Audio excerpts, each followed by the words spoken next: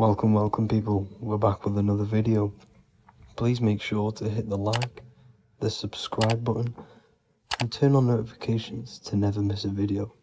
The Vatican is a giant key from a bird's eye view, and it also contains an 8-pointed star. The Anunnaki Sumerian gods also depicted this 8-pointed star. The sky god Anu from the Anunnaki also uses the 8-pointed star for his symbol. And even Freemasons depict an 8-pointed luminary with a ladder and a key. This is symbolizing the key to ascension up to the 8-pointed star, which is Polaris. Polaris is always depicted as an 8-pointed star. Polaris is the standstill star at the very center of our realm, which is perfectly aligned with the North Pole. The Earth is a giant torus field, and at the center is where the most electromagnetic energy is stored. This is why all compasses point to the north. Hence why a compass is an 8-pointed star, because it points you to Polaris, which is the North Pole, the center of this realm. The 8 points of the 8-pointed star symbolize the 8 points in space and time. So yes, Polaris is the portal which you ascend through if you outgrow this consciousness by aligning your chakras. Our earthly realm is a macrocosmic reflection of us, and we as humans are the micro reflection, with the earth containing its 7 chakras as well as us. The North Pole is the 7th chakra, which is the crown chakra. So the key to ascension is held by the Vatican, hence why it's a giant key, because they mislead the masses through their religions, which teaches the masses to look outside of themselves. As stated in the 20,000-year-old emerald tablets written by the Egyptian god Thoth. On earth man is in bondage, bound by space and time to the earth plane. Encircling each planet a wave of vibration binds him to his plane of unfoldment. Yet within man is the key to releasement. Within man may freedom be found. So the 7 planets are associated with each 7 chakras. The lowest chakra being the root chakra, which is associated with Saturn. This is why the elites love Saturn and reflect it in all of their symbols. Because the chakras are an ascension of spiritual principles, starting from the material and ascending up to the spiritual, the crown chakra. However, evil love bondage, and they are trapping souls in the physical realm by stopping and provoking the ascension process. They do this by abusing the energy of Saturn, and Saturn is associated with the lowest chakra. The lower 3 chakras are associated with survival mode, which keeps the consciousness in a constant state of fear and only aware of its surroundings. Once you start to ascend up your chakras, you become more consciously aware of spiritual deeds. And this is the process of returning back to your true spiritual form. Going back to Polaris and its connection to ascension, Kanye West symbolizes this on his music video 24. As you see him rise up into the sky, you see an 8-pointed shape around him, which symbolizes the 8-pointed star, as you see the beam of light. And even NASA symbolize this in their Space Delta logos, a bear holding a key with an arrow up to Polaris, the 8-pointed star. Here's another NASA logo of an arrow from the Earth to Polaris. The series Lock and Key on Netflix is all about portals and doorways, and they have the Kundalini energy as one of their keys. Kundalini energy is the energy which rises up the spine, the 33 vertebrae, and activates the third eye. The third eye is the spiritual gland which connects humans to other spiritual realms. We are not the body. Our spirit, our soul inhabits the body. We exist physically, spiritually, and mentally. Therefore, we are multidimensional. The intellectual and spiritual inhabit the body. Therefore, this is just an avatar within this timeline. However, within each and every one of us, we all have the key to releasement, as says in the Emerald Tablets. This releasement is ascension up until higher states of consciousness. As stated in the Emerald Tablets, man is in process of changing to forms that are not of this world. Grows he in time to the formless, a plane on a cycle above. And another one saying, man is a flame bound to a mountain, but we in our cycle shall ever be free. Know ye, O man, that when ye have progressed into the cycle that lengthen above, life itself will pass to the darkness, and only the essence of the soul shall remain. That's it for this video. I hope you all enjoyed. Please feel free to leave a like, subscribe, and comment any subjects you want me to talk about. God bless you all.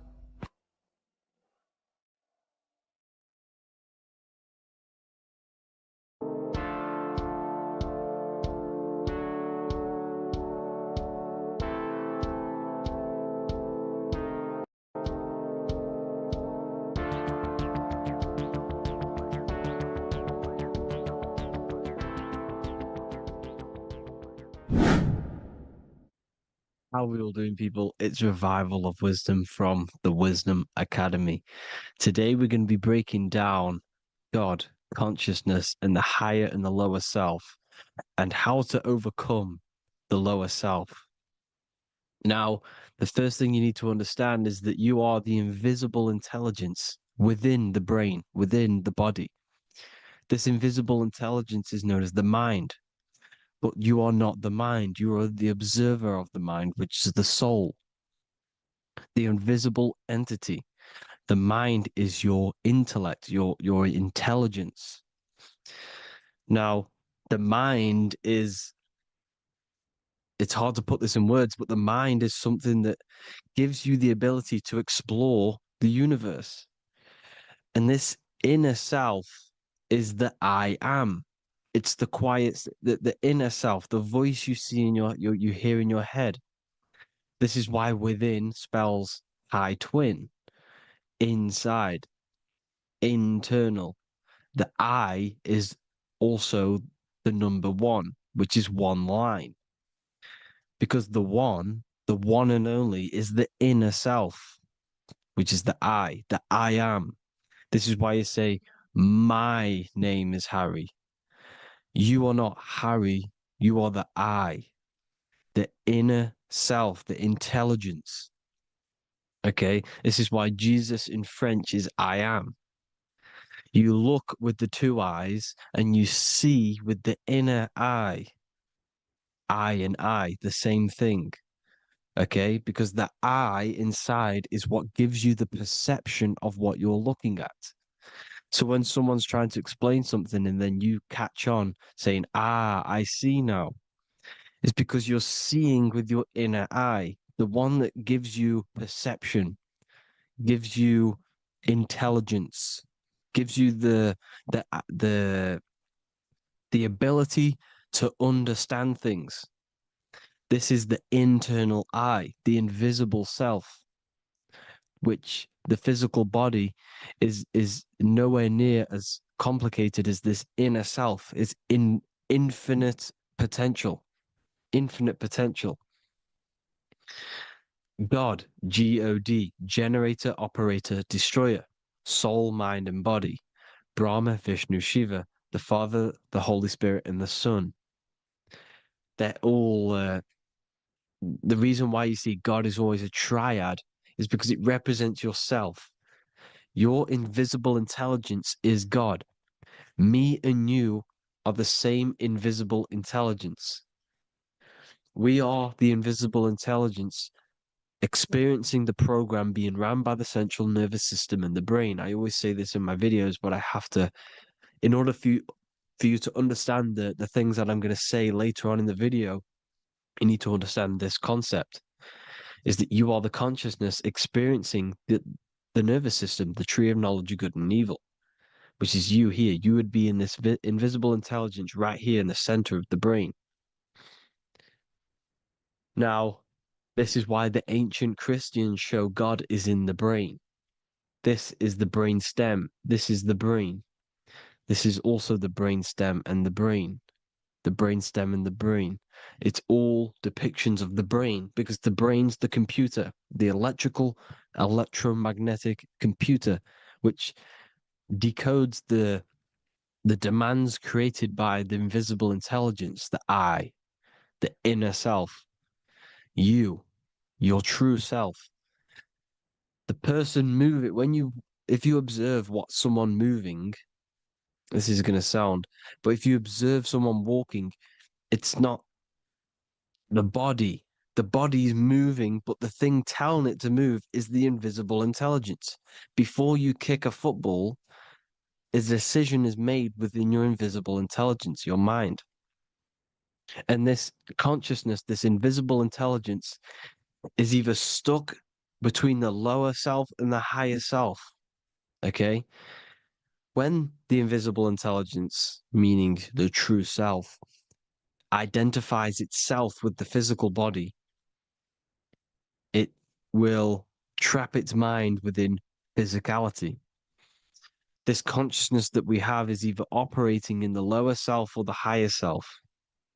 It's either feeding the material body or it's feeding the spirit. Okay? But because we are physical and spiritual, we need to be even. We don't want to be meditating all day long because we do have a physical body as well whilst we are here. We are playing a game in physical matter. Okay? Now, the reason that you incarnated here is to learn a lesson because the mind can manifest anything it wants within the astral planes, within the world of imagination. It can manifest anything it likes, but it incarnates into matter, into this game, so we can understand labor, because anything in matter you have to labor to manifest. But in the astral, you can manifest at the click of a finger. You come here to learn the knowledge of good and evil. And your consciousness, I came out a bit off topic there, but your consciousness is experiencing the lower or higher self. The lower self is manifested in the lower parts of the body: sex, food, and power, the lower three energy centers. These centers are like mini brains. You are literally thinking with these centers.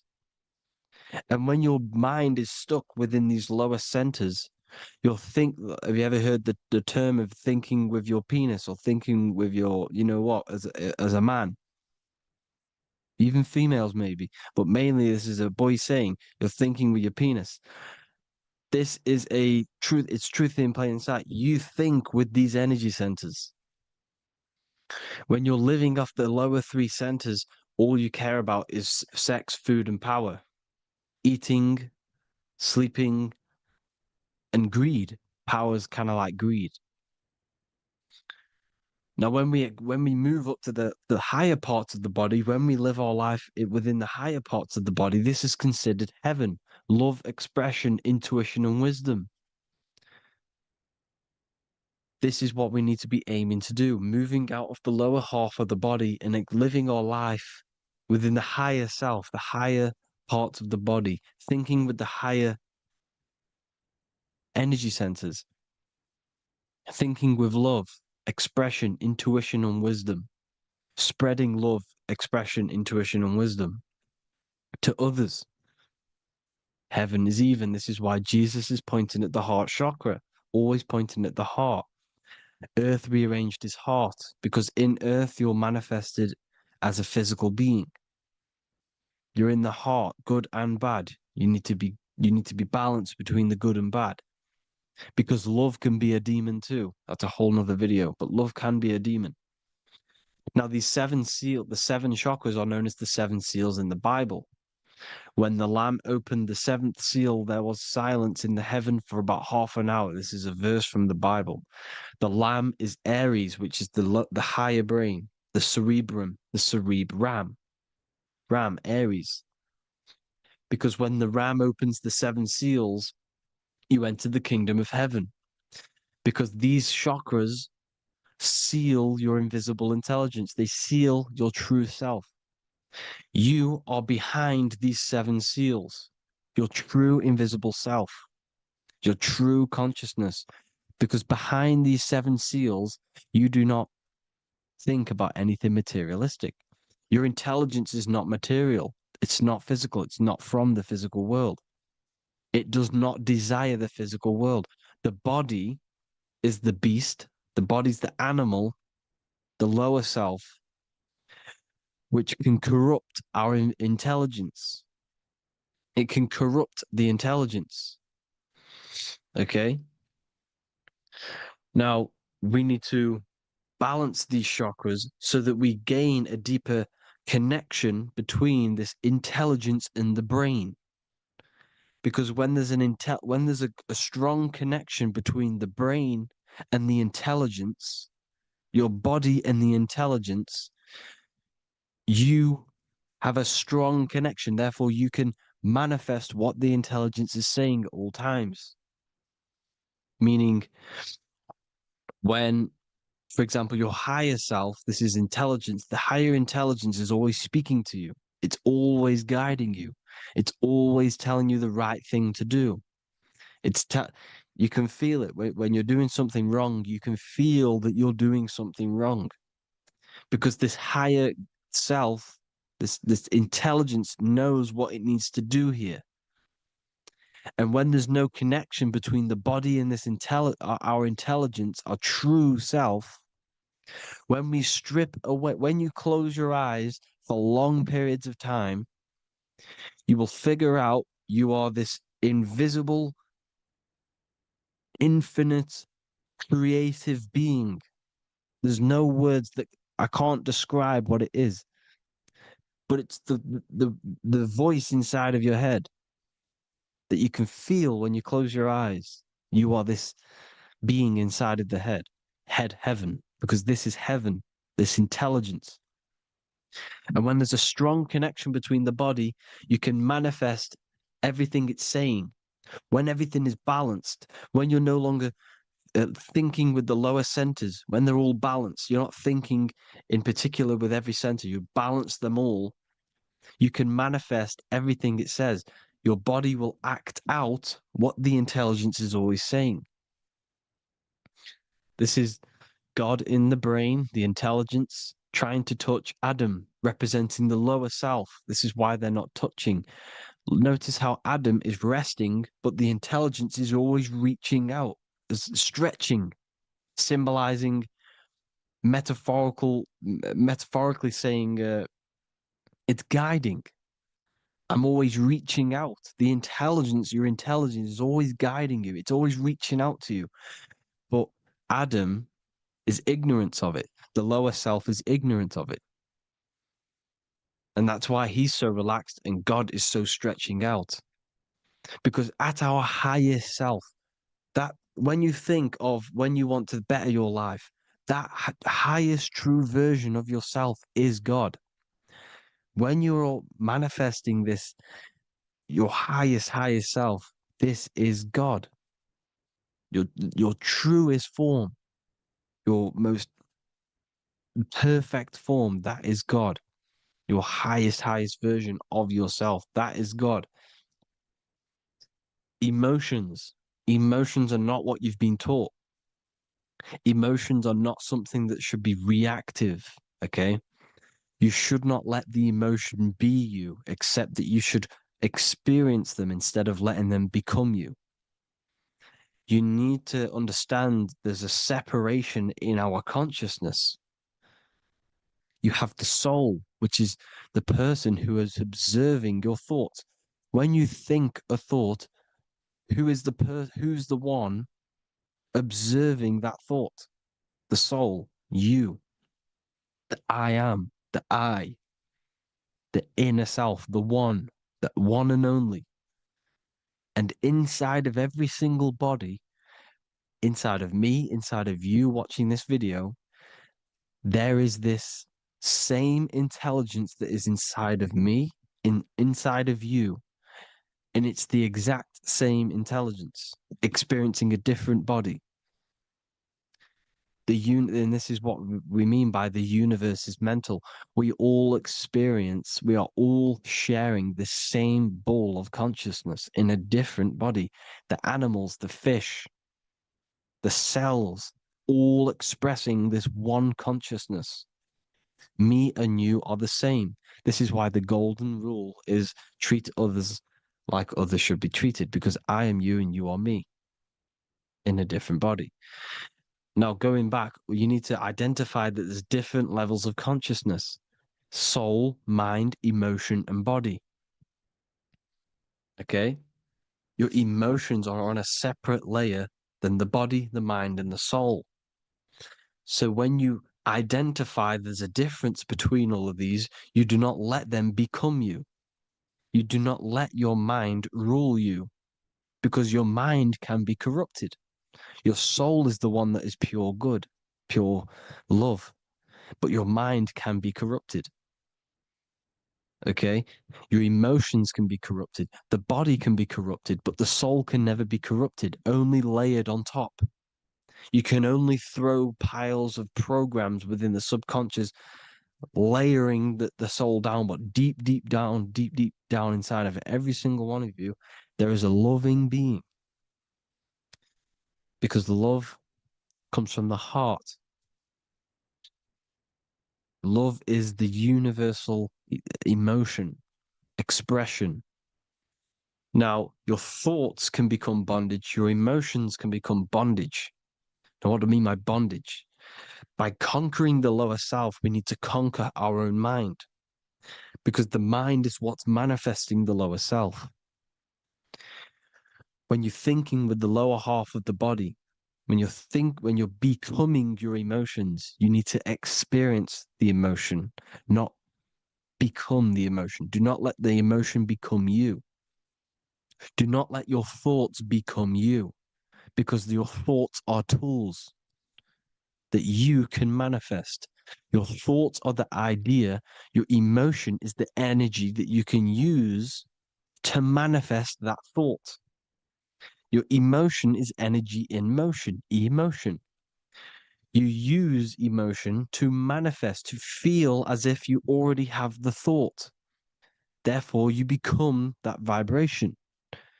Therefore, your emotions are actually a creational force that is given to you to manifest things, because you're a human, a manifester. You're here to manifest things. You're a creator. You are a god.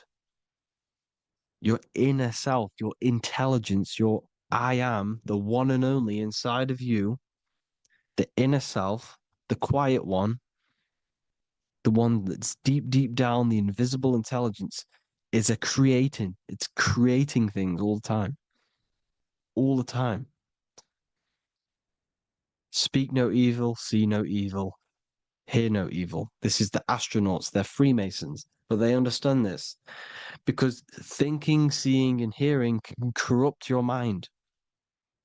And when you have a corrupted mind, you'll have a corrupted subconscious. The subconscious will manifest into the body, because 90% of your behavior comes from the subconscious mind. So you got to speak, see, and hear no evil. A sin, what is a sin? To overcome our lower self, to overcome our lower self, the 7 deadly sins are not something that goes against an external God. A sin is something that goes against your inner guide, your inner conscience, the inner self that is always speaking to you. It's always telling you the right thing to do. A sin is something that goes against this inner guide. And this is why you can feel something where you can feel you're doing something wrong because the inner guide is speaking constantly. And when you commit these 7 deadly sins, which are 7 internal states which keep your invisible intelligence bound to your physical body. Because evil, right? Evil love bondage. This is why they stay in this realm and they control this realm, because they love the bondage of the body. They like matter. They want to stay in matter for eternal life. They don't want to ascend back into the heavenly realms where you do not have a physical body.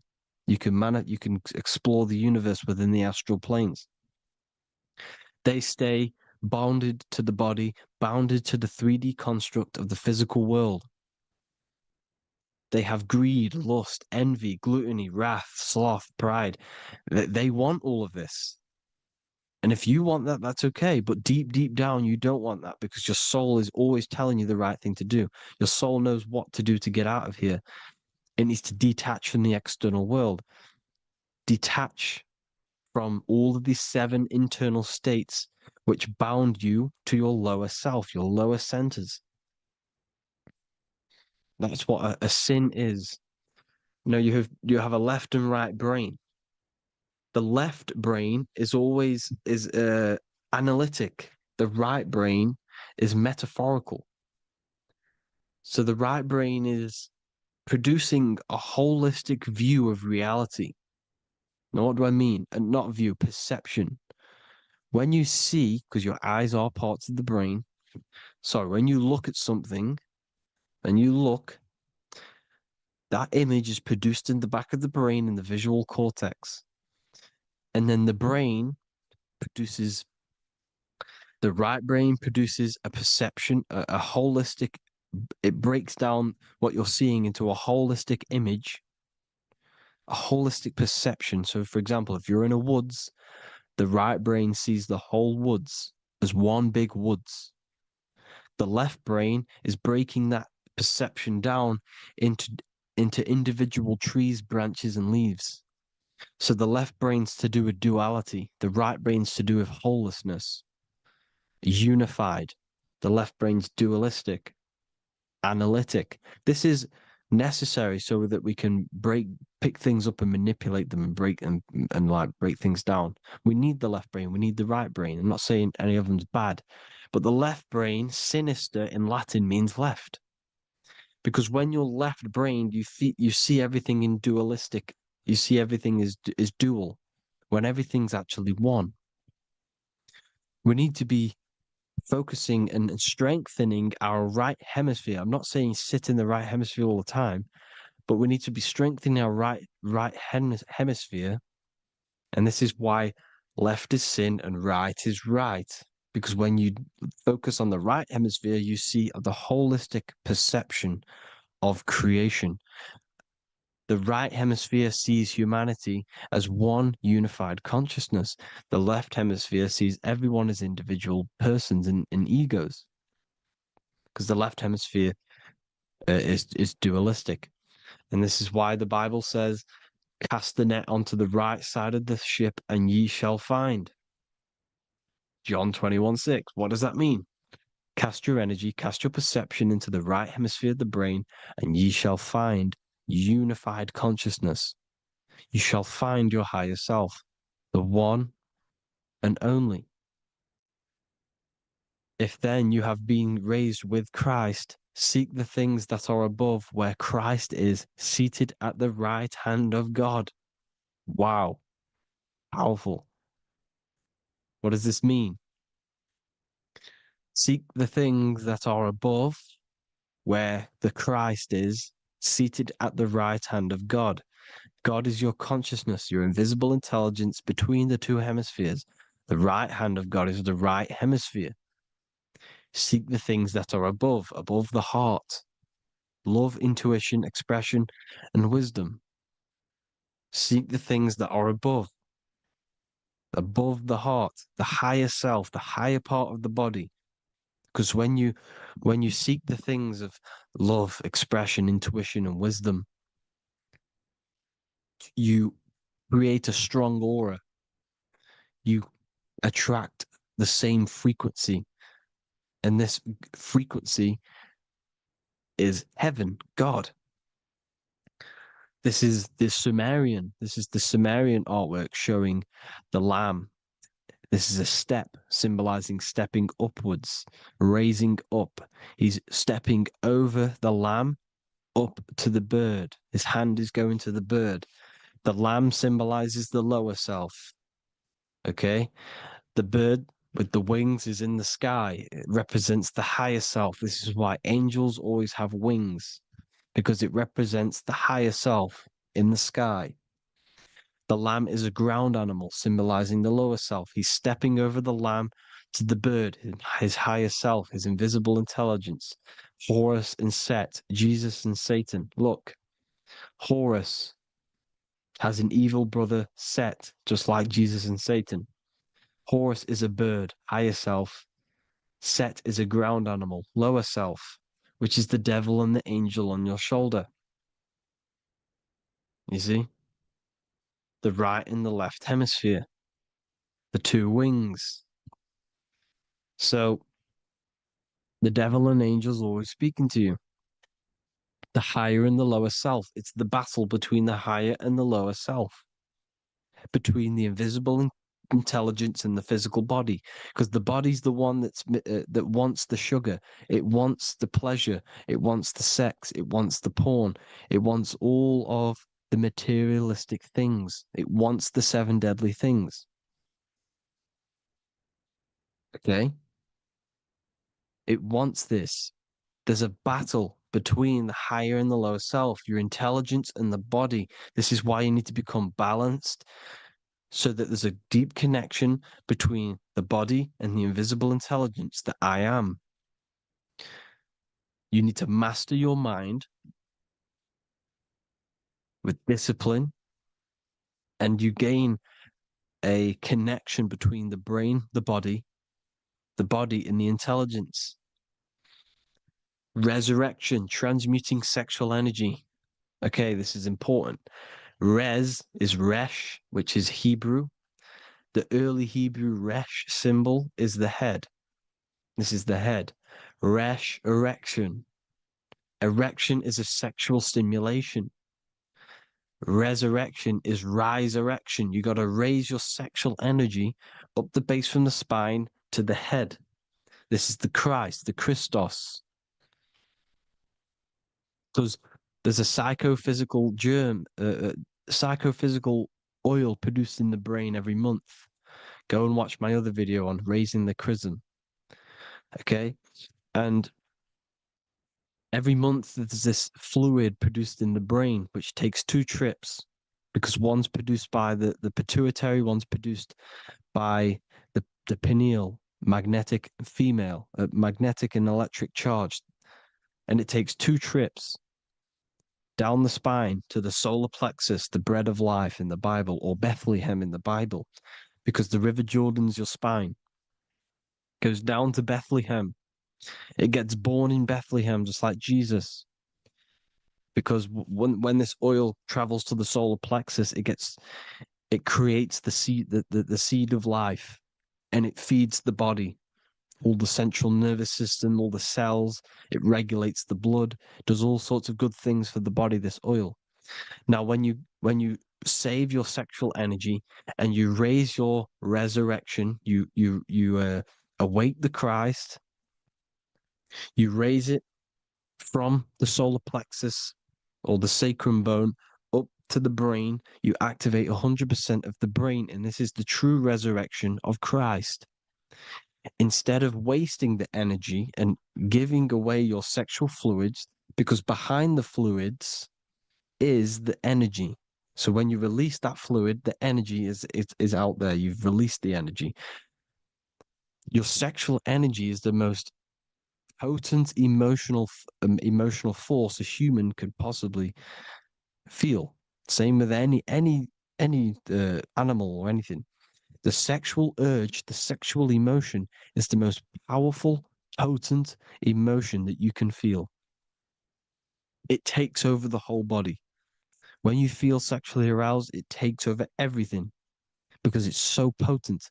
And when you fight the serpent, when you fight the sexual energy, which is shown here in the Egyptians, the cat cutting off the head of the serpent, or Hercules fighting the serpent, or in the Greek mythology fighting the seven-headed dragon, the seven chakras.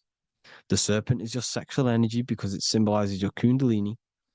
When you fight it and you transmute this energy instead of releasing it, instead of acting sexually on it, you can transmute the energy, transfer it from the solar plexus up to the brain.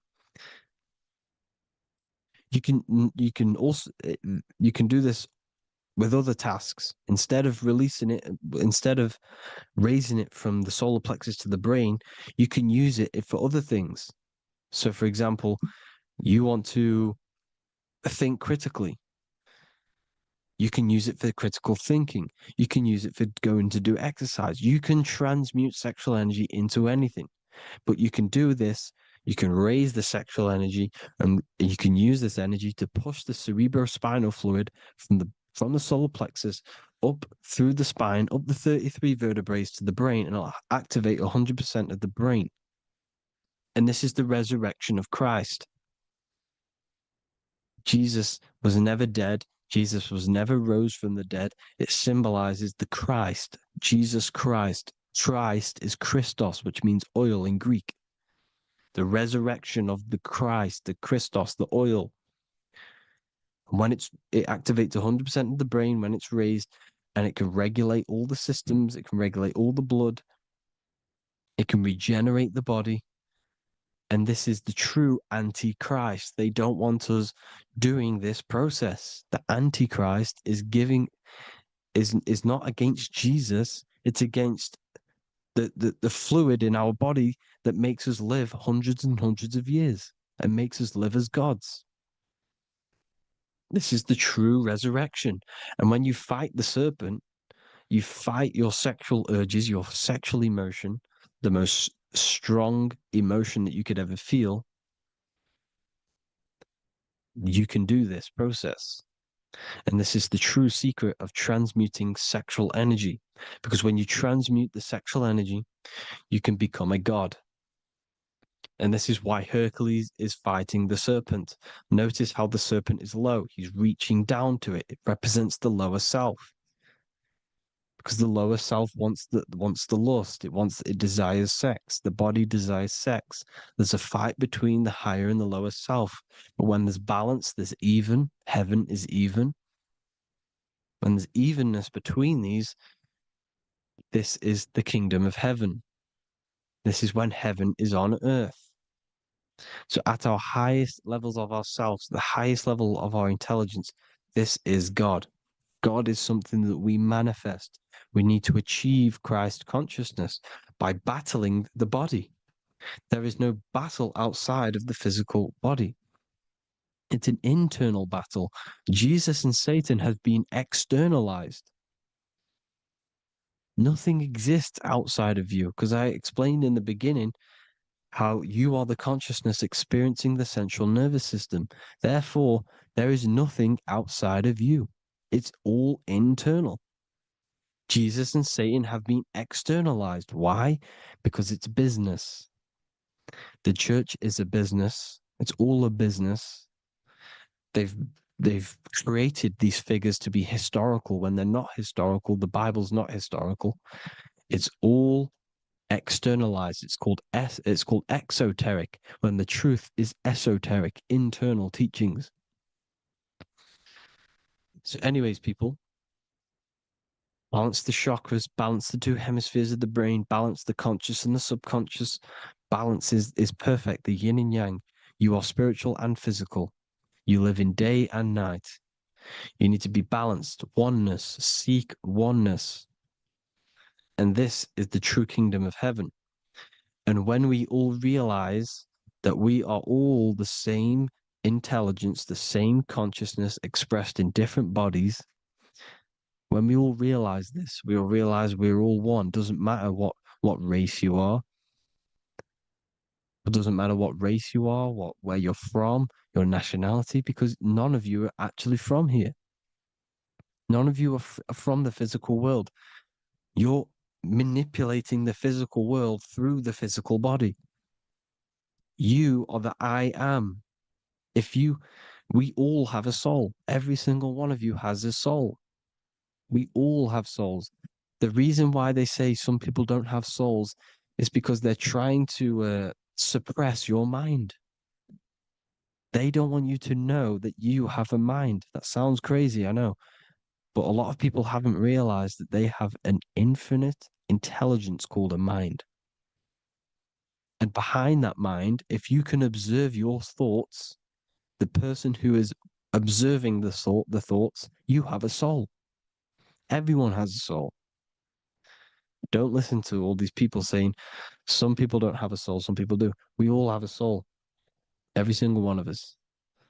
So anyway, you need to break the lower nature of yourself. At our highest levels, we are gods. Our intelligence, our universal intelligence, the I am, the intelligence that's inside of the brain, is God. Our minds are being corrupted within believing that you are the body, and the result of this is a society like today, because everyone thinks they're the body, and everyone's living in the lower nature of self, where everyone only cares about themselves. But when we realize we're all one big consciousness ball, we're all the same consciousness expressed in different bodies, there will be peace. So thank you all, people. If you do want to learn more, if you do want to read my book, it's called The Book of Wisdom. I'll put it in the description. It's an amazing book, people. It's going to give you the best understanding possible about creation, yourself, and the world. It's amazing. The Bible, everything. I have just launched a new cymatic library. A friend of mine has just added this to the website. He creates beats, and he creates the purest beats. So they are actually the frequency that it tells you. Most of the stuff on YouTube and Spotify and Apple Music it says it's a certain frequency, but we know these major platforms are all playing with the frequencies of the app. So if you want a real binaural beats, solfeggio scale frequencies to meditate on or listen to throughout the day, join the Occult Library. You can get a 2-day free trial. I'll put the link in the description. Thank you all, people. Hope you all enjoyed this video. God bless you all.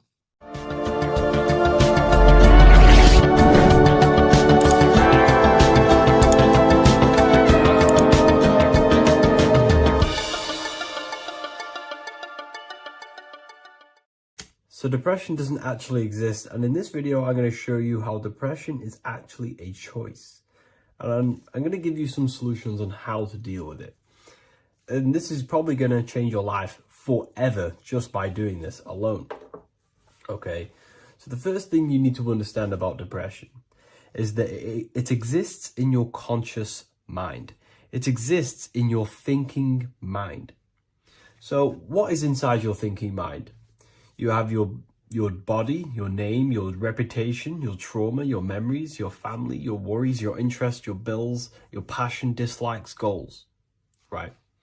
Most people identify their lives with this. They identify their lives with their thinking mind. They think they're their name, their job, their reputation, their memories.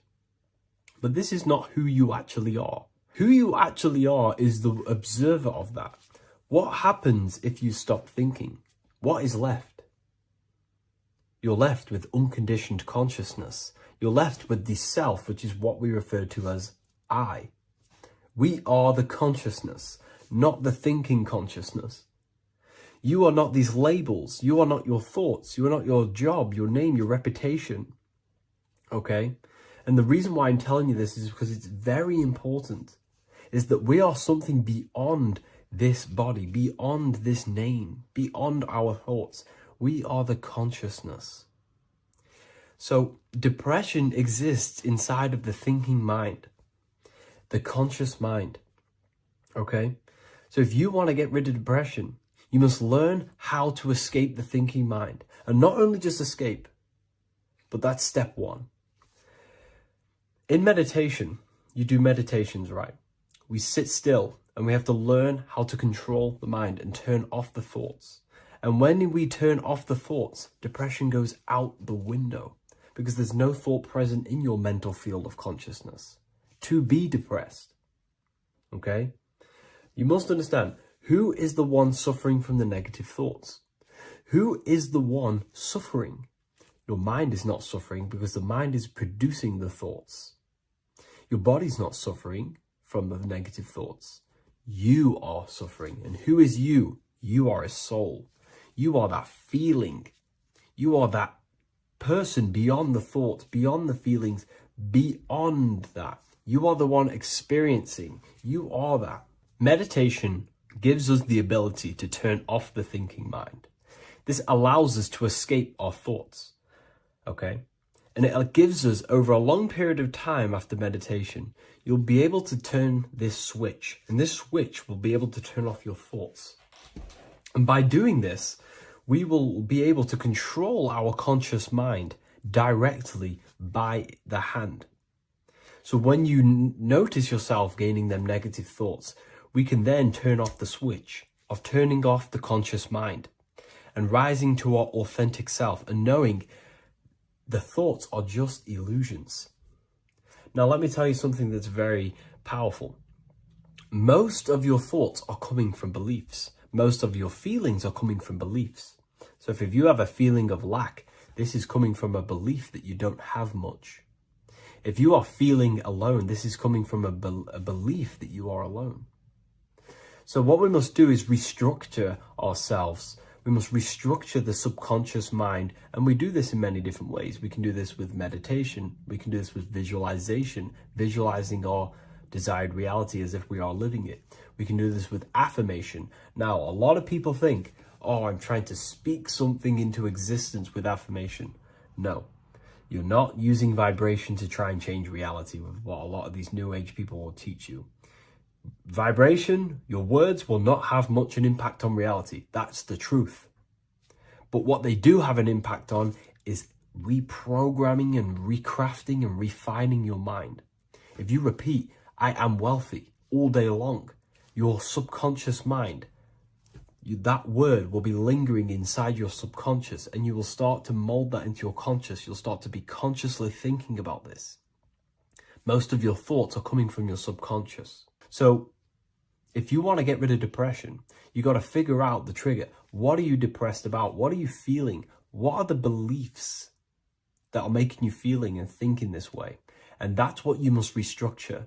You must restructure your subconscious mind through visualization, meditation, and affirmation. You do these all the time. You do these every single day, and you will slowly, if not surely, restructure your subconscious mind. While by doing the practice of meditation, you'll gain the off switch as well. Sometimes depression comes from not living in your authentic self. You're not doing the things that your soul is telling you to do. We all know what we should be doing at all times. I don't care what you have on. We all know we should be doing something. We all know that we have there's a higher aspect of our mind that tells us, oh, we need to be doing this, but I'm actually sat here on my phone. Oh, I shouldn't be eating this, but I'm doing it anyway. There's always that higher voice. And that is the voice that has to be connected to. And when your body's not acting out the voice of the soul, then the soul becomes sadder, and suffers more and more and more.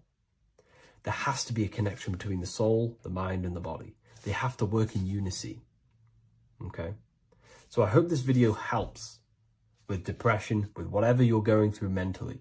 Welcome to Revival of Wisdom. Welcome people, we're back with another video. In this video, we're talking about how Jesus Christ and Christianity is all sun worship. The Holy Bible of Christianity is not meant to be taken literal for history. It is a story and has lots of metaphors. Starting with the symbol of the cross of Jesus. This cross originates from this ancient cross of the sun.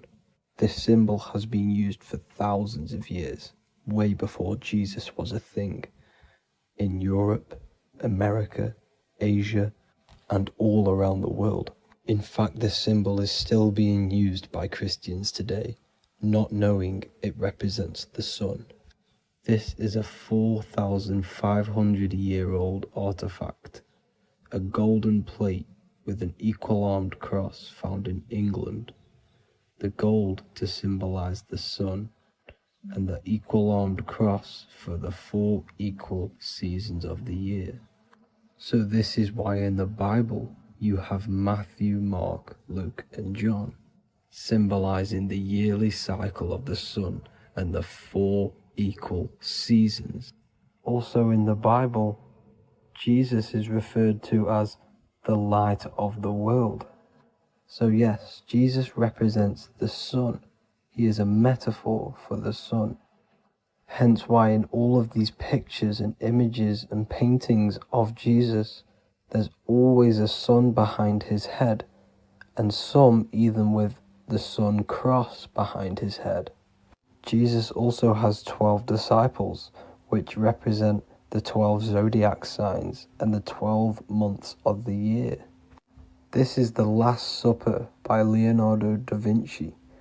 As you can see, the sun, being Jesus, is in the center, because the sun is in the center of the zodiac signs. There are 4 groups which symbolize the 4 equal seasons. Each group contains 3 people symbolizing the 3 months and the 3 zodiac signs in that season. There is only 1 female in the painting, which is Virgin Mary, who symbolizes Virgo, the astrological sign. So yes, Jesus symbolizes the sun with his 12 zodiac signs and 4 gospels for the 4 seasons of the year. However, there is another phenomenon. The 25th of December is known as the birth of Jesus Christ, which is known as Christmas today. Jesus symbolizing the sun and is born on December 25th. This is the day the sun moves 1 degree northward, bringing back the warmth, the growth of crops, the life and light back to the northern hemisphere. Everything is springing back to life, as we call it, spring. So it is said that the sun is born again on the 25th of December, and Jesus is known as the risen Saviour, because the sun is our risen Saviour, because it gives life to the whole of this realm, the warmth, the crops, and without the sun rising in the morning, we'd all die in about 2 weeks. And we all know how Jesus died on a cross. The sun also dies on a cross in the southern hemisphere. It dies on the Southern Crux constellation. And on December the 22nd, 23rd, and 24th, the sun remains in the same position. So the sun dies for 3 days, and it is born again on December 25th. When it moves 1 degree northward. And this is when the sun is born again, or resurrected, just like Jesus. Constellation Virgo is prominent in the spring sky in the northern hemisphere. So therefore, the sun is born a virgin, Virgo. And as you see in this image, you see Virgin Mary holding the sun. Us as humans do not own the sun, so therefore God owns the sun. So yes, the sun is the Son of God, and this is what Jesus is symbolizing. And just how Jesus sacrifices himself for humanity, that's what the sun does. The sun gives out all of its energy so we can live. There are many other Bible verses which represent Jesus as the sun. Now in Matthew 8:23-27, his disciples are in a boat and there is a massive storm. Jesus is asleep, meaning the sun has not arose. And the disciples say, "Save us, Lord, we are perishing." Quote, "Then he rose and rebuked the winds and the sea, and there was a great calm." End quote. Now this is a metaphor for the sun rising and calming the storm, because in the ocean, when the sun is down, that's when there are great storms. The worship of celestial bodies go back thousands of years, and it's called astrotheology, and it can pretty much be traced back to all ancient civilizations. Now going back to the ancient Egyptians, the god Horus, the god of war, and he symbolized the sun in the morning. Ancients used to say that he walked over the sky in 12 steps. Yes, this could symbolize the 12 zodiac signs. It also symbolizes the 12 hours of daylight. So we have 12 hours of Horus, but now they've rearranged the word to hours. Horus and hours. And when the sun rises, Horus rises, we say horizon, which is Horus is rising. That's the etymology of horizon. Another Egyptian god called Amun-Ra was known as the god of all creation. He was the first god of them all. Amun was also a sun god. Therefore, after every Christian's prayer, they say Amen, sending their prayer through the sun to God. So this all goes back to the worshipping of the sun. Sun worship was around way before the Romans. However, in the Roman times, their sun god was called Mithra. Mithraism was the main religion before Christianity came into play. Mithra was the son of God. He died on a cross, and he was dead for 3 days and resurrected, just like Jesus. So the Catholic Church was not made in heaven. It was made by the Roman Empire. They mixed all the sun religions of Judaism, Mithraism, and other Arabic religions and combined it into one, so Caesar, the Roman emperor, could gain his own religion. So yes, Christianity was a political move to gain more control over the masses, because it was a worldwide government at this point in time. So here is a Sumerian helmet with the rising sun symbol. And then the Romans also used this rising sun symbol on their armor. So sun worship has been going on for thousands of years, and it still goes on today. However, with all the programming and the low IQs, today we do not get the full interpretation of the Bible and these stories from the past. And Christians and other religions are all brainwashed to not question their religion and not realize their true origins and where they come from. I do advise you all to do your own research and come to your own conclusions. However, I'm just pointing out the facts and connecting dots for you all to see. That's it for this video, guys and girls. Thank you all for tapping in. God bless.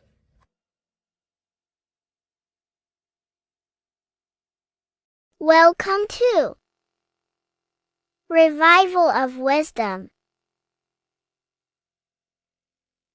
Welcome people. We're back with another video. And this video is about Freemasonry and their connection to the Illuminati. Please, as always, to make sure to hit that like and the subscribe button and turn on the notifications to never miss a video.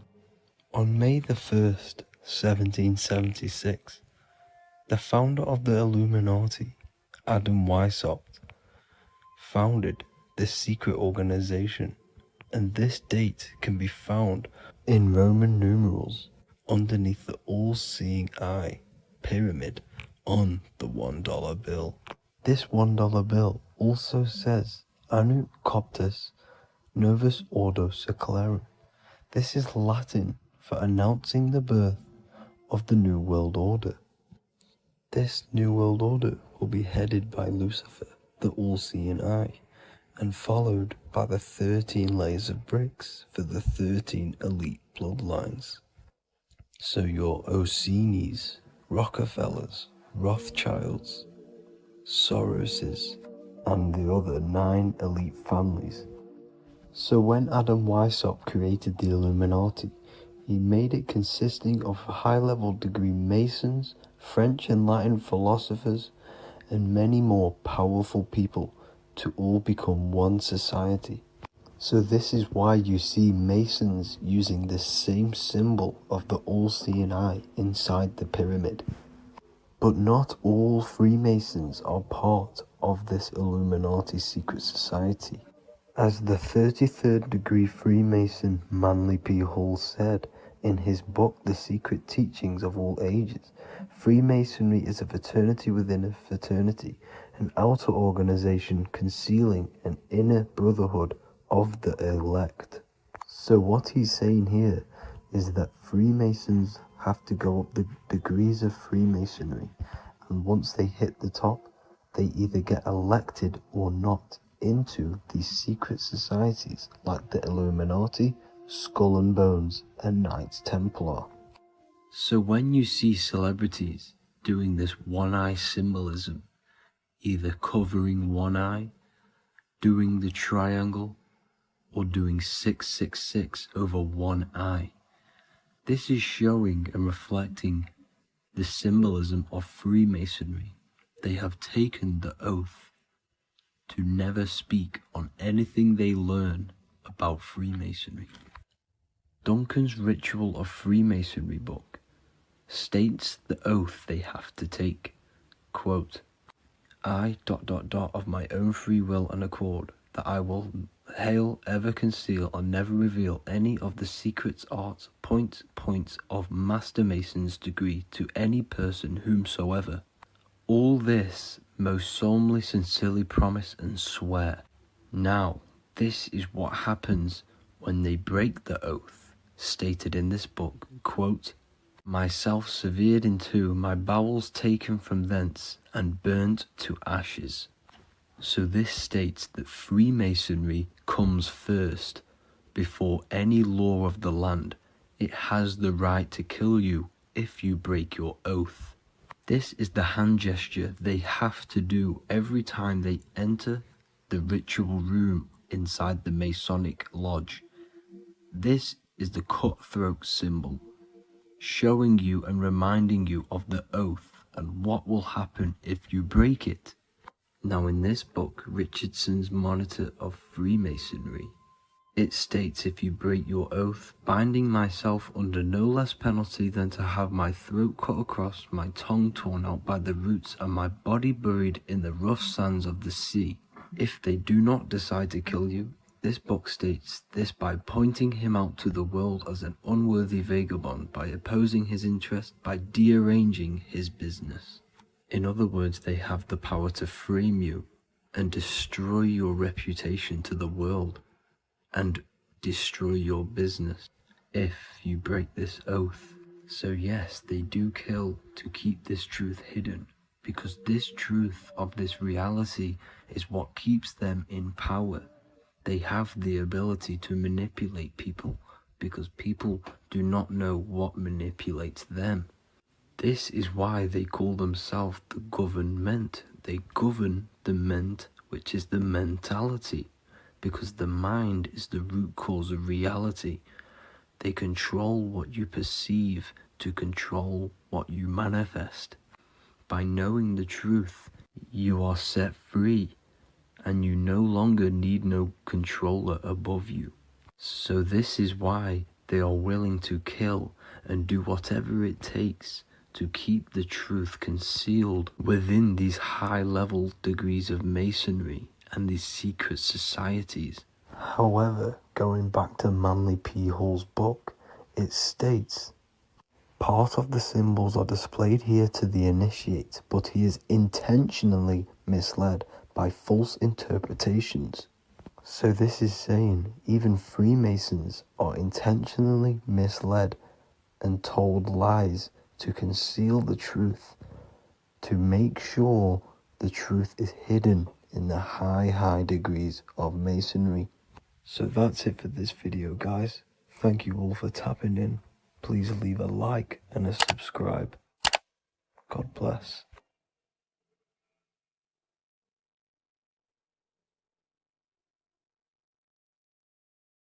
mentalism, conscious and subconscious mind.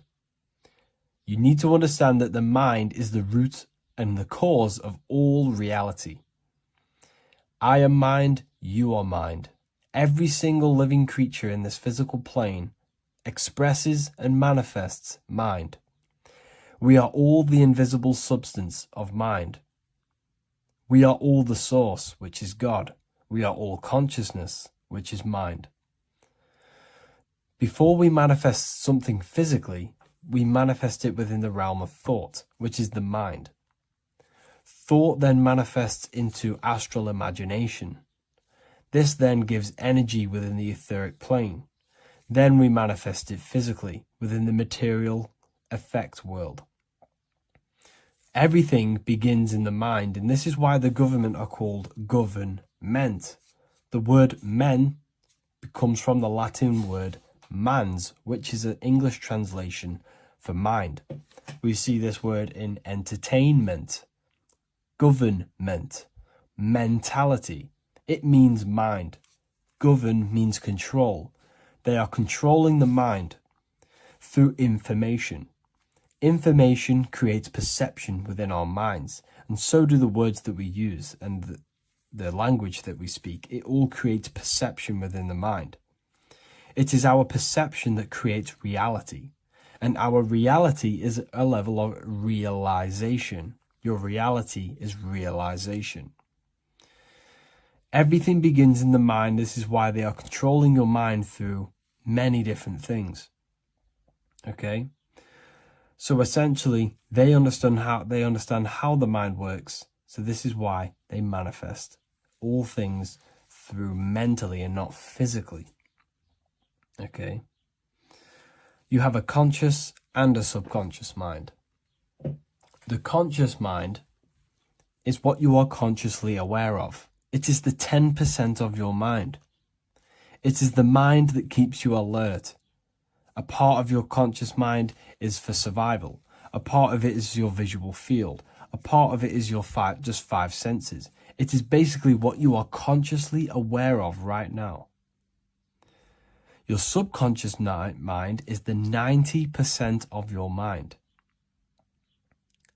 The subconscious mind is what holds all of your memories, your programs, and all things that you have ever experienced is all stored within the subconscious mind. It is this part of you where you draw memories from, where you draw your words from. I am consciously speaking, but the words that are coming out of my mouth are not thought about consciously. They are coming straight from the subconscious mind, where all programs and memories are stored. It is essentially this part of the mind which is manifesting our daily basis behavior, because the subconscious mind stores the programs which we are operating our life off. For example, if you tie your laces, you do no longer have to consciously do them. Your hands literally just know exactly what to do because you've done it that many times. So essentially, you create these programs within your subconscious mind through repetition and emotion. These are the two main ways your subconscious mind is programmed and installs things that you do on autopilot.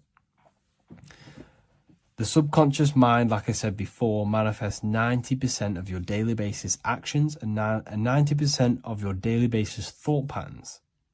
For example, if you were in a car crash 10 years ago and you had a very traumatic event, that car crash and that emotion that you felt in that time impressed your subconscious mind with a program.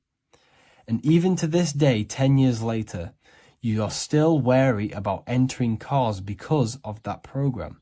Even though you may be not thinking about the car crash, you are still wary about entering cars because of that program, because of that emotion impressed upon the subconscious mind.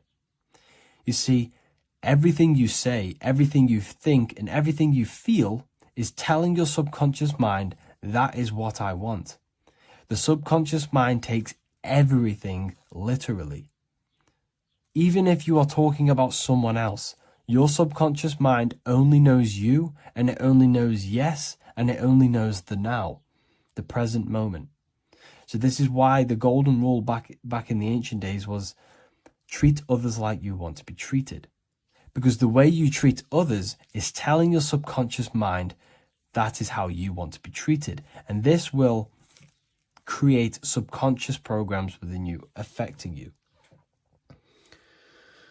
So, before you go to sleep every single night, what you want to do is to impress your subconscious mind with thinking and feeling of something that you want to become.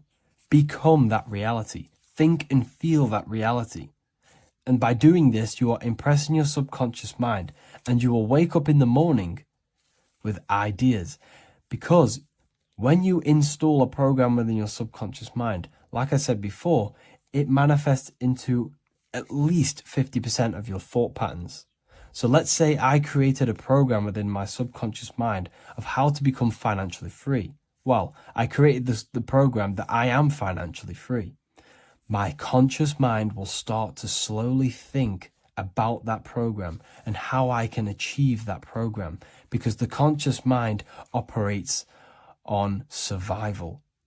So if you create a subconscious program of I am financially free, your survival conscious mind will start to operate and think and act on this program subconsciously.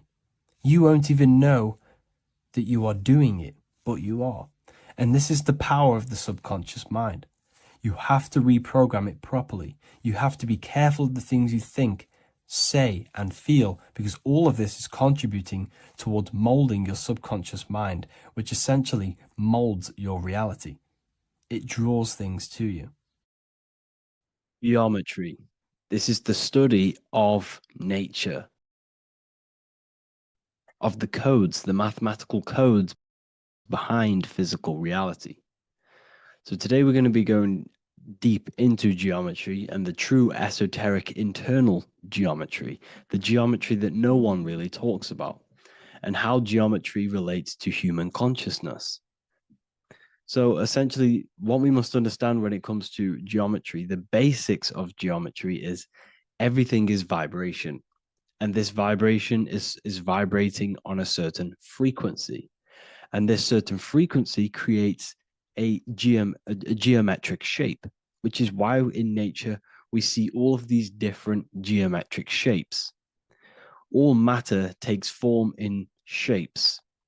So if we put sand on a plate and we vibrate the plate on a specific frequency, we see that the sand goes into specific geometric shapes and patterns. So essentially, matter is energy condensed. It's energy vibrating on a low frequency, vibrating at a certain frequency. So matter is condensed energy. And each geometric shape is manifesting and showing a specific energy. Some shapes carry more energies than others. For example, the cube is what traps energy. A square is what traps energy. So geometry and the flowers are basically how energy manifests itself into physical matter. We are in a world made out of energy or light. Light is energy. So everything is vibration, everything is frequency, and everything is energy. Even the words, each atom in our body, everything. So everything in nature has these mathematical energetic codes. So geometry is basically the study of nature and the shapes that are in nature and their energetic principles. Because like I said, matter is energy. So this is what we call cymatics, when we place water in a petri dish and we shine light on top and we vibrate the water. And we can capture, this creates certain patterns. Each frequency, like you see here, has its own pattern. So what we are seeing here in the physical plane is essentially energy condensed into physical reality. We see it in the turtle. We see it in every single form in nature. Now, external geometry and normal geometry, we normally get taught that this is God's way of creating physical reality, which is essentially true. However, it's far more deeper than that. Far, far, far more deeper. Okay, so what geometry truly is, it's not God's codes to reality. What we must understand is what the brain truly is. And what we must understand is that we are not in the world. We are not in the universe. The universe is us ourselves, and the world is produced by our brain itself. Okay? So the way you must understand how the brain works, so what you visually see, so geometry is to do with what we visually see. And what we visually see is heavily connected with our eyes, which are an extension of the brain. The eyes are the brain. And essentially how we see is energy enters the eyes, and each eye goes to the optic nerve. And this energy is transferred into electricity, which travels to the back of the brain, to the visual cortex of our brain. And this is where the image is produced, what we see. Therefore, the world outside of us is truly inside of us. It's a projection from within the brain. The brain is an energy condenser, a decelerator, an energy decelerator. Everything outside of us is basically formless energy. It is formless energy vibrating at a certain frequency. So what the brain is, it's sucking in this energy, this light, and turning that frequency, that code, that light code, into a physical reality. It's condensing the energy and turning it into a visual image inside of the brain. Therefore, everything outside of you is not what it looks like. Everything outside of you is basically energy, infinite energy. And our brain is condensing this into a physical reality and projecting it outwardly, which you experience your visual field. Okay? And the ancients knew this. So this is basically called the sigil of Lucifer. Lucifer is known as the light bringer. Lucifer in Latin means to bring the light. This is the sigil of Lucifer, which shows the visual field and the brain. We also see this in the Google Play symbol. It's a powerful symbol showing you the visual field, which is basically a symbol that tells you that reality is inside of the brain. The brain is what produces reality, but consciousness is not produced in the brain. The brain is essentially a consciousness downloader. It's a computer, and it's a reality simulator. The body is a simulation of physical reality. You are inside of the body experiencing the body simulation. The body produces this reality. It's a piece of technology. So Lucifer is to bring the light. Lucifer is the light being produced in our brains. Okay? So this is why they say Lucifer can tempt you. Lucifer can be the devil because it represents physicality. It represents the false light. Lucifer can trick you because it represents the physical world can trick who you truly are. So now that you understand how the brain is basically an energy decelerator and it creates and simulates a reality to your consciousness, you are no longer a person in a universe. You are the universe itself experiencing itself. Therefore, geometry is heavily linked in with the brain. Geometry is essentially how your brain and how your eyes decode energy. So what you are seeing is the mathematical codes of your brain creating reality. So what they teach you is the external is that geometry is God's way of creating this world, and these are the mathematical codes God's created. But now I'm telling you the internal. This is the truth. Geometry is how your brain mathematically condenses energy and light into a physical reality. So therefore, your brain is a computer program. So now geometry is nothing outside of you. Geometry is not something created by something else. It's created by your brain. Your brain produces these patterns through mathematical codes by breaking down energy into physical reality. And this is why you see geometry in everything around you. This completely changes your view on geometry. It's in your ear, it's in your face, it's in everything. Geometry is everything. Okay? So now that you understand this, now, as we were talking about the visual field earlier, the ancients knew about this. The ancient Egyptians knew about this. We can see this symbolism inside of the casket, the Egyptian casket. See, this crossover represents the visual field. This represents the back of the brain. This is the left hemisphere, the right hemisphere. And now some of the most simplest teachings in geometry is that straight lines are masculine and curved lines are feminine. And we even see this in the human body. The feminine human body is curvy and the masculine human body is liney. And even with the genital reproductive area, we have a line and a curve, 0 and 1, the binary code of all creation, 0 and 1, because that's basically all that exists. Nothingness and one, nothingness and God, nothingness and consciousness. That's all that exists. Now that I've told you that, the basics of geometry and the line and the curve and the feminine and the masculine, what do we have here? You see this stick here? This is a curve. And what's the right hemisphere? The right hemisphere is the feminine, the feminine energy, the feminine aspect of our brain. Then we have a straight line. This is straight lines. Now this represents the left brain. So the Egyptians are showing you the left masculine brain and the right feminine brain because of the curve and the straight line. And this is the visual field, the crossover. So there's a crossover in the brain. The left eye is connected to the right brain. The right eye is connected to the left brain. Okay, so the left eye is connected to the right brain. The right eye is connected to the left brain. The solar and the lunar. So, like I said, everything outside of you is basically energy.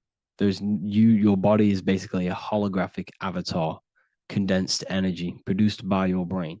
There's nothing actually outside of you. Your 5 senses are electrical threads of light. And when you touch something, this is basically electrical signals in your nervous system, which are reporting back to the brain.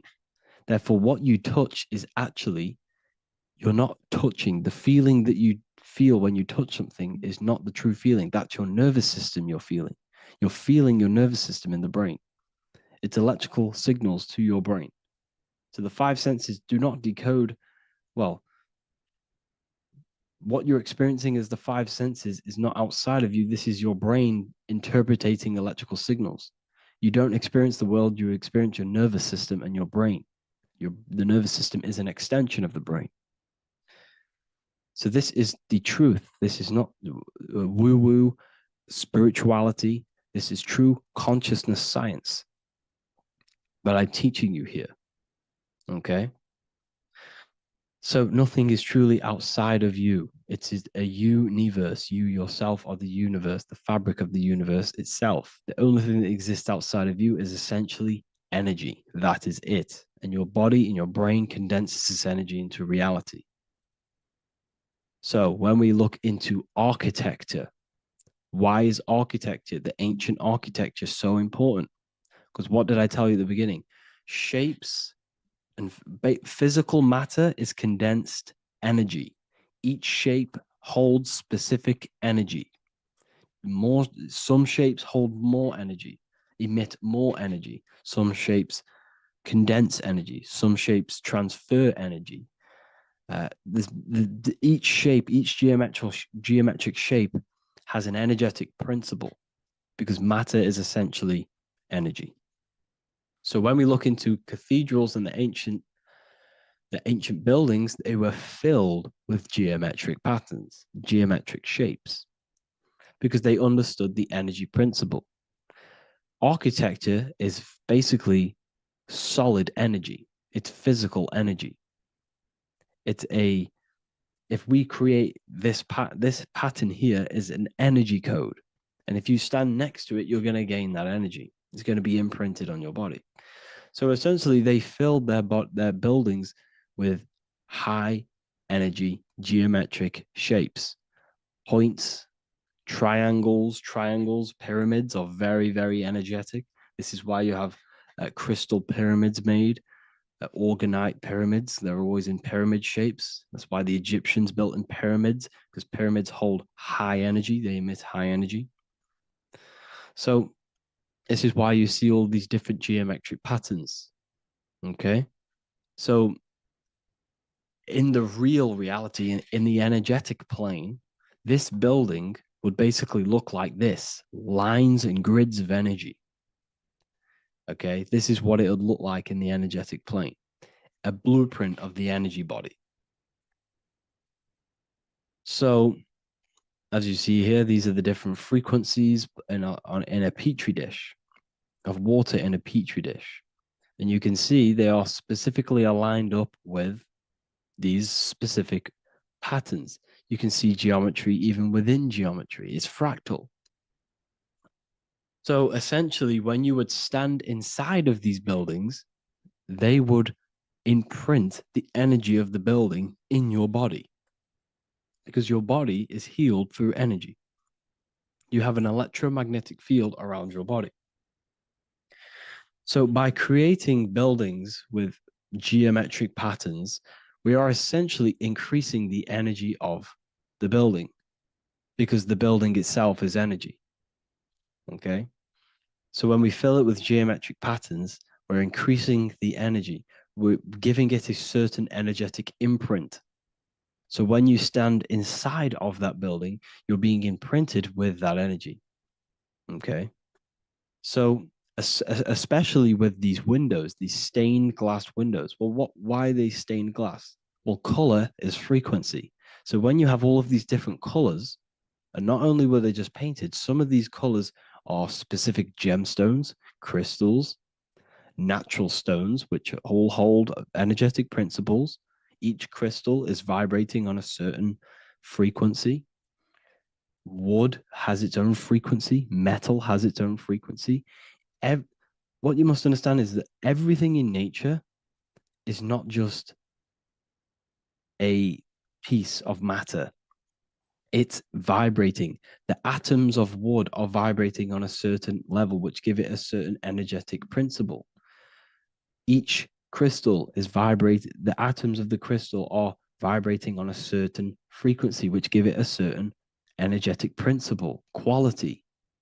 So each thing, this is why the ancients were obsessed with natural stones, natural things, crystals, natural metals, and they wore different metals, different things like copper on their bodies, because they understood the atoms of these natural things are vibrating, which give certain qualities to you if you wear them. So you're not wearing it, you're basically putting that frequency onto your body, because they understood this is energy. If I put copper on my body, I'm not putting copper on the body. I'm putting the frequency and the energy of the atoms onto my skin. And that frequency of them atoms are going to vibrate my skin, that frequency, and heal my body. So this is why this is so important. So each building is an energetic code. Okay. So when you stand in these buildings, it can heal your body. This is why when people walk into these ancient churches, they feel like they've met God. They feel a certain way. They feel so amazing when they enter these churches. They feel holy, for example. It's not because God's there. It's not because these man in the sky dwells in these holy places. It's because the energy of these buildings affect our consciousness. They increase your energy. They raise your vibration. They heal your body. They heal your cells. They imprint the water in your body, especially with these stained glass windows. Like I went a bit on a tangent there, but these stained glass windows were encoded. Well, they use different gemstones, different lights, different colors. And when the sun would shine through this window, well, what's the sun? The sun is light. Light is energy. The sun's light would go through this filter of the window, of the crystals and the different gemstones and the different colors, And the sun's light would be encoded, imprinted with these crystals, with these colors and these natural glasses, which have healing energetic principles. And when you are inside that building, the sun's encoded energy of the window would be imprinted into your body, into your energy field, and it will heal your energy field, and it would heal your body, your cells on a cellular level. Because your body is what? 60 to 70 to 80, some people say 80% water. And water is encoded with vibration. If you say certain things into water, it gives it a specific geometric pattern, like I broke down in the beginning. If you say love to a water and then freeze it, it will go to this. If you say hate, it will go to a distorted pattern. So when you are in these buildings, you're being imprinted by the energetic codes of these buildings, the energetic principles of the windows, of the structure itself. The ancients never used to build in squares. Their buildings, their insides were never square rooms because they understood squares trap energy. They always had pointed roofs so energy can escape. So there's many little things that we need to look into geometry. For example, when you see magicians, when you look at ancient magic, why do they stand in circles with different geometric patterns? They use different geometric shapes. Why? Because shapes are energy. They hold specific energy. So when the magician stands in a circle with a pentacle, they're working with the energy of that pentacle. You can work with different energies based upon the different geometric shapes that you draw. And you can use this in your structure, in your architecture, in your work, and it can influence everything. So this is the true geometry. I hope you gained a deeper understanding on geometry and how it relates with you and your consciousness. Like I said earlier, your brain produces geometry. It's basically how your brain decodes energy. It's not God, how God creates this reality. And no, you're in this reality. You are the reality itself. Your body produces the reality. Therefore, geometry is one with you. So therefore, if I play with the geometry of the buildings, for example, like the government have, everything's in squares. If you look outside, everything's a square, everything's a rectangle. You go to a city, every window is a rectangle, every building is a rectangle. You live in a box room, everything is boxed and squared off in this reality, in this modern society. Why? Because they're trapping energy. The cube is the most simple geometric shape, which basically condenses energy and it traps energy. And if you subconsciously see squares all the time, your phone's a square, your TV screen, everything's a square, your keyboard, your desk. Go and look at the ancients. They never used to build in squares and cubes. And if you go into nature, you'll never see squares and cubes. Nature doesn't create squares and cubes. Everything in the modern society is squares and cubes to simple your consciousness down, to dumb your brain down. So the ancients built very, very complex structures. Why? Because they understood what we see affects our brains, because our brains decodes reality and creates reality. If you see a sophisticated building, this is going to give you a sophisticated mind and raise your IQ levels over time, subconsciously. I'm not saying if you look at this building, you're going to become smart. I'm saying if every single building in your environment, ment is mind, mental, every single building in your environment was this complex and complicated, it would increase your IQ on a subconscious level. It'd make you more complex, make you more intelligent. So they've dumbed everything down. They've dulled everything down. Look at everything. Everything is being dulled down. So anyways, I hope you all gained a better understanding on this. If you want to gain more occult knowledge and esoteric knowledge, make sure to read the Book of Wisdom, Volume 2. If you're inside the university, you can get this book for free. Go to the general chat area and follow the instructions and you can order yours for free. Truly life-changing stuff. Because the issue is with the world is that no one really understands who they are, what they are, and why we are here. That is the issue for people's depression, for people's wrongdoings. They don't understand who they are, what their emotions are, what their mind is, what their body is, what reality is. This book gives you that. This book gives you the sense of understanding, the sense of well-being that will give you a better life because you understand life and what life is. And if you truly want to take your studies to the next level, we have the Ethereal University. This is the place for truth seekers where you can connect with like-minded people so you don't have to feel insane, because not many people think this way. I've been there. I've been there when you wake up and not many people around you are thinking the same way, and you start to feel a bit insane and you can't really talk to people about these things. That's why I created this, so you can connect with people and learn at the same time and become the best version of yourself by understanding truth and knowledge. If you join, you'll gain access to free live calls every single week, every single Saturday morning. We do live calls. You can ask me questions and all sorts. So make sure to leave a like and a comment. And thank you all for tapping in.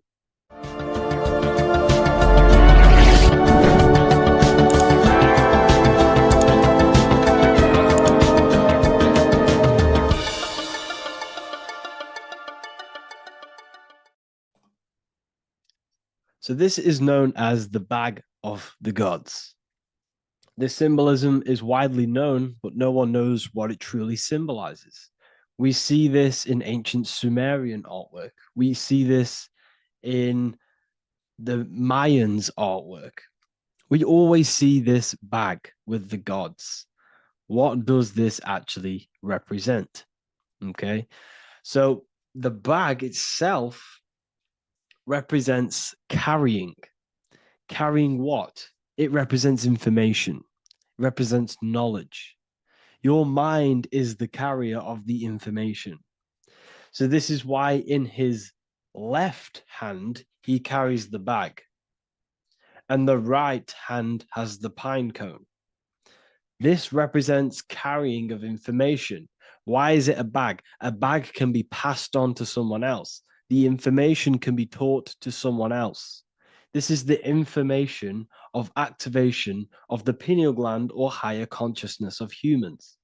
Because as humans, we all possess an animal nature, the nature that tells us to eat, to steal, to gain material wealth, to survive, to hate. This is our animal self.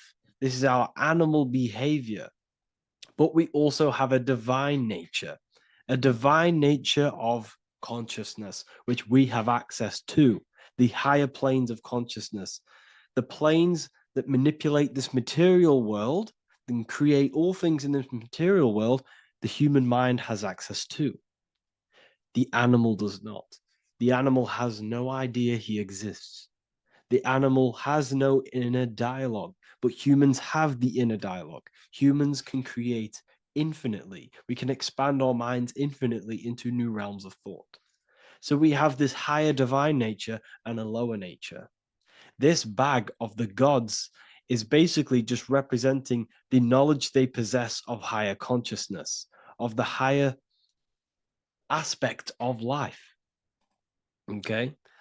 Which is the activation of the pineal. The pine cone. The pine cone is in his right hand. The right represents wisdom. The left represents intellect, knowledge. Knowledge and wisdom are two separate things. Wisdom is applied knowledge. It's a feminine aspect. Knowledge is just gained information that you know, which is masculine. So in his right hand, he holds the pine cone. The pine cone can be opened and shut. The shut pine cone represents the asleep human being, the human being that exists in his lower nature, that just basically survives, lives on eating, consumption, material lust, living in chaos with his emotions, living in a place of hell. This is the animal nature. Then we have the awakened human, the one who has consciousness of himself, the one who looks within himself, the one who knows there is more to him when he looks in the mirror. He is far more than just the physical body. He is a divine spiritual being. a divine being who has limitless potential of creation into the material plane. So this represents the awakened. This represents the asleep. This is why he carries the pine cone in his right hand. It represents applied knowledge. This is the information. This is the intellect he possesses. And this is the applied knowledge of the awakening, of activation of the pineal gland. Because remember, the pineal gland is not your consciousness. The pineals, the same root word. Pine cones were always symbolizing the state of consciousness one was living in, whether he was asleep or awake. We see this at the Vatican. We see the pine cone over the two pillars. This is the two pillars of Freemasonry, and the dome. This is the Royal Arch of Freemasonry. This represents your head. This is the two pillars, the two hemispheres, and the pine cone in the middle, which is the pineal gland. What is the pineal gland? The pineal gland is not your consciousness. It is not the third eye, and it is not the mind. It's not the mind's eye. The pineal gland is a radio receiver. This is your body. Your body is an antenna. Most people think they are this body. This body is nothing but a receiver and a downloader of consciousness. Your brain does not produce consciousness. You are not this brain in your head. This brain is a downloader of consciousness. Consciousness comes from a way higher divine plane, which is what this image is showing here with the clouds. The mind is light. Consciousness is light. And this light is coming down into the material plane, and your body is basically a crystal antenna which is receiving and downloading this consciousness. So you can experience a three-dimensional reality. So God can experience himself in a divided, separate state. This is what this represents. Now, the pineal gland can be activated, okay, and stimulated, because the pineal gland has phytoluminescent crystalline jagged-shaped cells on it. And obviously, these are crystals. Crystals are on your pineal gland. And what do crystals do? Radios use crystals. Your phone uses crystals. They tell you that crystals are woo-woo and pseudoscience because they don't want you to know the power of crystals. Your body is basically a giant crystal. Your pineal gland is a radio receiver for your consciousness. So if they can ruin your pineal gland and damage it, this will damage your connection to the divine, to your true self, to consciousness, to God, whatever you want to call it, the source. There is all one source consciousness, and we're all collectively connected to it. And this is our connection. This is our antenna. So what a radio does, a radio has an antenna, and the frequencies are all around us because all the radios are playing in your ear right now. But what the antenna of a radio does is tune into a specific frequency to pick up that frequency and play that frequency. It's the same with your consciousness. You're all a fraction of God's consciousness.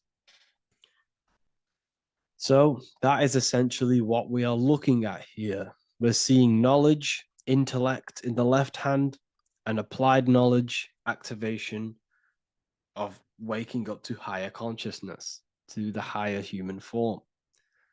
Because we can reach beyond our physical form. We can turn our animal self into a divine being, into one of these so-called gods. These gods are nothing but human beings. The Anunnaki were not gods. They didn't come from the sky. These are normal, regular human beings who activated their higher consciousness. This is what we have here. This represents spirit. Birds represent spirit. So do we have any questions? I'll take some questions now. That was just a short lecture on what that symbol truly means. Okay, so if we have any questions, feel free to go ahead and ask some questions. Anything that you don't understand, anything that you want to know. Okay,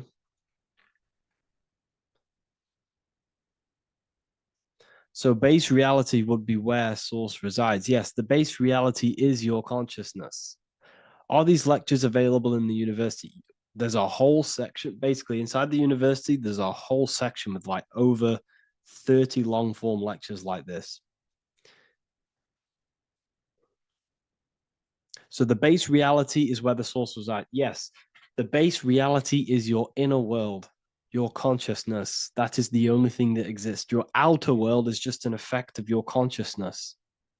Your consciousness, everything that has gone on within the mind and emotion, is pushed outwards into your reality.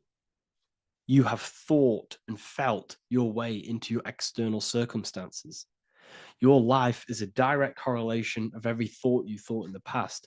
Therefore, your inner world of consciousness is creating and molding your outer world.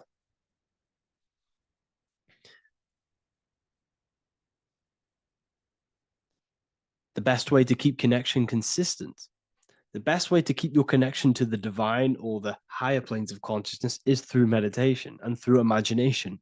Imagination is the fourth dimension. It is the astral plane. That screen that you have in your mind is not a physical screen. That is the divine plane of the astral. And this is essentially where all objects of this material world comes from. The phone that you are holding, the laptop you're watching this on, whatever you're doing, every single object you see in your room that you are in right now began inside of the plane of imagination. This is not a physical plane. This is a metaphysical plane that you have access to. And you have the ability to bring down this plane into physical form. That's what we call manifestation. That's what the ancients called magic. This is what we now call in science metaphysics. It's all the same thing. So yes, you all have access to the divine planes. Unlike animals, this is why humans are so advanced.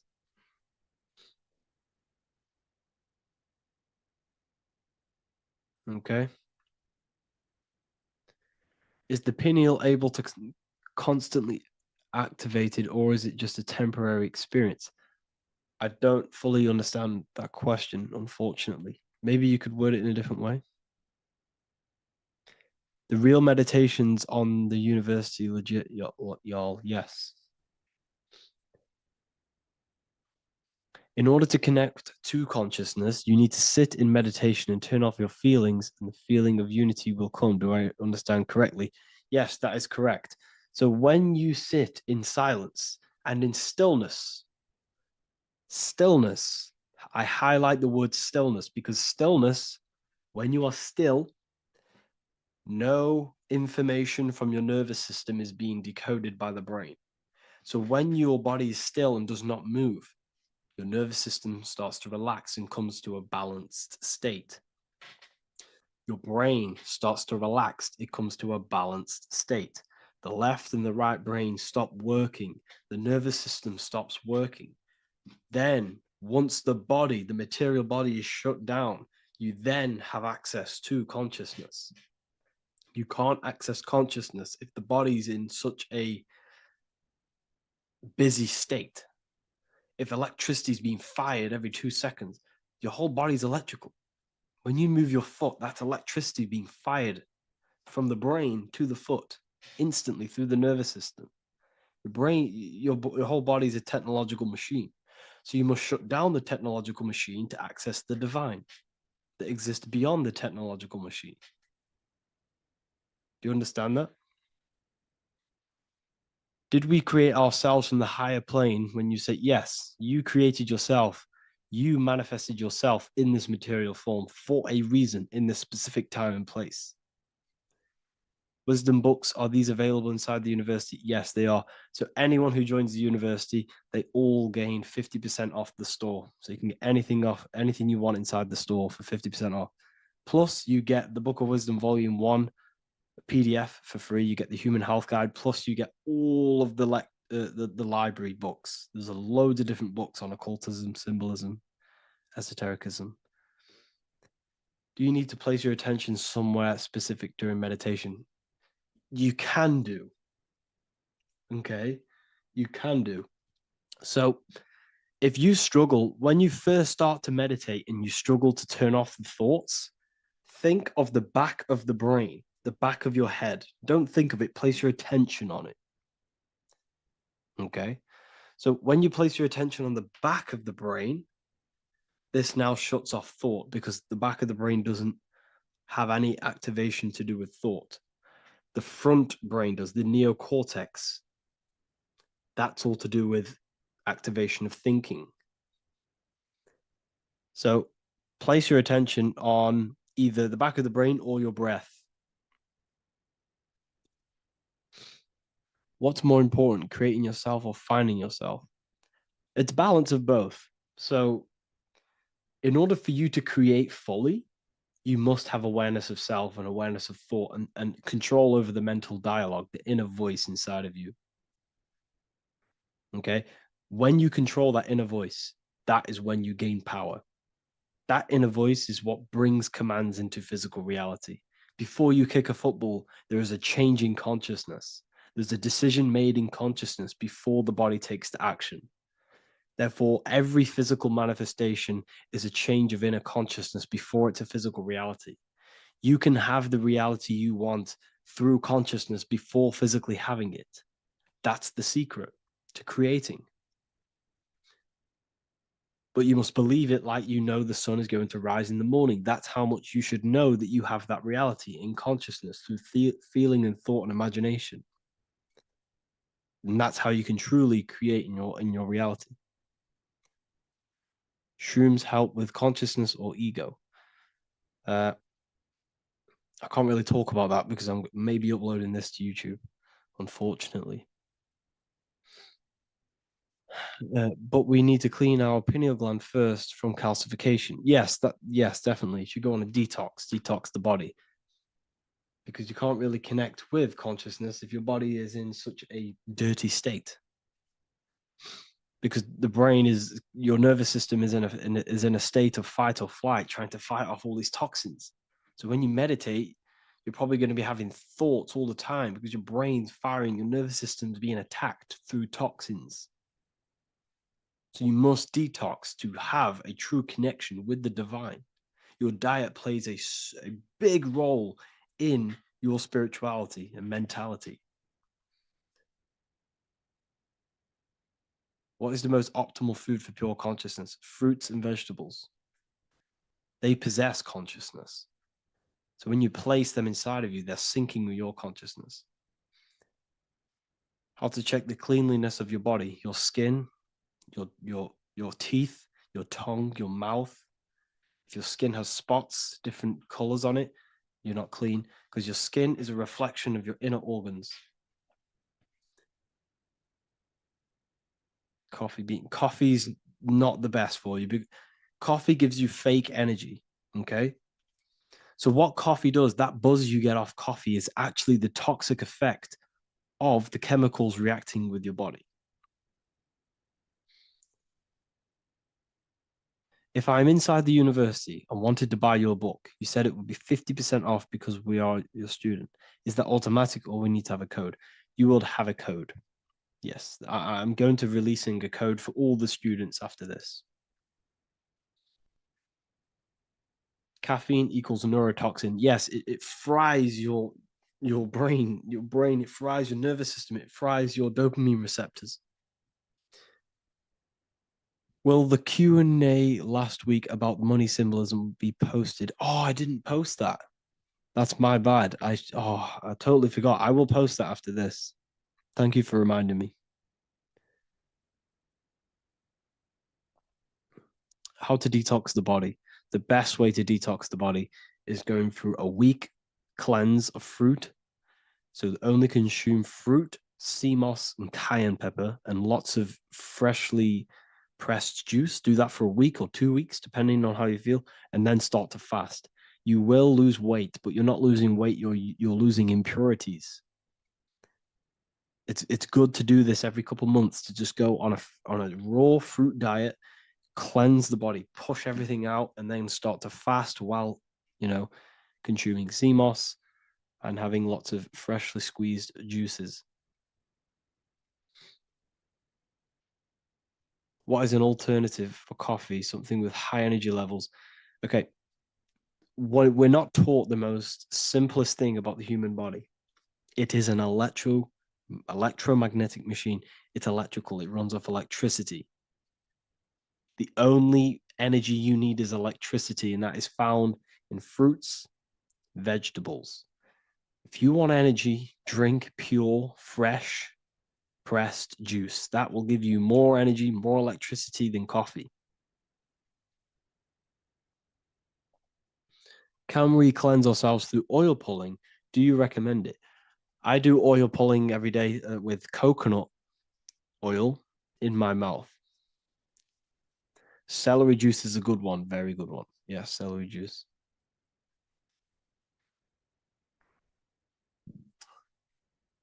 Any more questions? What kind of music do you listen to when lifting? For me, rap, hip hop push me work harder, but I know it's terrible for my subconscious. Yes, very.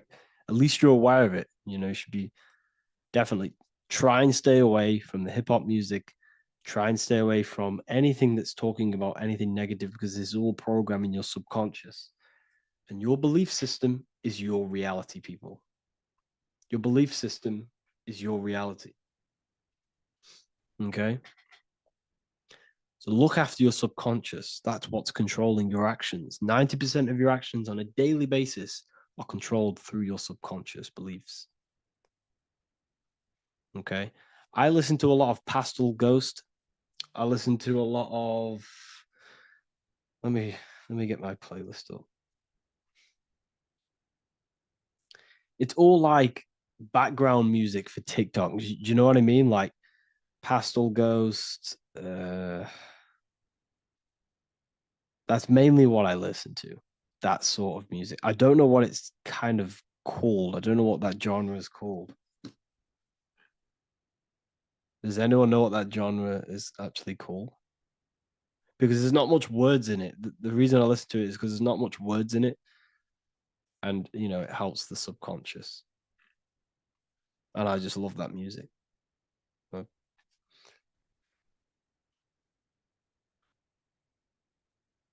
Like lo-fi, yeah, a bit of lo-fi.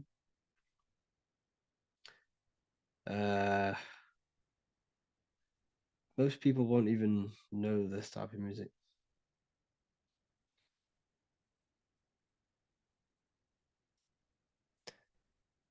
Can you tell us how you use cayenne pepper? So I mix it with freshly squeezed orange juice every morning. So the first thing I have, empty stomach, I have a teaspoon of cayenne pepper, mix it in and just down it every morning. And sometimes at night. The feeling you get in your stomach after putting cayenne pepper on an empty stomach is absolutely amazing. It tingles in your stomach. It kills parasites. It kills all horrible organisms.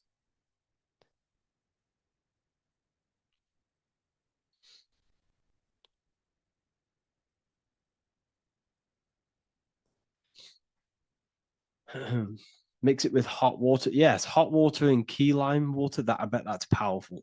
If you mixed warm water with key lime with cayenne pepper in first thing in the morning, I can imagine how powerful that is. I've never done that, but I'm going to try that.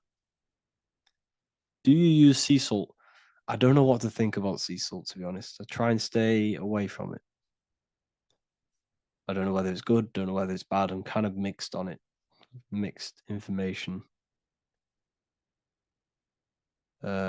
You know, I've heard people have benefits. I've heard other people say stay away from it. So I don't know. I just stay away from it. Just I'm not too sure on it.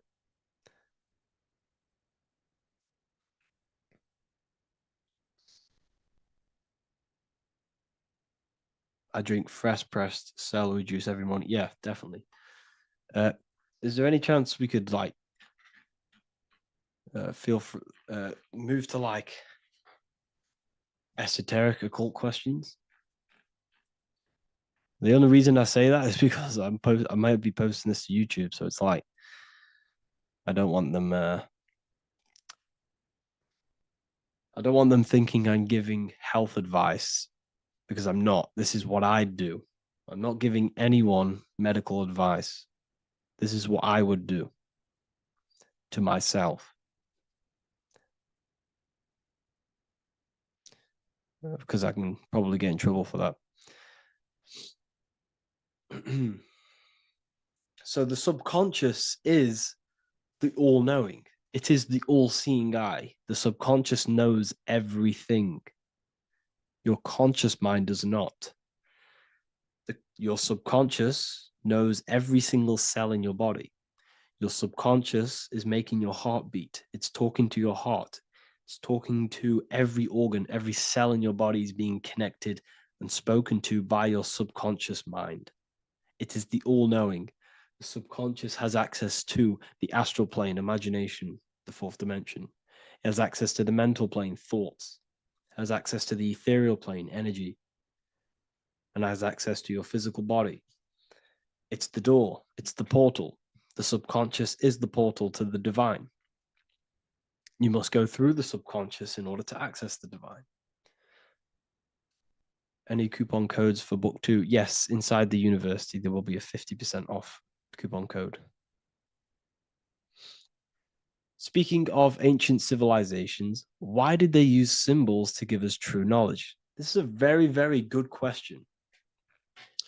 Very good question indeed. The reason they use symbols is because symbols are their keys. They hide meanings. They hide things. For example, if it was written down, if all of this sacred knowledge that I'm speaking now was written down, it can be easily taken. It can be easily misused. Someone can take it, read it, and steal it and misuse it and abuse the world and create horrible things. The reason they use symbols is because they're hidden. They hide the teachings. Only the ones who possess the key, that possess the knowledge, can read the symbol. So the symbols act as a guard towards this higher wisdom, this higher knowledge, which gives you power. All of the knowledge I teach you gives you power.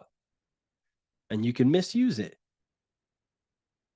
You can misuse your imagination. You have no clue, unless you've put this into action, how powerful your inner consciousness is. You can become a Okay, listen. If you hate your job, it's not the job that you hate.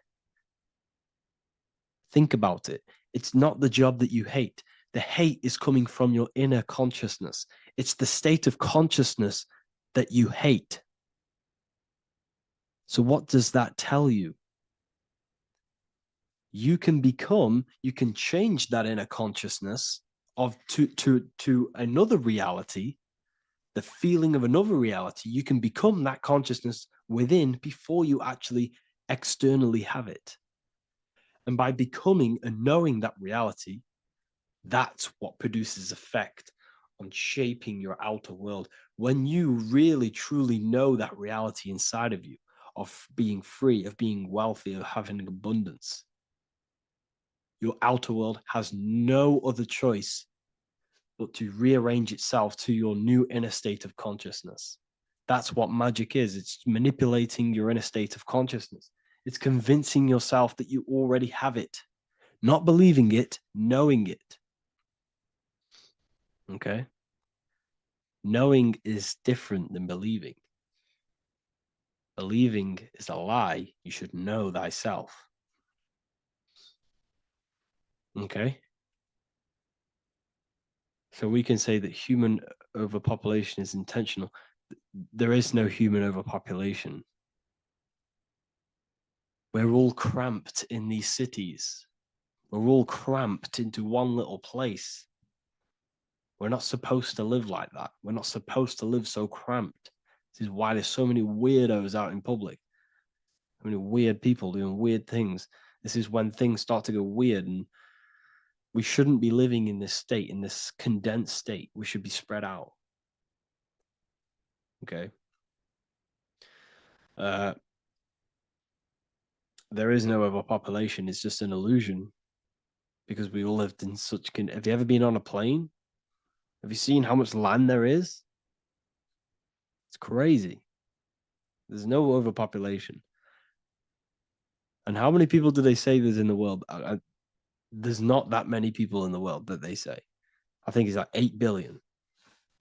I think they say there's 8 billion people. There's not 8 billion people. There's probably more like 2 billion. And the reason I say that is because I have a friend who only has like 300K followers. That's a lot of followers, okay? And he gets recognized everywhere he goes. And he's into all this stuff. And he says, listen, the population is definitely not 8 billion or whatever they say. I think it's like a couple billion. It's probably more like a billion. How to properly manifest intentions. Thought, emotion, and imagination are the key. You must know that you have that reality. Don't believe it. Become that reality within your consciousness. All day long, as much as possible. Feel it. Imagine it. Say it. And have zero doubt. How to have zero doubt. You can't, well, okay, so the doubt, that little voice that will seep into your mind saying, you can't do that. You can't do this. That's your old voice of your subconscious program. Listen, the reason why most people fail in life is because they have trained their subconscious that they will fail. They have told and believed that they will fail. The reason I will succeed for the rest of my life is because I have trained my subconscious to say, I will win, I will succeed, I will solve any problem. That's my belief system. And if my belief system is that, then my external reality, my conscious mind will seek a way to fulfill that belief.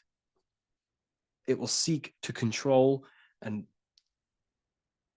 create that belief in my external world. It will seek to solve any problem. I've trained my subconscious mind to know that I already have the reality, to know that I'm abundant, to know that I have everything that I already need. Therefore, if any problem comes, I can sort it straight away. But most people have a different belief. It's not your fault. We've been kind of manipulated and told this, that they will fail, that they can't do anything, that it's too hard. And that basically casts a spell on the conscious mind, where your conscious mind is just like, no, I can't do that, because of this subconscious belief that you hold. So you must reprogram your subconscious that you can do it, that you will solve any problem, and that you are abundant. That's the reason why successful people succeed. It's because they have a complete different mind state, a complete different belief system in their subconscious.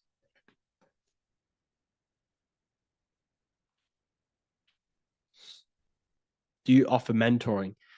Yes, I do offer mentoring, but it's mainly for people who want to grow their online presence, and for the amount of value and transformation that I can place into your life, and the time that, well, the price of my time, it will be a higher price tag. But your life will completely change if you join my mentoring. Because I will transmute your life. I will transmute your mind, and I will transmute your whole reality.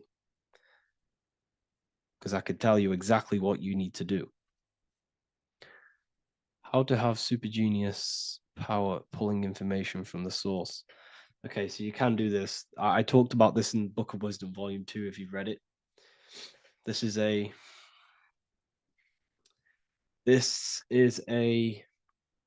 technique that Albert Einstein used. This is a technique that Thomas Edison used. This is a technique that all of the ancient geniuses have used. So you get on a chair, you place metal below you or plates, and you hold a metal ball in your hand, and you fall asleep. And every time you fall asleep on the chair, you're going to drop the ball because your body will become unconscious, and you will basically drop the ball, and it will wake you up because it's going to hit and make a loud bang on the plate. And every time you go to sleep, basically what this is actually doing is shifting your consciousness from conscious into the subconscious. So from physical into the astral. Your consciousness is shifting between these two planes.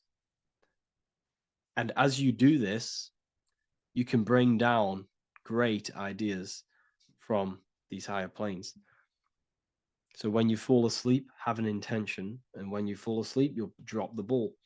And when you wake back up, you'll have an idea and you got to write it down.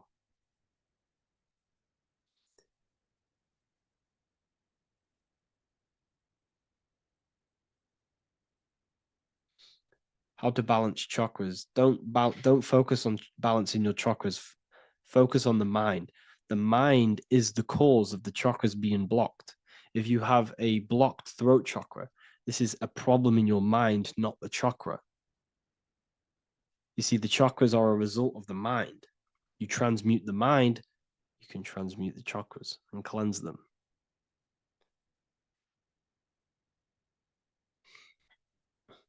So was Jesus a real man that walked?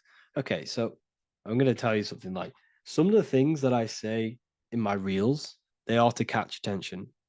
So if I say the first thing on the reel, Jesus never existed, straight away, you see that, it's going to trigger you. It's going to trigger Christians. It's going to trigger people.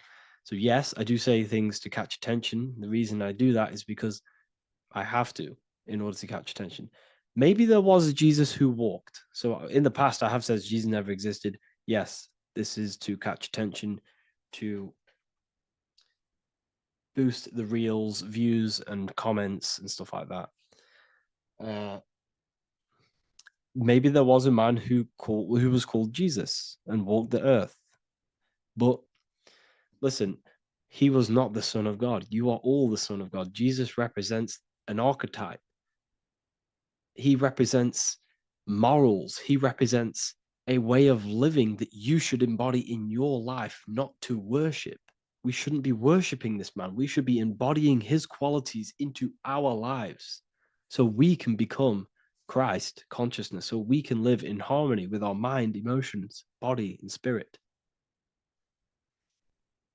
Okay? He was not the Son of God. You are all the Son of God. We are all God experiencing himself in a three-dimensional divided form.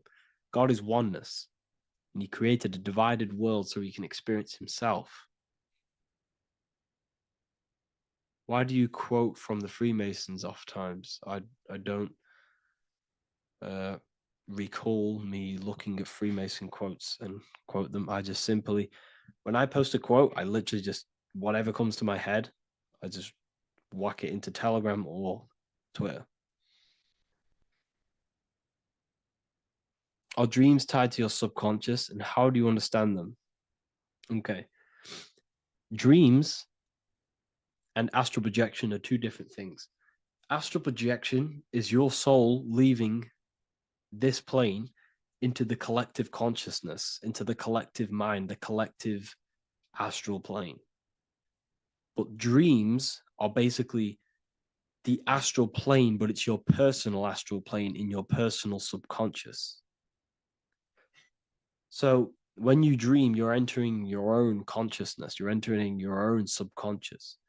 Every character, every event that happens to you, everything that is said to you, everything that happens to you in your dream is yourself pushed outwards, and you're basically experiencing your own mind. If something scary comes up in your dream, this is your belief, this is something in the back of your mind materializing and coming to you and showing itself to you.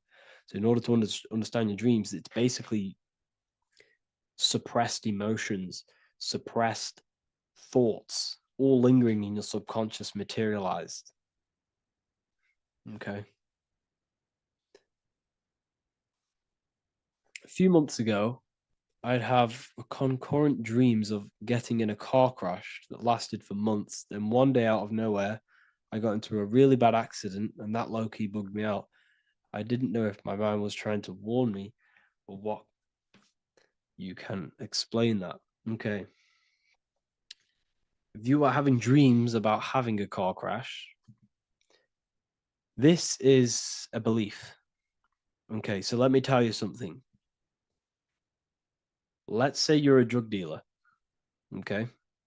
And you live in fear every single day of the police coming to you. This dealer every day is worried, he's scared, and he lives in fear of the police getting him. He was believing it. This fear, this emotion he was feeling on a regular basis, repetition, and the emotion is basically impressing your subconscious. It's impressed his subconscious that deeply that he now believes it. It's now become a belief. So one day the dealer gets caught and he goes to prison. Let me tell you something. He placed himself there because he created a program, a belief in his subconscious of the police. And his external reality is now in a prison cell. But that prison cell is just an external manifestation of the prison cell of fear he installed in his subconscious mind. The four walls he's now trapped in is just basically an externalization of his own belief system that he created through consciousness, through the subconscious. If you embedded your belief that you will be in a car crash, you will be in a car crash. He placed himself there. He materialized that reality through the thought, through the emotion, through the belief. He put himself there. You see? So if you were having dreams, this was maybe, it could have been anything. You could have watched a program when you were a child about a car crash and that maybe scared you, or you saw a car crash when you were very young and that scared you and that impressed your subconscious. Then you had a dream about it. Then you started to believe it. And then one day, bang, it happens. That's the power of the subconscious mind. It holds control over you. It holds control over every aspect of your reality, of your being. So I hope you all enjoyed this live. I'll see you all inside Ethereal University. I'll be posting another lecture this week. And yeah, let me hold on.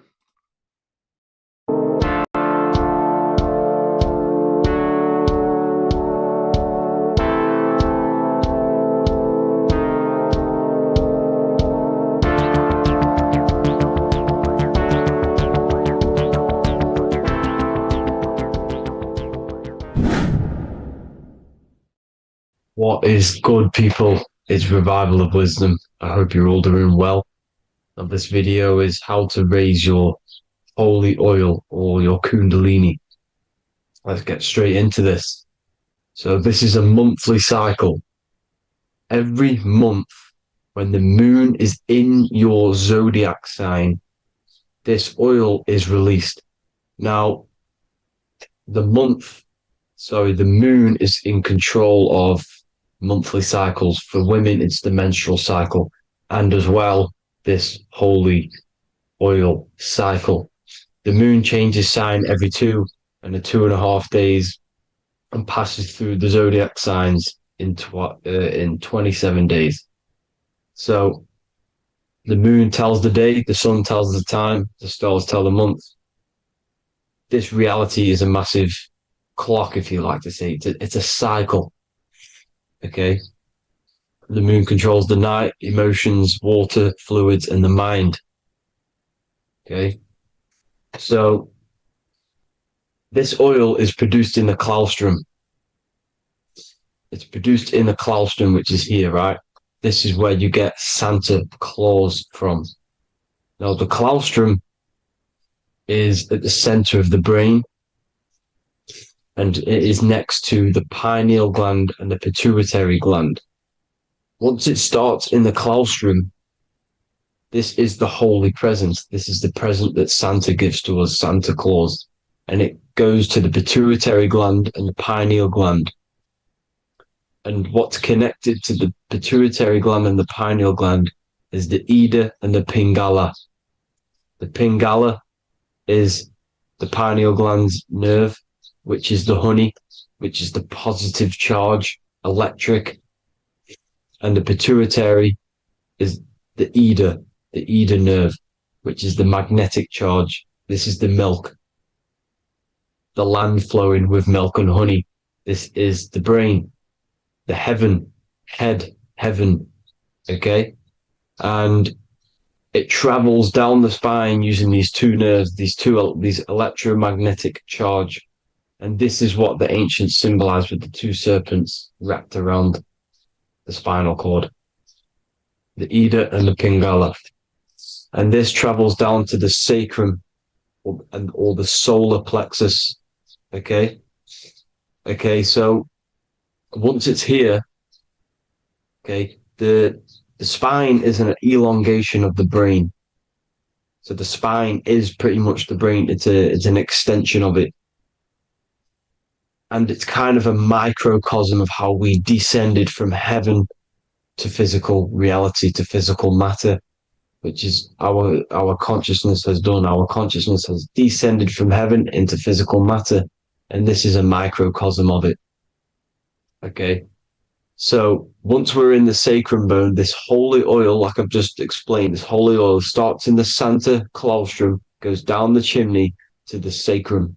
This is the sacrum, the solar plexus, and drops the present off at the sacrum. Now, once we're at the sacrum, we need to raise our vibration to take this oil back up the spine. Okay. And the River Jordan symbolizes this in the Bible. King Herod wants to kill Jesus in Nazareth, which is here, this is the River Jordan, is Nazareth. He goes to be born in Bethlehem and then goes back up to Nazareth to Joseph and Mary. Joseph and Mary, the pineal gland and the pituitary gland. The Bible is huge symbolism. It's all metaphors for this sacred process which goes on inside of your body. You are the Temple of Solomon. You are the Holy Land. The Holy Land is your brain. Once this oil is at the sacrum, you need to raise your vibration in order to take it back up. Once this oil has gone back up to the pineal gland, it activates the crystals which are wrapped around your pineal gland. Your pineal gland is this tiny little beam here. This is the claustrum. This is the pineal gland. And it's wrapped in crystals. And when this oil travels back up the spine by raising your vibration, back to the upper room where Jesus met the 12 disciples, or the 12 cranial nerves in the brain, and it activates and it turns on this pineal gland. And once it's turned on, it illuminates all the cells and the nerves in your brain and turns them all on and activates the higher God man, the God consciousness, Christ consciousness. And it regenerates the whole body. This is the secret to regeneration. It regenerates all the cells in the body. And this is how the ancients lived for thousands and thousands of years, as talked about in ancient texts. They lived for hundreds and thousands of years because they knew this secret. And this fluid, this brain fluid, the secretion, or the Christos in Greek, which means gold, because this is the alchemical process from turning lead to gold. Your body is the alchemical furnace. Now, the ancients knew about this center of the brain because they symboled it. This is the Eye of Ra, and it's the brain. And this is what's wrapped around our consciousness. Our consciousness isn't wrapped around the brain. The brain is built around the consciousness. We are the consciousness. You don't have a soul, you are the soul. Okay? Now, the head, heaven, hell, heel at the bottom of your foot, that's hell. Head is heaven and hell. Simple. Now, the pineal gland produces DMT, which is dimethyltryptamine, which is known as the spirit molecule. So, let's move on. Now, when this oil travels up, back, the spine, the chimney, it crucifies at the top, which is called the vagus nerve. So when it reaches here, the optic thalamus, it crosses and crucifies once it's raised back up. And this is why Jesus dies at 33. He was crucified at 33. Because you have 33 vertebrae on the back of the spine. And then it's crucified by the cross of the vagus nerve. When this oil crosses the vagus nerve, this is the crucifixion at 33. And it symbolizes the death of the physical consciousness. You then become spirit. You then become God consciousness, activating the Kundalini, regenerating the body and the mind. Okay. The Garden of Eden. You are the Garden of Eden. The land of milk and honey is upstairs. The pituitary, which is the milk, the pineal gland, which is the honey, which is DMT. It even says this in the Bible. As he brought us into the place, and he has given us this land, a land flowing with milk and honey, which is also symbolized as the sun and the moon. The Bible also says, the light of the body is the eye, not the eyes, the eye. If therefore thine eye be single, thy whole body shall be full of light. This is the activation of the pineal gland by raising this oil back up to the pineal gland, to the center of the brain. Neither shall they say, see that here, or see there, for behold, the kingdom of God is within you. So he's saying, don't look out there. Nothing is out there. It's all inside of you. Everything's inside of you. You're the universe. Now, how to raise this oil back up to the pineal gland? Every month, like I said. The moon controls the cycle. The moon controls monthly cycles. When the moon is going into your zodiac sign every month, this oil goes down the spine and you must raise your frequency to get it back up. You must retain your seed. This is the most important. Your fluid, your secret, your holy fluid, your life force. You can't let that go. That life force is the reason you're alive. This holy oil is the reason you're alive, because it feeds all of the systems in your body. It feeds all the systems in your body. You have to retain your seed. Alkaline diet, positive thinking, and meditation. Okay? When you retain your seed, you will live longer. The moment you release it, you're killing yourself. You're killing a piece of yourself every time you release your seed. Every single time. You're killing a part of yourself. Okay? Now, this could be why this could be the illumination, the single eye on the Illuminati's symbol, the Freemasonic symbol, the illuminated eye, the triangle, which could symbolize the body, mind, and spirit, but the eye illuminated. Now, in the Bible, it talks about the two trees, the tree of knowledge and the tree of life. The tree of knowledge is the tree of good and evil, which is the most important system in your body, which is the nervous system.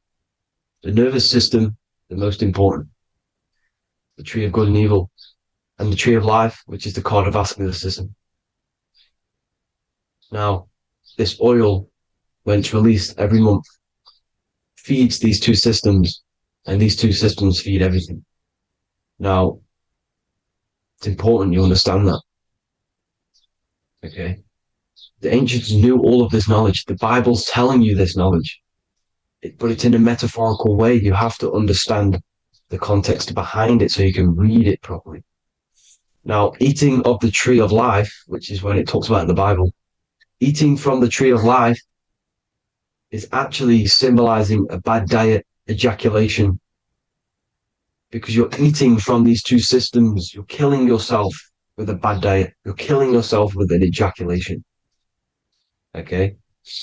So, that's important to understand. Now, this is Jacob's ladder in the Freemasons. Jacob's ladder, which is the spinal cord. It's the stairway to heaven. And this is Jack and the Beanstalk when he goes up, the beanstalk and finds the golden egg in the grey clouds. The grey clouds symbolize the grey matter in your brain. Now, the Garden of Eden talks about the 4 different rivers in Garden of Eden. As we see here, the North Pole map, the ancient North Pole map, because the center of the earth is the center of the torus field. Everything's the torus field. Atoms are torus fields. Everything's torus fields. You are the universe. Everything is within you. The North Pole is your spinal cord. This is why they say Santa Claustrum comes from the North Pole. This is the North Pole. And the Santa Claustrum is the center of your brain. Now, there's 4 rivers which come from the Garden of Eden. There's the blood, the Christ oil, which is the oil we're talking about, urine, and saliva. These are the 4 sacred oil, 4 sacred fluids in your body. And these are constantly abused in today's society. These secret societies are targeting these fluids. Okay? This is why porn is free. They sexualize society through Disney. Go and look at some of the Disney movies. There's so many subliminal messages which sexualize these children because they want you sexualized. So you release your seed, which is one of the holy fluids in your body, especially your semen, your sexual energy. So important you retain this. So important because it's your life force. It keeps you alive. Okay. Now, let's recap on this. If you want to raise your oil every month, you can't just retain your seed for the month. You have to retain your seed forever. Don't just do it for a couple of days. You have to do it. It's a lifestyle. You want to become God consciousness, you got to do what it takes. It's hard in this society because this society is it's designed to kill you pretty much. It's designed to keep you in these lower states of consciousness with all the bad food, the chemicals in the food, the chemicals in the water, the sexualized TV programs, sexualized adverts, sexualized TikTok and apps, videos, subliminally stimulating you. Because that is your weakness, sex. It's your weakness. Now, you have to retain your seed, meditation, and an alkaline diet. Why alkaline? Because acidic is low vibrational. This is the color spectrum. And what's the highest vibrational color? Violet. It's the lowest, red. You have to have an alkaline body in order to raise this oil. When you drink, when you have a bad diet, when you drink alcohol, when you smoke, this destroys the oil. It destroys the oil in your sacrum and it can't be raised again, can't be raised up. This is why it's so important. Without that oil, you don't live. That oil makes you live. It feeds everything in your body. It's crazy how we're not taught this. It's insane. But that is how you raise the oil, people. I hope you all gain some knowledge out of this video. And I hope this assists you on your journey, your spiritual journey. And please like and share this video. We need this knowledge out to the public to wake up humanity. Thank you all, people. God bless.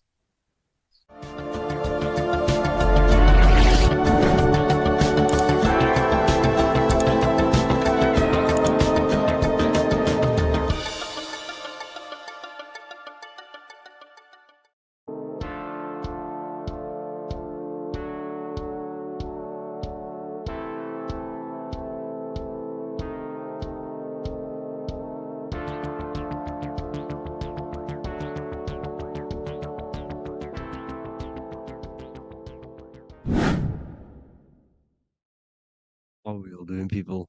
Survival wisdom. Today we're going to be breaking down the Bible and its real, true metaphysical meaning. All of these slides within this video is taken from my book, The Book of Wisdom, so you can get all of these slides. So the Temple of Solomon, you are body, mind, and soul, which is the Holy Trinity, the moon, sun, and earth. The sun is your soul because the sun is its infinite source of energy. It is its own source of energy. And that is what your soul is. It's its own source of energy. The moon is mind. This is why you call people a lunatic. You're a lunatic. Luna means the moon. And inside of your mind, you have a specific mood. Mood is moon. And mind in German is Mond. And the word Mond means moon. And earth is your physical body because your body contains of the four elements, the four physical elements. Well, the temple of Solomon is the temple of the soul and the mon, the soul and the mon, the soul and the mind. And it's the temple of the Holy Spirit in the Bible. Everything leads back to one singular point in the center of the brain. The brain is not the mind. It's mind over matter. Okay. The brain is the physical manifestation of the mind. The brain is the electrical computer which decodes the light waves given to it by the mind. This is why everything in the body leads back to one singular point. And we'll go over this in a minute. But this is controlling the physical body. This is the within. If you rearrange within, it spells high twin because within you is your twin, your true self. And it's just an entity in the center of the mind. And if you shut your eyes, you can feel it. Your awareness is in the center of the brain. So there's just an empty chamber in the center of the two cherubs, the two brains. They are two separate brains. They're two hemispheres. And the empty chamber, when scientists chop it up and see it's just an empty chamber, well, because you can't see in that plane of reality, you cannot see the mind. You cannot see thoughts. It is invisible to the human eyes, to the visible light spectrum, to the two eyes. The reason why we call it the third eye in the center of the brain, it's not the third eye, it's your true self. It's the mind and soul. It's an eye because it does see. It's the all-seeing eye that you always see here. There's some Masonic artwork showing the two pillars, the two cherubs, the two hemispheres of the brain, and the inner eye. This is the eye that sees all things. What do I mean by seeing all things? Not physically. It sees the mind. It's what, because your soul is watching the mind. You can observe the mind. You are not the mind. And if you meditate deeply enough, you can go beyond the mind. It's the all-seeing eye. It sees the mind. It sees what emotions you're feeling.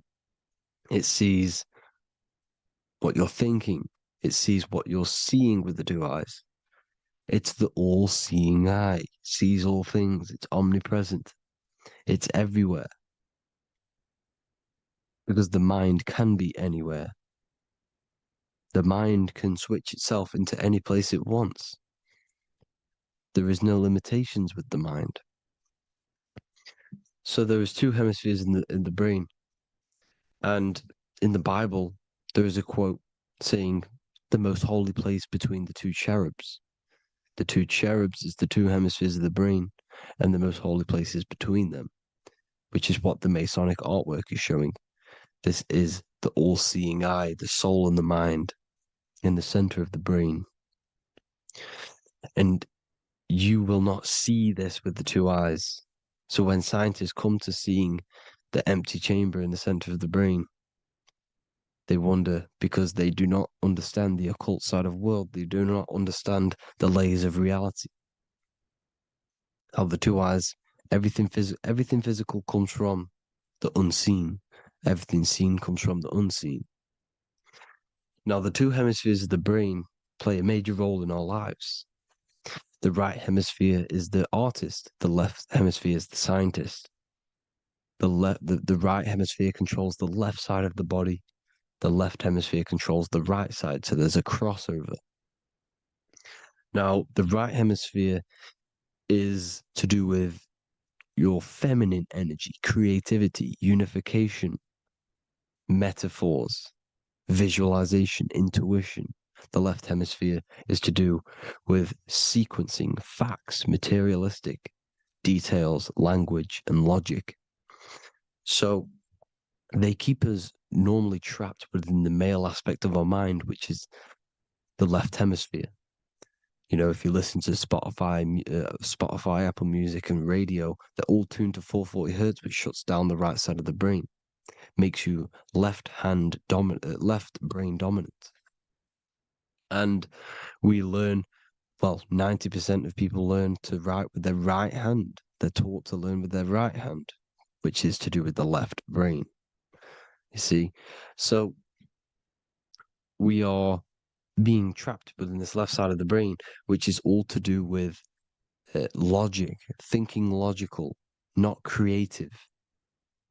You know, very analytic. But the right side of the brain is to do with your creativity. So the right side of the brain is perceiving reality as a holistic perception. Now, what do I mean? If you're riding through a woods, for example, if you're riding through a woods, your right hemisphere is seeing the whole woods as one unified woods. The left hemisphere's job is to break down the perception given to it by the right hemisphere and break it down into individual trees. So what am I saying? The right hemisphere is seeing humans and everything in creation as one unified consciousness. The left hemisphere is seeing individual egos. This is why the left hemisphere is the place of the ego, the right hemisphere is to do with the higher self. They're both needed, though. I'm not saying one's better than the other.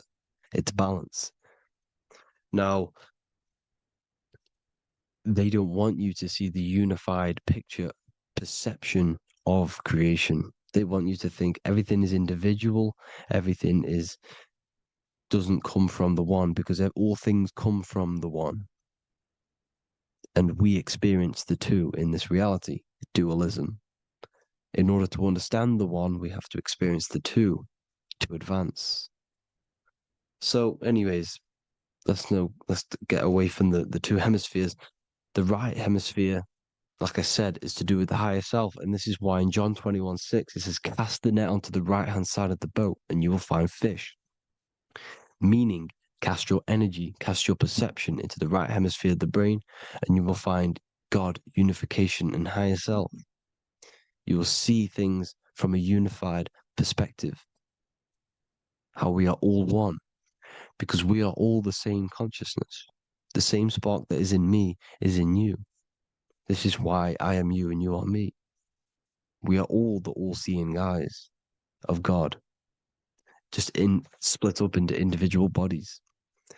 We are all made up of the same essence, consciousness. And that consciousness, that mind and soul, is in the center of the brain. You are just in different avatars. And until we see this, we'll forever be divided and conquered. Until we figure this out as a collective consciousness, we will forever be divided and conquered and ruled over. This is why the Bible says, ye are gods. You are the sons of the Most High, because we are. We are the Word made flesh. We are God made flesh. Mark 16:19. So then after the Lord had spoken unto them, he was received up into heaven. Head is heaven, H-E-A, and sat on the right hand of God. God is the consciousness in the center of the brain. Heaven is the head, and the right hand of God is the right hemisphere of the brain, meaning he sees things in unification, creativity, intuition, the higher mind, the higher brain. When Moses crosses the Red Sea is the corpus callosum, moving from the left to the right hemisphere of the brain to see unified perception of reality. Head, H-E-A, heaven, same root word. This is why the ancients always depict God in the center of the brain. Here you see ancient Christian artwork showing God in the center of the brain, the light. Here you see it here. Here you see Ganesh, an Indian god, which is the brain.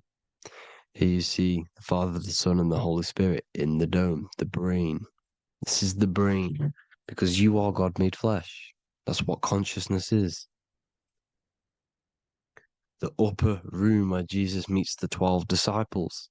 It's the upper brain on the upper room. The upper room is the chamber, the empty chamber in the center of the brain. That's the room. And the 12 disciples are the 12 cranial nerves in the brain, which pretty much rule the body, all the cranial nerves. The tree of life, the cardiovascular system. This is why in Genesis it says the tree of life was in the midst of the garden. Midst meaning middle, because the middle of the body is the cardiovascular system, which is controlling all of the systems in the body. The tree of knowledge of good and evil is the nervous system, is the spine and brain. This is what's detecting good and evil. The brain is the electrical computer with the left and the right hemisphere, decoding the dualistic world, decoding the light waves given to it by the external world. It is an electromagnetic computer. It is artificial intelligence. It is very intelligent, the brain and the nervous system, the human body as a whole. But the tree of knowledge of good and evil is the nervous system, because it is the tree that detects good and evil, makes you learn good and evil in this dualistic reality. Here you see Adam and Eve around the tree of knowledge of good and evil. Adam and Eve, male and female energies, with the serpent in the tree, and the tree of knowledge of good and evil. Well, this is the spine, the brain, and the serpent is the kundalini of the spine. The serpent is the S. That's why S, serpent, S, the letter S is the serpent. Sex and serpents make an S noise. You know, the Bible cursed the serpent. So we don't figure out the true religion. The true religion is raising the kundalini and becoming God-man and reaching our higher states, our true God self. Because once the kundalini is saved and hits the pineal gland, it activates 100% of the brain when we're only using around 20 to 10% as of right now without the kundalini awakening. So when you use it, you're activating 100% of the brain. You're activating all the dormant brain cells. You're regenerating the body. And this is the serpent in the tree of knowledge of good and evil. This is the spine, brain. This is Adam, Eve, the male and female energies. The light of the body is the eye. Therefore, if thine eye be single, thy whole body should be full of light. Matthew 6:22. This is the single eye in the center of the brain. It is not the pineal gland. It is what's inside the pineal gland. You have to go beyond the physical world, and there are no words to describe things that are not physical, metaphysics. And the whole body should be full of light. Well, this light is the same pyramid that you see. You are the pyramid with the all-seeing eye on top. This is why the ancients built the pyramids with the stairs in the middle symbolizing the spine, because once you open all the chakras and balance them and raise the kundalini, you activate all of the brain, which gives enlightenment. The word enlight in ment. Ment means mind, light in the mind. Enlighten the mind. And this is enlightenment. We are the temple. And Jacob called the name of the place Peniel, for I have seen God face to face. Within spells high twin. Within you is the God self, which you need to manifest into the external world. And he's seen God in Peniel, the consciousness. He's seen his true self, consciousness in the pineal gland. Genesis 28:10, Jacob's ladder. Jacob, he took a rock there and laid his head on it to sleep. Jacob had a dream. He dreamed there was a ladder that was on the ground and reached up into heaven. Head is heaven.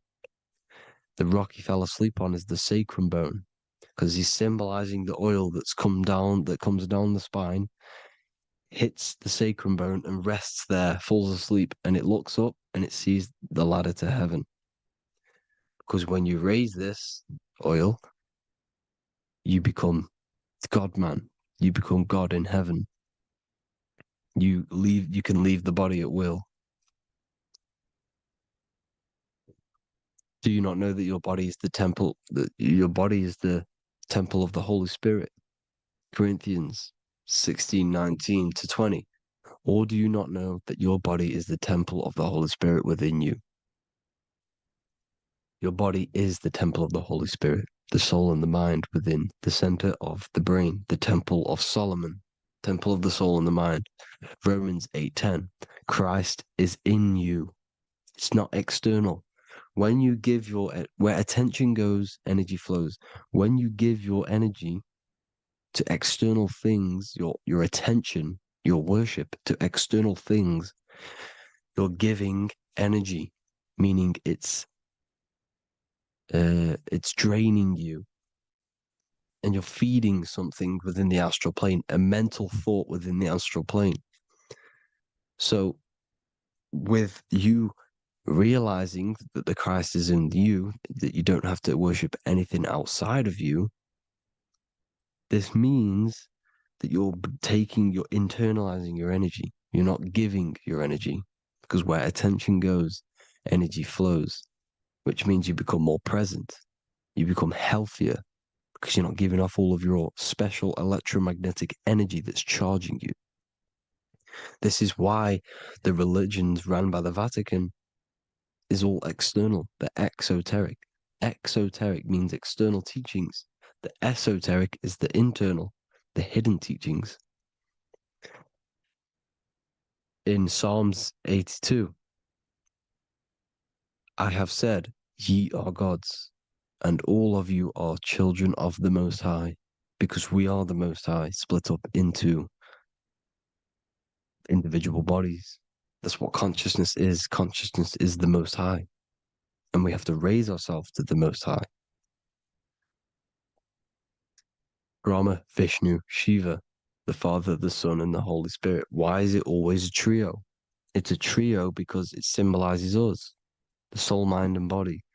The mind is the bridge for the soul to be in the body. What is the soul? It's the life force. It's the watcher. It's the all-seeing eye. The soul sees into different realities, and it gives life to the body of every reality it goes in. This is why you always see light around the all-seeing eye, because it is the energy, the life force, the light, life, L-I. Life is light. And it's the eye because it sees into the different realities. It sees into the dream world. When you're going to sleep at night and you dream, it's not a dream. It's another reality. You're a multi-dimensional creature. We live in a multiverse. There's infinite amount of yous. And there is a version of you which is the highest self in a reality somewhere. And this I has the ability to switch realities, which is exactly what astral travel is. Astral travel is the ability to switch reality beyond the 3D construct of this world. The Father, the Son, and the Holy Spirit, Brahma, Vishnu, Shiva. Brahma, the soul, inhabits different bodies. This is why they have different heads. Vishnu, the mind, symbolizing gnosis, meaning knowledge. This is the serpent. The serpent symbolized knowledge. Shiva, the body. Father, the Son, and the Holy Spirit. The bird, the soul, because the bird symbolizes the soul. This is why you have here the Egyptians showing you the soul leaving the body. Here you see here with the twin head, the same head, and it's a bird. This is the soul self. This is the ego self. The Egyptians knew this. They knew all of this. Of course they did. Now the whole story of Jesus is all metaphorical for the process which goes on within your body. Your neck and head is the holy grail which the sun and the moon creates. Sorry, the sun and the moon creates the fluid within the holy grail, the brain, the skull. And the moon creates the milk. Sorry, the moon makes the milk. The sun makes the honey, the land flowing with milk and honey in the Bible. The land flowing with milk and honey is the center of the brain in the Holy Grail. Here you see the Masonic artwork showing you the sun and the moon creating the fluid in the spine. Here's the serpent. Serpent symbolizing the two Kundalini channels, the Ida Pingala up the spine. Here's the furnace raising the Kundalini, raising the oil, heating it up and rising it to the crown. You see? So here you see more Masonic art, seeing the sun and the moon creating the holy fluid in the brain, in the cup, filling the cup. This is why it's a cup, because it's the Holy Grail. This is the holy oil in the center of the brain that gets released down the spine, which is Jesus coming down from heaven. It comes down the spine, down the River Jordan in the Bible. This is when Jesus goes from Nazareth to Jerusalem. He comes down the River Jordan, and Joseph and Mary are in Nazareth waiting for Jesus' return. Joseph and Mary symbolize the pineal and pituitary gland, which produce the two oils created by the sun and the moon. And he returns. When he returns, he gets crucified at 33, because there's 33 vertebrae at the back of the spine, and it crosses the vagus nerve. The crucifixion of the oil past 33 vertebrae creates God-man, and it creates your higher self, and it activates 100% of the brain. And you turn into spirit, you turn to your spirit self. This is why Jesus dies. He didn't physically die, it metaphorically dies and becomes his higher self. The ego self was left behind. It's the same with the whole story of Jesus. Jesus comes down from heaven, which is the oil. He dies in a cave for 3 days, which is the oil hitting the cave. Here's the cave. And resurrects after 3 days. If you resurrect the oil, comes up and gets crucified at 33 in Golgotha. Golgotha translates to a place in the skull. The three wise men from the east.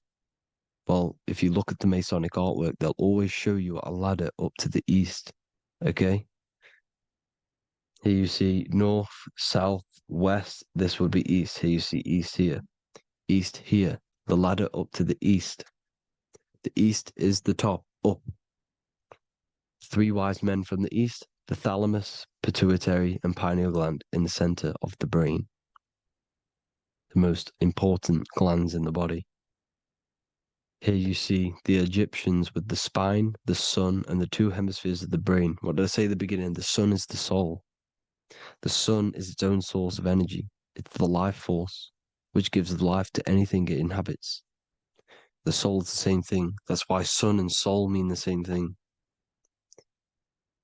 So, what I'm saying is consciousness is God. And this is why when it refers to as God in the Bible, it means your higher self, pretty much. And returning back to this higher self, because God is something that you need to manifest. Consciousness is God, and your body is a reflection of the creation by God. This is why everything in the body corresponds with the stars. The stars rule the body. We are an image of the stars. This body is an image of the whole of creation. Aries rules the head. This is the cerebrum, the ram in the brain. Here's the ram, Aries. And we have something called the cerebrum, Aries, the ram. This is the Lamb of God moving to the higher mind.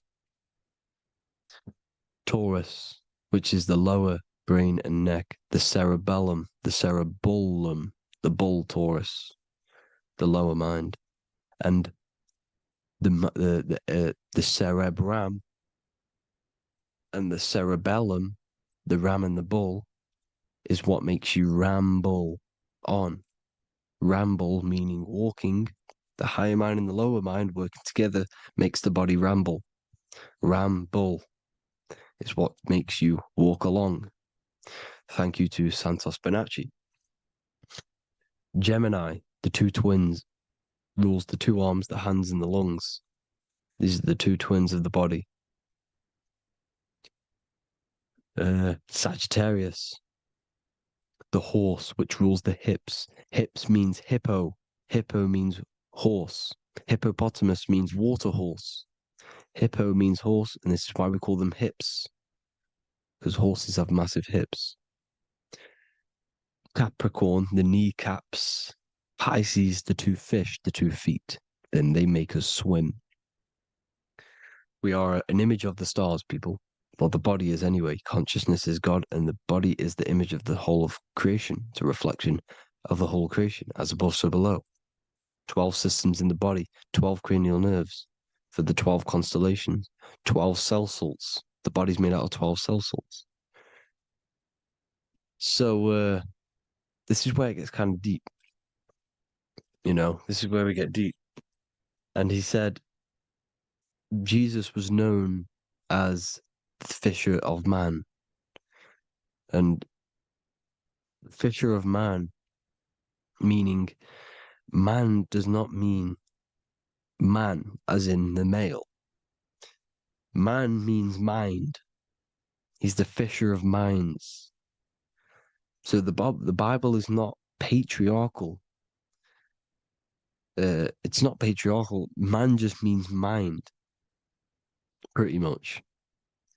So the fisher of mind, man, because he was fishing minds out of this reality into the higher realities. He was teaching people how to leave the body when he walks on water. Walking on water is the physical, etheric, astral, and mental. These are the different planes of reality.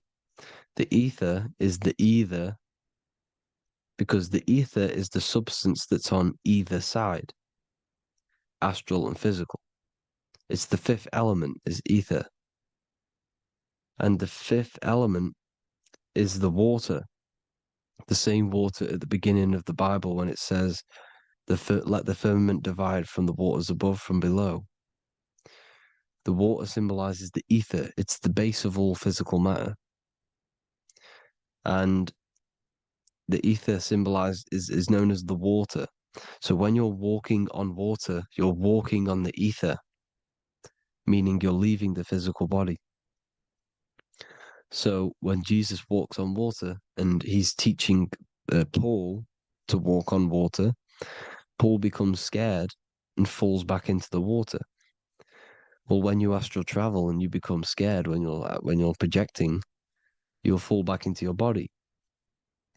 So he's pretty much saying walking on water is leaving the body, and walking on the ether, because the ether is the veil between the astral, and that's what devil means. Devil has the word veil in it, because the devil is trapping you between one veil, which is this world. They're trapping you in this world, this thin layer of reality. Your dreams are different veils. The ether, the astral, the mental are different veils. Devil is the veil. The veil. You need to escape being stuck in one reality and live in between realities. And this is when you truly become a multi-dimensional being, because your soul is just the eye. That's what you are. You're just an eye, and you see into different worlds. And it also, when Jesus means the fisher of man, the fisher of minds, he is. I truly believe, because of my research, that there is other worlds. It's not just this one. There's higher worlds. There's an infinite amount of you, and you've been in them dreams. You call dreams. Them dreams are other realities that you are in. That's why when you're there, you don't feel like you're in a dream. You feel like it's 100% real, because it is real. So this is why the ancients always depicted the many different heads, because there's many different versions of you. And this I, the soul, the watcher, is switching itself into different bodies at all times. Well, when you sleep, when you astral project. And this is what the ancients were doing. They understood the multiverse. and they could switch bodies at will. And this is what the 7 seals are in the Bible, also known as the 7 chakras. These are literally portals within us to these different worlds. We're in the heart at the moment. Earth, rearranged, spells heart, meaning middle. This is where good and evil exist. It's the middle point, the midpoint of realities. So, I hope you all enjoyed the video. All of this knowledge that I've give you in this video is inside of my book, the Book of Wisdom. The Book of Wisdom gets updated every single month with new pages. It's a one-time payment for a lifetime worth of research and knowledge by me. So if you do want to get it, the link will be in the description. But I hope you will gain some amazing insight. Please like, comment, and share to help the algorithm, and drop a subscription. And for more lectures, every 2 days, I drop lectures and knowledge within the Patreon. If you want to support the channel, join the Patreon. Everything's in the description because we are not monetized on YouTube. Thank you all. Have an amazing day.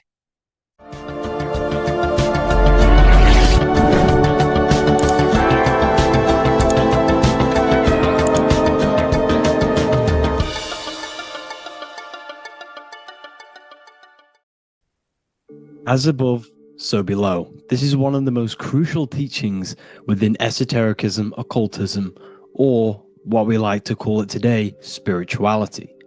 I don't like calling it spirituality because it's not spirituality. I teach human consciousness. I teach the science of you and your consciousness alone and your being. And in order to fully understand you and this world around you, you must understand this number one principle of as above, so below. There is many misconceptions of this, and there is many simple teachings of this, but I'm going to break it down today from the most simplest to the most complex, and you will see the connections between all things. This is the most important lesson you could ever learn, and I'm going to teach it you today. So what you must understand is with the term as above, so below, it applies with everything you see in this world and about yourself. We have something called the macro, which means the bigger scale. On the bigger scale, we have the whole earth. If we look down from the sky on top of rivers, this is what we see. We see this tree pattern. Then on a smaller scale, we see trees have this same pattern. Then we look even closer. We're going smaller and smaller into the leaves of the tree. We see the same pattern. Then we go even more micro into the human brain and look at the human brain cells, and we see the same pattern. This is proof this is a fractal universe, and everything is in the micro is reflected in the macro. As above, so below. As within, so without. On the macro is a reflection of the micro. So now that you understand this, we can go a bit further. A yearly cycle of spring, summer, fall, winter is a macro. A micro is a daily cycle. So a day is a mini year. The summer is the midday. Autumn is the evening. Night is the winter. And spring is the morning. This is a macro, a reflection. We have a miniature cycle of the zodiac every single day. And this cycle is also reflecting the cycle of life and death. We live, we are born, which is the spring. We live, which is the summer. We then age, which is the autumn. And then we die, which is the winter. And then we are reborn again. This is the cycle of life and death. And you do this every single day. You see, death is a macrocosm of sleep. This is why we say sleep is the cousin of death. Because you die every single night. You do this process of life and death every single day. As above, so below. What's in the micro is in the macro. So when you go to sleep, you are essentially dying. And then in the morning when you wake up, you are then born again. This is a fractal cycle that we live in. Everything in this whole world is fractal. Everything applies to as above, so below.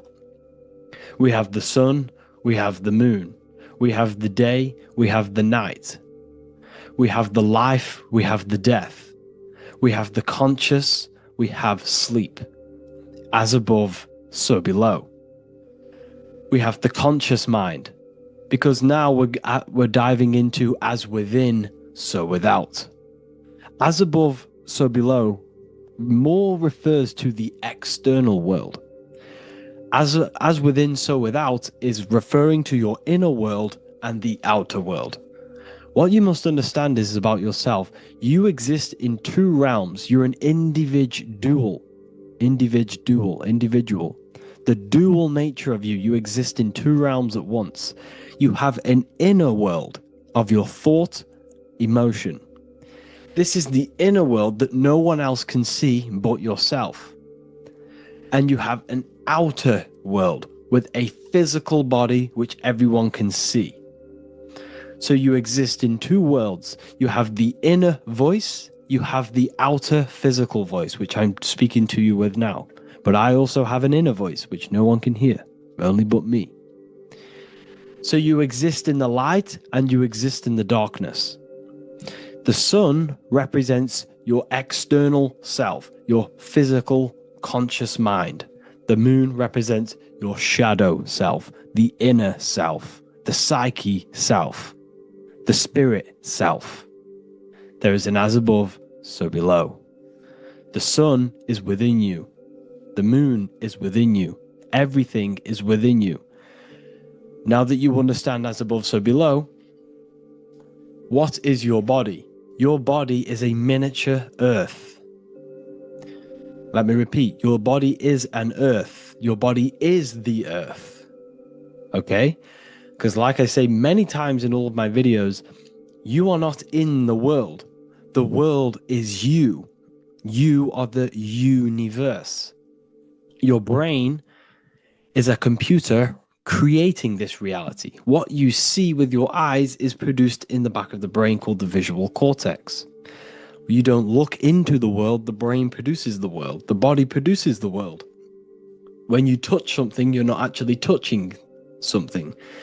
This is the electrical nervous system. When you touch something, what you feel is actually electrical signals on your nervous system reporting back to your brain. Therefore, when this body dies, you leave the earth because this body is the earth. Okay? As above, so below.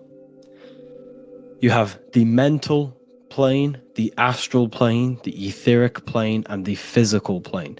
This is essential for understanding reality and the teaching of as above, so below.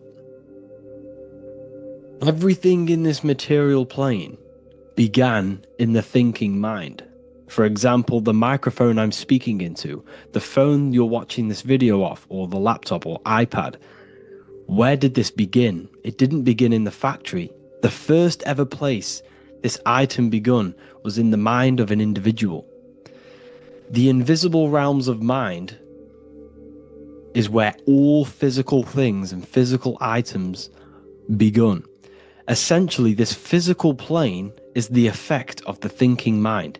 This world is the world of effect. It's the world of outcomes. When you see something, it is already manifest. It is already being manifested. It is an effect. And in the effect of the cause, which is the thinking mind. Therefore, the mind creates thoughts, which is the mental plane. Then after thoughts creates imagination, which is the astral plane. These two are spiritual. They are non-physical. So spirit kind of means non-physical. Then you have the physical planes, the etheric and the physical plane. As above, so below. What happens in the mind is manifest on the physical plane. Like I said, the phone that you are holding, it was a thought, and then it brought down into a physical reality. As above, so below. You change the mind, you change your reality. your environment. The word environment has ment in it because your environment is mental. So now that you understand this, so what is the world around you? The world around you was created by the mind of God. It was manifested through God's thought. So you are living in the mind of God. You are a thought in the mind of God. God thought you into existence. But like I said, we are all fractals. Everything is fractal. If God exists, this means that you are God, as above, so below. God created you through the thinking mind, and he gave you a thinking mind. So God created the macrocosm. God created the macro, the whole world. He designed the whole world, the sun, the stars, the moving. He designed this. But then he gave you the thinking mind to design your own life and create your own life in his world. You are a microcosm of God's macrocosm. Just like God thought you into existence and the whole world into existence, you are a microcosm thinking your world, your reality into existence. You see this now? Everything is a reflection. Everything is a mirror. Everything is fractal. So in order for you to change your reality, you must change these higher planes. Your thought and imagination are the two key aspects of creating physical reality. Every object you see around you was begun in these higher planes of the non-physical, and they were brought out of spirit into physical matter through the thinking mind and physical action. So now we're going to get a bit deeper. The brain is not the mind. Now that you understand, we have spirit and matter. As above, so below. You have a non-physical side of reality and a physical side of reality. The mind is the spiritual brain. The brain is a physical manifestation, a physical effect of the mind. The mind uses the brain to operate in the physical world. And it's the same with the heart. The soul manifests itself physically through the heart. The heart is a physical manifestation of the soul, of the emotion, thought and emotion, the mind and the soul, the brain and the heart, heaven and earth. So you have the inner world and the outer world, the spiritual, non-physical, and the physical. So we are all on this process of awakening, an expansion of our minds into new fields of thought, into new fields of awakening ourselves. Because essentially we are born into this world. But you are born many, many times. You can be born physically and you can be born spiritually. Like I said, everything is fractal. So just like when the baby finds out that there is a world outside of its mother, what does the baby do? The baby seeks a way out of its mother, and then the baby is now born into a new world, a world outside of its mother's womb. It's the same with you and your spiritual process. As your mind becomes aware that there are other realities beyond your physical body, it then seeks a way out. And this is why you are probably watching my YouTube, because you are now on the path. Something within you has guided you to this path of knowledge, truth, enlightenment, and expanding your consciousness. And it is your soul who brought you here. Your soul speaks through emotion, a guidance. Emotion is the language of the soul. When you feel very bad, this is your soul telling you you're not in the right place. You're doing the wrong things. Because the soul is always unfolding its purpose, which is expansion and learning. That is it. The mastery of the self and the learning of the mind is the only thing that counts in the end after this life. So you are on a journey of expansion, of learning, creating, and spiritual rebirth. As above, so below. What does this body tell you? When I see someone overweight, I don't see the overweight. I don't see the body. I see the mind. I see an undisciplined mind. I see a mind that lacks self-control. I see a mind that seeks external validation. That's what I see when I see an overweight person. I don't see his body. I see the result of his mind. Because what does the Bible tell you? You shall know them by their fruits. It's the same saying as above, so below. You shall know them by their fruit. The fruit is their manifestation. Your body is a direct correlation and manifestation of your mind. Your inner world projects your outer world. As within, so without. As above, so below. Now, what do you see when you see this man's body? I see discipline. I see strength, mental strength, not physical strength. I see mental resilience of pain.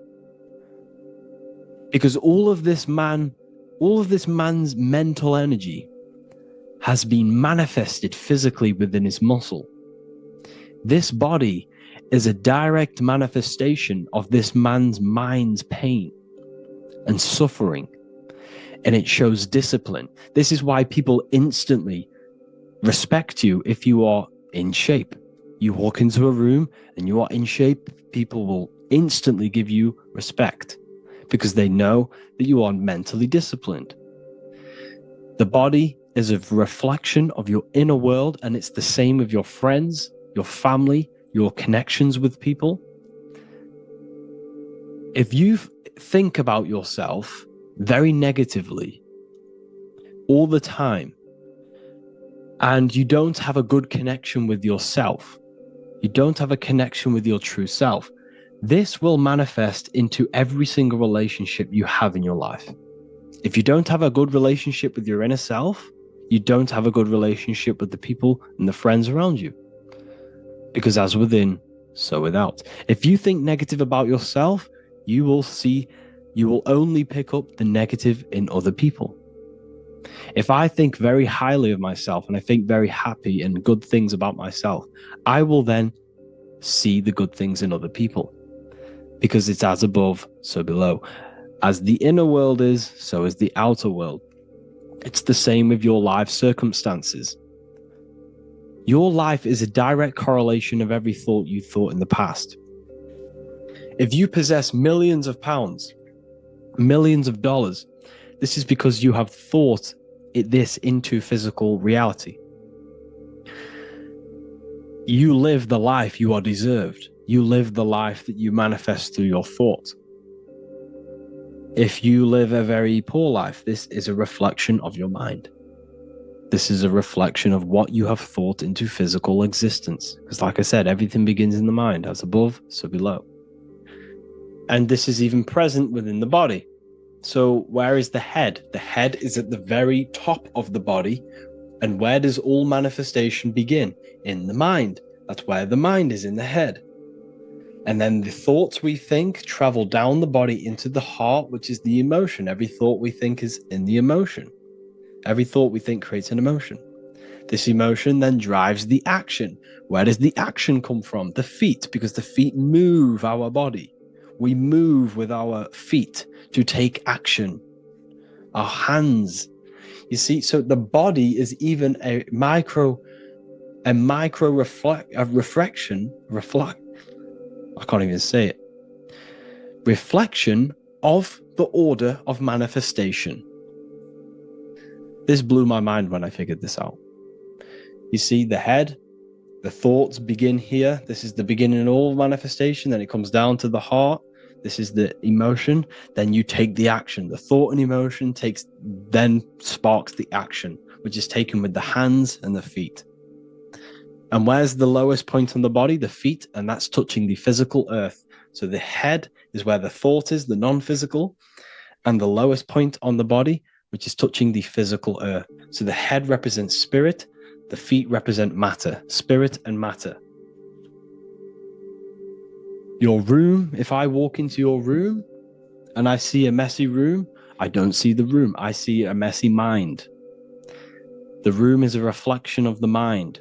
If you have a messy room, this is your mind. It's an externalization of your unsorted mind, undisciplined mind. So like I said, we are all God, and we must find the God self within us. And I teach all of this inside the Book of Wisdom, Volume 2. This is not just a book, this is a revolution. This is the beginning of a new age with this book. If you have read it, I congratulate you. You should feel very proud of yourself if you have an open mind. You should feel proud of yourself for watching these videos, because not many people have an open mind. Remember this, people. You are special if you're watching these videos. You have the mind. You have the ability to see through the illusion. And I take my hat off to you. You want to take this to the next step? Read the book. Or if you want to take it to the serious levels, join the university. The university, you gain access to every piece of my material that I've ever done, all of my books, all of my lectures that are hidden from YouTube, that are hidden from everywhere else, the lectures that give you real power. And if you feel alone on this journey, we have a conscious community where you can connect with like-minded individuals, because I've been there. I've been there when you feel lonely, because you feel like no one else is thinking the way you are feeling. You can't talk to people about these things because people just think you're crazy. That's why I put together this, so we can connect, so we can unite, so you can connect with people, so you don't feel crazy about thinking about this stuff, learning about this stuff. And if you truly want to level up your life, people, and take your studies serious, this is for you. We do live calls, we do lectures. There's a whole library filled with books you can read. It's the perfect place for the truth seeker. I thank you all for joining. Please leave a like, a comment, a subscribe. Let me know any future videos you want me to make in the comments. Thank you all. Have an amazing day.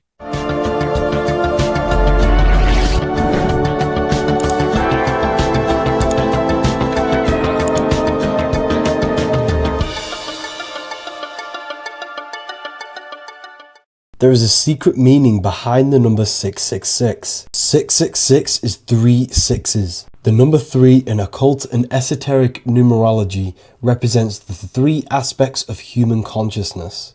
We see this symbolism in the all-seeing eye with the light and the triangle. The triangle is the number 3.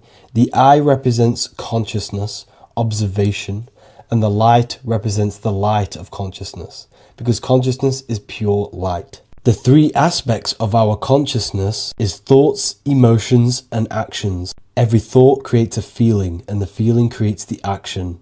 All physical manifestation is driven from these 3 aspects of our consciousness. All physical manifestation comes from thought.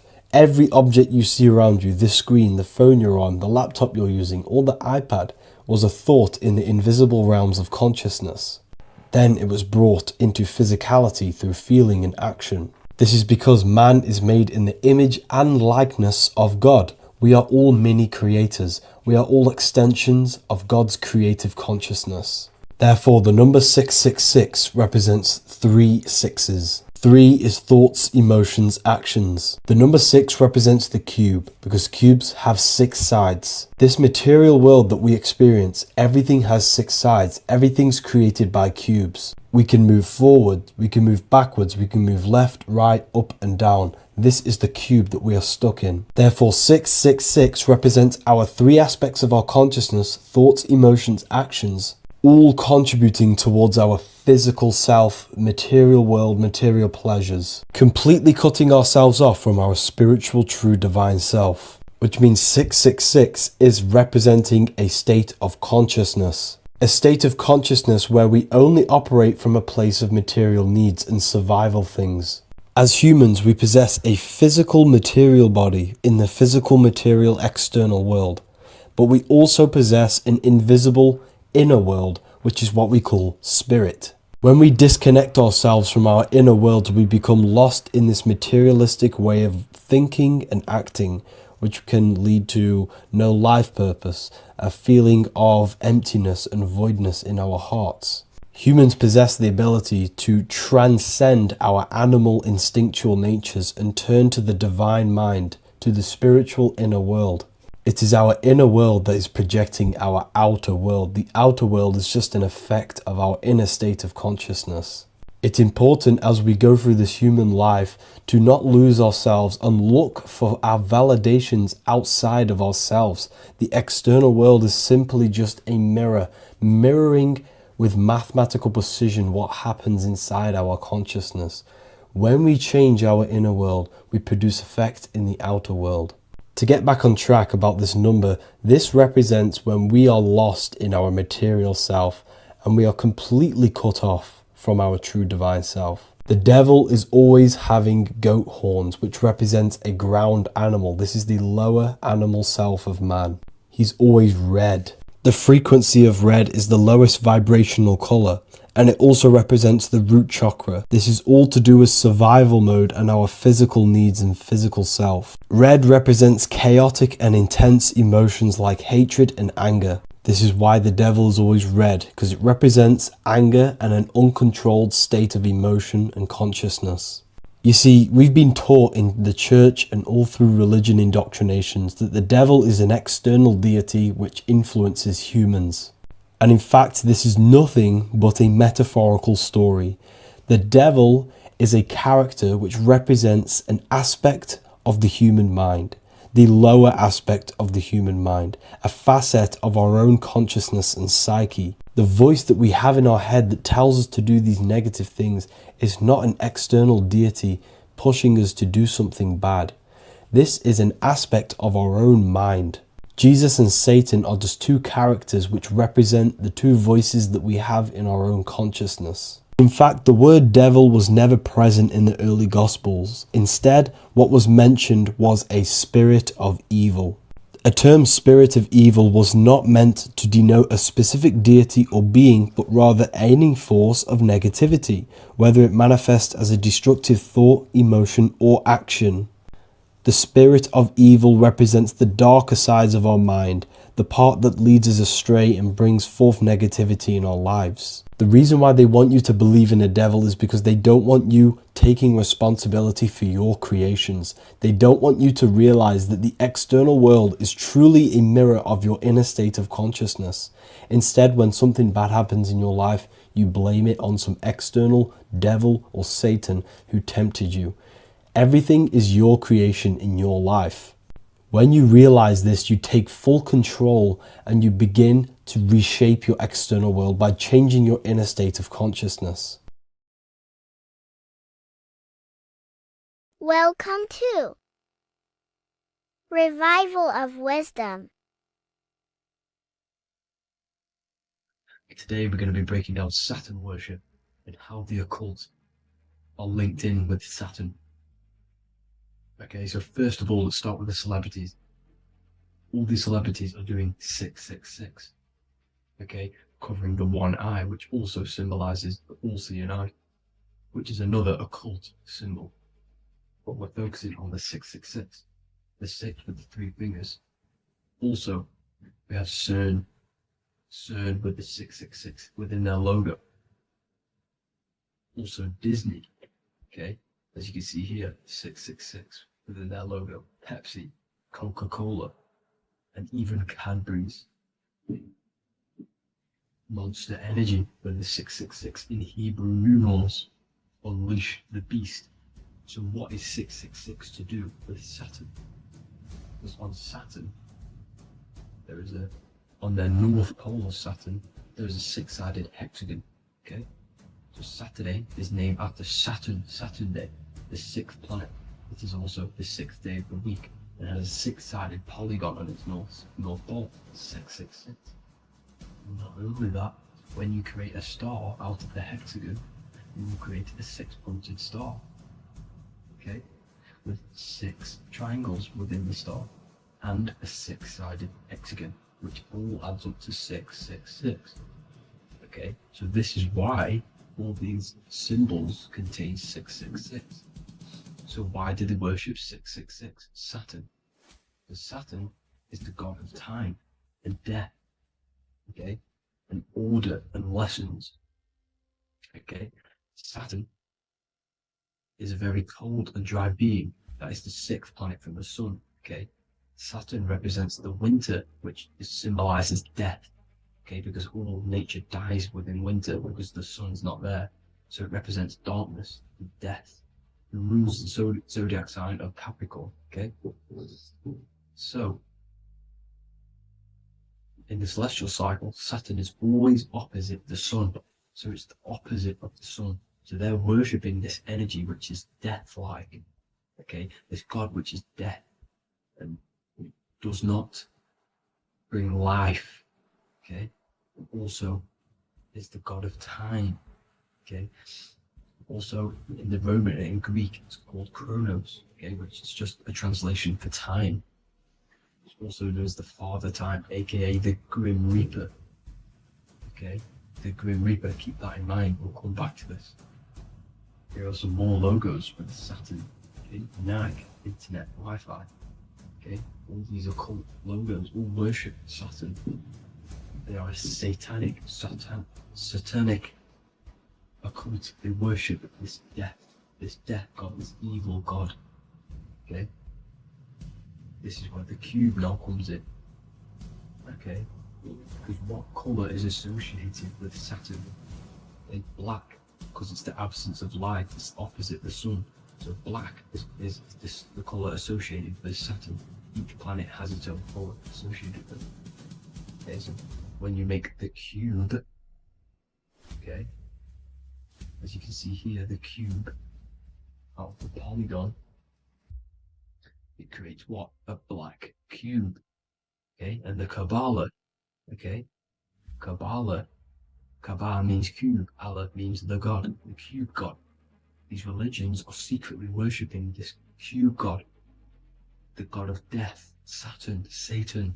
It's the same entity behind it all, okay. So also we have these black cubes in Australia, Denmark, all around the world, these black cubes, because this occult is worldwide. It's Saturn, Satan taking over this realm, okay. Also with this black cube, they walk around it like the rings of Saturn. It's around the black cube of Saturn with the rings, they walk around in circles. What are circles? Cycles. What is a cycle? Time, the time god. This is why it has a ring around it, because it represents time, cycles, okay. And this is another depiction, Saturn, always depicted with this Reaper staff, okay. Keep in mind this staff, just like we associated him, aka the Grim Reaper. The Grim Reaper also wears a black robe, representing Saturn with the same staff. Can you see it? This is where it comes in, okay. The same thing, look, the same staff with the black robe, black representing Saturn, the god of death, okay. The Grim Reaper, Satan, okay. Also when you graduate from university, what do? You wear a cube on your head, a black cube with a black robe. This is Saturn worship. See, this is how Saturn, Satan, has tricked the world into worshipping him, not God, the sun, which represents God. So what is a corona? Because a corona is a crown, a circle, okay? A set of concentric circles of light seen around a luminous body. So Saturn, so this is why they used to worship Saturn by wearing crowns in ancient days, and we still do to this day. The king or queen has a crown, a corona. Also, corona, the drink, corona adds up to 666, just like Saturn is 666. But like you see in the corona, you see the staff. You see this staff, just like the staff of Saturn. the Saturn god, like the Grim Reaper, with the black robe and the staff, just like the Saturn god. What is the Grim Reaper? It's a killer, it represents death, just like Saturn, the god of death and time. So all these occults and secret societies all worship the 666 god, which is Saturn, Satan. All of our energy is being put into Saturn, okay? And Saturn, Satan, is harnessing all of this energy. So gradually, this is what the mark of the beast is. Like it says in the Bible, the mark of the beast, or the name of the beast. Here is wisdom, let him know that he hath understand and count the number of the beast, for it is 6. It is the number 6 of a man, and is 600, 6, 666. So this is what the mark of the beast is. They are going to eventually put green chips, just like Neuralink, which is what Elon Musk is pushing. Okay, so this chip is the mark of the beast, and it's going to be implanted to our hands or brains. Okay, and they will manipulate our consciousness, and it will manipulate our DNA, and it will directly connect us to AI, and AI is linked in with Saturn, Satan, as the demons and the people who rule this world are in love with AI. They want to connect humans to AI. And this will control our consciousness completely and give all of our energy back to Saturn, Satan, this deity that they all worship. Just like when you get married, you wear a wedding ring, the rings of Saturn, over the finger, which represents the sun. So you're basically seeing Saturn over the sun. The sun is the son of God. It represents the sun, represents God. So you're putting Saturn over the sun. So thank you guys all for tuning in. I'm going to leave you guys here. Please leave a like, comment some topics that you want me to talk about. And please subscribe for more amazing content. God bless.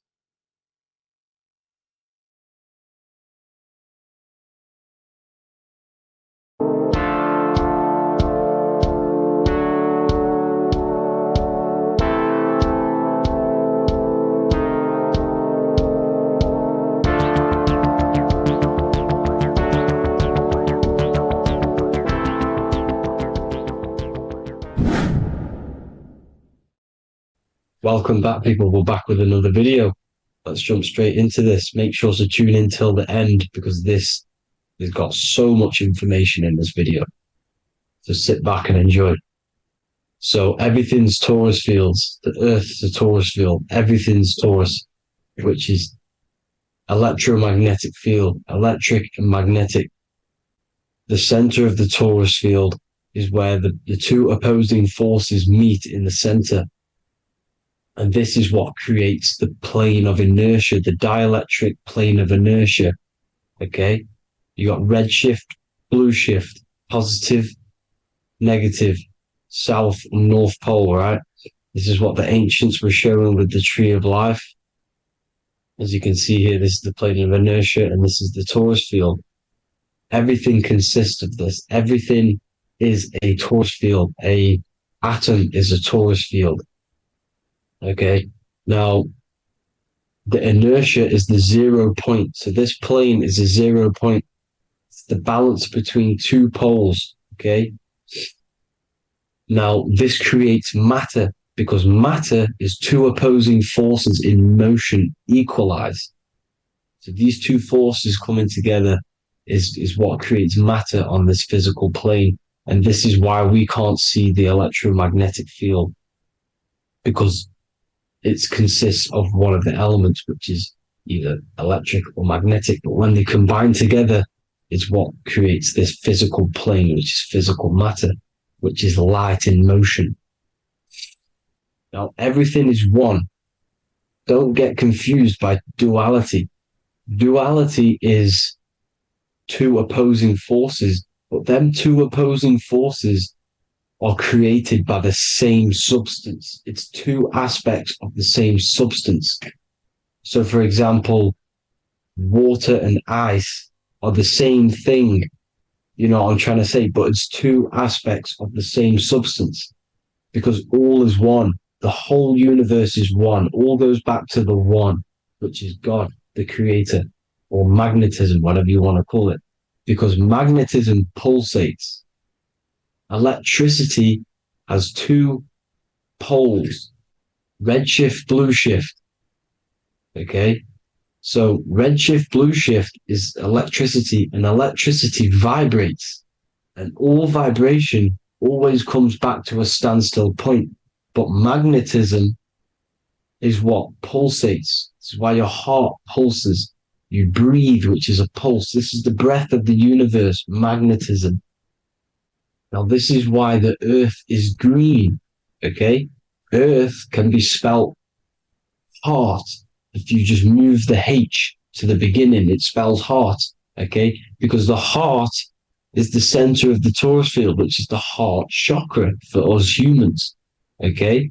We consist of the same field, as you already know. Heart being the center, which is green, which is the center of the seven colors.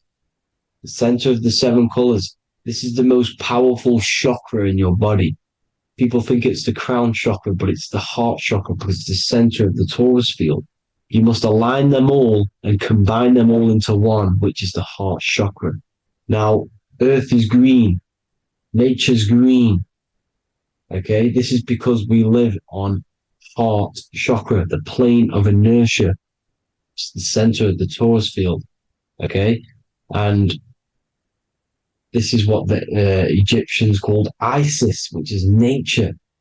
Nature is balanced, and nature is female, Mother Nature, because it looks after us with the fruit it grows with abundance and the water. It's a female energy, Mother Nature, and this is the symbolism of an equal, balanced arms. This is the scales, it's balanced. Mother Nature is balanced.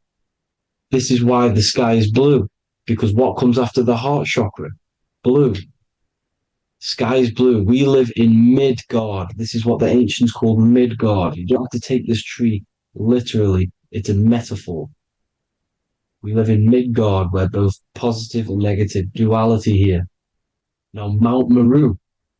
Mount Meru was known as the center of the earth, okay, or known as Hyperborea. And this is the North Pole, the electromagnetic North Pole. But when I say Mount Meru, it's not an actual mountain.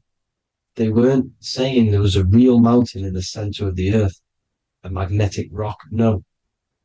The plane of inertia, okay, there's something called a hyperboloid.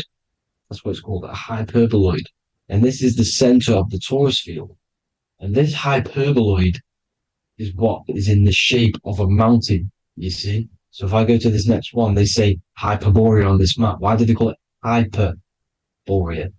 Because this is the hyperboloid in the center of the torus field. And this is the electromagnetic mountain, a metaphor. Mountain, what they're metaphorically saying, this is the electromagnetic mountain at the center, the double vortex, the center of the torus field, which is the North Pole. Pole of electromagnetic energy. So this is why they call it Hyperborea. It comes from the word hyperboloid. And the center of the earth is so sacred. And they symbolize this with, obviously, the North Star, which is Polaris. And this is where the swastika comes from, because it's the four seasons moving around the North Star. This is the Big Dipper constellation moving around the North Star, which is Polaris. There's that pole again. Pole. Magnetic pole of the torus field. And this is where the green, emerald green, aurora borealis comes from. It comes from this center hyperboloid at the center of the earth, where the most electromagnetic energy is stored. The center of the plane of inertia. The center of the plane of inertia. This is the all-seeing eye as well. As you can see, they got the sun, the moon. This is the Masonic cosmos, the sun, the moon, and the all-seeing eye, because the eye is Polaris, the eye of the stars. It's all a big eye. Now, the eye means a lot more as well. It's not just that. There's different ways you can interpret symbols. Now, this is the emerald tablets. Deep in Earth's heart lies the flower, the source of the spirit that binds all in its form. Okay? The flower of life is thine own place of thine spirit, and stream through the earth as thine flows through thy form, giving off life to the earth and its children, renewing the spirit from form unto form. This is the North Pole. This is what he's talking about. He's talking about the aura borealis. Aura borealis. It's the earth's aura. Emerald green. Heart chakra. Plane of inertia. Green. Earth. Heart. You see? All related. Now, there's many symbolism of this. So much symbolism of the ancients. The 7 layers of heaven. 7 layers of heaven, which are the 7 planets. Okay? These planets are the solar system. It's the solar system because we are the soul. We are the sun, the soul. And we're inside of a solar system, which is the 7 planets. That's why there's 7 layers of heaven. Okay? The rings of Saturn, the rings of the planets are moving around us. Okay? So this is what the ancients were depicting in their cosmology. Now this is the Hebrew cosmology of the earth. This is the Mayan cosmology of the earth. You see, it's all an enclosed system. We live inside of a giant torus field. All is atum. It's what the ancients said, ancient Egyptians said. All is atum. Atoms are torus fields. Don't be tricked by the modern science today with the current model of an atom. It's completely wrong. They're hiding the torus field. They're hiding the electromagnetic field, which is in everything. Absolutely everything is in motion, and motion comes from this field.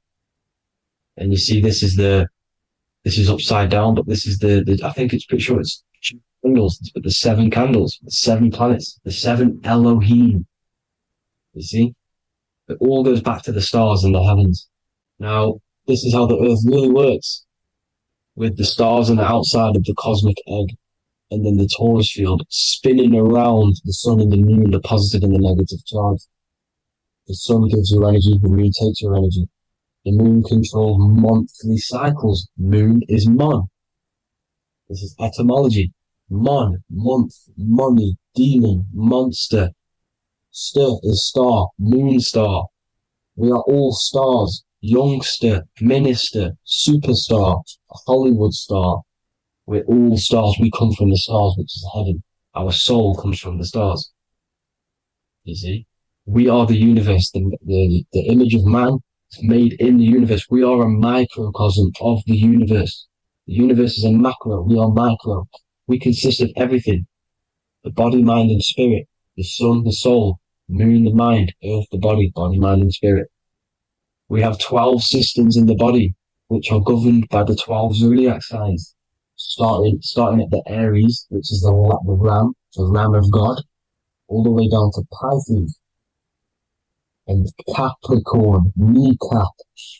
It all goes back to the stars. We are the stars. We are the universe. Everything is inside of us. Everything. Like I say, the Temple of Solomon, the Temple of the Soul, and man. The soul, the temple is the body. The soul is the soul, and the man is the mind. The temple of the soul and the mind. Body, mind, and spirit. We consist of the 5 elements. Air, spirit, water, earth, and fire. We consist of everything. We are the universe. We're made in God's image, which is the universe. You see? Now, everything goes back to the stars. The ancients worked with the stars because the stars govern everything. They govern the systems in the body. They govern your life. This is why your zodiac is so important, your sign. Each zodiac has a specific element associated with it as well. Aries, which is the first sign, the Ram of God, the Lamb of God, which is a fire sign. Fire first, F-I-R, this is etymology. the cerebrum, ram, which is in the brain. Aries, the ram, control the head, the face, and the nose upwards. So it controls the cerebrum. The Torah, which is, I'm pretty sure it's a Hebrew Bible, which is the Taurus. Tornado comes from the Taurus field. You see? Everything's inside of you. It all goes back to the Taurus field, and the Taurus field is everything. Now, like I said, 12 zodiac signs, 12 systems, 12 cranial nerves in the brain, the 12 disciples of the Bible. All symbolic. Have to read the Bible properly. Now, this center at the center of the earth, right? This is what's stirring the ether. And the ether consists of the four elements. Because there's 5 elements. Spirit can be called ether. People call it spirit or ether. Ether is pure potential, pure energy. It's what connects the astral to the physical. It's the dimension between the physical realm, which we're on, and the astral. So it has pure potential. It's pure energy. This is why we say either. I either want to go there or there. It's connecting 2 scenarios. That's what the ether is. It's connecting the 2 worlds, the astral and the physical. The center is like the cosmic womb. There's a black hole in the center. This is the center of the Taurus field. This is the womb of creation. This is the womb of creation. And inside of this black womb are the 5 elements, and everything's being stirred around. Everything's in motion. Light is motion. Everything's motion. Now, like I said earlier, light crystallizes into physical matter. They are the same substance. Spirit and matter are the same substance, but different variations, different aspects of the same substance. Low vibrational spirit turns into matter. High vibrational matter turns into spirit. Or light, whatever you want to call it. Matter is light crystallized. This is where we get the 7 metals from. The planets. The planets are light. Specific frequencies and vibrations of light.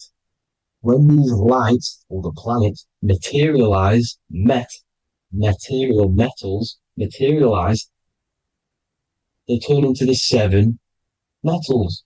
Saturn turns into lead. That's why lead is red. Saturn is red. The sun turns into gold. That's why the gold is yellow and the sun is yellow. You see, Saturn is the time god. What happens in autumn? The leaves turn red and they die. This is why Saturn, Satan, time god, the reaper, everything is crystallized till it's death and then reborn again. You see, rust. When things rust, it turns to red. Because it's Saturn. Saturn crystallizes everything. He's the reaper who comes around in winter. You see? He's Satan. Jesus and Satan, the sun and Saturn. They say we live in a solar system. The solar system. I think I've already just broke this down. The 7 planets are the 7 chakras. Everyone already knows this. But I'm going through it anyway. But this is where we get the 7 planets from. And the 7 metals. You see, all the ancients knew it was an enclosed electromagnetic system. It's not a spinning ball in the middle of space, people. They want you to believe this so you get stuck in this material world. Because if you believe everything's material, you can never affect this plane effectively. You can never create your life effectively if you don't understand the planes of existence. Because the mental plane is a higher plane. And it breaks down and it controls the planes below it. The mental plane, hold on, I've got it here for you.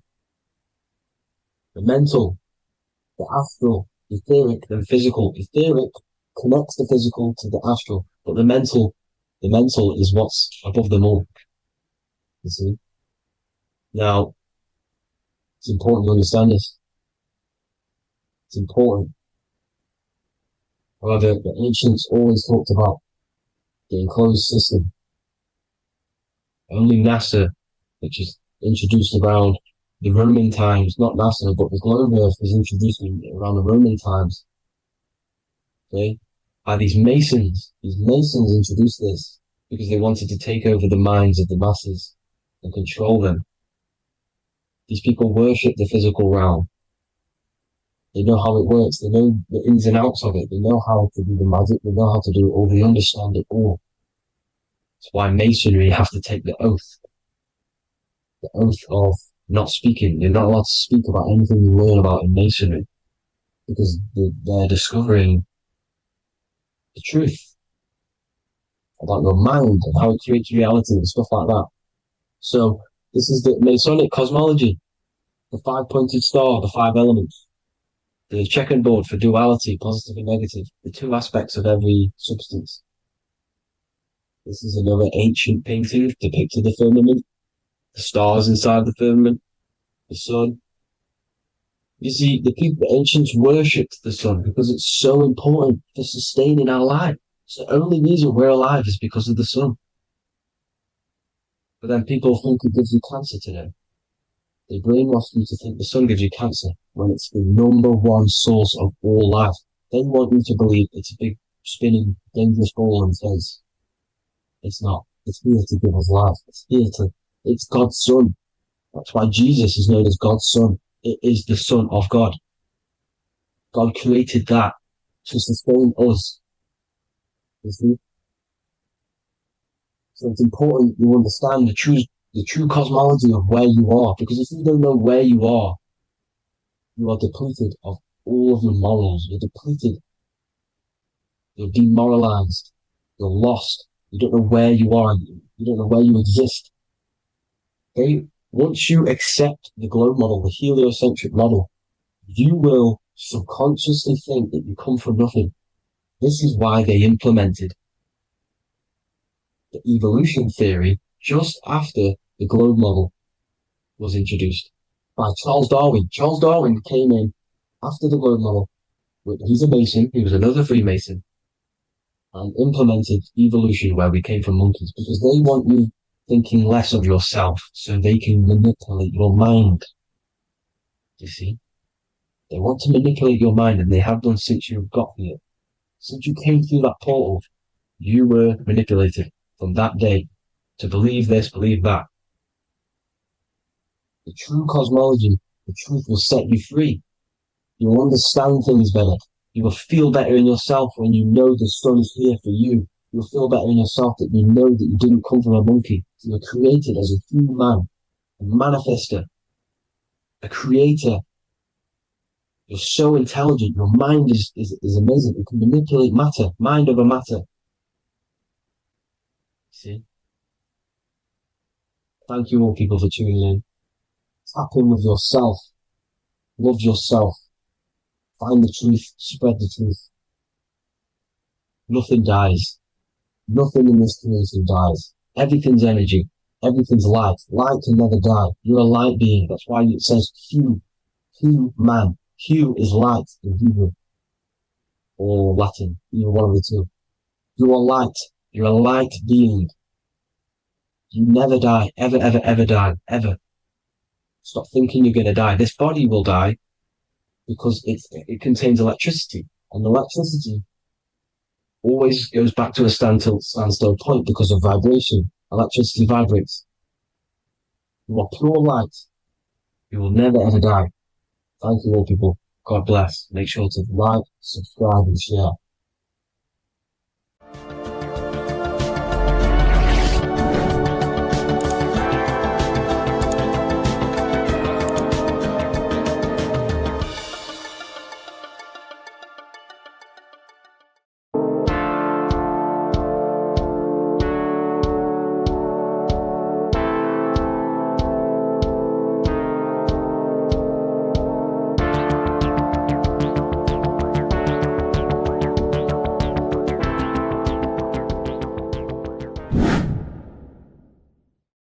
What is good people? We're back with another video, and this is going to be talking about the connection between the micro and the macro.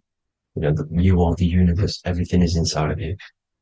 So the first thing you need to understand is that the law of mentalism, we are a thought in the creator's mind. Everything's being thought into existence. We have a spark of this mind, this same mind of the creator. And everything is a state of mind. Particles or atoms, whatever you want to call them, are a mental thing. They're a product of the mind. Everything's thought into existence. Thoughts influence everything. Thoughts are energetic effects which send out waves into the quantum field around you. And your consciousness is actually the universe experiencing itself, expressing itself, and viewing itself. So we are the creator, but viewing itself in separate bodies. And this is why they call the material world the world of illusions, because everything's separate here, but we all forget that we are all one. We've all been brainwashed to think we're all separate, but we're all one. We're all the same mind, the same consciousness, everything. So everything's created out of toroidal fields. God created the toroidal field. That's the only thing that exists because the atoms are toroidal fields. And it's the basis behind all creation. As you can see it in the owl's eyes, it creates the infinity symbol. And this was the apple. That apple is a toroidal field. And the toroidal field is made out of dielectricity, which is ether. Ether is black light, and this is counter space. This is another realm. This is what creates God to be omnipresent, to be everywhere at one place at all times. He is everywhere because ether is everywhere.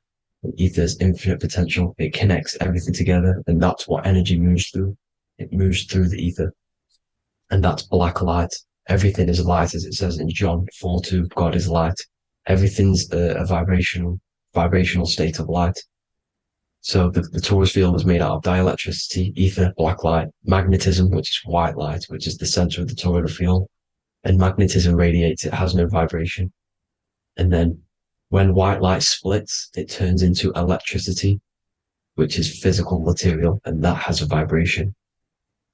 This is the Holy Trinity, the sun, the moon, and Saturn. Saturn, the god of materialism. If you've watched my videos on Saturn, you know that Saturn is crystallizing everything into physical matter. And that's why his old name was El. The ancients called him El. And this is why we get L electricity. This is where L electricity comes from. Because L electricity is only a product of the physical world, which is redshift, blueshift, Adam and Eve. And this is what creates the redshift, blueshift is what is a product of magnetism. When magnetism, white light splits. And this gives us vibration. And this what creates the toroidal field, which is the basis of all physical creation. The sine wave is created out of the magnetic wave and the electric wave. The electric wave is the blue wave, and the magnetic wave is the straight wave, which is radiation. This is vibration frequency. So the magnetic wave is straight, and then you have longitude and amplitude, which is depth, which is dimension. You see how the electric wave has depth and a dimension. This is why you get the cross. This is the cross of Earth. This is the symbol of Earth, of bondage, of physical matter, because it consists of magnetic wave and depth, which is electric wave. And this is where you get the sun cross or the earth cross, whatever you want to call it. It's the cross of physical matter, and the ancients knew this. This is why they used that symbol. Redshift, blueshift, which is the toroidal field, is the basis of all creation, physical creation. And this is why you have the police siren is red and blue. The Matrix movie, red pill, blue pill. You have red blood and blue blood in your body. The Democrat and Republic, the two parties, red and blue. Like your taps on your taps, you have a red and blue tap. One's generative, one's destruction. Fire, destruction, water, generative. So this is the basis of all things. And electric wave has dimension, like I've already said, depth, material, and it's measured in hertz. It's measured in hertz because it hurts you. It decays because the electric wave has a vibration, and vibration always has to go back to a standstill point. This wave cannot go forever, but the magnetic wave will go forever. It's radiation. Magnetic is radiation. It radiates forever. It pulses, but the electric wave will at some point come back to a standstill point. And that's why it hurts, it decays. That's why our physical body decays, because we contain of electricity. This body is an electric body, and it will return back to stillness like a guitar string. If you vibrate a guitar string, you pull it, it will vibrate, make a sound, and then go back to a standstill point. It's exact same with every single toroidal field within the body. It will decay, and this is why our bodies decay, and everything in creation decays. So we're born into sin, the sin of Eve. The sin of Eve is always biting into the tree of knowledge of good and evil, which is the systems in the body. And the sin of Eve is biting into the sine wave. We bit into the sine wave. The sun moves in a sine wave. Our DNA is a sine wave. Time is a sine wave. Everything in this creation is a sine wave. This is why the dollar bill is a sine wave. Magnetism and electric waves in one. And this is the sun doing its sine wave, which creates, when you go bowling, it kind of creates that pin that you hit over. That's the pin of the sun. The zodiac sign is a sine wave because the zodiac sign is an expression of the toroidal field, because magnetism unfolds into 12ness. And that's why you have 12 zodiac signs, 12 systems in your body, 12 cranial nerves in your head, in your brain. So if you can imagine this, see where my pointer is. Always starts with Aries. Aries is the head. It's the first thing that's created in the womb. And this is Aries, the ram. And this is why it's called a cerebrum in your brain, which is the first thing that creates when you're in the womb. And what's the element of Aries is fire. Fire is the first element. Fire, first, because it's the first thing on the wheel, the first expression of energy. As you can see here, my pointer, this is the center of the toroidal field. It would go Aries, Virgo, Capricorn, Pisces, Scorpio, Cancer. Then we'll go back to Libra. Libra would be center. But you see how the toroidal field is the expression of the 12 energies. That's what the constellations are, the energy expressions of the toroidal field. So it would go outward, starting from Aries here, all the way back to Pisces, which is beyond the bottom half. But Libra would be the center. That's why Libra is the equinox. It's the equinox. Libra is when it goes from summer over to autumn. It's the equal. It starts to transition into the winter side. Equinox, equal, which is Libra. And that's why Libra has the two scales. It's symbolized with the two scales. That's because of, the sun moving over. It's being judged. It's equal now, but then it's going to tip over into the winter. That's why Libra is here, the center of the sine wave. And like I said before, magnetic energy unfolds into 12ness. Magnesium is number 12 on the periodic table. It's the sacred number. And this is why the scientists are NASA is trying to bring in another constellation to destroy the holy science of astrology. So Aries rules the head, which is Mars. Taurus rules the neck, the lower head. Gemini, the two twins, which is your lungs, your two twins, your arms, two twins. Cancer, the breasts, the chest area.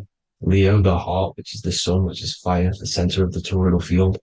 Virgo, the belly, which is the intestines. Libra, the kidneys, the two scales, the kidneys, balancing out everything. Scorpio, the sex organs. Sagittarius, hips and thighs. Capricorn, I've missed that out, which is the kneecaps. Capricorn, kneecap. Aries, which is the ram, which is the cerebrum in your brain. And then Aquarius, the calves and the ankles. And the Pisces, the two fish, the 2 feet. So everything corresponds, as you can see here. This is an ancient way of depicting it, of the folded human. And this is everything. Each constellation rules that part of the body, gives energy to that part of the body, makes you do certain things. So magnetic energy unfolds into 12ness, electricity unfolds into 7s. That's why when you get electric, the light spectrum that we see, it consists of 7 colors. Why we have 7 planets. The 7 planets give us our 7 metals and the 7 solfeggio scale frequencies. So the rotor, this is the rotor. And rotor is an anagram for Torah, the Torah, which is I think it's the Hebrew Bible. Don't quote me on that, but it's one of the holy books, which is the Torah, the Taurus. Everything goes back to the Taurus field because it's the basis of all creation. So the chief cornerstone, it says in the Bible that the builders rejected the chief cornerstone. The chief cornerstone, you are the builder. You decided to incarnate into the physical world, into the electric world, the world of Saturn. When you are created in the womb, it takes you 9 months for you to be created. So, for example, if your parents, if you went into the womb here, it'd take you 9 months. So let's say you're born in Scorpio. So you'd go back 9 months. 1, 2, 3, 4, 5, 6, 7, 8, 9. You consist of all of these 9 energies because it takes 9 months or however long you took to be born. Some people are born earlier. You'd have to find out how many months you were in the womb for. But you consist of these 9 energies, and each constellation has a cell salt associated with it. And these cell salts are vital for your health, and your cells are the optimal health of your body. So the chief cornerstone that you rejected is these 3 cell salts, these 3 constellations. So you're mineral deficient in these 3 constellations. For example, fluoride, magnesium, phosphate, and potassium sulfate. So that's the chief cornerstone. And a cornerstone, people always get it rejected with the cornerstone. The cornerstone is not, it doesn't say the cornerstone in the Bible. It says the chief cornerstone. The cornerstone is a cornerstone of a building, but a chief cornerstone is the top of the pyramid. This is where we get the pyramid of the wheel. So you're mineral deficient in whatever 3 zodiac signs you're not. You were not in the womb for. This is the chief cornerstone you rejected. So the human body is the micro.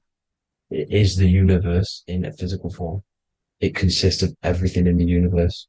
Just like your consciousness is the universe watching itself, experiencing itself. Your body is the whole universe. 12 systems in the body, 12 zodiac signs, 7 chakras are the 7 planets. The Holy Trinity of you is your Temple of Solomon, the soul and the mind, the sun and the moon.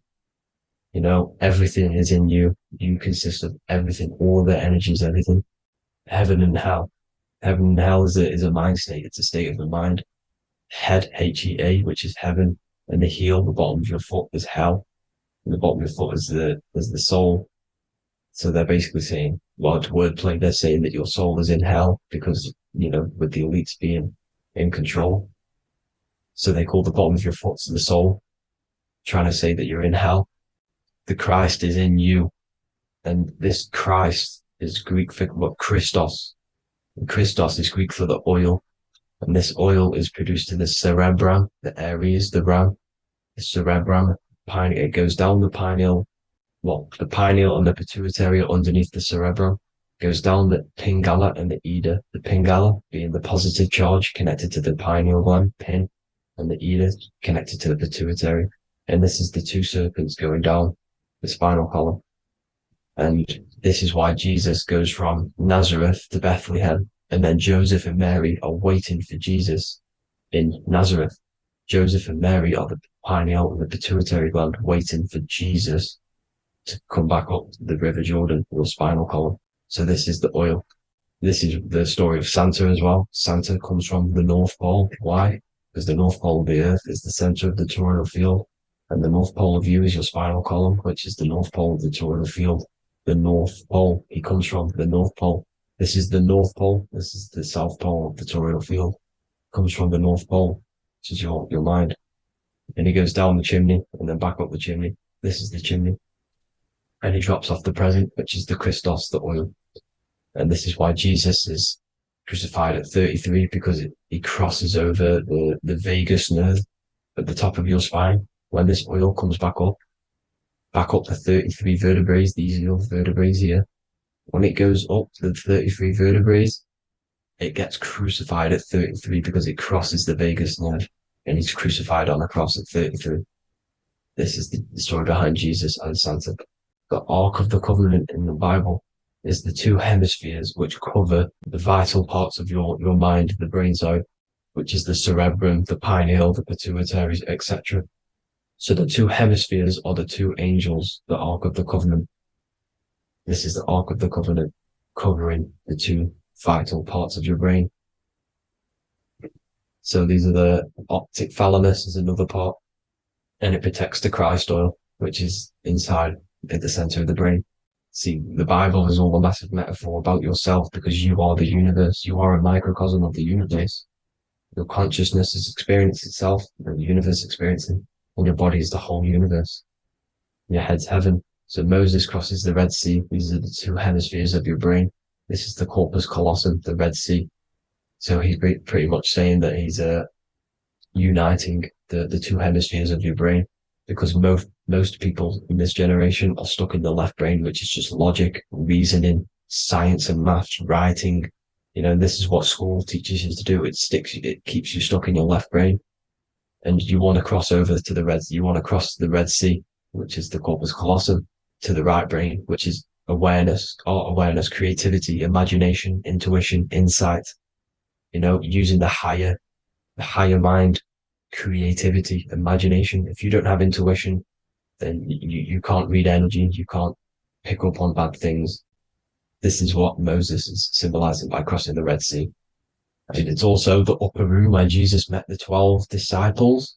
12 disciples are the 12 cranial nerves in your brain. It doesn't just represent the 12 zodiac signs, the 12 disciples. It symbolizes many different things. It's like I said, energy the universe consists of 12ness. So you have 12 cranial nerves in your brain, and that's the 12 disciples as well. And they want you stuck in your left brain, which is the five senses, materialism. So they say in the Bible that Satan blinds the mind. Satan is Saturn. If you've watched my videos, Satan is Saturn. And you consist of the whole Trinity, which is the sun, moon, and earth, the soul, moon, the soul being your sun, the solar, the moon being your mind, the earth, your physical body. And Satan blinds the mind. Why? Because we enter a soul system. This is a soul system, not a solar system. And Saturn is the Lord of the Rings, which is the outer ring. When your soul enters the soul system, your soul starts to materialize. It hits Saturn. Why? Because Saturn starts to materialize you. You take on the 7 virtues, which are the 7 planets, which are your 7 chakras. And to get out of this soul system, you must get out of your lower nature, your animal nature, which is lust, desire, greed. The number of the beast, 666, which is Saturn, Satan. So you enter the soul system, you take on the 7 energies, which you turn into physical matter. And this is your descension from heaven to say hell. And then you must raise back up from matter to spirit. They say Satan blinds the mind. Why? Because your mind gets materialized. Your soul and mind get materialized.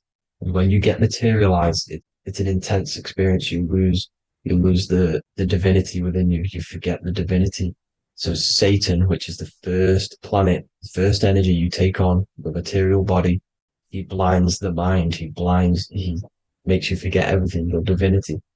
Then you must remember, ascend up Jacob's ladder, the 33 vertebrae, to heaven. And this is a microcosm of the macro, because you will ascend back up to heaven if you do this, when you leave your physical body, when your body decays. So when it talks about in the Bible, completely destroy them, the Hittites, the Amorites, the Canaanites, all the ites, this is what God says to the Israelites. It says completely destroy them. It's basically symbolizing saying destroy your lower nature. The Canaanites, cannibals. We're under a Canaanite system now, which is cannibalism. And this is flesh eating, lust, greed, all the demonic stuff, all the lower vibrational stuff, the lower nature, eating, sex, and survival, the lower 3 chakras. You must get out of these lower 3 chakras and return back to spirit, which is heaven, which is spirit, love, being holy, being truthful, being passionate. Going back to Satan blinding the mind, all of the planets are made out of these 3 symbols. Satan blinds the mind, and that's why Satan's symbol, this is the symbol for Saturn, Satan, this symbol for Saturn is the cross, which is physical matter, the earth, over the moon. The moon is your mind.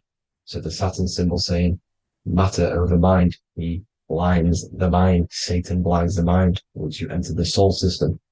And you must remember, in the Bible, it talks about the Genesis, which is Eve, the sin of Eve, which is biting of the tree of knowledge, with the serpent, which wraps around the tree. It says the serpent placed himself on the tree. Well, the serpent is the spinal column. It's the serpent telling you eat from the tree of knowledge of good and evil, which is your nervous system. And eating from the tree of knowledge of good and evil is doing bad things. For example, over-sexualized, overeating, eating the wrong food, that's eating from your nervous system. It's decaying you, and it's preventing you from achieving the God self, the God consciousness. This is the symbolism of, the tree on the serpent, telling you to eat from the left brain, with the left brain being the sinister. Sinister is Latin for left. That's sin. Sin is left. And left is lefty Lucy, Lucifer, right, righteousness, right, God, godly. The tree of knowledge of good and evil, which is your nervous system, because it determines good or bad. That's the only thing you experience in this world is your nervous system. And then the tree of life is the cardiovascular system, and the Garden of Eden is your body. So that's it for this video, people. I hope you've got a greater understanding of how you are the universe and everything is inside of you. Just keep in mind you are the universe experience in itself, and your body is a reflection of everything. The 12 constellations, the 7 planets, everything's inside of you. This world is an expression from the inside outwards. You can't affect the outside world to manipulate reality. Everything's inside of you. I hope you got a greater understanding of this. God bless.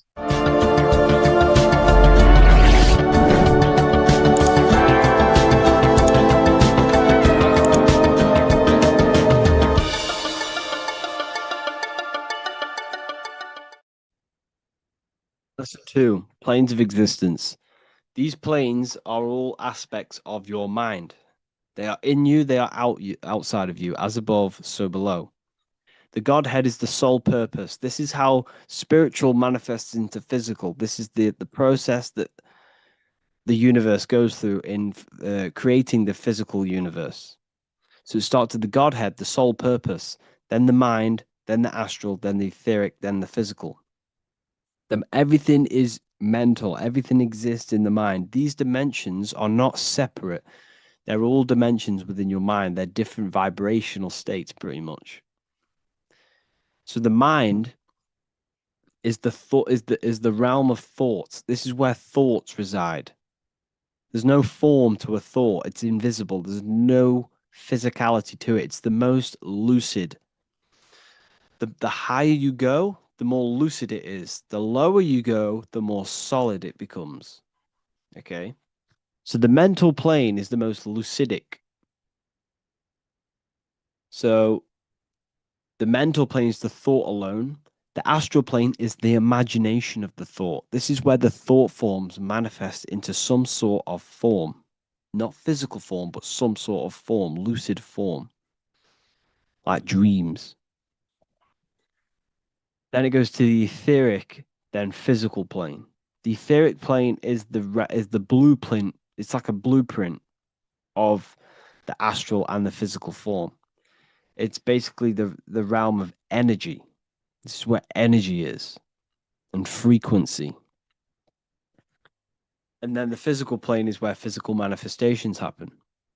So essentially, this physical world is a product and the world of effect. Everything goes through this is a world of effect. You can't change this world by manipulating it physically. You can, but it's not going to last long. It's not long term. This is where we get the saying as above, so below from. You change the higher planes, you manipulate the lower planes. If you manipulate the astral plane, you manipulate the physical plane. This is a mirror effect. You manipulate the mental plane, you manipulate all of the planes. So these planes are how things manifest into physicality. Everything starts in the mind, then goes through the astral. Now, the higher, middle, and lower astral are the vibrational states of the thought, because remember that the mental plane is the thought alone. So, for example, I'm going to give you an example now. This is a chair. Think of a chair. Don't imagine the chair. Just think of the thought of a chair. So you have the thought of a chair in your mind. Then now, imagine that thought. What form does it have? This is the astral plane. This is the imaginational plane. This is where you imagine things. So when you hold something in the screen of your mind, This is this is astral matter. You're creating out of astral matter. That's what imagination is. Depending on the vibration of that thought that you are manifesting in your imagination, depends whether it goes to the higher, middle, or lower astral. If it's a high vibrational form, high vibrational thought, you create the higher astral plane. This imagination will go into the higher astral. Or if you think of a chair to murder someone on it with spikes and kill someone on it, it will go to the lower astral plane because it's a lower vibrational thought form manifesting. So you got to use these planes to manifest things, to imagine things. You can manipulate the astral plane through astral projection. This is a very, very deep, this is a very occult teaching of astral projection. And that's going to be taught later on in another course, because that's not for everyone. But you can still access the astral plane through imagination. And that is how you pretty much get there. You use your conscious mind to project yourself, your consciousness, your awareness into the astral plane. So if you manipulate these higher planes of existence, you manipulate these lower planes. As above, so below. You got to look up. But it all starts in the mind. Use your thoughts correctly. Use your thoughts. Use your imagination. Use your energy. And this will all combine to manifest something physical. Okay? So use these planes to manipulate this physical world, because whatever you do in these planes, you manipulate the lower planes. It's like a mirror. So that is the planes of existence. They all exist inside of you. They're outside of you. They're as above, so below, as within, so without. They are everywhere. They are inside of you. They're not separate. They're all aspects of your mind.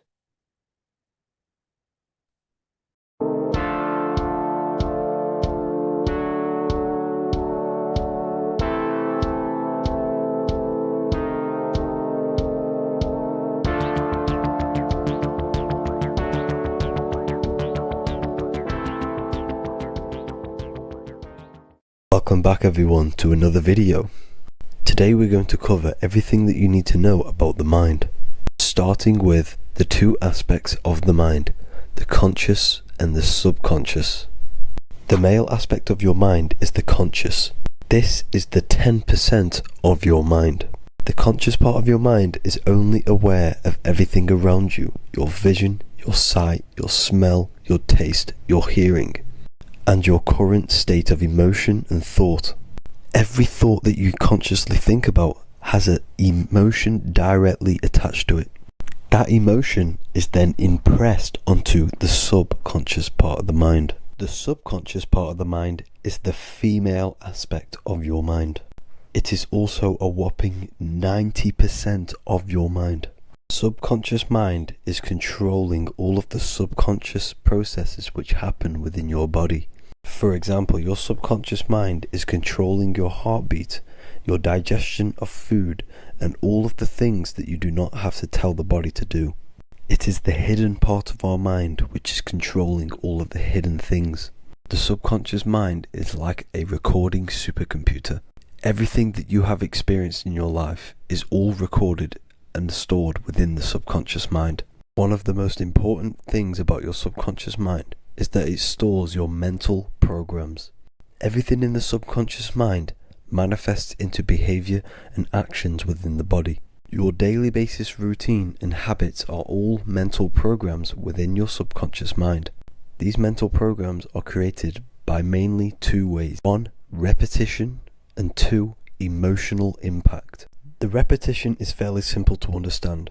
The more you do something, the more it impresses onto your subconscious mind and becomes a program. That program will then manifest into your behavior. However, with the emotional programs, they work a bit different. The stronger that you feel an emotion, the stronger it is impressed onto the subconscious mind. And then that emotion becomes a program. For example, you had a very traumatic moment happen when you were a young child. The emotion that you felt was so strong in that moment that it impressed into your subconscious mind so hard that you can recall that moment like it was yesterday. That traumatic event that happened to you when you were young will still manifest into your daily basis behavior even to this day. However, it manifests subconsciously. For example, if you were in a car crash, you will be wary to enter cars with certain people, all because of that traumatic emotion that you felt and impressed onto your subconscious mind. Another example of the subconscious manifesting into our behavior is posting on Instagram. Most of the time, the reason why you post is because your subconscious mind is seeking gratification. So before you actually do something, question yourself and find out the root cause of why you are doing this. Another thing that you need to understand about the subconscious mind is that it takes everything you say and hear literally. So for example, if you go and say, "You are an idiot" to someone, your subconscious mind will only pick up the word idiot. It only knows yourself. It doesn't know anyone else. You are casting a spell on yourself just by saying that to someone else. This is why the golden rule is to treat others like you'd like to be treated. Now, you can rewrite these programs which are already in your subconscious mind. However, it does take consistency. You have to change these programs which have been running for years. And by changing these programs, you change your behavior, because these programs manifest into your behavior. The best way to do this, personally, is to listen to affirmations first thing when you wake up in the morning, and do this for 10 minutes every single morning. Then at night time, you want to think and feel that you are becoming the reality that you desire. The more that you feel this reality, the more it will become a program and impress your subconscious mind. For example, you're trying to gain financial freedom. If you trick your subconscious mind into creating a program saying that you are financially free, this will manifest into your behavior. You will start doing more work. You will start looking for ways to make money. Your mind will be set on the frequency of money and financial freedom.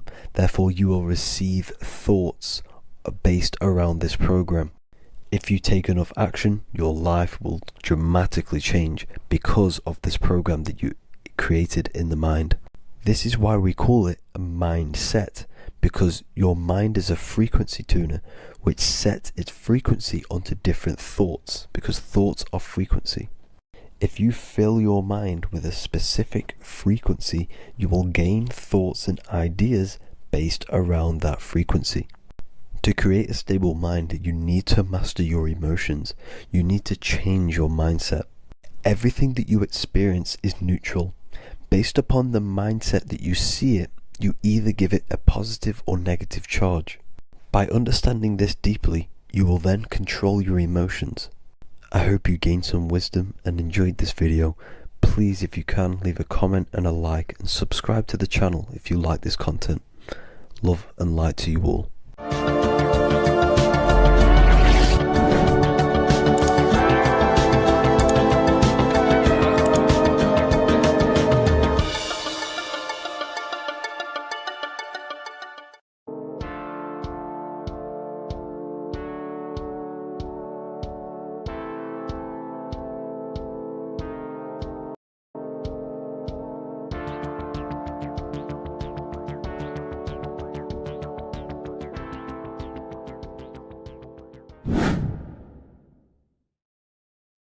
How are we all doing today, people? It's Revival of Wisdom, and today we're going to get real deep. This video is going to get real deep. A lot of people are not going to be ready for this sort of knowledge. Okay, you really have to do is to really deprogram the mind, because everything we've been taught is a complete lie, is to keep us trapped. Okay, this is really advanced knowledge. Now, let's get straight into this. All of the ancients depicted other worlds, and they called this place Midgard. Midgard is the mid garden, the middle garden. This is why the Masonic symbolism on the floor is always a black and white checkered board symbolizing the polarity here, the good and bad, because we're in the middle garden, the heart. Earth rearranged spells heart, because we're in the heart of this system, or whatever it is, a super quantum computer, whatever you want to call it, simulation. Now, in the Quran, it talks about the 7 layers of heaven. All of these ancient artworks are depicting these different layers of reality. Okay, and look at the Egyptians here with the boat outside of the firmament. Boats travel on water, and this is exactly what the Masons are doing. So they're still using the same symbols. Why? Because it's the same knowledge, just hidden. The Egyptians have the same knowledge as the Freemasons. It's just hidden. Now, this cosmology that they're showing here, which was probably made maybe 100 years ago, this painting or artwork, is the exact same as the one we see here with the arch, the boat. You know, it's similar because the boat is symbolizing traveling these other worlds, because the ether is also symbolized as water. Because if you look up at the stars through a telescope, it looks like it's water. It's shining through water, because this ether, whatever this substance is outside of this world, was symbolized as water. Okay.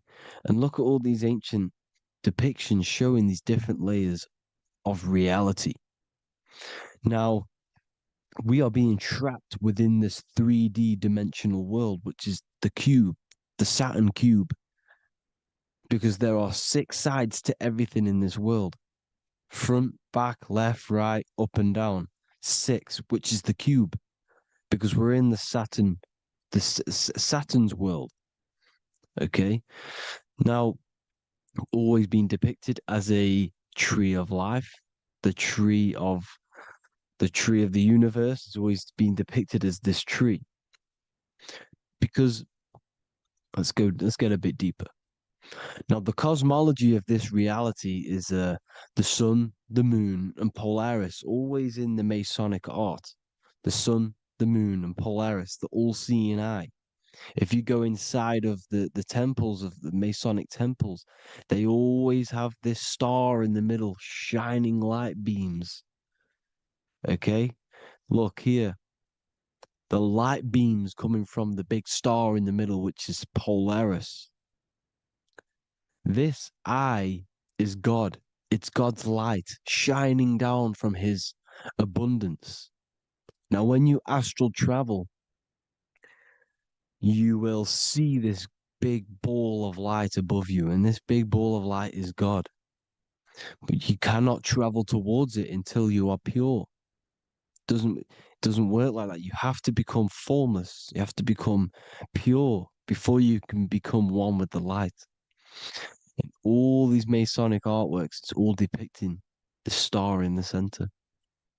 This star is Polaris, because Polaris is the way out of this place. And this is why you see the stairway to heaven all the way up to the light beam, the light source. What does it say in the Bible? God is light, because everything is made out of one substance, and that substance is light. And it symbolizes the eye, because God is an eye. All things that are alive have an eye. And we all say, I am. We all see these realities through eyes. God is an eye. He's the all-seeing eye. He sees all things at all times. And he is projecting this light. And this light comes down to create all the different levels of the worlds. And this is what the 2 pillars symbolize the number 11. 11, the number 1, is just a vertical line. It's the 1. It's a 1 point. 11 symbolizes the mirror nature of reality. Everything's mirrored, as above, so below. Now, the 11 also symbolizes openings, doorways. And as you can see here, an opening to the all-seeing eye. And you see here again, an opening to the stairway all the way up to the light. This light is the light of God in the astral worlds, beyond this world. Now, Polaris has also been symbolized as the UFO. They put the truth in plain sight. So, you know, in the films, how the UFOs suck people up. That's what Polaris is doing. If you ascend beyond this world, if you do not ascend beyond this world, you will be reincarnated in this world. The whole thing is to outgrow this consciousness to the plane above. And I'm not just making this up. I'm going to be bringing in scriptures after this.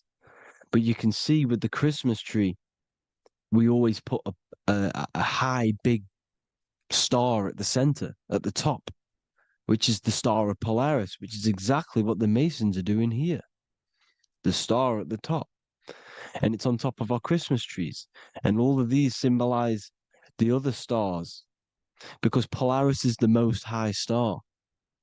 And all the other stars are wrapped around the firmament lower than Polaris. And that's exactly what the Christmas tree is. And it's a triangle. It's a triangle, just like light beams travel from one point in the triangle, just like the all-seeing eye. It's a triangle. The light is coming from one point and sending its rays downward. You see, it's kind of like you see here with the water. And the lower you go, the darker it gets, the more evil it becomes. And this is what the ancients would call hell. Now, this all-seeing eye is Polaris. And below Polaris is Mount Meru, the North Pole, the magnetic North Pole. The Tower of Babel, which is in the Bible. The etymology of the word Babel, Ba meaning spirit, which gives the ability to move the soul through the worlds, which is that's the ancient Egyptian description of the word Ba, meaning of the word Ba. You have the Ka, the Ba, the Ak, but the Ba is the one that gives the ability for the soul to move through the worlds. Your soul can't speak into a world without incarnating into it. Now, the Tower of Babel symbolizes Mount Meru because it's the word Ba is the spirit which gives the ability for the soul to move through the worlds. The Tower of Babel is the magnetic North Pole, Mount Meru, which gives the ability to move through these different worlds. And you can see the ancient Tibetans always showing this depiction of these different worlds coming from the center. Because we have to ascend our consciousness. It's not about how good you are to reach heaven. It's about how you expand your consciousness, you expand your mind. So they teach now that you have to be good in order to reach to heaven. It's about expanding the mind, expanding your consciousness to these different planes, these different realms. So that's what it's about. And Jesus was known as the fisher of man. Now, Jesus is a massive part of this. He was known as the fisher of man because he was fishing. He could have been fishing. He could have been one of these deities that had come down from these different higher realities and pull people up. So they would so they called Jesus the fisher of man. And he says unto them, follow me and I will make you fishers of men. So these deities that we see in the past, like Buddha, Krishna, Hermes, Thoth, Jesus, could all be these entities who were coming down to pick up the minds that were worthy enough to see the higher planes of reality. And this is why they called him the fisher of man. Now, when Jesus walks on water, there is a parable with Paul. And he says, but Jesus immediately said unto them, take courage, it is I, don't be afraid. He's talking about astral travel here. He's talking about leaving the body.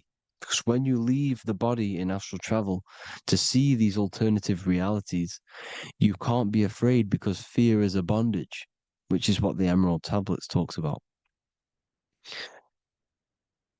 Lord, if it's you, Peter replied, tell me to come to you on the water. The water. Come, he said. And Peter got down from the boat, walked on the water, and came towards Jesus. But when he saw the wind, he was afraid and began to sink. When you become afraid in astral travel, you sink back into your body. Lord, save me. So this is talking about Jesus pulling people up into different realities. And you can see the fish is the symbol of Jesus, is another symbol of Jesus, a fish. Because fish symbolize deep occult knowledge, because fish travel the depths of the ocean. And they symbolize us because we are fish underneath the ethers. And Jesus was pulling people up. You see, so the Bible is a people today believe the Bible is a book telling you how to reach to heaven, how to become godly and reach heaven. But you've got to become the Jesus Christ to see these alternative realities. Now look at the Emerald Tablets is a massive part, and it speaks so much about these different realities. Look what it says here. This is in Emerald Tablet 3. Then in my heart grew a great longing to conquer the pathway that led to the stars, which is exactly what the Masons depict in all of their art. Look, the ladder to the stars. And then he goes on to say, years after years, I sought after wisdom, seeking new knowledge, following the way, until at last my soul, in great travail, broke from its bondage and bounded away, broke from the bondage of the body. Free was I from the bondage of earth men. Free from the body, I flashed through the night. The stars. The stars are a massive part in the astral world. Each star is a different reality. And the true astrology is the star that you came from. You came through a star to reach this, to reach here. There is a reason why you are here. There's a reason why you have the personality traits, because your soul came from a specific star. This is why we call them star gates, because they are gates in and out of this reality. And Polaris is the way out to the higher worlds. Now look, far into space, my soul traveled freely into the infinite circles of light. Beyond knowledge were some planets and great gigantic beyond dreams of men. Then he goes to say, lift up your flame from out of the darkness, fly from the night and ye shall be free. Lift up your flame. Your flame is your soul, because it has to be lifted up out of the darkness. This is the darkness, this world, this body is the darkness. Because it's a bondage. You need to break free. You need to learn how to astral travel, people. You have to learn this. If you want to get out of this world, you have to learn how to astral travel and see the other realities.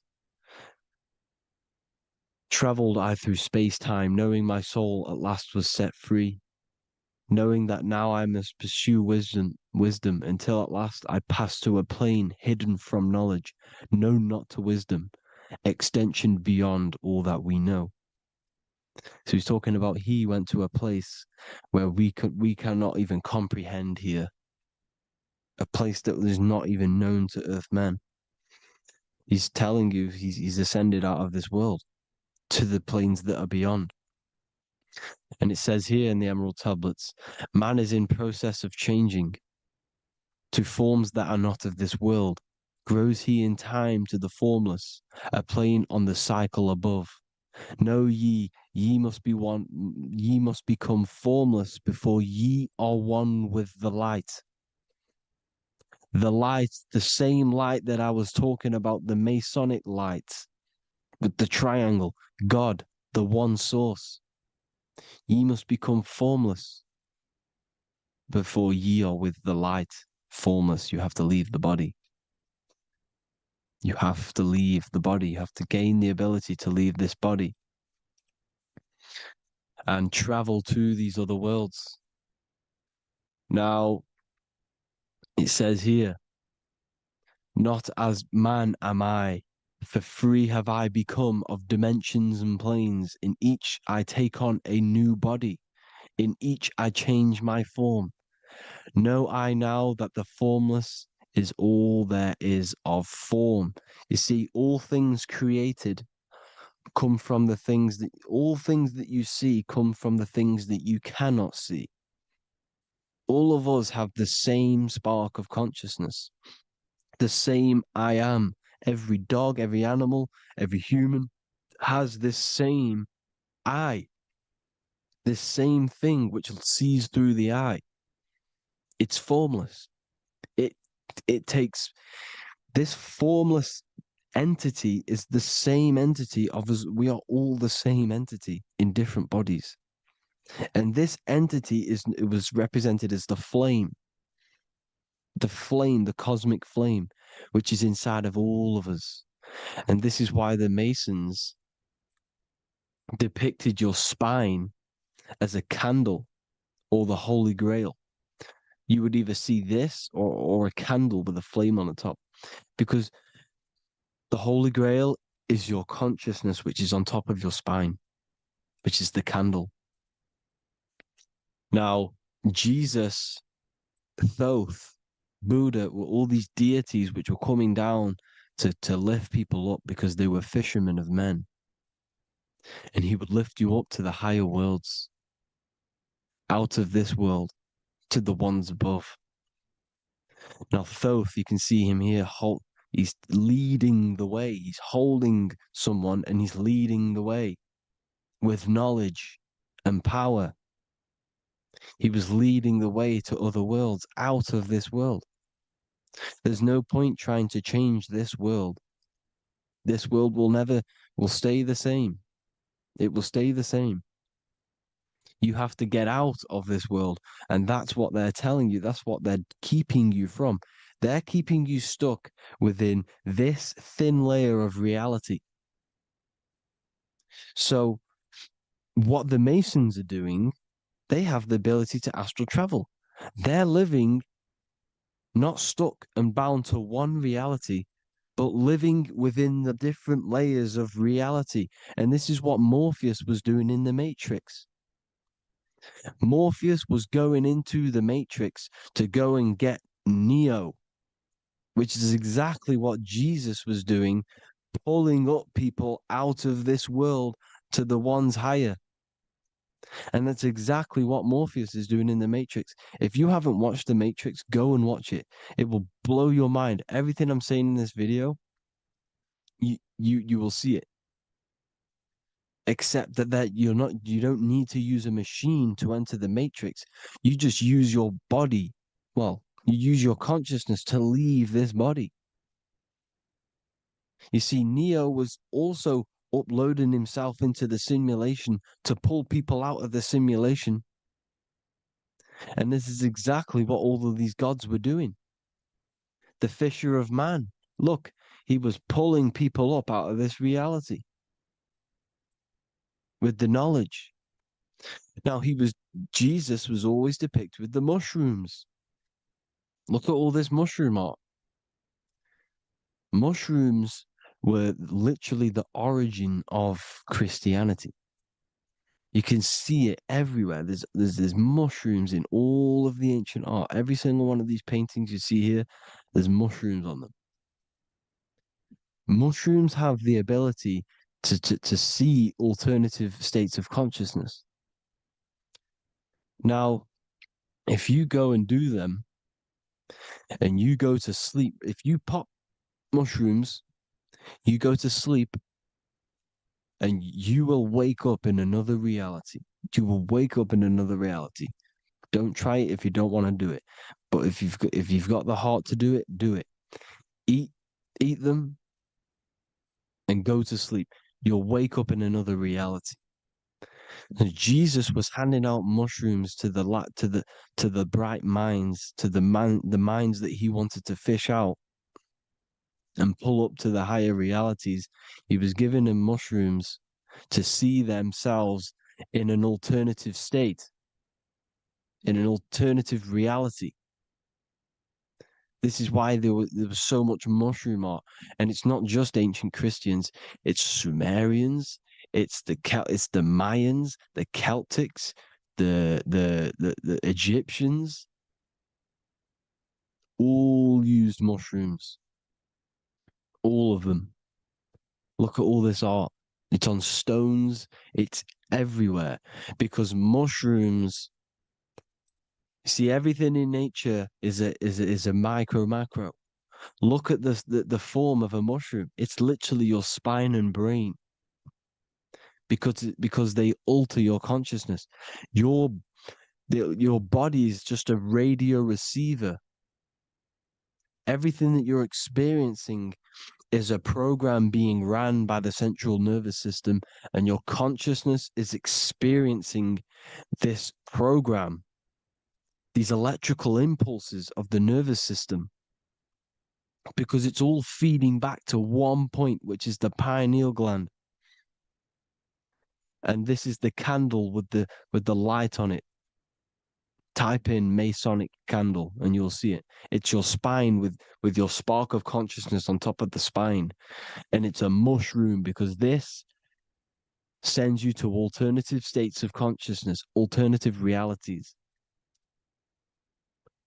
Now, they were all doing this, the Egyptians, the Mayans. Now, there's more symbolism which goes into this. Look at the Christmas trees we use. The Christmas tree with the presents underneath them. Magic mushrooms grow under trees. And these are the presents under the trees that we symbolize today with Christmas.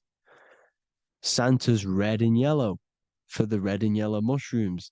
The same mushrooms Mario has to collect. And when he gets enough mushrooms, he levels up. And then what does he do when he go past the world? When you win that world in Mario, you go to another reality. You go inside of another world. It's truth in plain sight. And it's using mushrooms. It's using mushrooms. Everything, all of the characters in Mario, well, a lot of them are mushrooms. Look at this one. The presents, black, yellow, and red and white. Red and white mushrooms. And the bow on the top is the mushroom head. That's a bit of a reach, but you know, the symbolism never lies, is what you need to understand. And it's as above, so below. Now look at the Sumerians. The Sumerians were also multi-dimensional beings. Okay, look at how they have the double faces. They had 1 foot in this reality and 1 foot in another reality. And look at this one, a double-headed god inside of like a portal. You see? Because and look at these with the wings, the astral travel. Birds, ancient birds symbolize the soul. Because the soul is a bird, it flies to different worlds. It flies around the cosmos. And mushrooms gave you the ability to see these alternative states of consciousness, these alternate realities, because you exist in infinite realities. You exist in infinite realities. Now look at the 33rd degree Ordo Ab Chao badge. You get this badge when you become a 33rd degree Freemason, and it's a double-headed eagle. A double-headed eagle. And you can see this in Sumeria first. Sumeria have the same symbol, a double-headed well, bird. You can see it here as well. And the Masons are still using this symbol today. And when you become a 33rd degree, 33 vertebrae on the back of your spine, above the vertebrae is your consciousness, and it's a double-headed eagle. One reality in one, you become a multi-dimensional being in the 33rd degree. And I've heard many interviews of Masons say it becomes Luciferian. You see, they speak in code. These Masons can't tell you about what they learn about, but they will speak in code. They said it becomes Luciferian. The word Luciferian is lucid. The root word of Luciferian is lucid, and lucid is lucid dreaming, alternative realities, dream worlds. You become a god. Luciferian means you're becoming your own god, pretty much. Because you are becoming a multi-dimensional being living in between the different layers of reality at the 33rd degree of Freemasonry. And look at the double-headed eagle, because the birds symbolize the soul. And they reach high, they fly high, just like the soul wants to fly high to the light, to become one with the light, like the Emerald Tablet says. Now look at Janus. Janus was another god, and he's known as the god of doorways. Janus always depicted with a double head. Janus is why we say janitor or January. And January is entering a new year. Janus is known as the god of doorways with keys, always got a key, because keys open doors. That's why the janitor holds all the keys. And Janus always has double heads, because he had one foot in this reality, one foot in another. He was a multi-dimensional being, a Luciferian, living between the different layers of reality, except from instead of being stuck in one like we are. Well, a lot of people. And that's the whole point. You see, all of this stuff is about like changing the world and stuff like that. This world will probably never ever change. It's probably been like this forever. Well, forever, for a long time. But it's about moving out of this reality to the higher states. And the Masons always depict the ladder to the luminaries, the stars, with a key, the same key of Janus. The Vatican is a key, and it's in charge of all the religions. Why is it a key? Because they're holding back the key. They're keeping you stuck within this reality, keeping you stuck as identifying yourself with the body, identifying yourself with this world. You are not in the world is within you. This is a program being ran by your central nervous system, and your consciousness is experiencing this reality. Now, this is going to be a mind-blowing video for some people. You have to have an open mind. You have to let go of all the programs. I'm repeating what the ancients are talking about and the ancient symbolism. Look at Janus with the double-headed god. He was just another god coming down, giving keys to people who had the worthy mind to be pulled up out of this reality, to be pulled up to heaven, just like Jesus was teaching how to reach heaven. But really, it's an encoded scripture. But anyways, hope you all gained some insight on this video.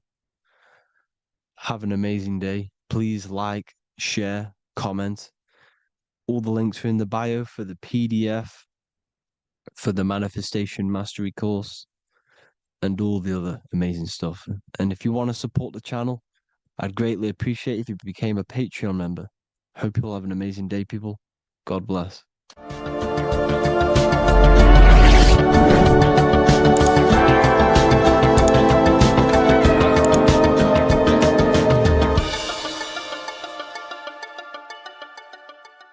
Welcome to Revival of Wisdom. What is good, people, is Revival of Wisdom. We're back with another video. Today we're going to be talking about the importance of Saturn and the occult. Let's jump straight into this. So Saturn is the god of the earth, right? It's the time of God, change, destruction, physical matter. He creates and destroys, because the energy of Saturn is the key to crystallization. It wraps things in physical matter, right? He creates everything, all life forms, and he takes things back, because the day that you're born, that's the day that your expiry date is coming. The time is ticking until Saturn takes your life. This is why he's known as the Reaper. Okay? As he's personified as eating his child here in this ancient Roman painting. As you can see, he's eating the child. We are all children of Saturn, right? He creates physical matter, our physical bodies, right? He's the god of time because he's the slowest moving celestial body. He's the Lord of the Rings, as you can see here. He's the last one on the ring. He's the slowest one moving, okay? So he is the Lord of time, destruction and creation, okay?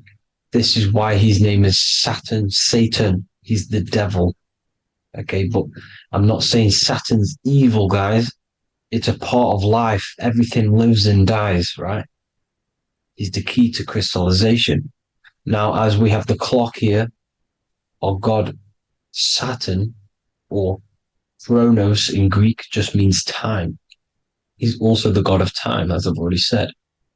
60 seconds in a minute, 60 minutes in an hour, 24 hours in a day. Add 2 plus 4 equals 6. 60 seconds, 60 minutes, 2 plus 4 equals 6. That's 666. Okay? And as you see on the clock, 6 take away 12 equals 6. 7 take away 1 equals 6. 9 take away 3 equals 6. 6 is the number of Saturn. It's associated with Saturn, right? He's the god of time, of justice. Everything goes back to the Reaper in the end. Everything lives and dies. Now, the artwork of him, he's always got the Reaper staff. You see, it's personifying death. Now, when you see this, the Romans were not saying Saturn was a real person, a real god in human form. No, this is personification. This is what the ancients always did. They personified, just like the Bible. It's all personification. So the personifying Saturn eating its children because it eats, it's the Reaper. No one can escape the Reaper. No one can escape death. Now, Saturn is 666, which is in the Bible, the number of the beast, right? The number of the beast, Satan, 666, right? So on the North Pole of Saturn, you have a hexagon which makes a cube, right? Now this hexagon, when you join up all the corners, creates the 6-pointed star known as the Star of David, right? In the Jewish religion. Now, as you can see, the 6-pointed star has 6 points, 6 mini triangles, and a 6-sided hexagon. That makes 666. And also, you have Saturday is named after Saturn, the 6th planet, the 6th day of the week, and has a 6-sided polygon on its north pole. That's also 666. Now, this Star of David this symbol goes back thousands of years, and it originates from Saturn. It's not the Star of David, right? It originates from Saturn.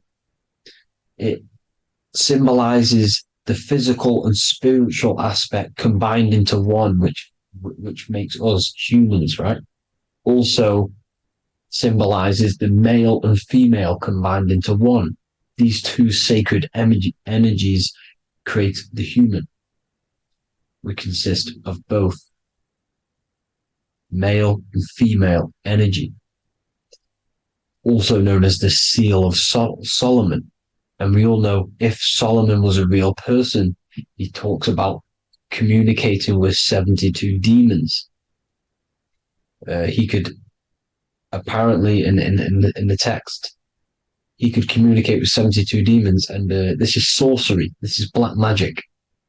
Now, this symbol is associated with hexing people. When you place a hex on someone, that is a form of witchcraft, which a hex is just a curse. When you're cursing someone, this is black magic. Now, the black magician would stand in the middle of the symbol and cast his spells onto other people. Now, this symbol is obviously on the $1 bill, twice on the $1 bill. And it's very, very ancient symbol. And it originates from Saturn. And let's keep going. So the cube. So I've just said how you see the cube on the North Pole of Saturn, right? The cube is limited. It's a 3D shape. It symbolizes limitations to the physical 3D dimension, the third dimension, the physical realm which we are in. Now, as you can see, the color associated with Saturn is black, right? Black is infinite potential. Black is the creation of all things. Before there was light. Light is born out of blackness, darkness, okay? Now, black is physical matter. And as you can see, the black cube, black symbolizing physical matter, the cube being limited, as the physical realm that we are in is limited. It's not like the fourth dimension where everything can exist in a thought. The third dimension is limited, right? And this is what Saturn is. It limits you to the 3D 666. Your body limits you to your physical body. Now, these black cubes are placed everywhere. As you can see, Australia, Denmark, Manhattan. There's one in New York. As you can see, the Apple have a cube. The Nintendo GameCube. Trump Tower is a black cube. This is worshipping the energy of Saturn, the god Saturn. Okay, it's not a god, it's a celestial energy. However, it rules over Earth because it pretty much created the physical realm. Now, as you see, when you go to a funeral, you wear black, a black suit symbolizing Saturn, which is the color associated, black. And as you see in Mecca, they walk around the black cube in rings. As you can see here, they're stood around in rings, like the Saturn, the rings of Saturn. The Mercedes symbol. You probably wouldn't notice that, but yes, it's Saturn. And when you graduate from university, you wear a black cube on your head. This is all symbolizing Saturn. Okay. Now, as you can see, the Jews here have a black cube on their third eye whilst they pray. Notice how he's shutting his eyes into blackness, darkness, and he's wrapped around a black strap around his arm. This is symbolizing the wrapping of physical matter, of how physical matter wraps things into existence. And as we all know, the Star of David is a Jewish symbol. So he has the black cube and the Star of David, right? So all of these religions are secretly worshipping Saturn. Okay, this is all Saturn worship, Kronos, the god of time and destruction, the physical reality. Now,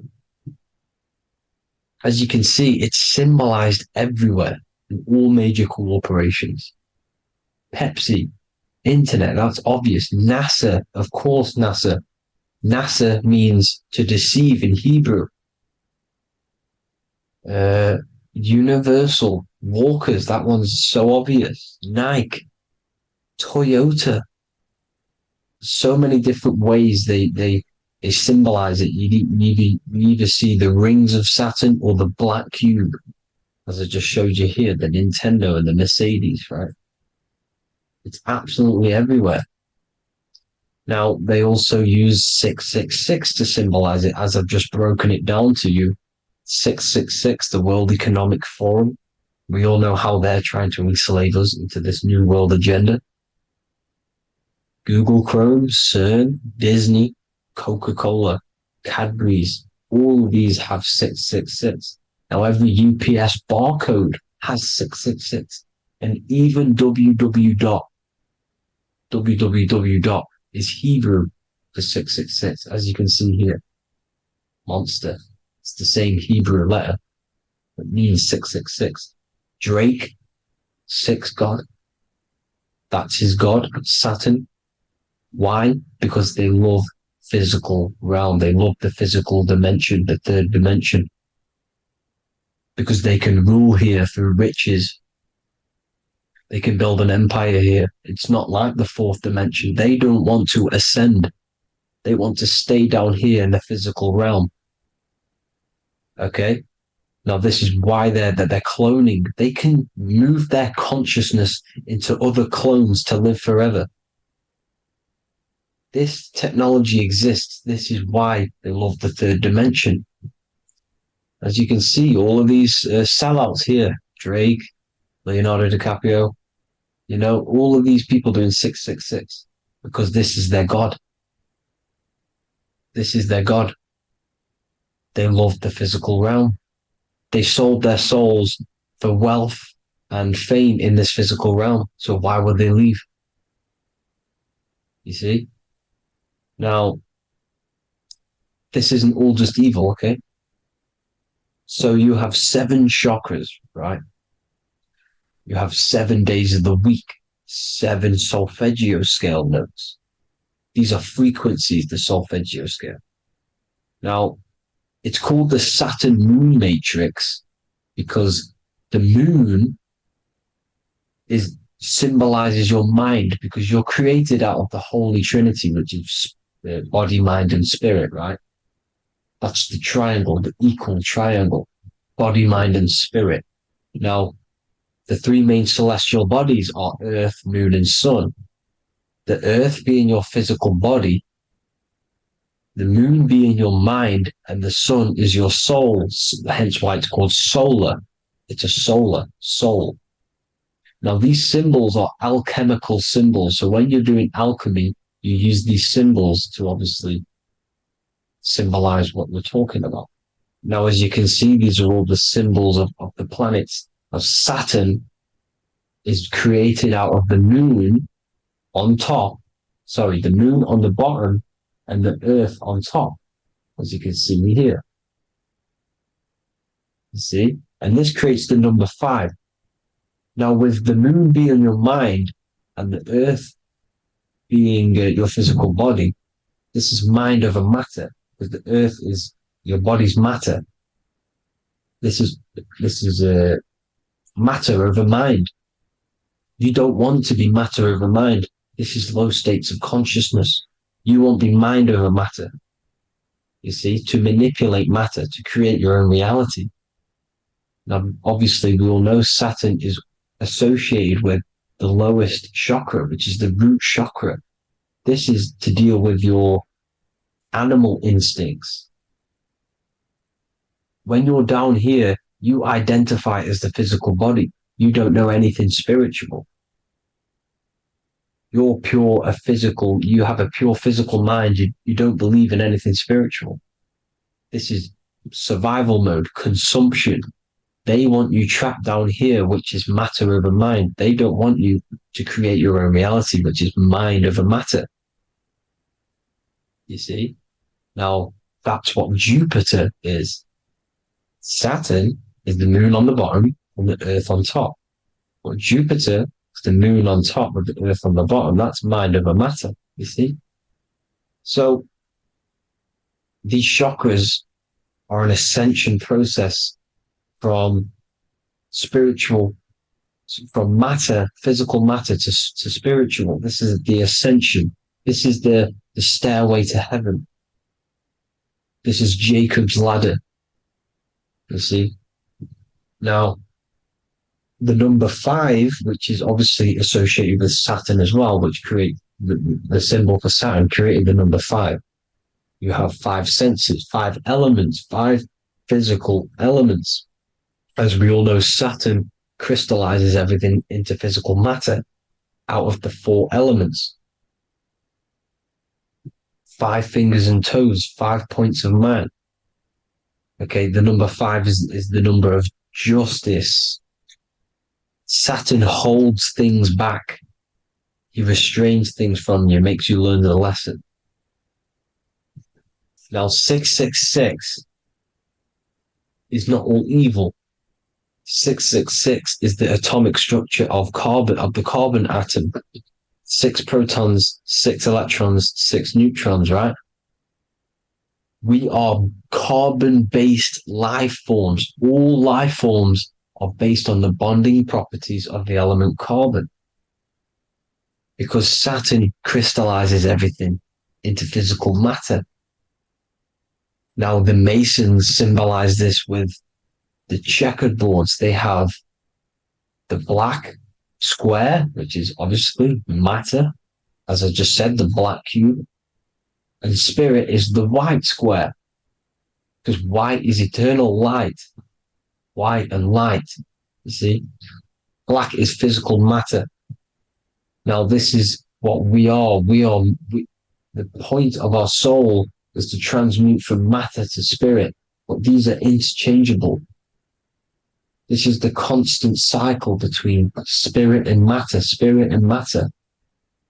High vibrational matter turns into spirit.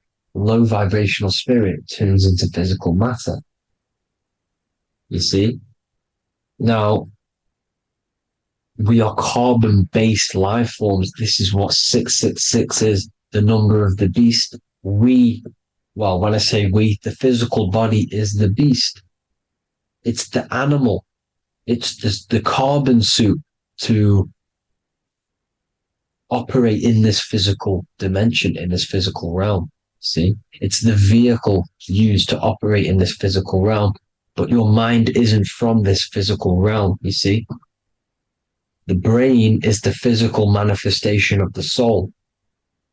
Okay? So, as you can see here, the spine is an extension of the brain. Everything goes back to the brain. This is literally what your physical body is. You see, this is the nervous system, and everything reports back to the brain, and everything's controlled from this control center. And this spinal column, at the top of the spinal column, is your third eye, which is known as the pineal gland. And this is the seat of consciousness. It's the center of consciousness. That is your true self, pure consciousness. This body is just a physical body. This body is mortal. This body runs out, but your consciousness lives forever. They don't want you knowing this. This is why they keep you down here in your lower chakra. They want you to believe everything is just physical. They don't want you to believe in the spiritual side of reality. Because this way they can manipulate you, right? They want you matter over mind because they know your mind creates reality. They know your mind is the root cause of reality. You manifest your own reality from the inside out. So this is why they control your perception of reality. They control your information. in order to manifest their new world order. You who are ignorant to knowledge and wisdom, you who are ignorant are manifesting their agenda because you accept their information and their perception of this reality. Now, this is why they tell you the globe model, the heliocentric model, to trap you into physical matter. Now, if you understood about this true form of this realm, you'd understand that there's a spiritual side behind everything. The spiritual side, something has to exist. The root cause of reality is higher planes of existence. It happens in the mind before it happens on the physical plane. You see? They don't want you knowing this. They want you matter over mind, which is the symbol for Saturn. Moon over Earth. The Holy Trinity.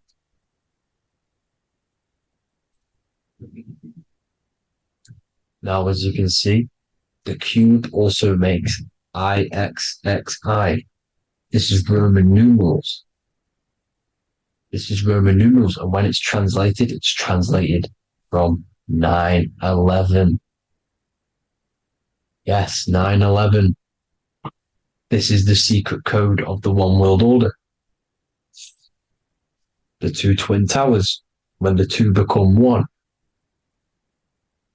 Okay, when the two become one, this is how you reach the higher states of consciousness, the physical and spiritual. Now, as you can see, the 9/11 memorial are two black cubes. It's two black cubes. This is all Saturn worship.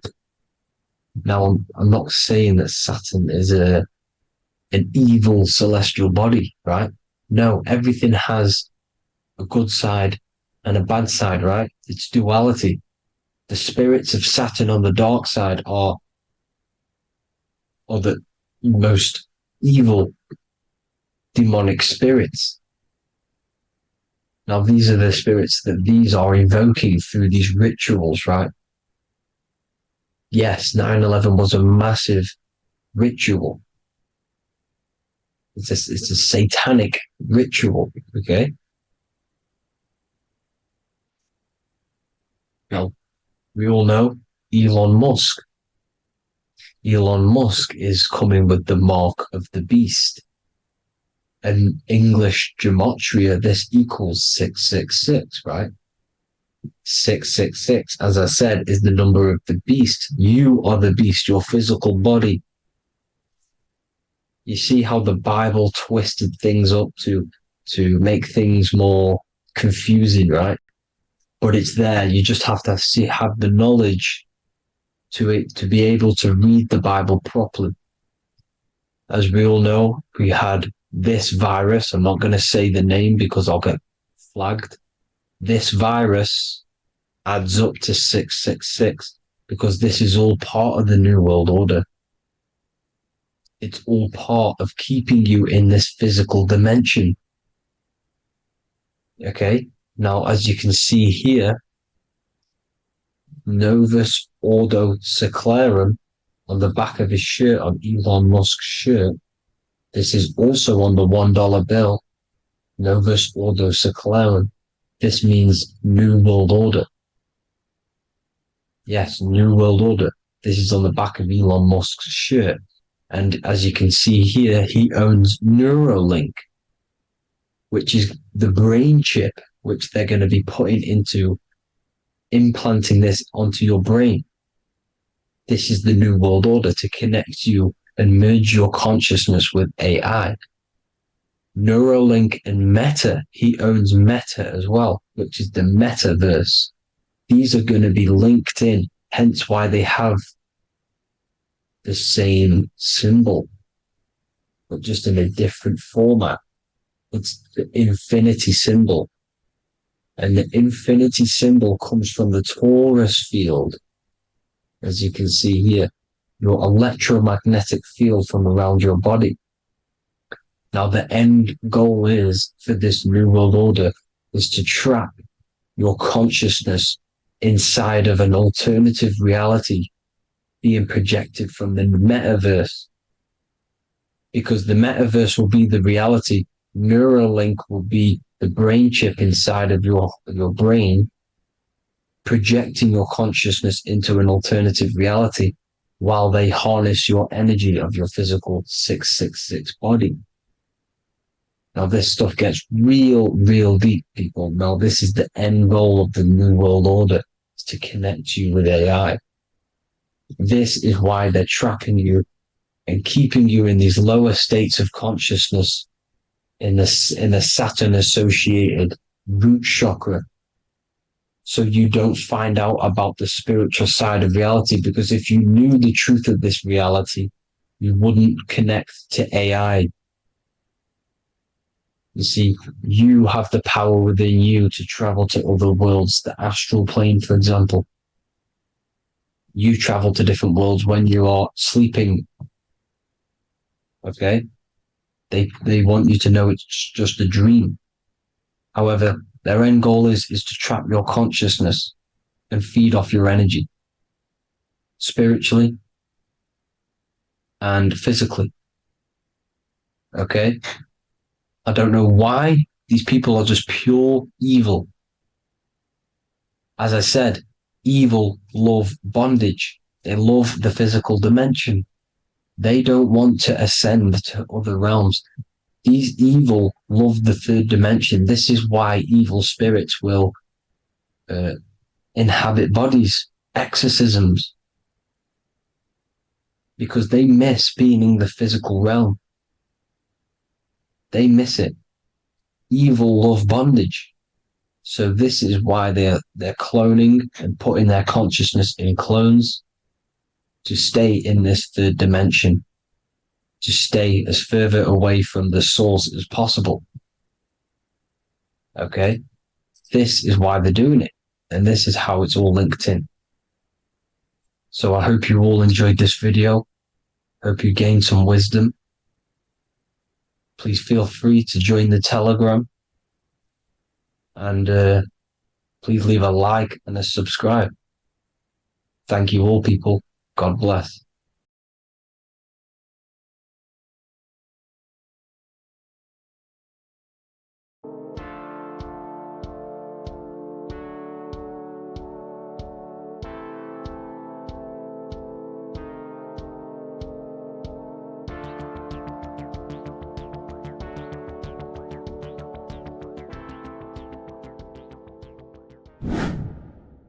Hello and welcome to another video, people. Before we start, please like, comment, and subscribe if you wish to see more content. Today we're going to be talking about the mental universe and how everything is mental. This is the #1 law on the Kabbalion. If you've never read that book, it's called The Kabbalion. A very good book. It's the first law because this is the most important thing you need to understand. Is how everything exists within the mind. Behind every single one of these eyes is the same consciousness expressed in different bodies. The mind is what gives perception to what you're experiencing. Behind every single one of these eyes is the exact same consciousness, but the brain that they inhabit is giving them a different perception, a different being, a different body. Now, this is the difference between humans and animals.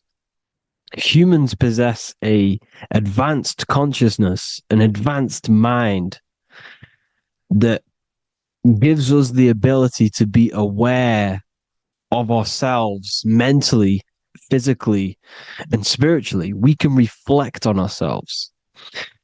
When a dog looks in the mirror or an animal looks in the mirror, it doesn't know what it's looking at. It doesn't realize it has a consciousness. It can't reflect on itself.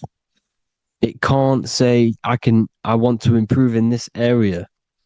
It doesn't have that consciousness. We have a divine consciousness. Take away the N for divine, and you get with a D, put it with a D, you get divide, because we have a divided two-way consciousness. An animal only has one. However, it's still the same mind. We're all mind. We're all mental. We all exist within the mental plane. Look at this person walking. The body, the brain is sending electrical signals through the 12 cranial nerves, which the 12 disciples that spread the gospel of Jesus, right? You have 12 cranial nerves in your brain. There are 12 disciples which spread the gospel of Jesus. Jesus represents the mind, the intelligence, the invisible intelligence that we all are, the same intelligence, the same exact consciousness, which then sends a command into the brain. Then the brain sends these 12 electrical signals through the 12 cranial nerves to control the rest of the body through the nervous system. This person walking is not, the body is not walking. The mind is telling it to walk. And the brain is it's a supercomputer which is decoding these demands given to it by the mind. Because the pineal gland will have something to do with the ether, because the ether is physical and non-physical. The mind is sending the commands through the ether to the pineal gland, which is then getting broken down into electrical codes within the brain and sent throughout the nervous system to control the body. And this is why in the Sims simulation, because the body's the simulation, it's a false reality. It's the fake reality. It's not the real you. You are formless. There is no form. But the third dimension is a dimension within your mind. Matter, mind, light is all a product of your mind. It's all in the mind. Now, this is why The Sims has this green little diamond on top of the head. Because this is you. This is your invisible intelligence controlling the character. Okay? It's controlling the character. And this character is in the world. Your consciousness isn't in the world. The world exists within you, but the body is a vehicle for that realm that you land in. When you have a dream, your mind transcends this body into another body, duplicates your body into another universe, unite. Unite is one. We're all one. It's all one universe, expressed in many different ways, infinitely. And the vehicle that you land in is the body to operate in that realm. This is the all-seeing eye, as you see here. The eye, this is all the intelligence. This is the ball of consciousness, God, expressed in different bodies. We're all this same one in different bodies, as you can see here.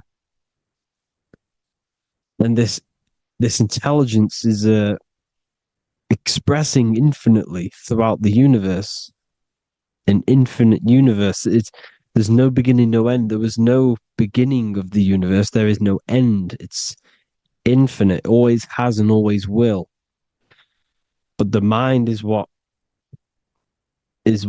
gives you the ability to explore the universe, to make perception of it. We are God in disguise. We are God in disguise. We are God in flesh. But the body can become attached to the mind, can become attached to the body if the mind is not aware of itself. When the mind is that blinded by matter,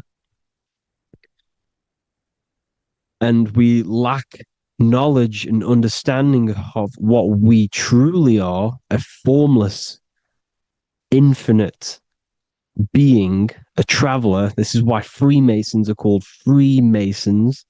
Mason means traveler. Free. You're a free traveler because your consciousness is a traveler of the universe. When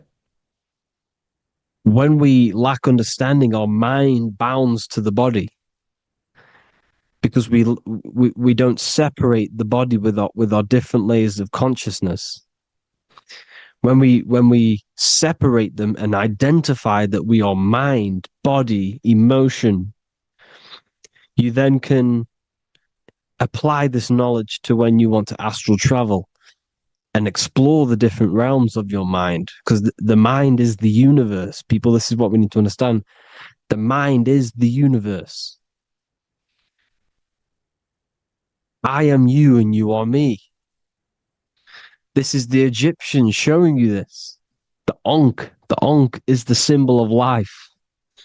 This is the one ball of consciousness, mind, giving it the Ankh life to all the different life forms. The cows, the birds, the snakes, and the big Ankh given to the humans, because the humans are the most intelligent. We have the most advanced consciousness. We have the most advanced consciousness. This is why the one is giving a big Ankh to the humans here. Here you see it again. This is not the sun. This is also showing Ankh giving out its life to all things infinitely. And this is the Most High.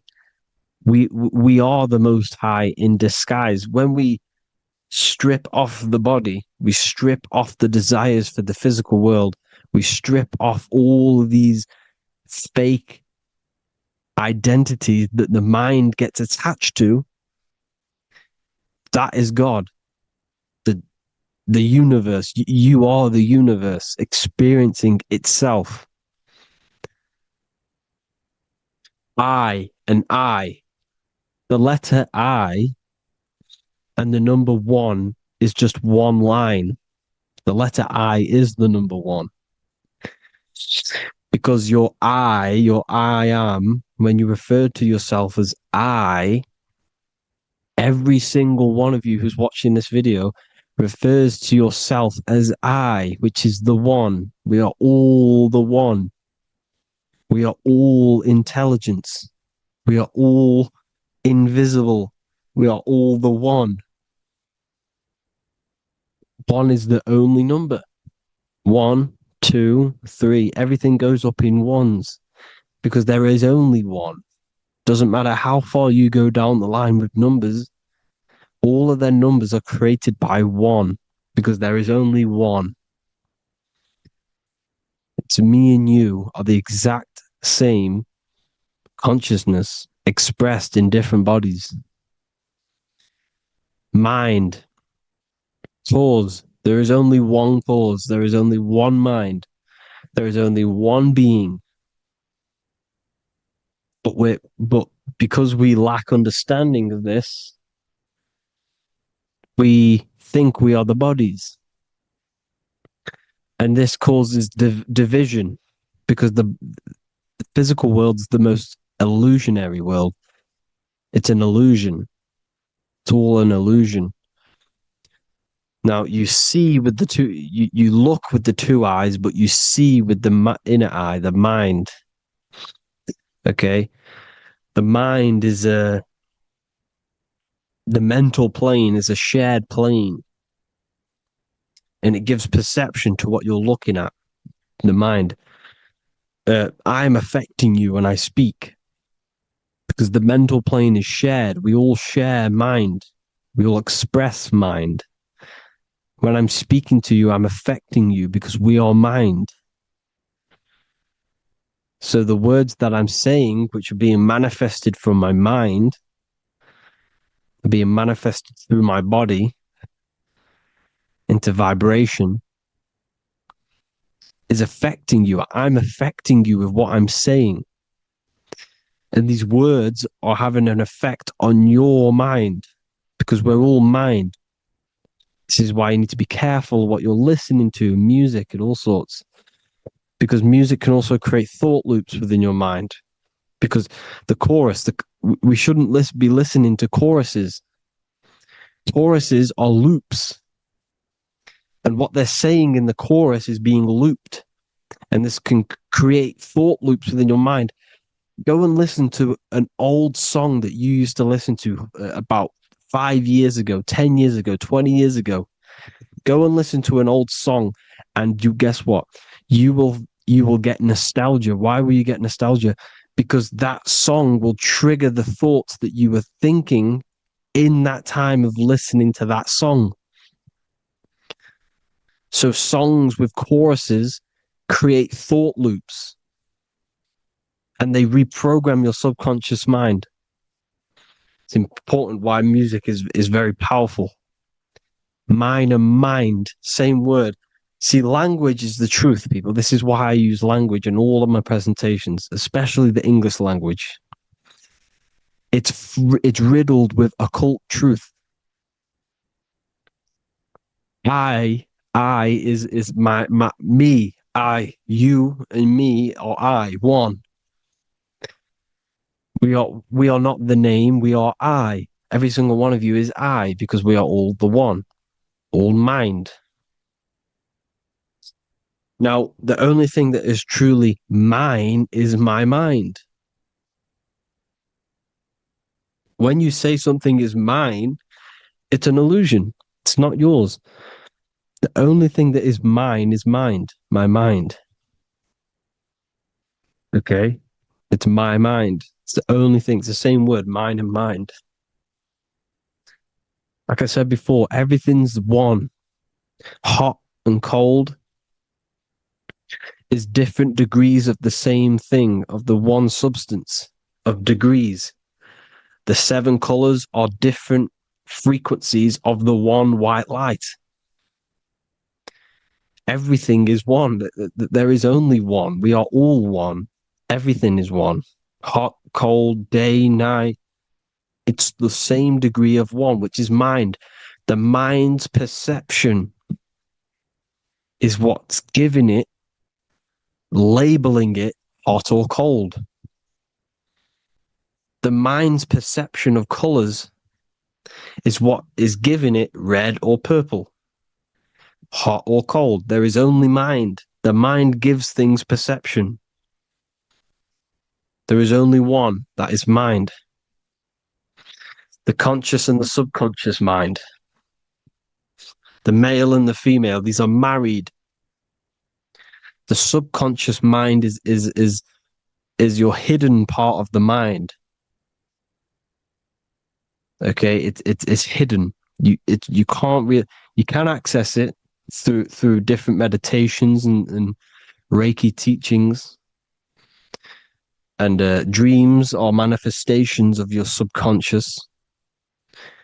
This is how you know mind and matter are one, because your mind creates matter in dreams. Your subconscious manifests everything in a dream, in the astral realms. The conscious is what you're conscious of, what you're consciously thinking of. So me, I am conscious that I am speaking into this mic and creating this video. My subconscious mind is the hidden part of the mind, which is speaking to my heart, telling it to beat. It's telling my food to digest. It's regulating all my blood. It's doing everything in my body without me being conscious of it. Without me being conscious. The subconscious is the feminine. The conscious is the male. The Bible, of course. Proverbs 12:4.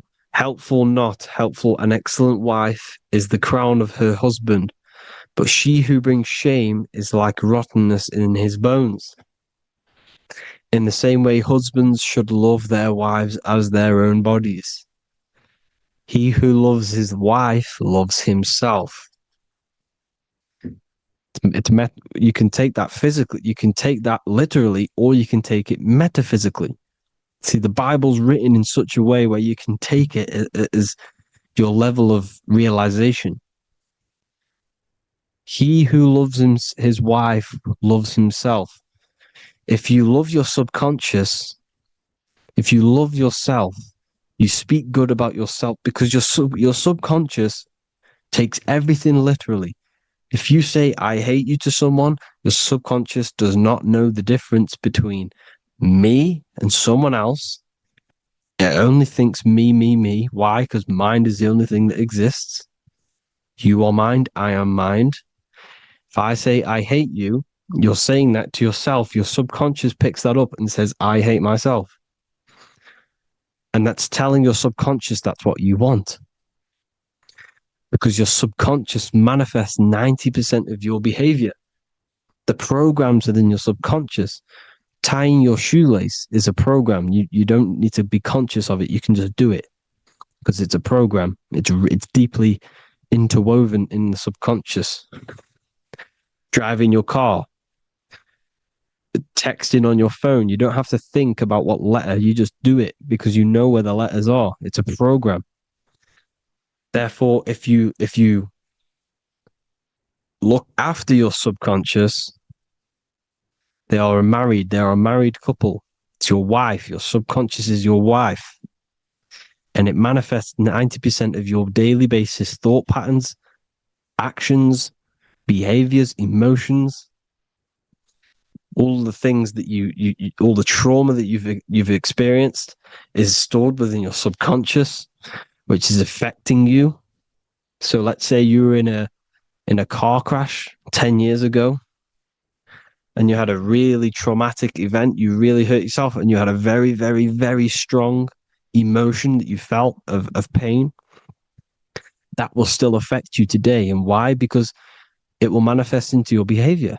How? Well, you'll be cautious of what cars to go in and who. You'll be cautious because of that event that's stored within your subconscious, because of that feeling you felt was so painful and so strong. It's still manifesting into your behavior today. For example, you won't go in certain cars, you won't go with certain drivers. The subconscious stores everything, all your memories, the programs, and everything. So if you trick your subconscious, that's how you manifest your life. If you trick the subconscious, you already have something. And therefore, it will manifest into your life, and into your behavior, thoughts, and actions. This is why the golden rule is to treat others like you want to be treated. Because I am you and you are me. We are all subconscious. We all have subconscious. Whatever I do to you, I do to me. Because my subconscious picks that up and thinks I'm speaking to me. Mind is very powerful. Whatever I do to you, I do to me. Treat others like you want to be treated. The golden rule. That is the only rule we need in this realm, in the universe. If everyone understood this rule and how the subconscious works and how karma works, we'd live in heaven on earth, the Garden of Eden, the golden age. As a man thinketh in his heart, so is he. Proverbs 23:7. Where your heart is, there will be your treasure. Your heart's the emotions. The storehouse of emotions is where you feel emotions. You have to let your emotions move through you, not become you. You can't let your emotions become you. But except be like the sky and let them pass through you. Be like the clouds and the stars passing over. Let them pass through you. Do not let them become you. And this is how emotions can take over your mind. We are driven by, when a man is driven by emotions, he has no self to control. You must control the mind, because the mind can be corrupted. Because your thoughts are electrical in the brain. Your thoughts come from the mental plane. So how the mind works is that you place your attentions on something in the mind, and infinite information just flows in. Think about it. When you think of a certain topic, as soon as you think of that topic, information comes flying into your mind. Different ideas, ping, ping, ping. It's all connected. It's why we call it a mindset, because your mind sets sets itself to frequencies. And when we think of something, we tap into that frequency, and just the universe, the mind, the mental plane just flows in information based on that frequency and that thought. The universe is just information.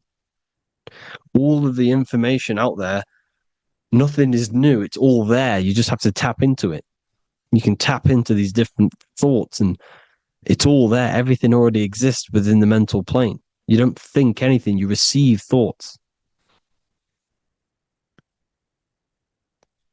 We all share the mental plane. We affect each other. I'm affecting you. Speaking, listening to me is affecting your mental plane, your mind.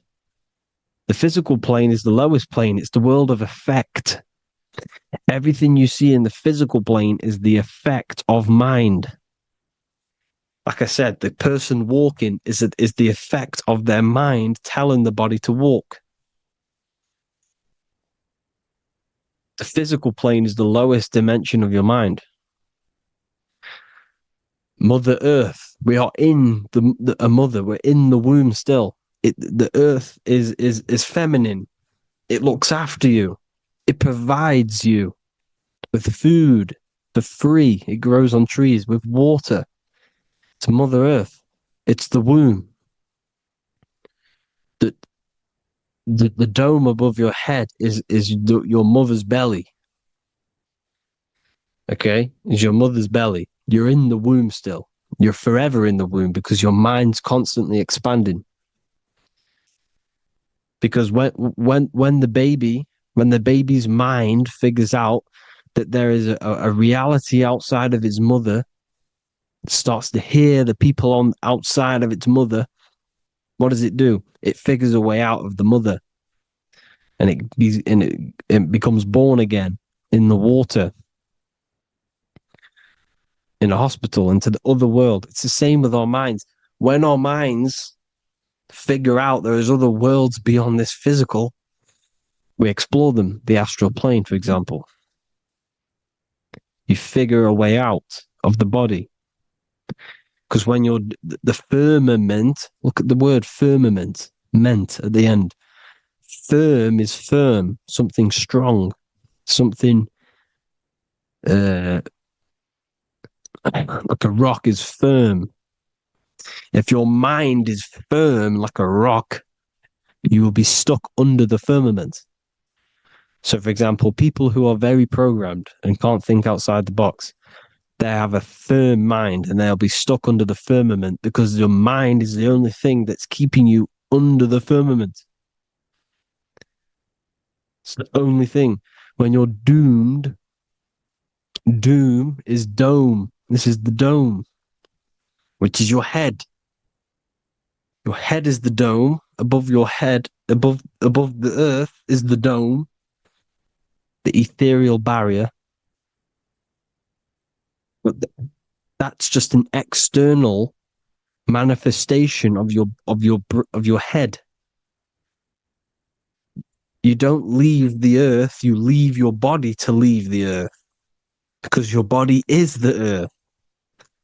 It's a dimension within your mind. So when you're doomed, you're domed. Your reality is your level of realization. You realize something, or when you have an idea, the mind, and the EYE or I. Same thing, mind. It's all mind. Reality is your level of realization. You realize there's other worlds. That's your reality. Your perception's your reality. Mind in Latin is mens. Jesus was known as the fisher of men, which is the fisher of minds. He was fishing minds worthy of knowing the higher truth, the deeper occult knowledge. Jesus figured out that we are all God. And he got killed for it because in that age they were trying to suppress this information. Jesus figured out he was God because we are all God, every single one of you, and they killed him. because we're all mind. We are not the body. We're the invisible intelligence, which is God. But you are not God if your mind is attached to this physical world, to the worldly pleasures. If you master your mind and travel the depths of your mind, that is God. Mental and men. Look at the word mental. It has men in it. Men in the Bible means mind. Here you see Masonic, the Masonic symbol with the eye, the mind.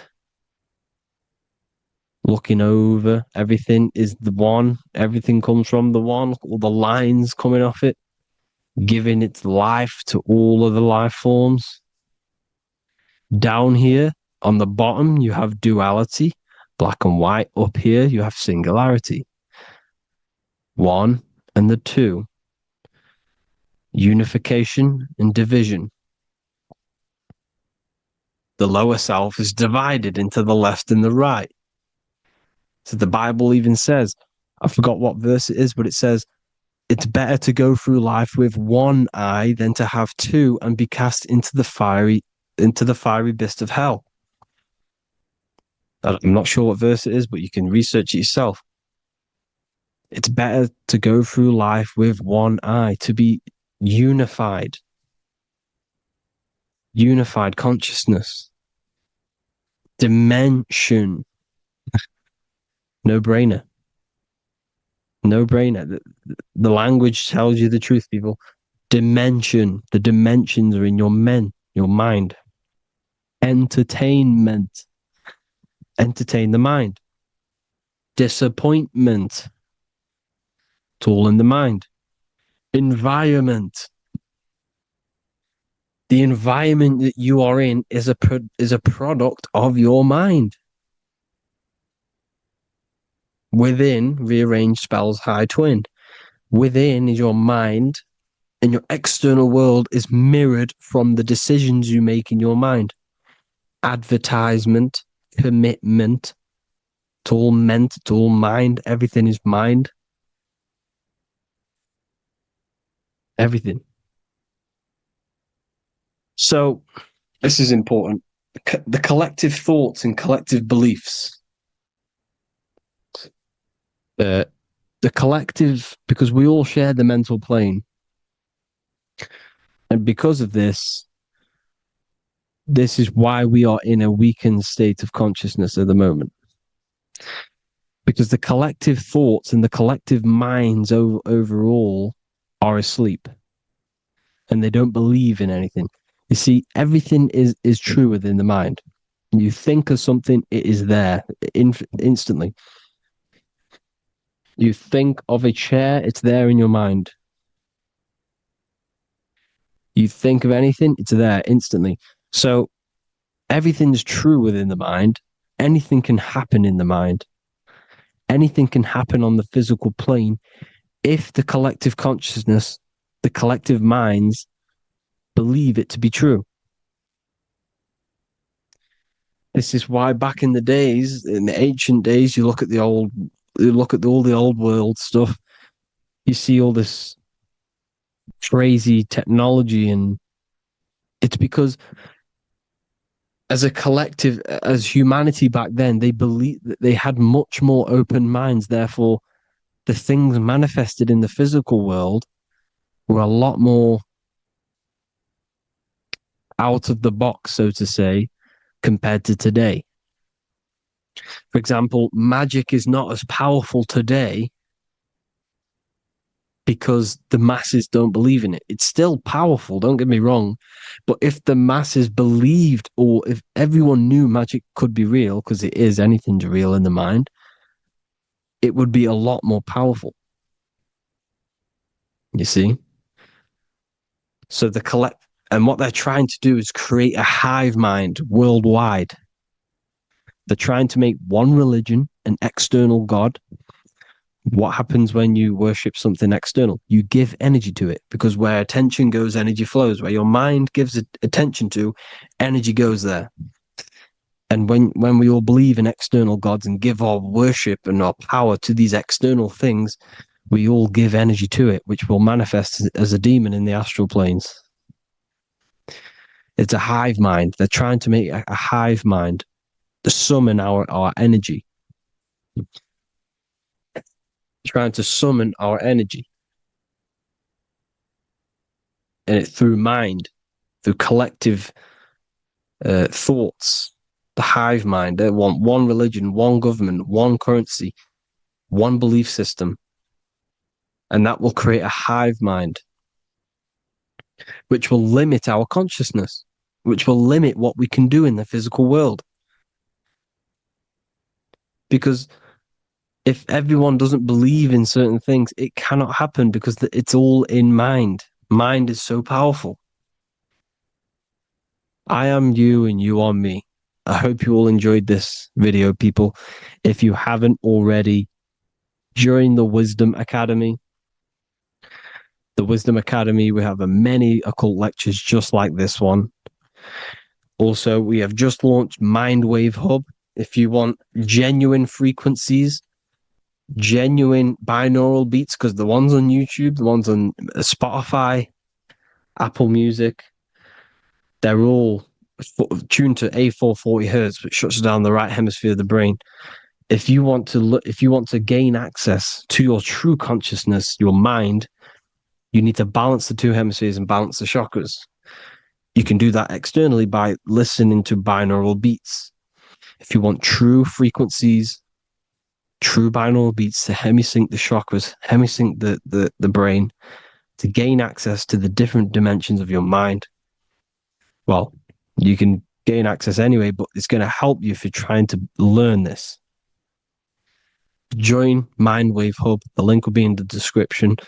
Listen to the binaural beats, meditate to them, listen to when you go to sleep. They'll massively benefit you. Thank you all, people. Hope you had an amazing, lesson. Hope you learned a lot. And please subscribe. God bless you all.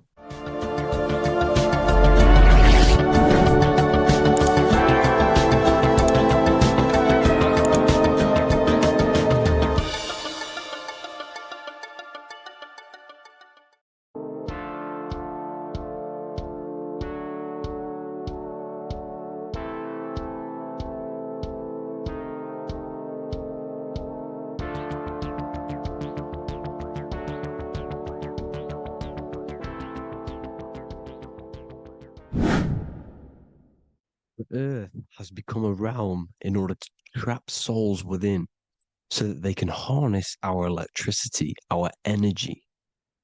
Even the Bible is talking about how this realm is controlled by the wicked one in John 5:19. We know that we are the children of God and that the whole world is under the control of the evil one. Ephesians 6:12. For our struggle is not against flesh and blood, but against the rulers, against the authorities, against the powers of this dark world, and against the spiritual forces of evil in the heavenly realms. So the Bible is telling us that this is not the only world. There are other worlds, there are other realms that we can go to, considered as heaven. Heaven being a higher realm where there is no evil, no darkness. This is a midpoint realm where there is good and evil. Now, we're going to explain how the soul trap is how it's working and how your soul is being harnessed for its energy and how you are tricked to come back to this realm after death. What you need to understand is first is that you are the invisible intelligence behind the physical body. You are the mind and soul. The soul is the true you, the good you. It is pure love, pure bliss, eternal, never dies. The mind can be corrupted, though. The mind is the intelligence of the soul. It is invisible.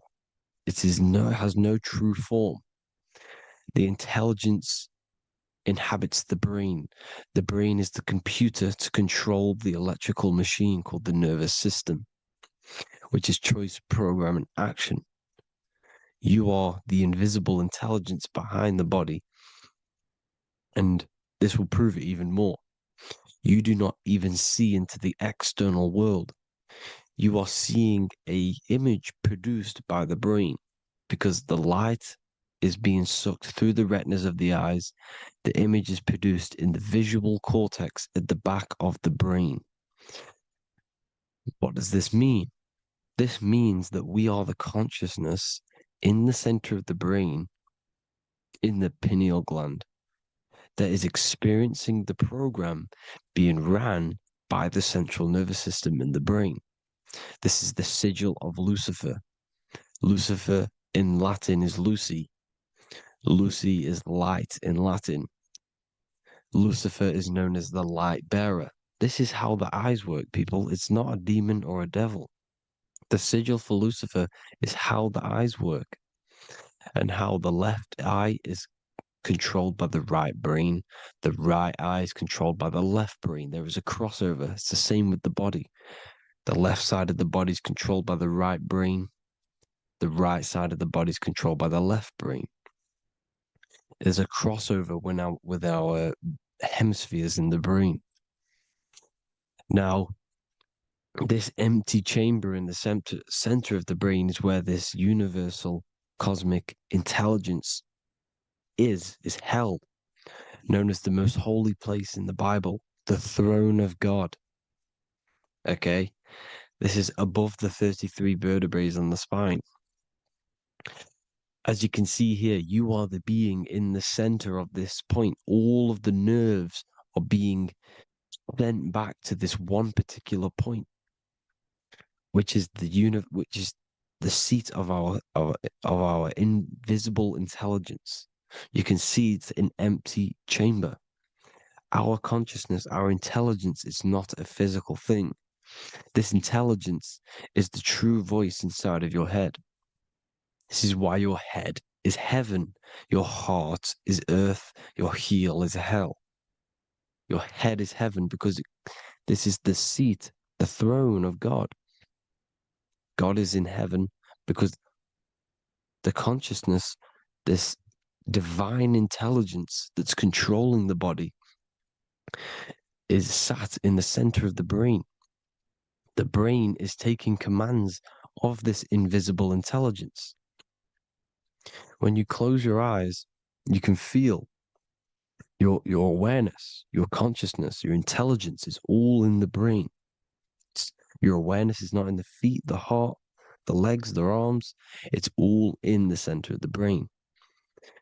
Now, if you meditate deeply, you will find that you are beyond the mind. You are the being observing the thoughts. You are the soul observing the thoughts. Now, with this being said, you are the consciousness experiencing the program being ran by the central nervous system in the brain, because you're not seeing into the external world. It's an image, it's a simulated image produced by the brain and the central nervous system.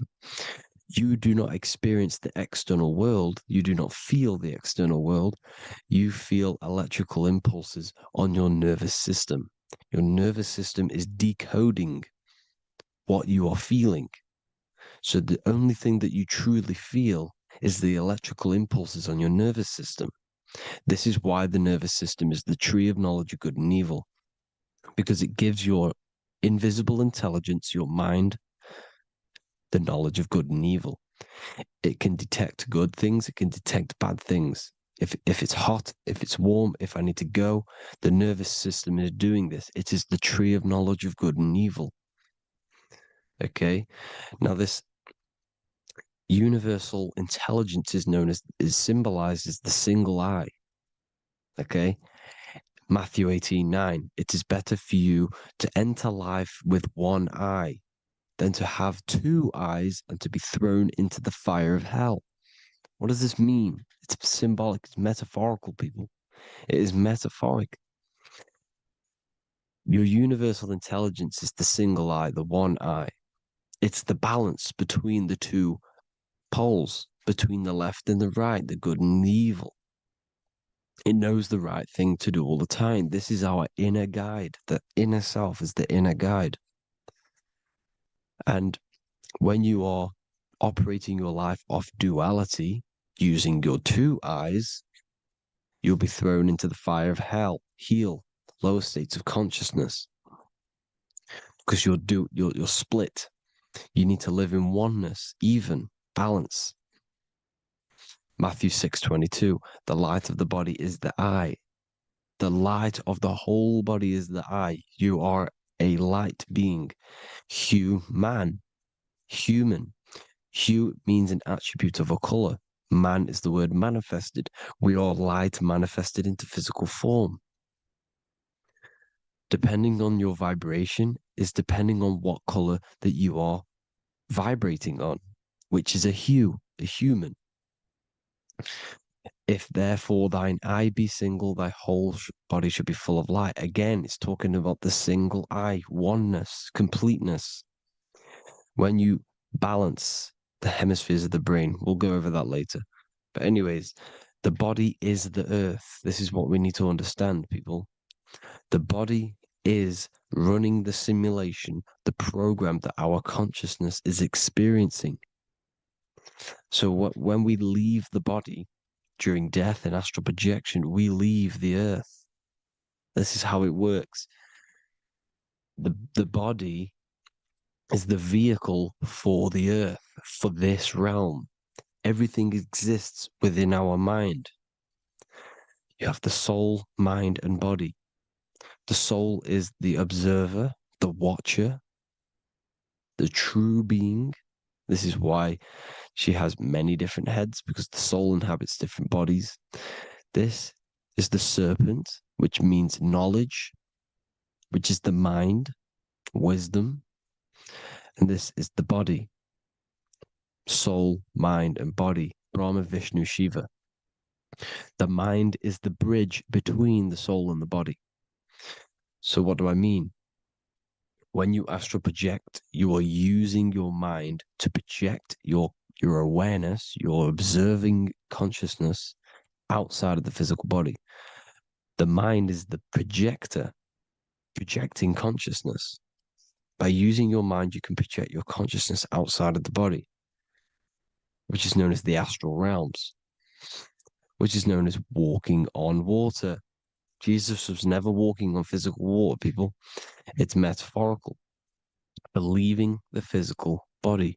The water is the ether, which is the veil between the physical and the astral realm. It's a fluid substance. It's on either side. It's physical and astral. The ether is the fifth element that they hide from us. Why? Because they're trapping you in the physical. They are hiding all of these realms. Etheric, astral, and mental. People think their mind is their brain. It's two separate dimensions. These are completely different dimensions. The mind is way more intelligent. The mind is formless. There is no form to the mind. You can think anything you want. You can manifest anything you want within your mind. It is not a physical object.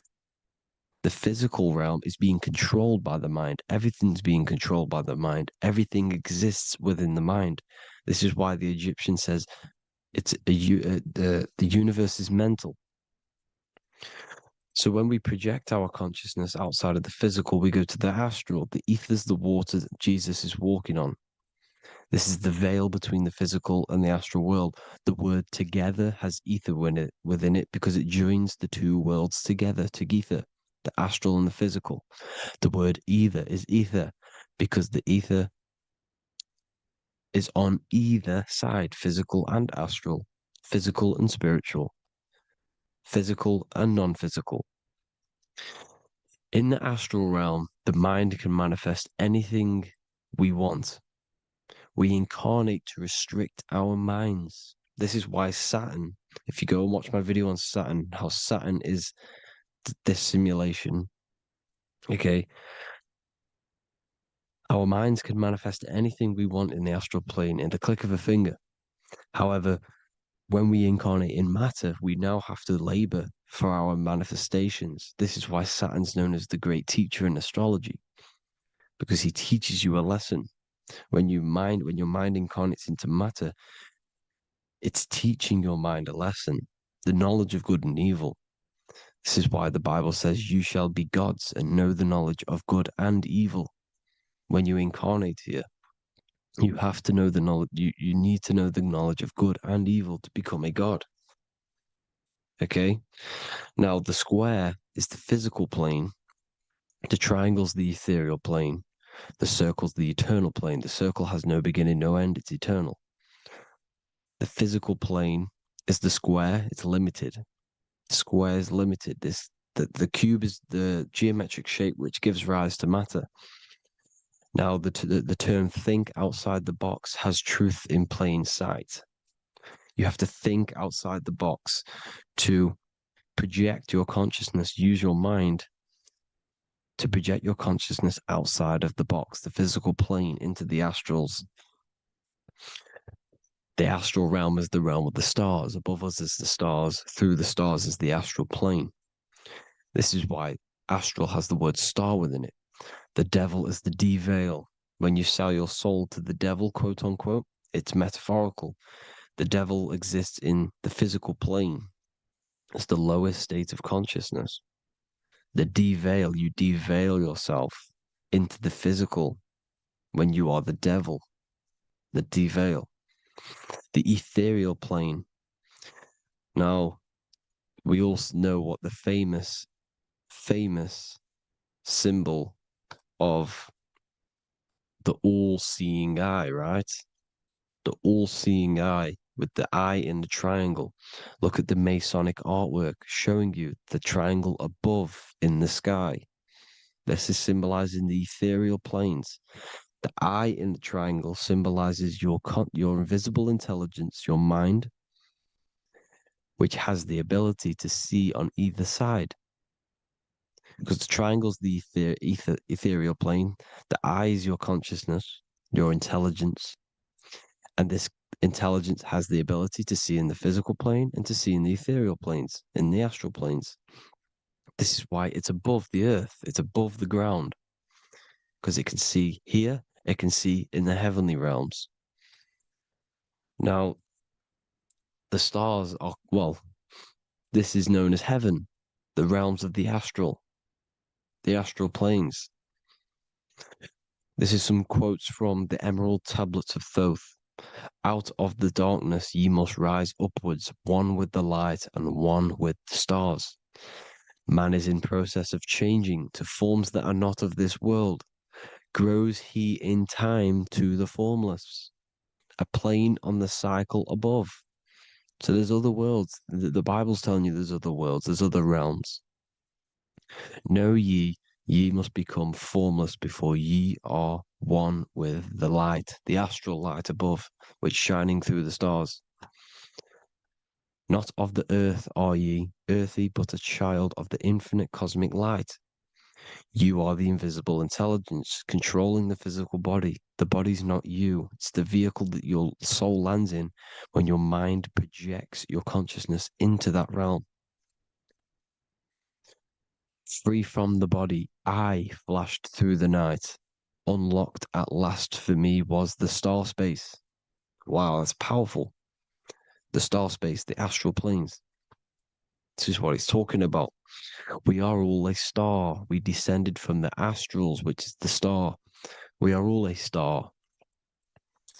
Look at the ancient paintings of Jesus' birth. It's the star beaming his consciousness down into the physical plane. Here's another one. Here's some Freemasonic artwork showing you, again, the ether, that invisible intelligence, the eye, manifesting itself inside of here, in the physical realm, where the people are. You see? It's the same here. This is Jesus. Here's the bird symbolizes the Holy Spirit, your invisible intelligence, descending into the waters, the ether, the ethereal, everything. The ether's the base of all physical matter. Here's truth in plain sight. Mr. Bean, the famous TV program in England, in the UK. He begins the program Like we'll begin the program for falling from the stars, he falls down with a beam of light. And this is truth in plain sight. This is false. The aliens don't exist. They're a lie, alien. But this symbolizes the star beaming our consciousness. And when we die, this star will suck us back up, just like this UFO is doing. It's truth in plain sight. So, this is some more Freemasonic artwork, going from duality to singularity. Sun, moon, masculine, feminine. Right hemisphere, feminine, left hemisphere, masculine. The consciousness in the center, the balance point. Here's another more Freemasonic artwork. The two pillars, left and right hemispheres, and the invisible intelligence between the left and right hemispheres, the light of the body. This is why light's coming off it. Because it's light, it's pure light. The blazing star. The stairs go from the checkered board, the duality, up to oneness, in between the sun and the moon, the masculine and the feminine. This is symbolizing going into oneness. What did the Emerald Tablet say? You've got to become one with the stars, one with the one with the self. Balancing the two hemispheres so that you can gain, because when the two hemispheres are balanced, you can gain a more deeper connection with your invisible intelligence. Same with the chakras. When the chakras, the 7 seals in the Bible, these are 7 seals because when you conquer the 7 chakras, when you balance the 7 chakras, you then gain a more deeper connection with your internal self, because your mind is not filled, it's not being ran, it's not being dominated by these 7 deadly sins, the 7 seals, the 7 chakras. These are 7 energy centers which are concealing our true form. Balance makes us have a stronger connection with our true cosmic intelligence. Heaven is even. This is why Jesus is pointing at the heart. The even point is the heart. You got to balance the chakras and live from the heart, because the heart is the earth. You're in good and evil. The body manifests the lower and the higher self. The higher self is in the higher parts of the body. Wisdom, intuition, expression. The lower self is in the lower parts of the body. Sex, food, and power. This is how they are trapping your soul, people. Like I said, the mind is the bridge between the soul and the body. So by tricking the mind, not giving it the right knowledge, and keeping the mind stuck in the lower 3 centers, thinking about power, food, and sex, this is low vibrating energy. It's going to keep your mind addicted to the physical realms. Okay? This is why you need to go even, balance, heaven. Okay? I will explain the soul trap in a second, how it fully works. But I'm telling you all the science behind it so you can understand. When you are doomed, you are domed. This is the dome, the firmament, the firmament, the mind. Ment is mind, firm is firm. A firmament is doomed under the firmament. You must have a loose mind, an open mind to expand your consciousness beyond the stars, beyond the ethereal barrier. You have to vibrate higher than this world. Your consciousness must be expanded more than the physical plane. You need to learn how to astral project. You need to learn how to leave the body, how to operate outside of the body, so that you, when you do leave the body, you will have recognition. You will have knowledge. You will have practice. But this is as above, so below. The woman's belly is the earth. It's as above, so below. It's a microcosm of the macrocosm. We are the children in the womb. We are the people in the earth being ready to be born into the heavenly realms. As above, so below. It's a microcosm, macrocosm. Everything is in everything. on a bigger and a smaller and a larger scale. Now, when the baby figures out that there is a world beyond its mother, what happens? The baby starts to move around and tries to get out of the mother. Because once it starts to hear the external world, starts to hear people, it's going to wonder, what's outside of why am I in here? What's outside? So the baby will force its way out of the mother. It's the same with our minds, as above, so below. When our minds figure out that there are other realms beyond this world, we will seek a way out. This is the womb, the Mother Earth, Mother Nature. It's the mother. We're in the womb. We can be born out of this world, which is being born again in the Bible. When you are doomed, you are domed under the dome, under the firmament, the firm mind. The firm mind will keep you under the firmament. Due to the law of polarity, there has to be other realms. There has to be. Because the law of polarity works in this world, and it will work on every scale possible. It's universal laws. These are universal laws. The law of polarity means that there are other realms polarizing this realm. There is a hell, there is a heaven. There is a midpoint, which is Midgard, which is the one we are in now. Earth, heart. Earth is the heart. Heart is the center, good and bad. The balance between good and bad. Your reality is your level of realization. Your mind realizes other worlds, you will seek a way to them worlds. It's that simple. The soul trap is to keep you stuck in this physical body, which is the earth. This body is the earth. It's running the program, like I said at the beginning. It's running the simulation that your consciousness is experiencing. You are an electromagnetic being, and you're hidden in a cage, your rib cage, and you're stuck in cells, a prison cells. Look, you're in cells. We produce electromagnetic energy. Your soul produces this energy. And by trapping your consciousness inside of this physical realm, they harness this energy within the astral realms.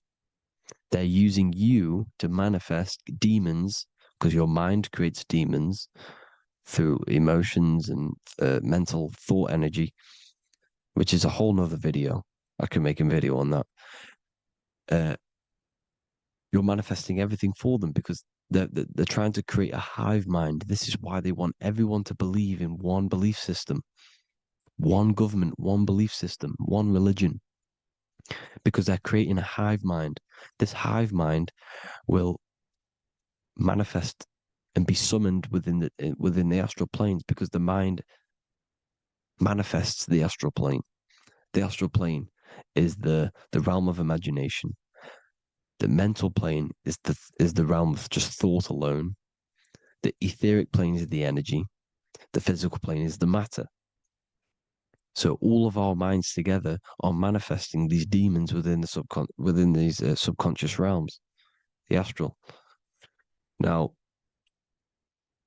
how are they keeping you stuck to this realm? Well, when you die and you're stuck in your lower three chakras, okay, when your mind and soul detaches from the body, which is the earth, when you leave the earth, you're still going to have these mental addictions to the food, the sex, the materialism, the phone, the cigarettes, everything.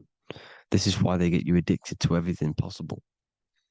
The TikTok, the YouTube, they get you addicted to as many things possible.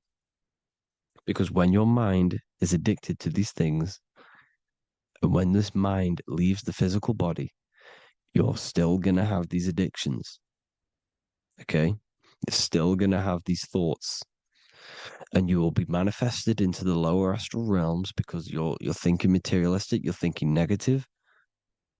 because your level of realization was your reality. You were manifesting hell on the earth. When you leave the body, you're going to manifest hell in the astral planes, which means you'll be vibrating on the very low, which will put you in the lower astral realms. So guess what? You're going to come back. You're going to come back into materialism. You're going to reincarnate. Because you haven't prepared for life after death. You must detach from the external world. Okay? Moon is mind. The sun is the soul. The earth is the body. The moon is the mind. This is why we say lunatic. In your mind, you have a specific mood. Moon. Money, M-O-N, is the moon. Money exists in the mind. They get you addicted to the money. The Bible's telling you this. Do not conform to the pattern of this world, but be transformed by the renewing of your mind. It's telling you. Of this world, but be transformed by the renewing of your mind. Who knew that the Bible was this deep? Matthew 16:26, what good will it be for someone to gain the whole world yet forfeit their soul? James 4:4, don't you know that friendship with this world means enmity against God? Therefore, anyone who chooses to be a friend of this world, of the world, becomes an enemy of God. John 4:4, dear children are from God and have overcome them, because the one who is in you is greater than the one who is in the world. It's talking about the invisible intelligence. It's greater than the physical world. John 2:15, do not love this world, nor the things it offers you, because this world will create you to, if your mind has attachments to what this world offers, sex, money, and power, pretty much, you will reincarnate here. You will come back here, because when you leave the body, your mind will still have these addictions. Do not love the world, nor the things it has to offer you. All of this is in my newly published book. The paperback versions are now available. Finally, for all the people who have been waiting, the Book of Wisdom. All of this knowledge is inside of the Book of Wisdom. The paperbacks are available. There's worldwide shipping. You can get it anywhere, pretty much, any country. My new website, it's amazing. There's going to be some amazing products coming on the new website. But I thank you all for the support. Before I leave, I need to explain what is going on with the soul trap. Like I said at the beginning, the mind's the bridge between the soul and the body. The body's the realm. By tricking your mind with false knowledge, they are keeping your soul stuck to this realm. They get you addicted to all the physical things, and that is it. As soon as you're addicted and you die, you're going to come back. So by tricking your mind, which is the bridge between the realms, they keep your mind stuck within this body. They keep you in physicality. They deveil you, the devil, the deveil. Thank you all for the support, people. If you do want to join the Academy, all the links will be posted below this video for the book, The Academy. Thank you all for the support and have an amazing day.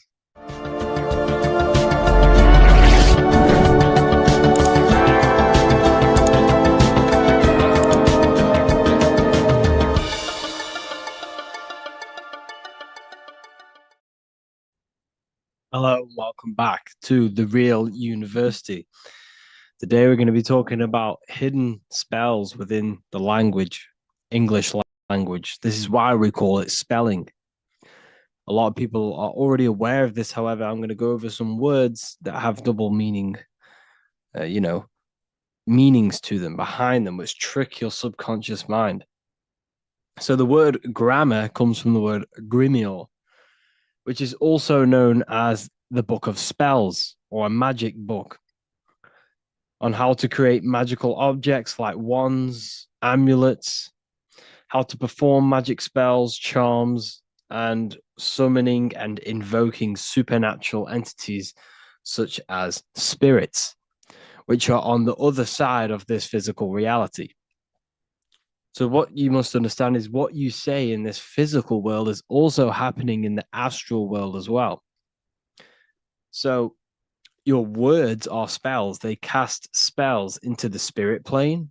They cast spells into your mind. They cast vibrational frequency into your cells in the water. Water holds a lot of energy. So we're going to be going all over this. The subconscious mind takes everything as truth. Everything you say is truth to your subconscious. And you should know this by watching the Manifestation Mastery 2.0 course. I talk about this. This is so important that you understand this because everything is truth within the subconscious. It only knows you. Your subconscious mind, if you watch the course, you should know this, it's responsible for 90% of your daily basis behavior. The thoughts that you are thinking on a daily basis, the things that you do, the things that you say, 90% of what you do and say and think you did yesterday because of the subconscious mind holds all of your programs. What you say is molding your mind. What you state is truth in your mind. It does not know the difference between a joke or it does not, it takes everything literal. It is literal. Your mind is a manifesting supercomputer. And whatever you say into it, it says that is what I want. So whatever you tell your mind, that is what you'll have. That is what you'll believe. So every word you say is truth within the subconscious. So this is why double meaning words have an effect on your subconscious. And this is why I'm raising awareness here. So talking is a tall king. You are either a tall king by talking, by using your words wisely, or you're a small king because you create big or you destroy yourself with your words. So talking is Phoenician. This is phonetics. So this is etymology is when you take the root words, but phonetic etymology is when you take the sound of the word. So talk and tour are the same because when you talk, you're creating sound waves, which is a form of a light wave.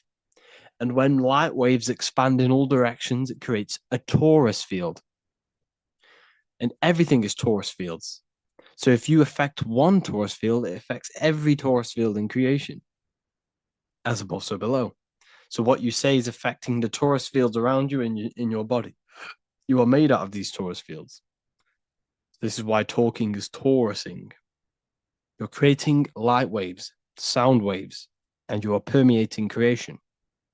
And this is why the Bible tells you the tongue has the power of life and death, and those who love it will eat its fruit. So the tongue is what creates these sound waves that we are producing when we talk or speak. Okay. So this is what we are essentially doing, creating sound waves. And these waves are vibrating and they affect the cells in our body and everything. This is why words are swords. This is why the word is within sword. They are swords. They cut, they damage, because frequency is the only thing that can penetrate you without your consent. In the very beginning, the Bible, John 1:1, it says, in the beginning was the Word, and the Word was with God. This is obviously a metaphor. There was no spoken word out of a spoken mouth. It's basically saying God created the world with the use of cymatic frequencies, sound waves. Everything is sound waves, and this is observable. Geometry is the geometric shapes you see in the nature, like petals, how they're all perfect stars or five-pointed stars or the Fibonacci sequence. This is all an effect of vibrational frequencies. It's all cymatics. Everything is created out of sound. Sound is the creation of the universe. So this is how powerful words are. It's a cymatic frequency. Hello. hell. When you say hello, you're subconsciously implanting hell into your mind and the people around you's mind. This is why it's casting a spell. Even though you may pick up on it, but your subconscious picks up hell. That is what you're picking up. And that word holds a frequency. The word hell, when you hear the word or see the word, activates thoughts within your subconscious. It activates, it stimulates it. What is everything that resembles hell in your mind? But that goes on within the subconscious without you realizing. Bless. When I bless you, I'm actually saying be less. So you're not blessing someone. You're saying be less. Appreciate. Appreciate. Weekend is when you're weakened. You see, they've casted spells on our cycle of life. The weekend is when you're weekend. You are weakened from the weekdays, when the working days are the weekdays, and the weekend is when you're weakened and you rest. Because in the days, you are in physical or emotional shock, unable to think or react properly. This is the days you're in. You're in a daze in the weekdays. See? Parents are a pair who rents. Because you don't, well, in this, we do own our children, but in the system, we technically don't. You're a pair who rents. Slaughter. They want you to think that slaughter is laughter. You see how it's implanting messages in your subconscious to make these things okay? They want you to think slaughtering is okay, so they put the word laughter in slaughter. I'm telling you, people, the people who made this language are satanic. They are witch. These people are wizards. We're getting ran by wizards. Dark occultists and wizards. That is who we're getting run by. And they've been running for thousands of years, and they know exactly what they're doing. They've covered all aspects. They've covered the language, the frequencies, the music, the food, the water. They control everything. In every aspect of your life, they have some part in it.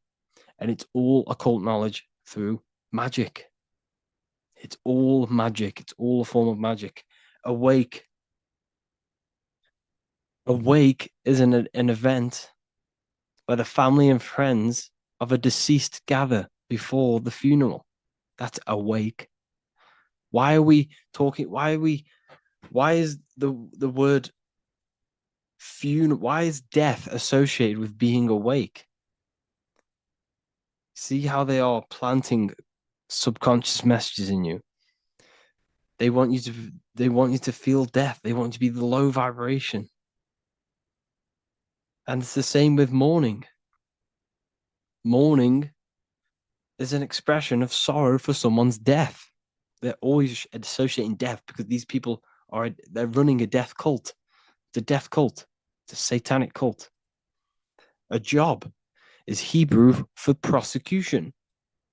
Soldier is a soul dyer. If you go into the army, you're a soul dyer that they just use your soul to die. And then you just wasted your time in physical incarnation. Because you never die. You will never, ever die. Ever. You're eternal. You never, ever die. This body is just a suit. So you're a soul dyer if you go in the soul, if you're a soldier. SOL means soul or sun, because the sun is a soul. Music. So we say music. See, MEU sick. Music. See how it's me, you sick? Music. Me, you sick, because music is frequency, and frequency penetrates your body without your consent. The music we listen to today is making people sick, mentally, emotionally, and physically. What you hear, what you see, goes into the mind, it goes into the body and the spirit. It destroys you. It's hypnotism. Music is hypnotic. It's a form of hypnosis. When you listen to music and you can't think, You can't think. It makes your body move without you even being conscious of it. It's hypnosis. It makes you sick.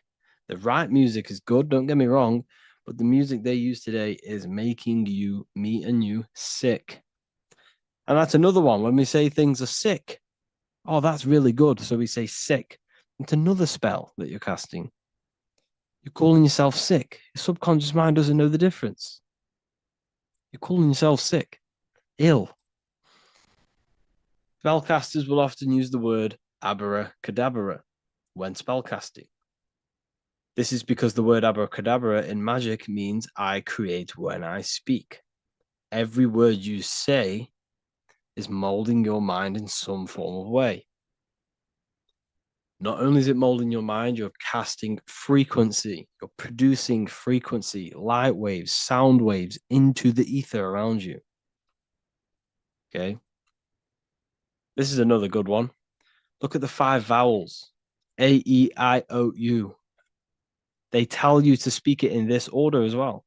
They teach you this order, this exact order.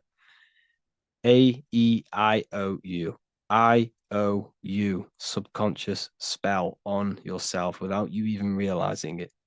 It's a subliminal message that you will not realize, but your subconscious will pick up. We are taught to speak them in the specific arrangement because the last 3 letters have a double meaning. You were never taught how the history of money, how it works, and how to obtain it, because your role in this system is to remain a slave.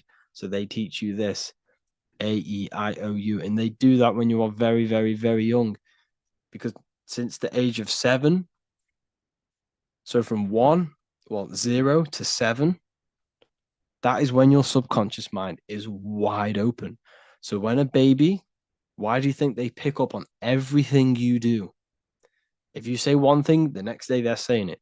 It's because their subconscious is wide open to programs. Why? Because they're trying to learn what this world is. So their subconscious mind is wide open, taking in everything that you do, everything you say, your body language, the way you handle yourself, the way you talk to other people. They're taking in every little thing you say and do and making that a program so they can understand this world and the people around them. And at the age of 7, that is when their programs are written for life and they will basically go off them for the rest of their lives. This is why it's important to look after what you do in front of your children, not just what you say, your body language, the things you eat. They pick up on everything. They're trying to make a sense of the world. From the age of 0 to 7 in school, you learn this. I owe you. It belittles you. You owe nothing. No one has right over you. This should not be real. There should be no government. We should not have. No one should be over you. Everyone is equal. Everyone is the I. Everyone is God manifested. So we don't owe anyone anything, but it's a spell in your subconscious. Signature. Sign your nature. Sig is sigil. A sigil is a magic. Is a excuse me. Is a symbol used for magic. A sigil. Sigil nature. So your signature is your sigil. And when you sign that, it gives mental power over you. Once you have put your sigil into that paper, they now have mental power over you. It's magic. It's all a form of magic and brainwashing. Okay. When we say the word we're saying we're trying to use God to manifest that. Okay, because the comes from theo in Greek, which means God. So when we say theology, ology means the study of. Theology is the study of God. That's what theology is. Theo, when we say I am we are using God to bring it into existence. God is the I am. The I behind you, the I am, that's God. That's what manifested everything in your life. Everything in your life, that invisible creator inside of you has manifested everything you physically see. You are the invisible architecture, the invisible artist behind your life. The I, that's God. the only one. So when we use the word I am, this is how to bring the power to yourself. When we say I am strong, I am wealthy, I am free, I am financially free. When we say this, that I am, this is when we are bringing, we are directing vibrational frequency into our own being, into our own magnetic field, and into our own life. This is how we direct vibrational frequency and direct our word. So when we say I am directing my frequency into myself to manifest something external. Also known as the chi or the prana. It's just basically your magnetic energy.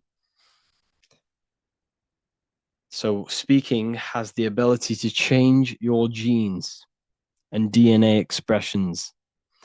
When we listen to affirmations over and over and say them over and over for a long period of time, your genes will change. And your genes are a code for your external world, pretty much. Anything that is written in your genes will manifest into your external world. Okay. But all of this is just done by your intentions, thoughts, and what you say. And if you think this is a conspiracy theory was a term invented by the CIA to discredit, confuse, ridicule, and disqualify any alternative information that contradicted the mainstream narrative. That's what a conspiracy theory was. It was created by the CIA for any belief that went against their mainstream narrative. Hollywood, the biggest spell casting scheme cult in the world. Hollywood. I'm going to make a whole lecture on this. Hollywood is holy wood, which comes from a holly tree, which the ancient Phoenicians and magicians used to take the holy wood. It was called holy wood because it was the best wood to make wands out of and cast spells. That's why they get their name. And what is the films? All the films, all the music that comes out of Hollywood, it's all a form of magic, subconscious spells to fill your mind with ideology, fill your mind with this narrative. That's what they're doing through the movies and the music. Anyways, I hope you like this lecture. Thank you all for joining the Real University. I hope you're all learning a lot here, and looking forward to making some more awareness for you and more knowledge. Have an amazing day, people. Neo is plugged in on the back of the neck, which is the reptilian brain stem. The reptilian brain is all to do with survival mode, survival state. It's always scanning the environment for safety, whether that's physically, emotionally, or mentally. It does not think. It is instant. For example, do I smack the guy or run off? If something happens to you, like a car's coming really quick to you, you do not think about this. The reptilian brain is the animal instinct that will instantly move your body on the instant reactions. Hence why it's the closest brain to the rest of the body. It has instant access to the electrical nervous system to control the body at instant reactions. Now, Neo is plugged in on the back of the neck, which is the reptilian brain. Therefore, the matrix is the body itself. It is the lowest state of consciousness. This is what it represents. The word matrix means womb. It translates to womb because your body is a womb.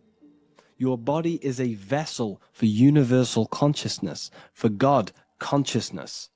And the body is also a womb where you can be born again outside of this body by raising your consciousness, by awakening the neocortex. This is why Neo is called Neo, because it represents the neocortex. This is the higher aspect of our brain. This is all to do with new things, higher reasoning, higher thinking, new learning.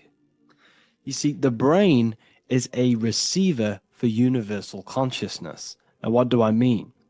It is a radio receiver Think of it like this. You have a radio tower which emits frequencies, and each little frequency, 00.1, 00.2, 00.3, each 00 point is a different person. We are all the same universal consciousness encapsulated inside of a different vessel. This is why our body is the temple of God inside of the Bible. Your body is a sacred temple of the divine essence of the universe. However, consciousness is controlling this physical body. And I'll show you this diagram here. Consciousness consists of imagination, emotions, thought, and memory. All of these things are not physical. They're not made out of atoms. You cannot think with atoms. If I split open your brain while you are thinking of a cheesecake, I would not see a cheesecake. It's because these things exist metaphysically within consciousness. They are not physical. The body is physical. It's part of matter. It's part of time. You see the Leonardo da Vinci, the circle and the square. The square represents limitation, beginning and end, because when you draw a square, there is a beginning and end.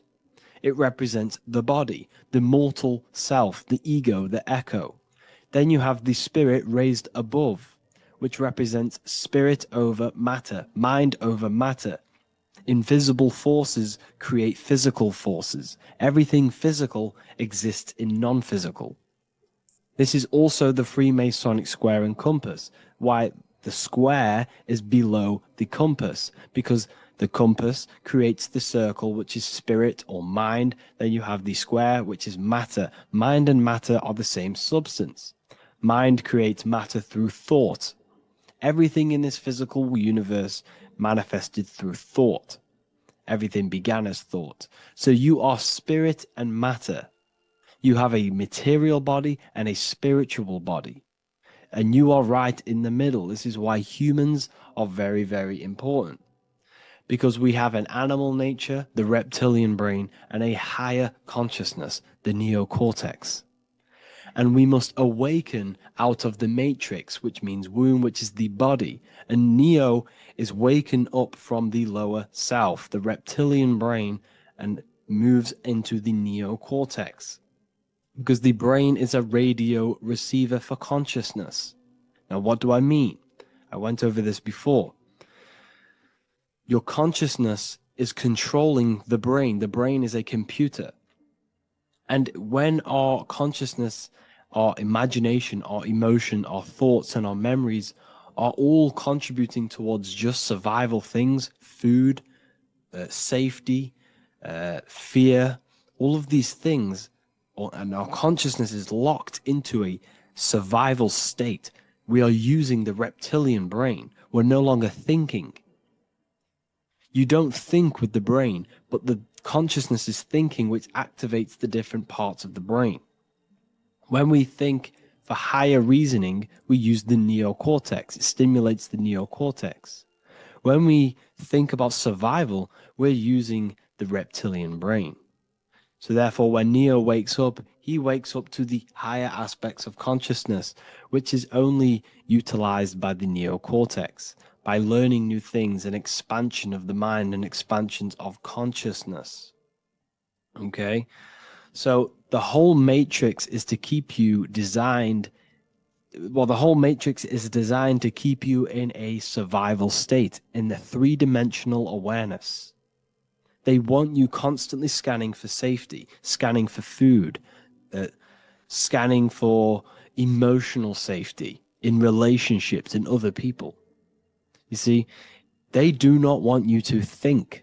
They want you stuck in that reptile, that animal state, that beastly state that most people are in. Most people, all they do is eat, listen to music, consume, have sex, lust, desire. This is all the reptilian brain. So when we say the world's being ran by reptilians, it's symbolic. There is no physical reptilian humanoid beings controlling, manipulating human consciousness. We are all the same consciousness. However, there is a corrupted state of consciousness running this world. And this consciousness worships the physical plane, and they control the physical plane. So by doing that, they keep you stuck in a reptilian way of thinking, the animal state, to keep you stuck in the lowest state of consciousness. Now, this is the god Osiris, which represents the reptilian brain. None of the Egyptian gods ever existed. They are all symbolic for the brain and anatomy of the human body. Osiris represents the reptilian brain. As you can see, this anatomy compare to the brain stem and Osiris statue found in Egypt. And we also see an ancient artwork of Osiris with green skin and two reptile crocodile alligators next to him, which also symbolizes the reptilian survival state of human consciousness and the activation of the reptilian brain. This is what it symbolizes. Now, this is what the Matrix is all talking about. It's talking about the awakening, the expansion of consciousness. The word divine is dive in because you connect with the divine by diving inward. There is no man in the sky going to save you. You must connect with the self. Know thyself. Truth comes from within. All of these things I'm telling you comes from within you. I'm just pointing it out. All of this is self-realization. A lot of people say, well, what are my sources? My sources is knowing thyself, observing thyself, using the neocortex of critically thinking, sitting down and thinking about yourself and having deep realization of yourself. You can realize that your thoughts are not of this physical world. It's quite simple. The brain does not think. The brain does not imagine. The brain does not hold memory. All of these things exist in consciousness, the one consciousness, but we are all fractal, infinite parts of. This is the eye on the triangle, consciousness being given down to the rest. This is separate. Consciousness is separate from the rest of the pyramid. The pyramid is your body. Neo is the one consciousness. This is the Egyptians symbolizing the one consciousness giving Ankh, which is life, to all the different life forms. However, you can see that the central sphere is giving a big Ankh to the humans, because humans, like I said, possess the advanced consciousness, an advanced brain that allows us to turn above our reptilian animal self. For example, we can go against our reptilian lower animal nature and turn to our godly nature. Animals cannot do that. They are stuck in instinct. They are stuck in a reptilian animal way of thinking and operating. Everything they create is to survive. We can turn against our lower nature and create for amazing things like buildings, architecture, technology. We can use our creative consciousness for anything we wish, not just survival needs. And it's the same with your spiritual journey. You can raise your consciousness beyond this animal state that they try to keep you in through fear, consumption, food, and the reptilian brain. We must awaken, start to think critically, and awaken to our divinity. Because the mind, the consciousness within you has infinite potential to expand.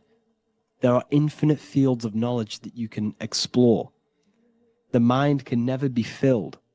It can never ever be full of knowledge. It always expands, and that's why you are alive. That's why you are part of this universe. That's why the science always says the universe is always expanding, because the universe exists in your mind, and the mind is always expanding into new fields of thought, new fields of knowledge and information. And that is your whole sole purpose, of expansion of mind and expansion of consciousness, and the exploration of the mind of God. We are living in the mind of God. You are a thought in the mind of God. You must awaken out of this body. This is why Jesus says you must be born again to see the kingdom of God. You must be born again. You must raise your consciousness beyond physical limitation and awaken to your divinity. And this is pretty much it for this video. I hope you all understand this, that this is all symbolic for consciousness. Hello,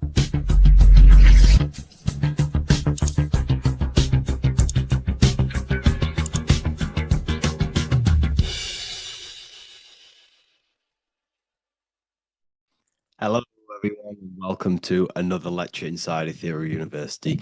In this lecture, you will learn about the death process and how to prepare for it, and why that preparation is so important.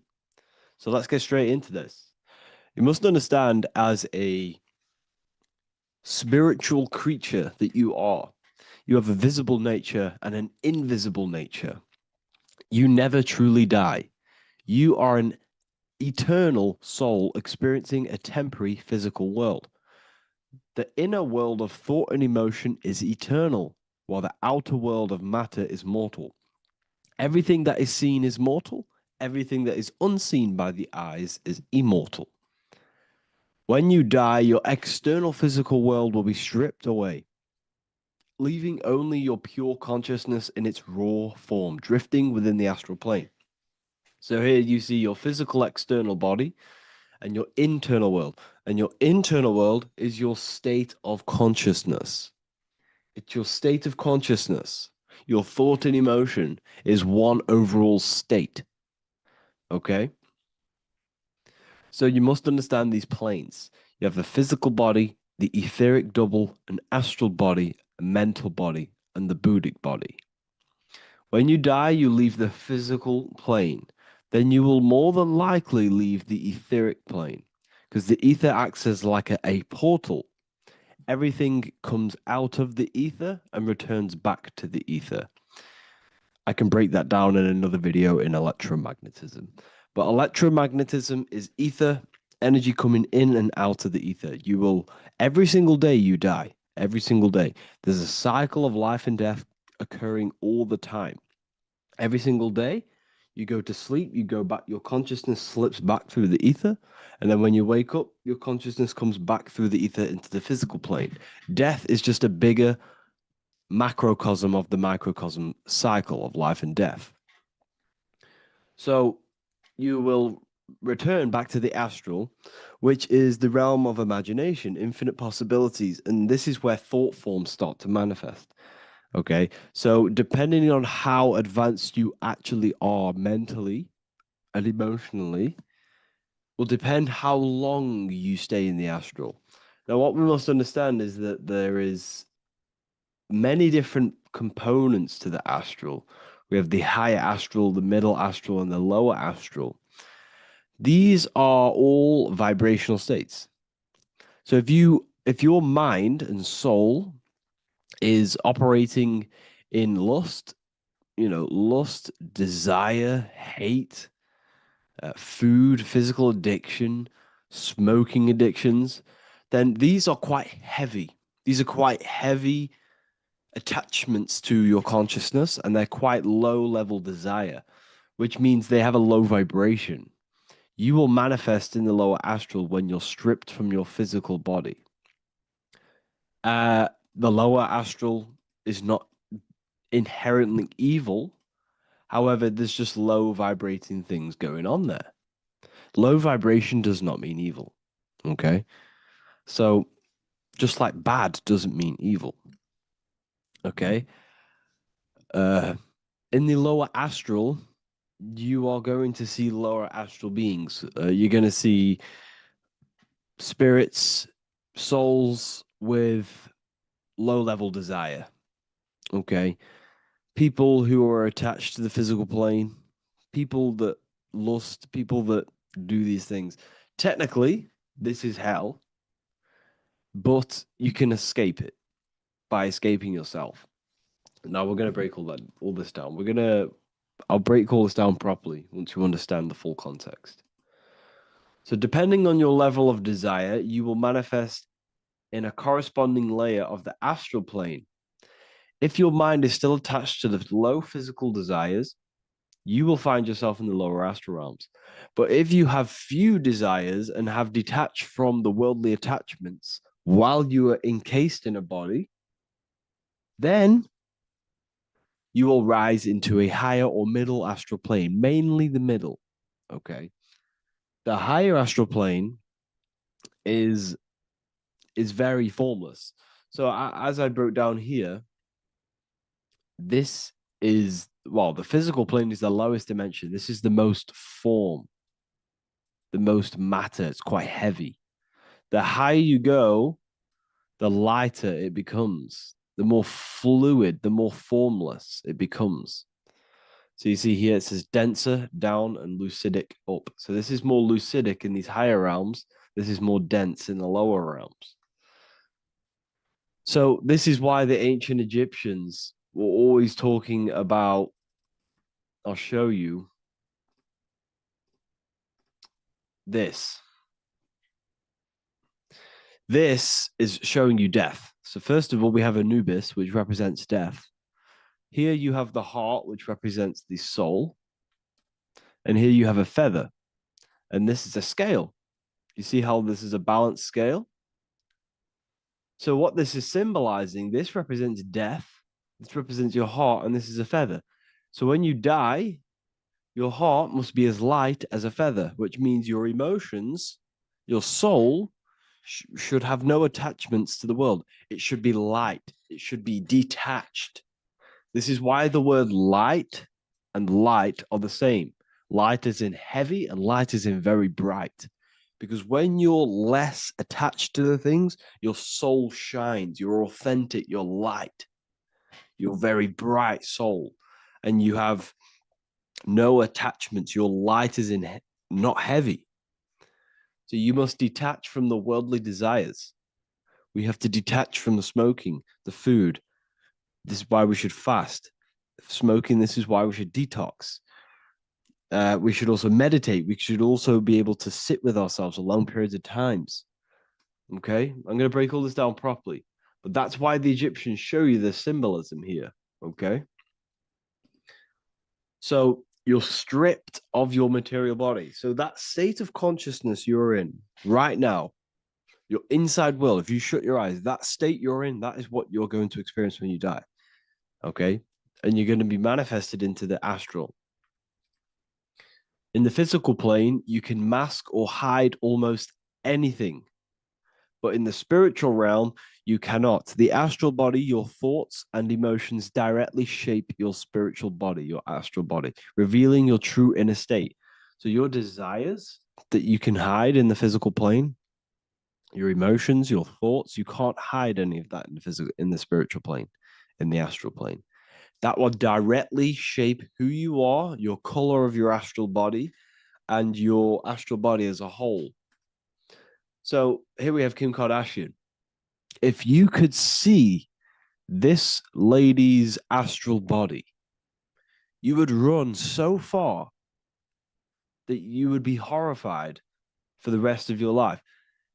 If you could see their spirit, their astral form, it would be horrific because their mind is so attached to, physical things, so attached to desire, money, fame, worship, power.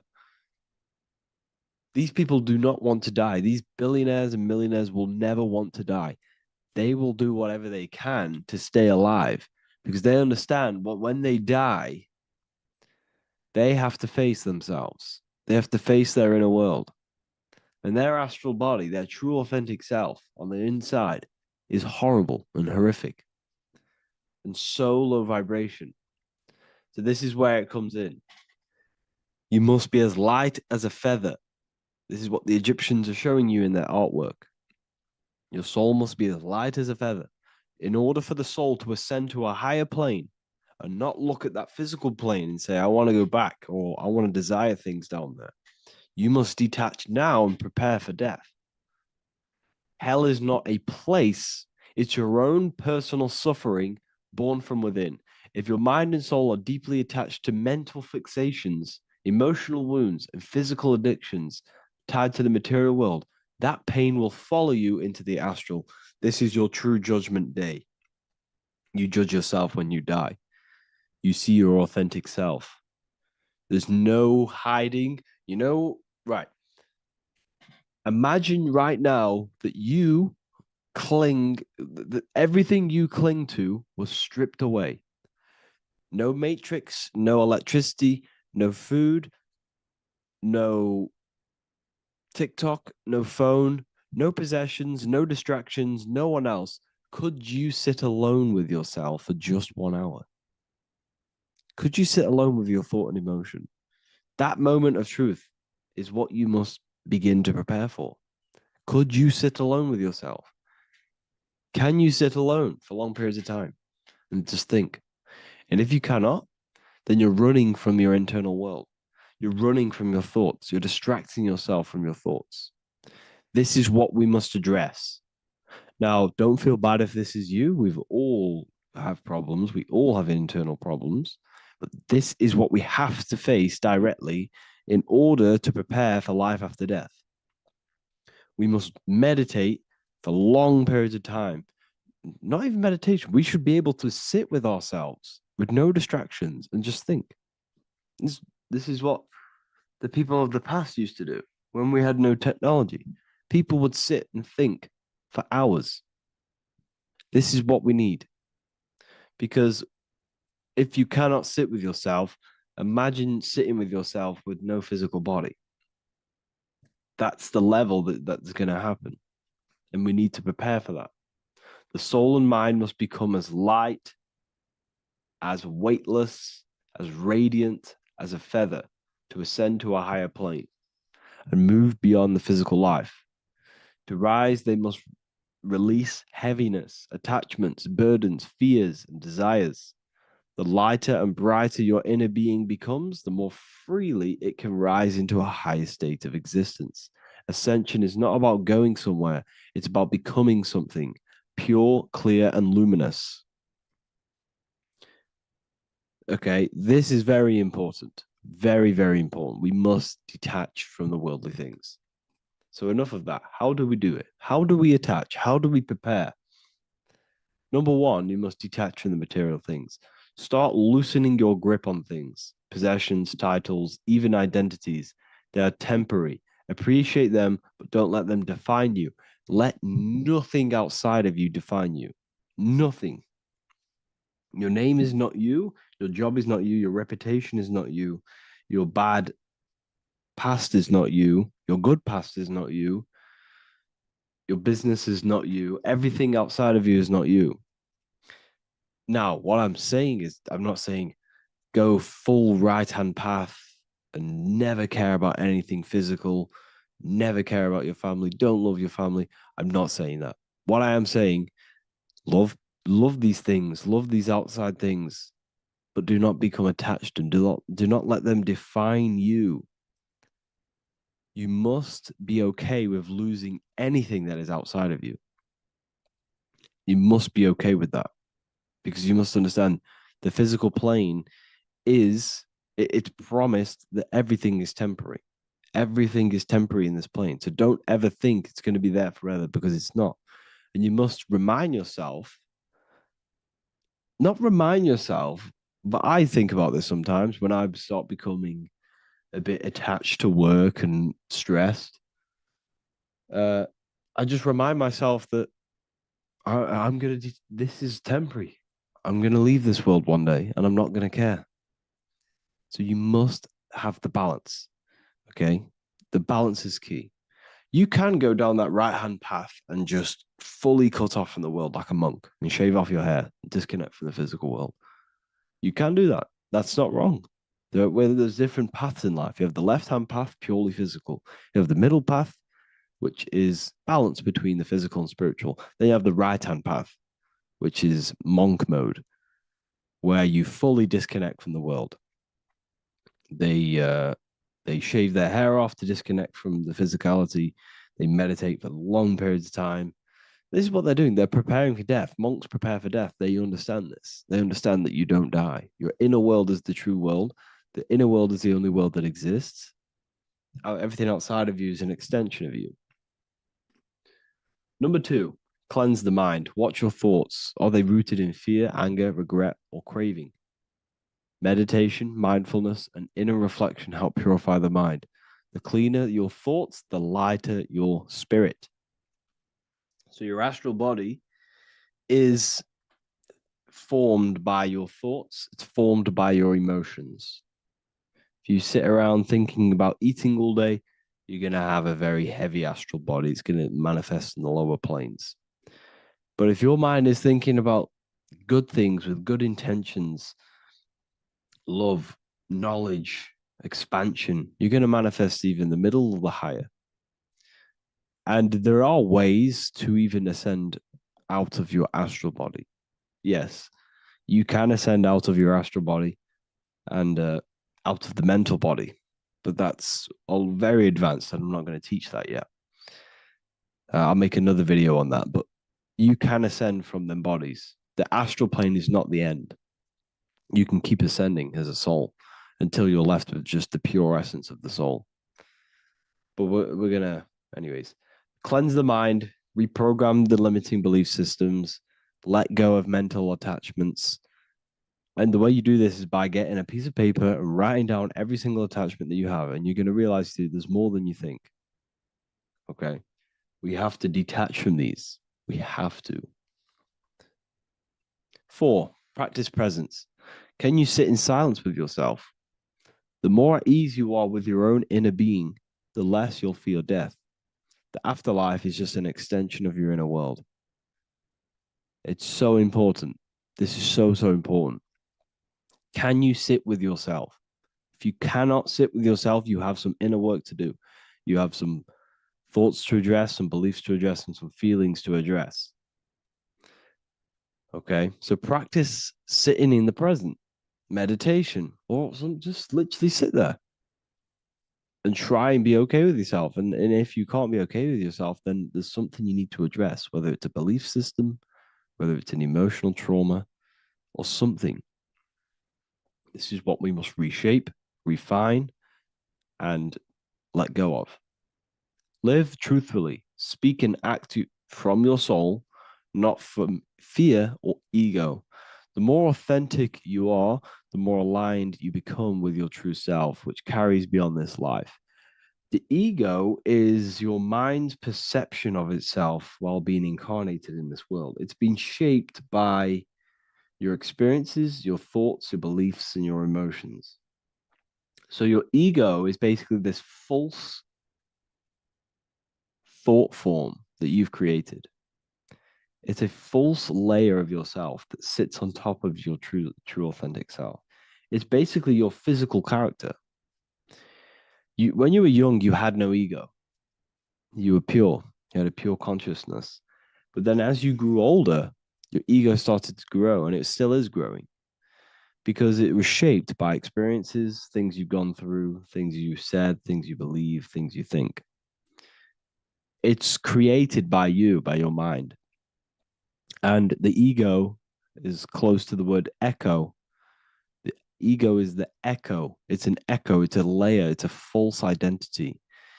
It's a false layer that sits on top of your soul. And if you don't get rid of that ego, if you don't know how, well, not get rid of it, but balance it.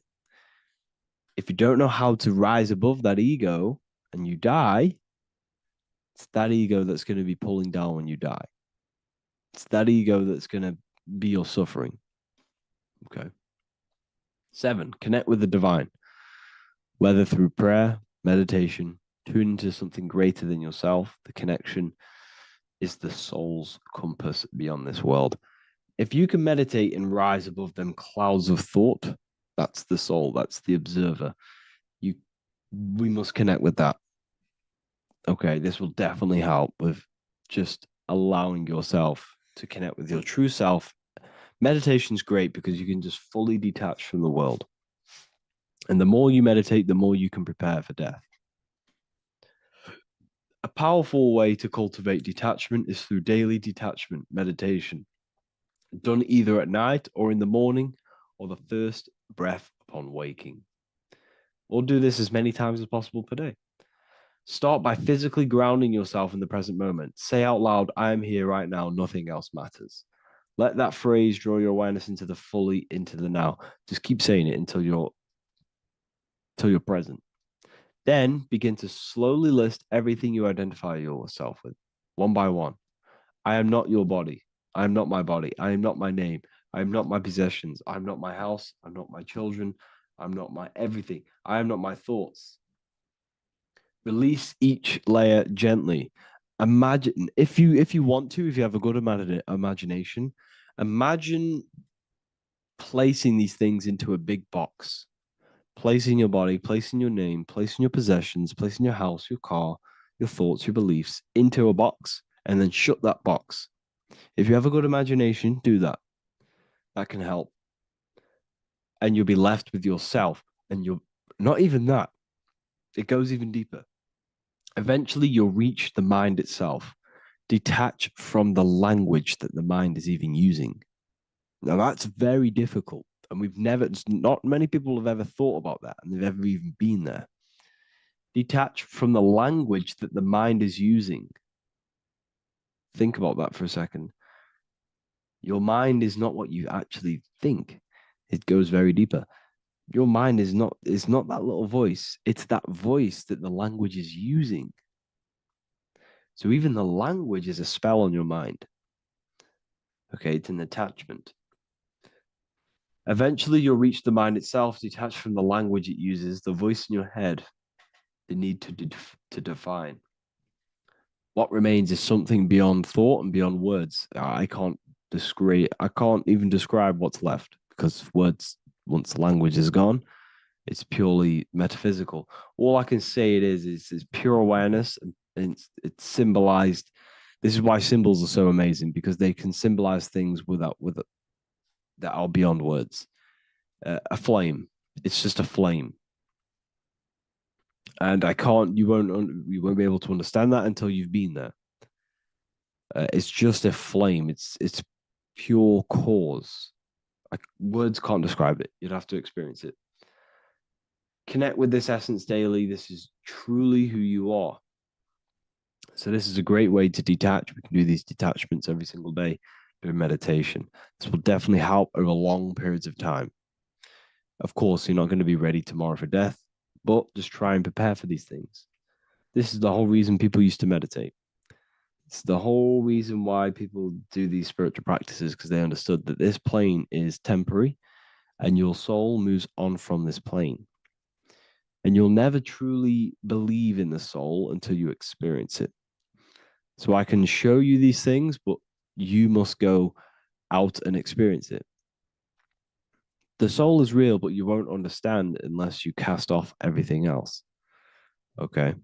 So I hope this video helps. It's a very deep video. I'm going to be making more of these stuff, of more self-mastery. And of course, we've made the self-mastery section now. So I'm going to start filling up this place with lectures. And I think it's a great time to start this, because a lot of people have been asking on how to master yourself, prepare to death. So hope this video helps. See you in the next one.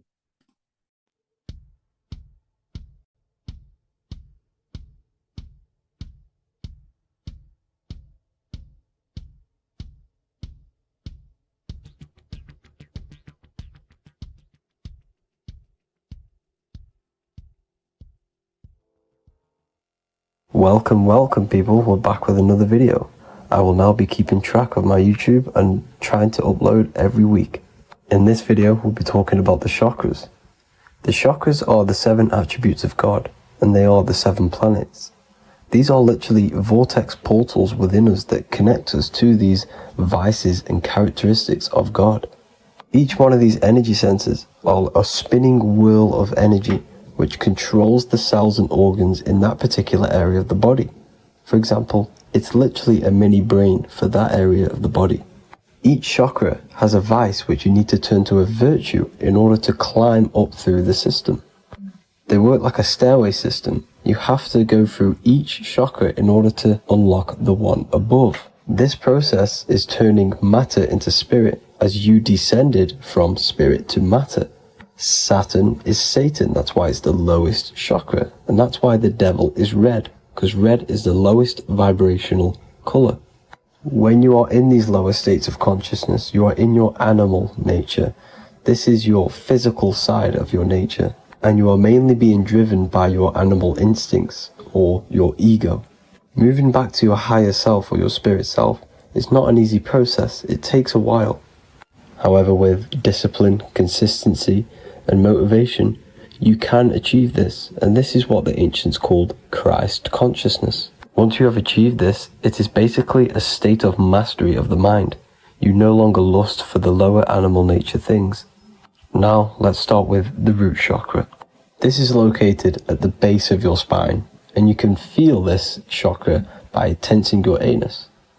This energy center is in control of your survival needs, your vitality, stability, and security.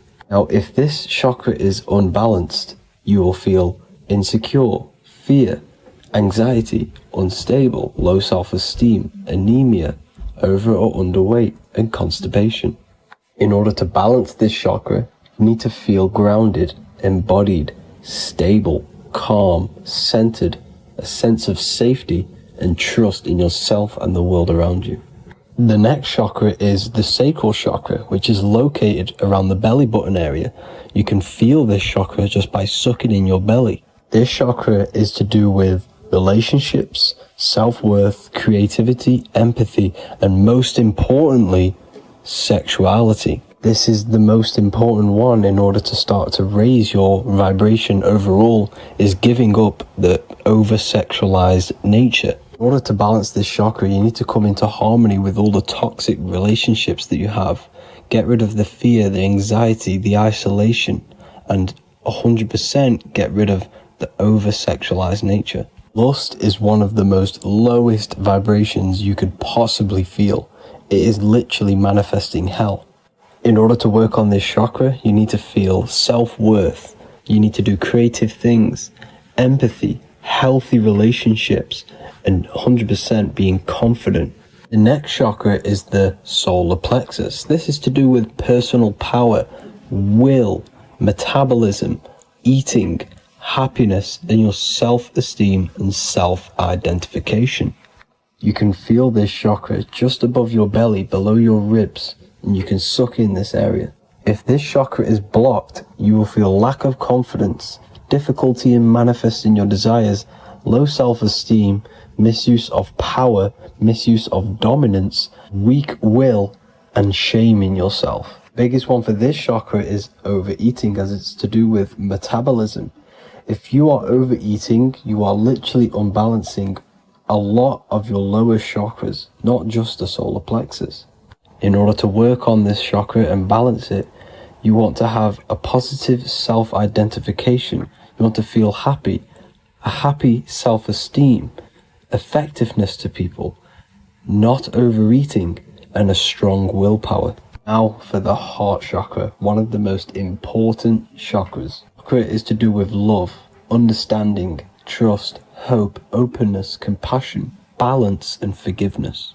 The most important because your heart is the tree of life in the body. It is the center of the toroidal field. It is the most powerful chakra. Your heart is 5,000 times stronger magnetically than your brain.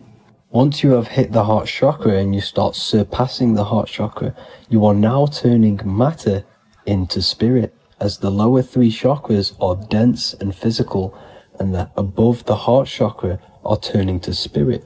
As you can see already, this is a hard and long process of working on yourself physically and internally. The symptoms of a blocked heart chakra would be lack of love or too much love, difficulty to accepting or giving love, lack of compassion, loneliness, and lack of emotional fulfillment. Finally, a lack of connection with a divine or to nature. In order to balance this chakra, the most important thing and the most powerful thing you can do is loving people, accepting and giving lots of love. Second most important thing to balance the heart chakra is balance. You need a balanced life. You need balance in all aspects of your life. Now for the throat chakra. This is a very important chakra as it's to do with communication. A symptom of this being unbalanced is a lack of self-expression and putting on a front all the time, acting with the ego. In order to balance this chakra, you need to constantly self-express yourself. You can't be putting on a front.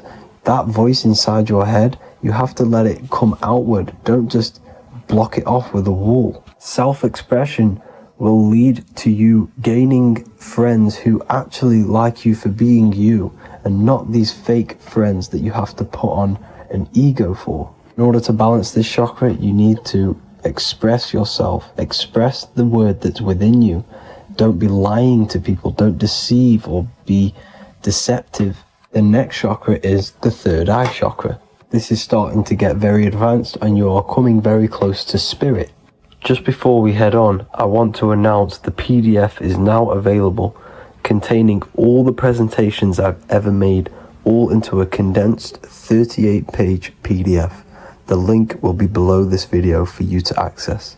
And if you want to learn how to create reality using your mind, how to attract your desires, how to get out of the situation you are in, the link will also be there for the Manifestation Mastery course. Now for the third eye chakra. The third eye chakra controls the pineal gland, which is your first eye.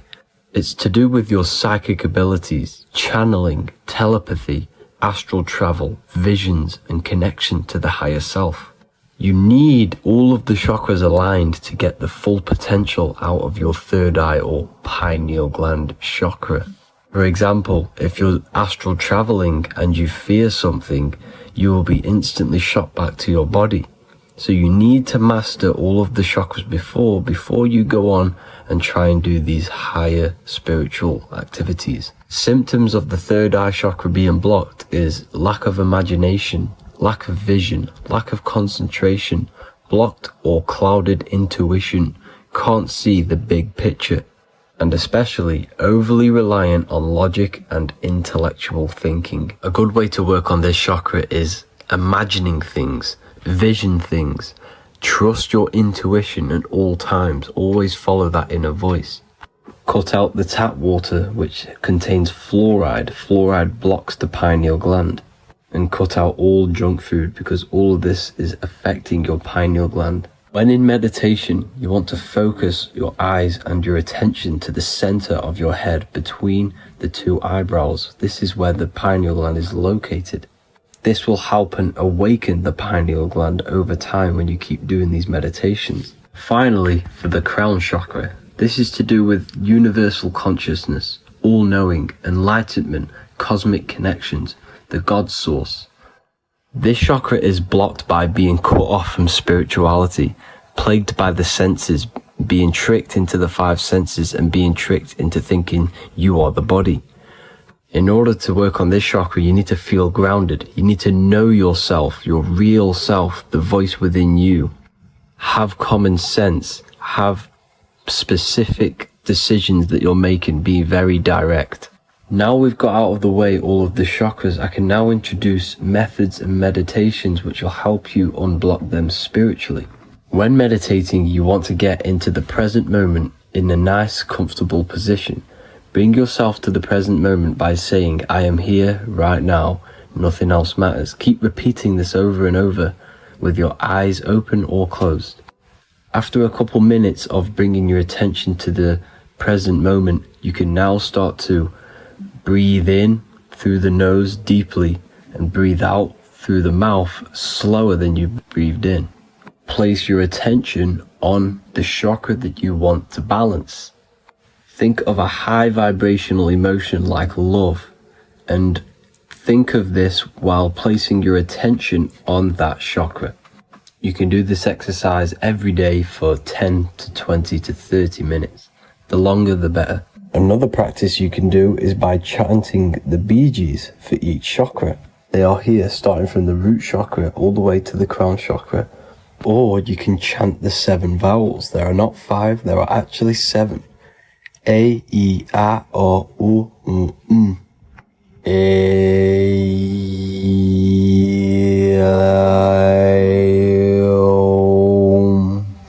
This is the proper way of pronouncing the 7 vowels. These are so powerful because these are the only things that exist. It is literally the sound of God. By pronouncing them right, you can actually create a lot of power within you and align your chakras. That's it for this video, people. I'd appreciate a comment and a like to help the algorithm. I appreciate you all. Love and light.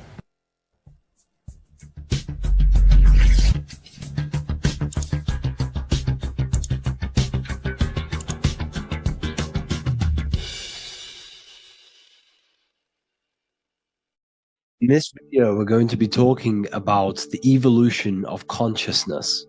You are born human, however, you possess consciousness, which is the awareness behind your being, the awareness behind your thoughts, the experiencer behind your five senses, the experiencer, the observer behind your thought, emotions, and senses. You are an eye, an invisible consciousness looking through a lens, which is your body. Your body produces this physical world that you experience. Your brain produces this world. Your brain and body is a technological computer. However, you are an infinite, ever-expanding consciousness behind this physical body. And there is an evolution of consciousness, a cosmic journey of expansion. And this is why we see so much pyramid symbolism in the occult and esoteric world, and especially within Freemasonry. Because the pyramid represents climbing, an evolution, a raising state of consciousness, a journey. Steps symbolize a journey upwards. This is the raising and the evolution of consciousness, our inner world. The transmutation of our inner selves, of our souls and consciousness and our minds. So when we see this pyramid, we're seeing a evolution, a way up to source consciousness. And the eye in the pyramid represents your source consciousness. It represents illumination. It represents divine guidance through this evolution of consciousness. This is why we see the ladder. Consciousness is ever expanding on an infinite journey of evolution. Each individual is a part of this cosmic process, contributing towards the ongoing expansion of both mind and awareness. As we evolve, we collectively explore deeper levels of existence, expanding the boundaries of thought and consciousness. The mind has the ability to expand infinitely into new realms of thought, into new dimensions of mind. The mind cannot be filled up. It is not a physical substance. The body can be filled up because it is a physical thing, but you cannot fill the mind. Therefore, the mind is constantly expanding, ever expanding into new fields of thought. So what we see in Freemasonry, the ladder, is again a journey, an elevation of consciousness. When we are born with an infant consciousness, and as we gain older, we gain an adult consciousness. Our inner world, our inner mind, and our emotional intellect changes and evolves. We are significantly different from when we were very young as an infant. It's because our consciousness evolutes, it changes, it alters like water. So just like this evolution of your own consciousness as growing up, there is consciousness of beings existing in cycles beyond our own. And their consciousness is unimaginably different from ours. They operate on a higher level of understanding and knowing, experiencing reality in ways that transcend our current comprehension. Our minds right now cannot comprehend the highest states of consciousness. There are entities, there are beings beyond our own, existing in higher dimensions of consciousness that we cannot comprehend because they have expanded. They are on a further way up the ladder of consciousness. However, we are all on the same journey. None of us can take the same journey. There is one ultimate goal, reaching source consciousness. However, this is always ever expanding. However, we are all on a different journey. There is one truth, one source, one goal. However, there are billions in different ways of reaching it, and we are all on these different paths to source consciousness, to this ladder, this evolution of universal evolution. Okay? Their awareness is attuned to new dimensions of existence, reflecting a more advanced stage in the cosmic journey of consciousness evolution. So when you take DMT, you are shot into these higher realms of consciousness where you meet these beings who look similar to these images. They are not speaking to you physically. They don't speak to you three-dimensionally through vibration and words. They speak to you mentally. If you have done DMT, then you know this. And if you have met these beings, then you know this. You might have even met some of these types of beings on mushrooms or any psychedelic drugs. Because ultimately, when you take these mind-altering substances, it's altering your consciousness. It's merging your consciousness with the spirit of that substance. And you are essentially attuning your mind to higher dimensions of consciousness. That's why we say we're getting high when we take these substances. Therefore, when you meet these beings on DMT, you are essentially meeting beings who are attuned to higher dimensions of consciousness, and they speak to you mentally. They speak to you telepathically through thought, because the universe is mental. Everything exists within the mind. The way you are now, your physical existence, is a state of mind. Mind, thought creates matter. Spirit and matter are two opposing ways of thinking. If we have a very spiritual mind, we have an expanded mind, we are a spiritual person through the mind. However, if we have a very low state of consciousness where we think about food, sex, lust, and all physical things, then we have a physical consciousness. Matter and spirit are two opposing forces, two ways of thinking. The mind attunes itself to different levels of understanding in different dimensions. So, essentially, this is what we're looking at. The body is a vessel for the fluidic, formless consciousness, a temple that houses the essence of our awareness. While the five senses are limited to perceiving only the physical plane, the mind transcends these limitations, capable of perceiving the full scope of reality. It is through the mind that we access deeper truths beyond the material, tapping into boundless nature of existence. Physical existence is a thin band, a thin layer of reality. It's like 0.001% of reality. And your five senses are only tuned into this layer of reality. But the five senses are, by design, only allowed to perceive physicality. But the mind has the power to expand beyond this physical five sense state. The mind has the power to expand and evolute. It is a conscious decision whether you want to take this path or not. You can stay in a three-dimensional way of thinking, or you can expand your consciousness from within. It's not an external journey. There is no God going to save you. You must save yourself. Therefore, behind every single one of these eyes is the same source consciousness. However, we are all different cells in a different journey.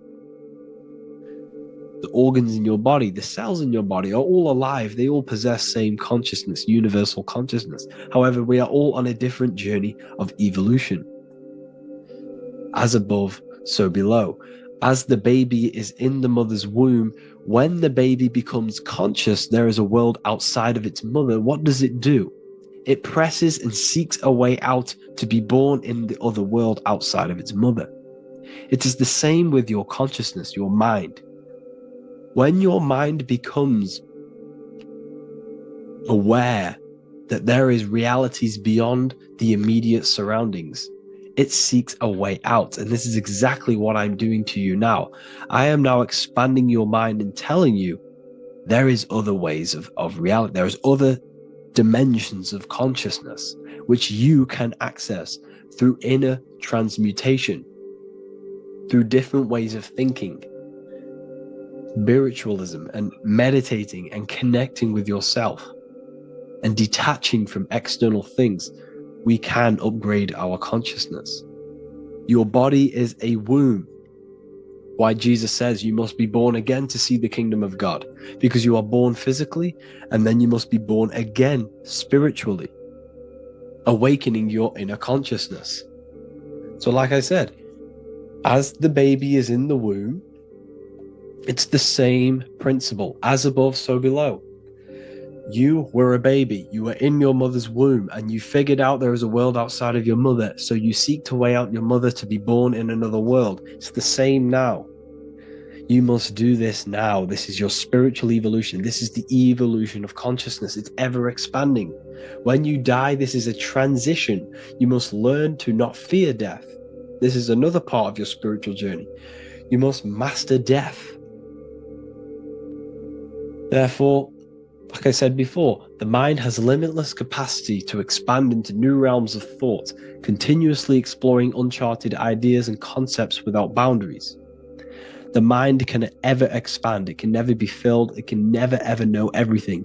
There is infinite fields of knowledge, infinite fields of thought. Your current state is just one stage on an infinite pathway. You won't remain human forever. The human experience is a crucial phase where we learn to balance polarities, master the fundamental laws of the cosmos.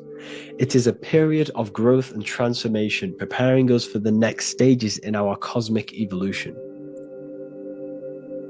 The goal is to strive for perfection, yet the true perfection is unattainable.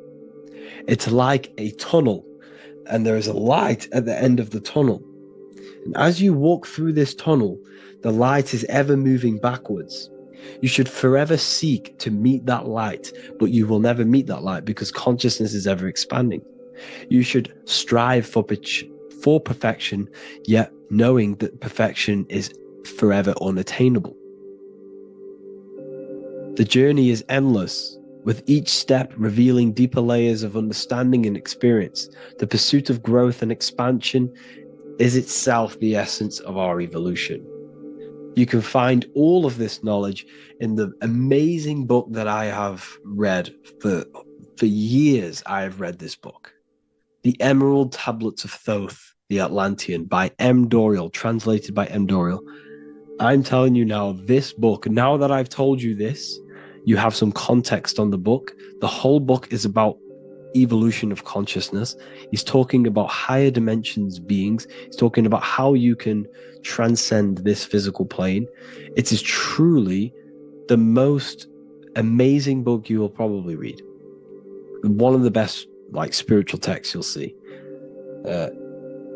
It's hard to understand, so you must read it over and over again. And the more your mind progresses, like for me, I read this every couple months. And the more I learn about consciousness, the more I expand my own consciousness. And every time I read this book, I pick out something new that just completely blows my mind.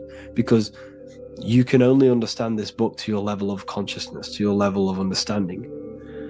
So now that I've told you all this information, go and read this book and it will absolutely blow your mind. And so will the Book of Wisdom Volume 2, which is now available. I released it the other day. I'm just going to read a page out now. This page is called Spirit and Matter. The Earth is not merely a dense, lifeless rock drifting through space. It possesses spirit, a living essence that animates its form.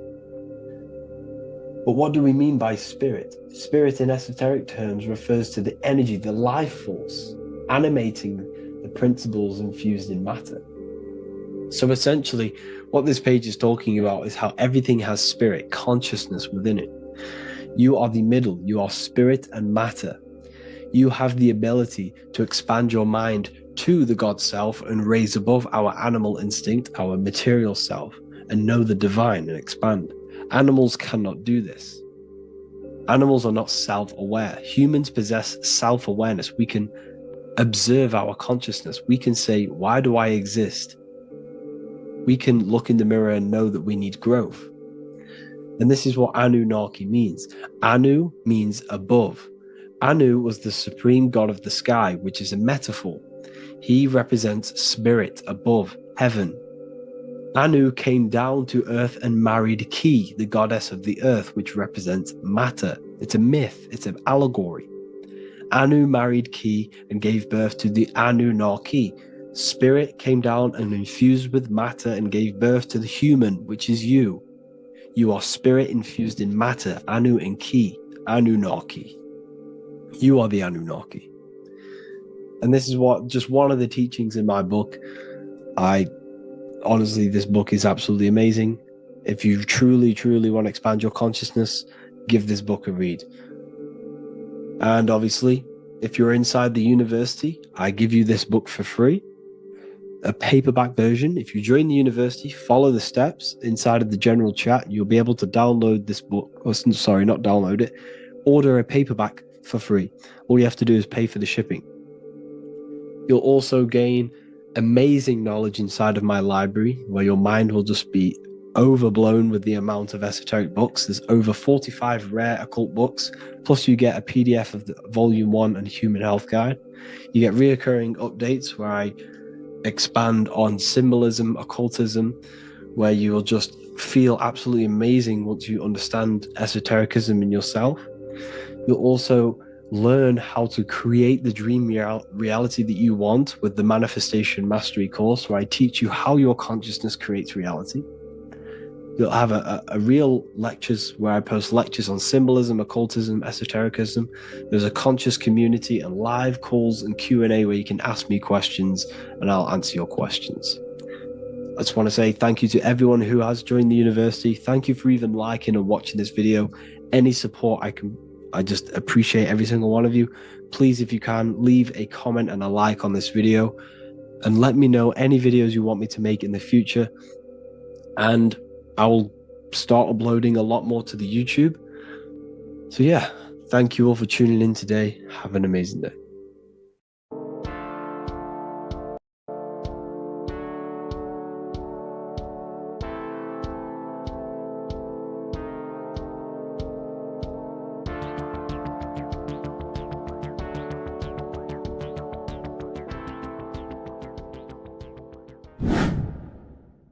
Welcome back, people, to another occult lecture by Revival of Wisdom.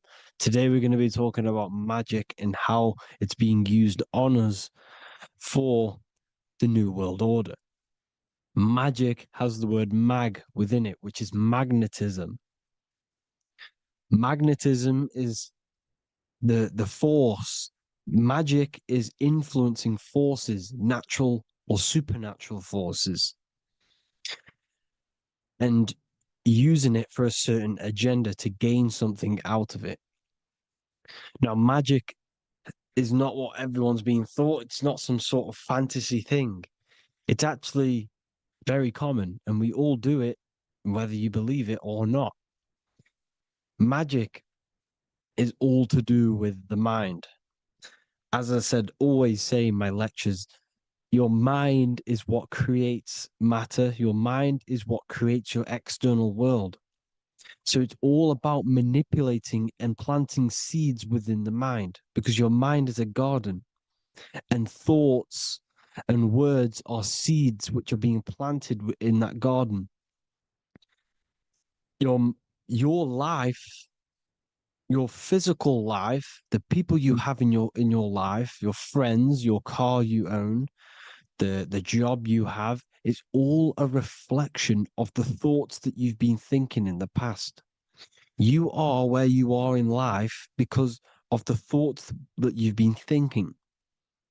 Therefore, your life is a direct reflection and manifestation of your mind, the Garden of Eden. Okay? The mind is what they are targeting. What you see, say, and hear has a direct effect on your mind. Me talking to you is influencing you. The words I'm saying is planting seeds within your mind. Now it's up to you to consciously act on these thoughts or these words, or to maintain these words. As above, so below. As within, so without. What's inside of me is outside of me. What comes into the storehouse comes out of the storehouse. You have the left, you have the right, you have the up, and you have the down. As above, so below. Whatever is in your mind will be expressed in some sort of way, consciously or subconsciously, spiritually or physically. The mind is what manifests everything. And this is what we need to understand. We need to understand is that the mind is not physical. all things spiritual manifest physical. All things seen come from the unseen. The words you're thinking, that everything you have is coming from the unseen. The actions that you do come from the unseen mind. Another expression for as above, so below is you are the universe itself. You are a universe, a mini universe. But just because you are mini does not mean you are the whole thing. If I take a little piece of infinite, let's say there's an infinite light source. Let's say I take a little chunk of that infinite light source. That little chunk I took is still infinite because it's been taken from infinite. You are the universe. Your awareness, your mind is the universe. It's information. You are the universe experiencing itself. This is why we say we are all God. As above, so below. What is in me is outside of me. The sun, the physical manifestation of the sun is your soul. The 12 constellations are manifested in the physical body. The 5 elements are manifested in the physical body. They're manifested in the 5 fingers you have. As above, so below. This is manifested, well, this is a symbolized in Freemasonry and secret societies as the 2 pillars.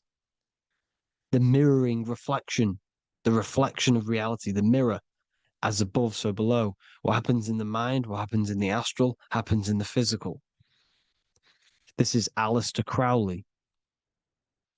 This is all symbolism. This is the 2 pillars with the all-seeing eye and the triangle at the top. Aleister Crowley was a master magician, very powerful dark magician, black magician. There's 2 types of magic. You have white and black, just like the checkered board, the Masonic checkered board. You have white and black. You have good and evil. White magic is influencing natural forces to gain something that will help the collective consciousness, help the collective, help the earth, help other people. Black magic is something you manipulate something so you can get something personal out of it. Doesn't matter if it's good or bad. It's still considered as black magic because you're being selfish. Everything you do should be contributing towards the collective consciousness and helping others. And this is why the ancients lived in a system where everything was in unity. We understood that I am you and you are me. What I do to you happens to me because I am you and you are me. We are the same mind substance on the inside. We're all the same mind substance being expressed in different bodies. So what I do to your mind will have a ripple effect on my mind because all of our minds are connected within the mental plane. So this is why they know all this knowledge. They know all this knowledge. So yeah, this is the mirroring effect of reality, the 2 pillars, or symbolizes the number 11. The number 11. We'll go deeper into that. The technology we're using is magic. It's a form of magic. Television is tell a vision. They're telling a vision into your subconscious mind, into your memory. And when you turn on the television, you get a program because they're telling a vision to create a program within your subconscious mind. You see, the conscious mind is only 10% of your mind, which is to do with your, what you're aware of, your 5 senses. What are you consciously aware of? Well, I'm aware I'm here, I'm talking. I'm aware of what I'm wearing, the 5 senses, what I can hear, taste, smell, hear. What I'm wearing, I'm aware of what I think of. But the subconscious mind is the 90% of your mind. It's the hidden part of the mind, which is telling your heart to beat, telling your body to breathe. It's storing all of your emotions. It's storing everything you see, storing all the belief systems that you have. It has everything. It stores all of the habits you have, the values. It stores everyone's name that you know. All the words that I'm speaking right now is all coming out of the subconscious. Everything is subconscious, and it literally manipulates 90% of your daily basis behavior. Most people don't know this. What you did yesterday is what you will do today because of these beliefs and mental programs within the subconscious, stored within the subconscious. So the subconscious is what they're aiming at.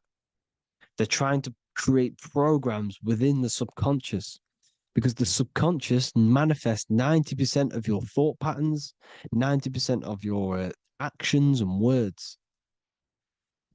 They know all this stuff. So the subconscious mind is the most powerful part of the mind. Another way the subconscious manifests and influences your life is, let's say you were in a car crash years and years ago, 10 years ago. Let's say you're in this car crash, right? And you really hurt yourself. The emotion you felt in that time when you were injured in that car crash had a great impression on your subconscious mind. You see, the stronger you feel something emotionally, the stronger impact it has on the subconscious. You can remember and recall that moment and very vividly because of the impact it had on the subconscious. Another, for example, you become that terrified of cars that it manifests into your life today, that you are wary to go in certain cars. You don't want to go in cars at all, maybe, because of that moment that stood within the subconscious. And it will manifest into anxiety. It will manifest into not going into cars. It will manifest into depression, maybe. These things, these emotional, very emotional, traumatic events have a great impression on our subconscious and they control your life. This is why you need to meditate and let go go deep within yourself and let go of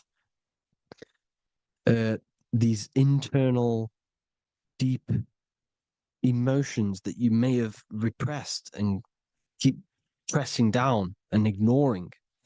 But you need to address it and let go of these subconscious impressions you have, which are controlling your life, like anxiety, depression. All of these things are stemming from things that are stored within your subconscious years and years ago, more than likely. Broadcasting. They're casting spells to a broad audience, to news, north, east, west, and south. They're casting spells. No, if you watch the news, everything's red. Breaking news in red writing or the red background, everything's red. Why? Because red's the root chakra, which is all to do with survival. They want to stimulate this root chakra because they want you down there in survival mode. They want you in survival mode because you're easier to control. They control out of fear. And not only they're casting these spells as if, because most of the things they cast in the news hasn't already happened. They're constantly bombarding you with there might be a war breaking out, war this, war that, kill here, kill there, murders. It's impressing, it's casting spells on your subconscious mind. So when the event does turn up in real reality, in physical reality, you're less emotional, you're less surprised. You're not as surprised because you've already heard it before. Your subconscious has already heard it all before. If you never heard of a war and then a war broke out, you'd be going crazy. So they subtly program your subconscious mind through the words, because the words they say is impressing your mind, has an effect on your mind, which will have an effect on your behavior, your words, your conversations you have with people. They're casting spells to north, east, west, and south on the tell a vision. They're telling a vision by broadcasting, by saying spells. This is why we call it spelling. Even the word, listen, the words we say cast spells. Bless. Oh, bless you. That's be less. The subconscious mind only picks up literal things. You see, when I say bless you, your conscious mind picks that up as, oh, thank you, you're blessing me. But your subconscious picks up as be less. You see? Because the subconscious it has no filter. It's just, it is what it is. Everything is factual in the subconscious. Therefore, if I call you an idiot, your subconscious, my subconscious will think I'm talking to myself and calling myself an idiot, and it will take that as true. That is truth. Everything is truth within the subconscious. And the subconscious manifests your behavior. The devices this is the biggest one. Black scrying mirrors. Device, the devil's vice. The device. Okay? Black scrying mirrors, black screen. Screen is scrying. Black scrying mirrors were used to communicate with spirits within the astral plane in the medieval times. They're probably still, well, they're still being used now by black obsidian mirrors. And look at your phone, it's a black mirror. And there's some sort of, I'm not saying this is fact, but personally, I believe these are portals for spirits and ethereal entities to come into your life, to come into your surroundings. So this is the next big thing: the TVs, your iPhone, your iPod, all black mirrors. And mirrors are very, very powerful. Even just a normal mirror. Mirrors have an effect. Whatever you say into a mirror, what you say is energy. And when you say something into a mirror, you're saying it into yourself. It's an infinite cycle of words of energy because it's being reflected infinite times. When you say something into a mirror, it has a massive effect. You're saying it directly into your eyes, into your mind. So what you say in a mirror should be said with precaution.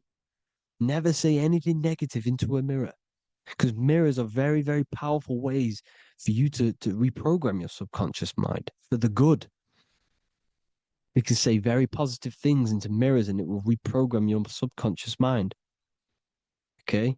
Manifesting is all magic. It's all magic. Everything is magic. But consciously doing it is what they're doing. They hid this knowledge. Your phone is magic. It manipulates your mind. The iPhone, okay. See, magic isn't all of this with wands. See, Harry Potter, okay, that was created to give you this perception of a mystical and amazing form of magic with magic wands and all sorts of stuff like that. Yes, that stuff was true when the collective conscious minds were on a higher level and our belief systems believed in these things, because the universal mind, all of our minds contribute to reality. If the masses don't believe in magic, if the masses don't believe in a certain thing, it's going to have an effect on physical reality. So when the collective minds are higher and have more open minds, things like Harry Potter can come true. See, it's all in the mind. The iPhone, the I is the symbol for the mind, the invisible intelligence. The triangle is the ethereal plane. Okay. So the eye in the triangle is the eye that sees into the beyond the ethereal planes. The square is the physical plane. So the iPhone, your phone is a black box, just like the Saturn black cube. It's a black mirror. It's taking photos of you every 2 seconds. And it's your mind. Your mind is in that phone. Everything you like, everything you text, everything you type in Google, everything you say to someone, every conversation is all recorded on the phone. Therefore, it is a direct reflection of your mind. Your mind is imprinted into your phone because your mind, everything you think in your mind, you're manifesting into typing, saying, taking pictures into the phone, and it's collecting it and storing it. And what they're doing, and this is for all forms of magic, it's manipulating the mind. It's all manipulating the mind. Reels, Instagram, TikTok, this is all dopamine. It's all controlling the mind. Every like you get, every follow you get, every share that you get is dopamine within your brain. They're literally targeting your brain and mind. It's all manipulating because what they're pushing through the phones, through the media, through the news, through the televisions is visions and programs. You are the one manifesting the New World Order. They're not manifesting the New World Order. They're giving you the information so you can manifest the New World Order. Everything they say is contributing to your mind. For example, digital money and all the information they put out for you to see is contributing to your enslavement. Your mind is manifesting the New World Order. They know this. They don't manifest it. There's billions of us. We could easily run over them physically. But on a mental level, these people have the knowledge and they hide it from us and they let us manifest reality because we are the collective. They give us the information which manifests their agenda. It's all magic through the phones, the media, the television. So your phone is a manifestation of your mind. It's a record of your mind. Hollywood, holly tree, holy tree. They used to make wands out of holy trees, because it was the most holiest wood, the best for casting and transmitting energy. So they used holly trees to cast spells. That's what Hollywood is. And in Hollywood, they have the red tear, the blood drop next to the Hollywood sign, because it's all satanic. They're all black magicians. They use Hollywood to cast the spells through the music, through the films. You see, music is a form of magic. All of this is magic. Everything they do is a form of magic because they want an agenda behind it. But it's not black magic. They're letting us create our prison.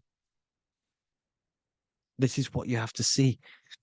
Yes, they're evil, but they're not doing anything evil, or else they would face the karma. They let us manifest this agenda through giving in the information, by telling you what's going to happen in the movies. Everything that happens in a movie, it's all there on purpose to program your subconscious, to plant a seed within your garden, your subconscious, your mind. Because when the mind has already seen something, when it comes up and turns up in physical reality, you will be less shocked and you won't rebel. So they lure you slowly. They make you aware of these things over time. They make you gradually think it's okay. Like the technology, we never used to use these phones. How did we become so addicted and reliant on them? Well, because first they gave you a little flick phone. Well, no, sorry, they gave you a phone in your house. And then once you got used to that, they say, oh, here's the newest version of a little flick phone. You started texting your friends. Everyone was loving it in high school. They could now meet up without saying, let's meet on the weekend at this point at this time, like your parents probably did. Or maybe some of you watching this, you probably had to tell your friend to meet on the weekend at a certain time because you had no way of communicating. So everyone got these phones and got addicted to them. Then they slowly got addicted to the new iPod with the touch screen. Now they invented touchscreen. Then everyone got addicted to touch screens. Then because all of this is producing dopamine in the brain, which creates you to become mentally addicted to things and physically addicted, chemically addicted. Because dopamine's a chemical. Your subconscious becomes a program within your subconscious, and your body becomes chemically addicted to these phones. And these phones are the enslavement of humanity, technology. Without this, we wouldn't be in this mess without technology. Because they're creating a hive mind. We're creating a hive mind. So back on track anyways, they program you. Look at the films, 9/11, 9/11, all produced by Hollywood. Here's the 11, like I said at the beginning, the two pillars which reflect reality. What happens in the mind happens in the physical. What happens in the astral happens in the physical. Okay, what happens in the physical happens in the mind. It's the two pillars, the mirrors. 9/11. 9 plus 1 is 11. Flight 11 was hijacked. New York is the 11th state. New York adds up to 111. This is not a coincidence. It's all a form of magic. It's a ritual, energy harvesting ritual, because your mind produces energy. Your mental attention produces energy. And they're feeding off this energy in the astral plane, these demons. Music is the most powerful. Personally, I think the music is one of the most powerful forms of magic they're using. Okay. Music is hypnosis. It puts your brain in a hypnotic state. It influences your electromagnetic field through vibrational energy. It reprograms your subconscious mind. Why do you think you remember the lyrics? You see, your subconscious stores all of the memories. Remember, the subconscious manifests 90% of your behavior. So therefore, the music you're listening to is manifesting your behavior. You wondered why some people wonder why they have drug addictions and they can't get out of violence and they can't get out of all this negative mind space. It's because the music they're listening to is creating a negative mind space. The words you listen to have plant seeds within your mind. So the reason you remember the lyrics is because that song created a program within your subconscious. Yes, that is what happens.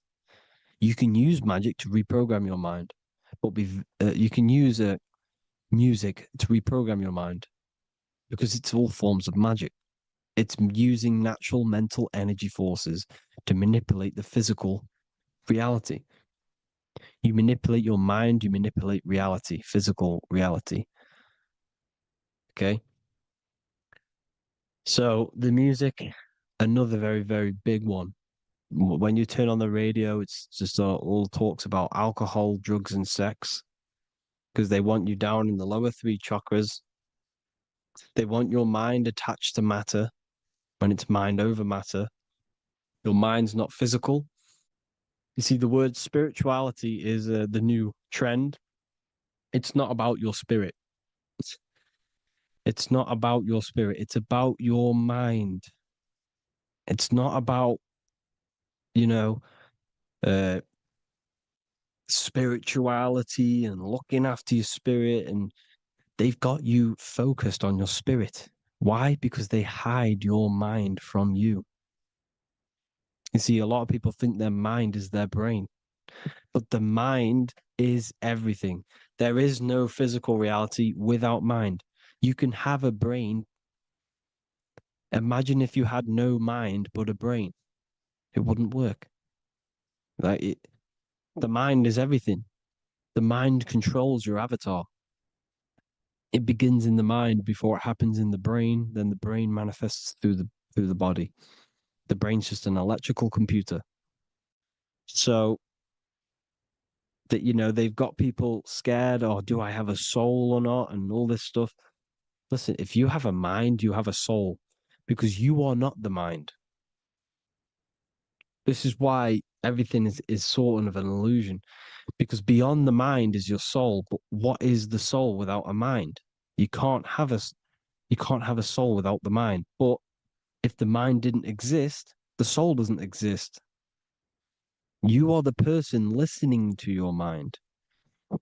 I shouldn't say person, because you're not the body. You're the entity behind the mind. But if you didn't have that mind, you couldn't understand what you even were. You would just be an observer who couldn't think. So yes, we all have a soul. If you have a mind, you have a soul. Everything is mind. Everything has mind. Mind creates everything. God is mind. And then manipulating your mind through TV, your phone, every little thing, the school, it's all about the mind, people. Control your mind, you control your reality. Just the last thing, here you go. Aleister Crowley, the dark magician, Kanye West doing the exact same thing because they're implementing magic in the music. Here's the Beatles with Aleister Crowley in the background. Bet you never noticed that. Aleister Crowley was influencing music and placing magic within the music to influence the subconscious. This is what Baal worship was. This is why they kill children. They sacrifice these children. Why? Well, because in order to ascend, in order to raise your consciousness internally, godly, by being good, God, or being in order to be good and raise your consciousness and to get something in the physical world, you have to sacrifice yourself. And what do I mean by that? In order to raise your consciousness and ascend, you have to sacrifice the lower nature of yourself. You've got to abstain from having sex to retain your sexual energy, to transmute it, or staying away from some poisonous foods like meat. So staying away from blood. We shouldn't be consuming other animals' blood. We should be keeping our blood pure. We are humans. We shouldn't consume chicken blood, chicken germs. We are the most divine creatures on this creation. We are the most intellectual creatures in this creation.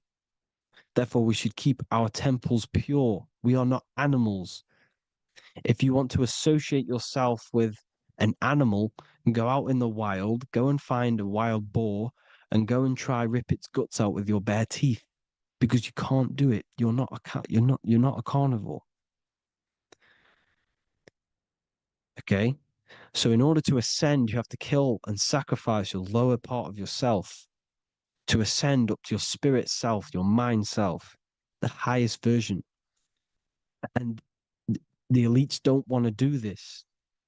So they sacrifice other things like babies to kill them, to exchange their life over to the astral plane, so these demigods in the astral plane can give them something in return in physical. They don't want to sacrifice their lower self, so they sacrifice other things for exchange, for physical pleasure. But the godly person sacrifices their lower self for their higher self to do good and ascend. So this is what all the Baal worship is, people, and this is why they're doing it. Hope you all had an amazing lecture. If you haven't already, go and get the Book of Wisdom for more information. I don't go into dark stuff in this book, because all I do is enlighten people in this book. You can get it in Spanish, English, German, Italian, and French. Worldwide shipping, you can get the PDF or paperback. there is also a new one called the Human Health Guide 2.0. It gives you a list of all the foods, grains, oils, nuts, everything that's alkaline and positive for the body and not man-made and hybrid. It tells you all the products to stay away from, how to fast, how to improve vision, how to improve everything, literally. So the Human Health Guide has been released. If you want that, I'll pull all the links in the bottom in the description. Hope you all enjoyed the lecture, people. God bless you all.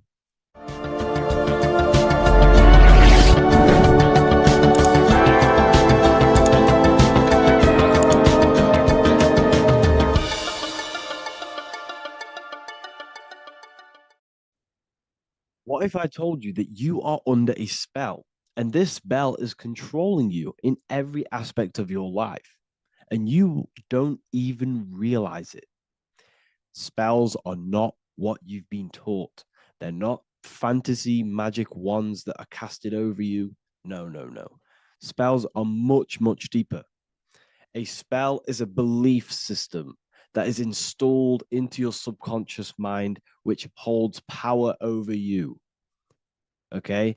If I install a belief into your mind and that belief holds power over you and controls you, that is you under my spell. A spell is a belief that someone has installed into you. Okay? You have a subconscious mind. The subconscious holds power over 90% of your daily basis behavior, thought patterns, and overall emotional state. Because the subconscious is the back end of our mind, the mind that we don't really have access to. It's the shadow self where all of our programs, all of our memories, all of our traumas, all of our everything that we've ever experienced is recorded and kept in this vast database called the subconscious. Now, the subconscious is the 90% of our mind. We are only aware of 10% of our mind, which is the conscious mind, which is what you're using now, what you're consciously aware of. But there is a subconscious mind that holds power over your conscious decisions, and you don't even realize it. For example, as a child, you had a very, very traumatic event happen. Let's say as a child, you were not loved enough by your parents. And this feeling of you not being enough for your parents and feeling alone as a child implanted this seed. And this seed was planted by your emotions, a strong emotion. And over time, as you grew older into an adult, this seed grew and grew and grew. And what this seed grew into is you being very needy, you always seeking validation from others. Okay. But you taking this conscious decision 10 years down the line actually stems from this hidden cause within your subconscious mind, within this little feeling, this seed inside your subconscious where you don't feel like you are worthy. So this results in a conscious decision of you seeking validation from others, being very needy from others. Okay. This is what the subconscious is. The subconscious holds power over us. For example, posting on social media.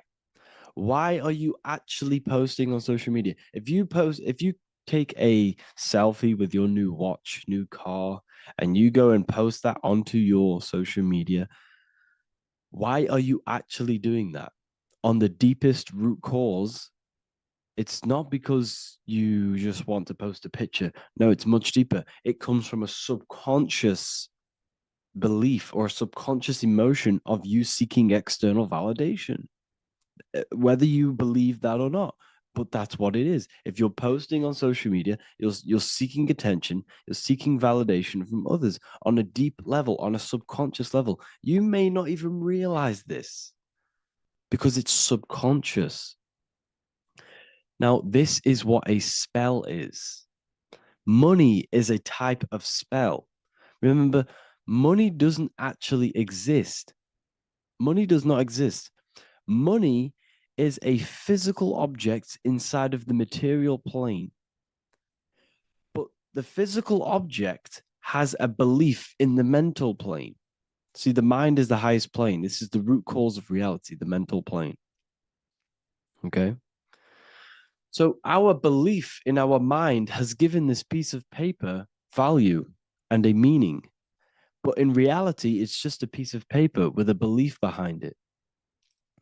But this subconscious belief behind this piece of paper is controlling your daily basis behavior, is controlling your emotional state, and controlling your life without you even realizing it.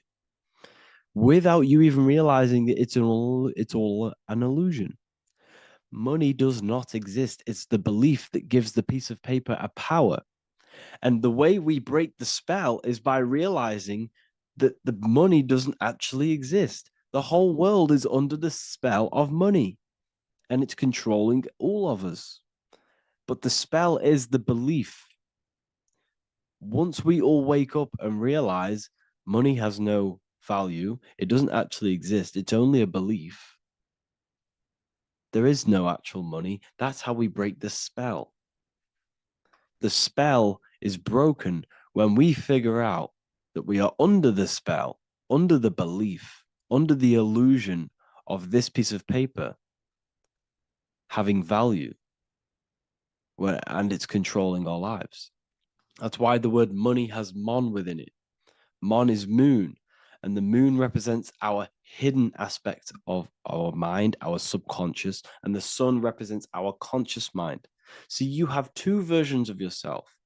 You have the self that you show to everyone, the conscious mind, and you have a shadow self called the subconscious, which is the hidden aspect of you. For example, do you really love your partner who you're with, or are you just with them for, is there a subconscious fear of being alone? Do you really want to be with this person, or is it stemming from, are you staying with them because it's stemming from this fear of being alone, of being lonely? Or are you just with them because you have a subconscious sexual addiction? And all of your conscious decisions are actually coming from this little seed of wanting sex or not being alone. You have two versions of yourself, the conscious mind and the subconscious, the shadow self and the self that you show to everyone else. Okay? And the subconscious is what's holding power over you. When you drive your car, you don't consciously have to think about changing gear. You've done it that many times. It's on autopilot. That's the subconscious doing it. You can be walking down the street. Your conscious mind can be thinking about what you're going to cook for tea later, but your subconscious mind is controlling your body and walking your body. You don't have to think about moving the body. You just do it because you've done it that many times. It's a program. It's a belief in the subconscious that's giving this movement power. You see, the subconscious holds a lot of power over you. Our beliefs hold power over our daily basis behaviors and actions. Okay, like I said, posting on social media, this is seeking external validation. There's a subconscious stem, there's a subconscious urge bringing this desire into conscious reality. So we must break the spell of our emotions controlling us, our traumas from a child controlling us. For example, another example of this, let's say you were in a car crash years ago, and this car crash led you to having a very traumatic event, very traumatic emotion you felt in that car crash. You felt a lot of pain. That was impressed into your subconscious. And even to this day, you're probably scared of going into trains, going onto cars, going inside of vehicles. And you might not even be aware that it's actually stemming from this event that happened 10 years ago. That's the spell. That's the spell that's holding power over you. And you don't even realize it. You realize the spell when you realize you're being controlled by this old belief, this old trauma.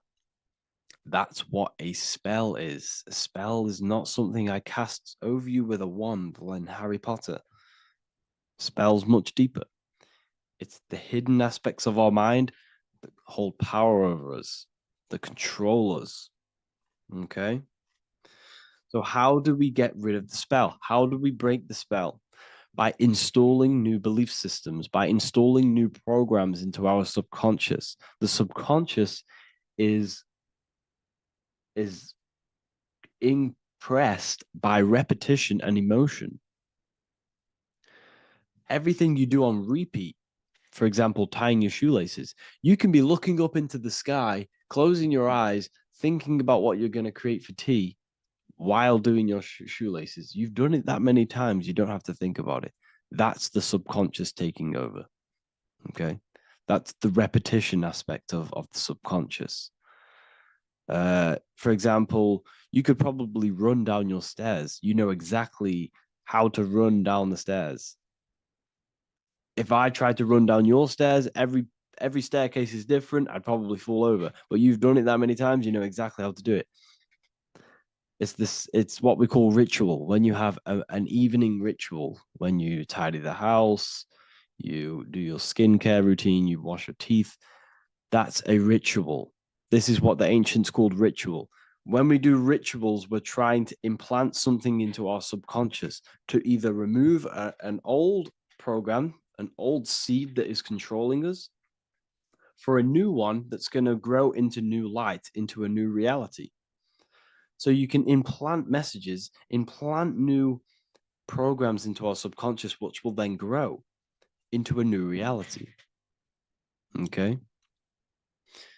Because if I tell you something over and over and over again every single day, for example, if I say, you do what I say every single day I repeat this statement into your ears, about a month or 2 months in, you're going to start to believe in that statement and you're going to start to be under my spell.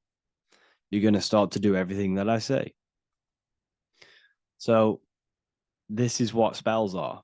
Spells are subconscious beliefs that hold power over you, and you don't even realize it. So we need to remove these old programs we have that are controlling us for new programs. And we do that through ritual, affirmation, and imagination. Repetition and emotion is key to impressing the subconscious. They are the two ways that spells are created, that programs are created. The subconscious only knows the now, and it only knows you. So every word you say is a spell. So when you call someone else a name, you're calling yourself a name, because your subconscious takes everything you say as truth, because it only knows you. It doesn't know anyone else. So every night we can do affirmation. We affirm the reality we want. This is what we call a ritual. We sit down or we stand up, whatever it is, you affirm the reality you are, I am statements. And then you imagine that reality. And you do this over and over again, every day, twice a day, 3 times a day, however many times. And this will cause repetition. This will install a new belief system into your subconscious, which will then start to show in your external reality. It will start to put you under a spell of the new program. For example, if I install into my subconscious that I believe that I am rich, every single night I affirmate that I am rich, I am wealthy, I am free. And then I do a ritual. I start to imagine this reality. Every single night, I do these two things on repetition, and I start to feel the reality and imagine the reality. Over time, I'm going to start to believe that I am rich, that I am free, and I am wealthy without having the physical reality. And what this will do is that it'll implant a message deep within your subconscious mind. It will plant the seed of this belief. And this belief over time will grow into 90% of my thoughts, 90% of my actions, 90% of my words. My words, my thinking will change due to this new belief. I may not even realize it, but I'm looking for more opportunities to make money. I'm speaking to more people because of this belief that I've installed. This belief has triggered new ways of thinking. My mind, my conscious mind, is now only operating to fulfill this belief. And my conscious mind might not even be aware of it. You won't even realize that you're manifesting this belief of being rich. And that's how it happens. You implant the belief within your subconscious. You implant the spell into your subconscious, which will then gain control over you. So we need to make sure we're removing the negative spells, the negative programs that are controlling us, for new regenerated ones, for new ones that are going to create new realities, a better life. Okay? You don't want negative traumas, negative seeds controlling you and growing into your life. If you don't cut them off, they will continue to grow and grow and grow. Your anxiety will get bigger and bigger and bigger. Your depression will get bigger and bigger and bigger. But it's all actually stemming from one belief system or one trauma. Okay? So this is important. Everything in this physical plane is an effect of the higher planes. It's a shadow of the mind. Everything we think, all physical objects, began as a thought, then an imagination, then energy, then a physical reality. So we must change the mental plane. We must plant seeds into our mind to change down into our physical material life. It's about manipulating this higher plane so we can create change and effect in the physical external material plane. That's what magic is. This is what spellcasting is. This is all what it is. It's not fantasy. This is the manipulation of the higher planes of consciousness, which your mind has access to. You have access to these higher planes. Okay? This is exactly what I teach in my university. I teach different rituals. I teach specific rituals to get rid of certain things, certain belief systems. I teach all different rituals, all different ways for you to create your own reality and live the best reality you want. We also have all of these different courses. We have activating the inner eye. This will teach you exactly how to lucid dream and activate your inner vision of imagination. We have the sexual alchemy course. This will give you the power of transmuting your sexual energy into creativity. We have electromagnetism studies. We have esoteric exchange, and an exclusive live call that we do every single week. And I connect with all of the students. They can ask me questions, can speak with me one-on-one inside of these live calls. We have the real numerology section. We have the health section. We have a lecture section. Look at all of these lectures we have on occultism, symbolism. All of these lectures are designed to gain you power, to give your personal power back to you, to make you realize things about you. We have a meditation section. We have a library section where you can download all of our library, all of our books, different books on occultism, symbolism, Freemasonry, astral projection. And of course, we have the Manifestation Mastery course, which teaches you exactly how to create reality so you can live that desired reality that you want. This is the last chance to lock in the price of $55 a month. This is less than $2 a day. You can really level up your life because the price is going to increase as the value of the university increases, because there's a new symbolism course coming out. And if you join now, you'll get this course for free, because obviously when this course releases, the price will go up. The symbolism course will teach you the language of esoteric and occult symbolism. I'll leave the links in the description. Make sure to leave a like, comment, subscribe to the channel if you want to see more content. Thank you all, people. Have an amazing day.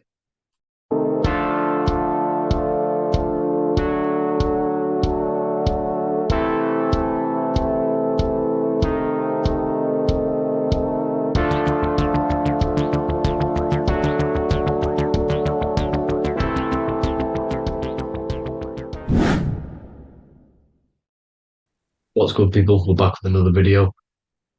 This is going to just be a quick video. Manifestation, magic, bending reality. So let's jump straight into this. So you have a conscious and a subconscious part of your mind. The conscious is what you're conscious of, what you're actually doing, where you can choose or not. However, the subconscious is the part of your brain which is automatic. So all of the systems in your body like the digestive system, your heartbeat, these are automatically being ran, and you do not have to tell these systems to do anything. You do not have to consciously tell your heart to beat. It's automatically doing it. And this is what the subconscious mind is controlling. It's like the dark aspect of your brain or your mind. It is the way bigger aspect of your mind. Okay. It controls all the systems in your body. Okay. And this is where all of your programs are. So when you're in it from your childhood, what you've learned in school, all of these things are being kept in your subconscious, maybe traumas and stuff like that. So the subconscious is the female aspect, and the conscious is the male aspect, because the male is all about action and doing, and the female is more about creation, creativity, intuition. So you have a right and a left hemisphere of your brain, and these are obviously male and female. The right side of your brain is your female. It's to do with creativity, imagination, intuition, insight. Okay. And this is one of the most important sides of the brain. This side of the brain is the most attacked by the elites, whatever you want to call them. This side is one of the most important, because obviously your intuition is a massive part of reality. And if you don't have intuition, then you lose track of the things around you. You can't consciously feel if things are wrong or right. They don't want you to have intuition or creativity or imagination. They want you in the left side of your brain, which is just reasoning, logic, and basic things. So they just want you to tell you what you want, tell you what to learn, and then that's it. They don't want you thinking for yourself, which is the right side of the brain. So whatever the conscious side of your mind impresses the subconscious side of your mind. So if you do affirmations, for example, if you consciously do affirmations every day, you're reprogramming your subconscious mind.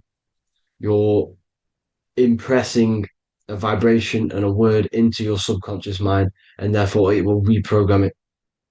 So the male and female aspect are symbolized by the Star of David as well.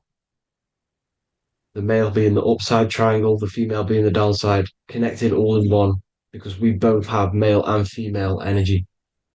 So every thoughts are electric, which is the male aspect. Emotions are magnetic, which is the female. Each thought creates a wave of vibration in all directions. So think of it like a water drop in a pool, but it going out in every single direction. It's not just flat. And these thoughts have a certain frequency, has a certain vibration. That vibration has a certain frequency. And this affects your aura.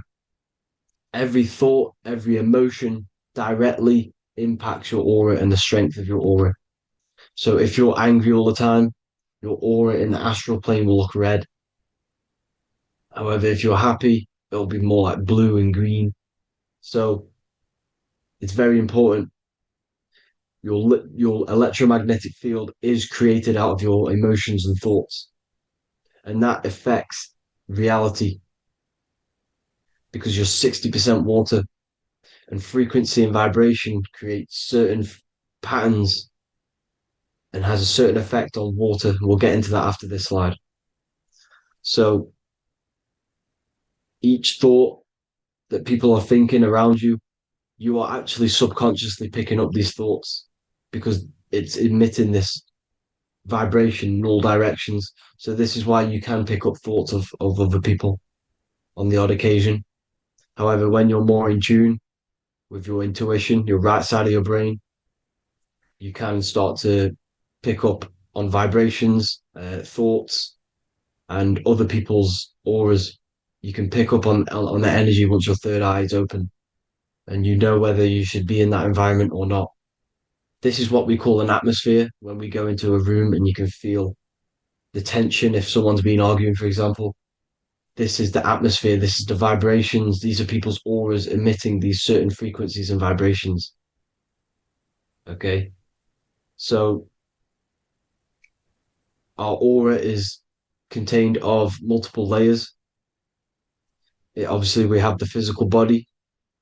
This is the electromagnetic layer. However, you have the different planes of existence: the spirit, mental, astral, etheric, and then physical. The physical is the lowest plane of existence. And the physical plane is a product of all of the planes above.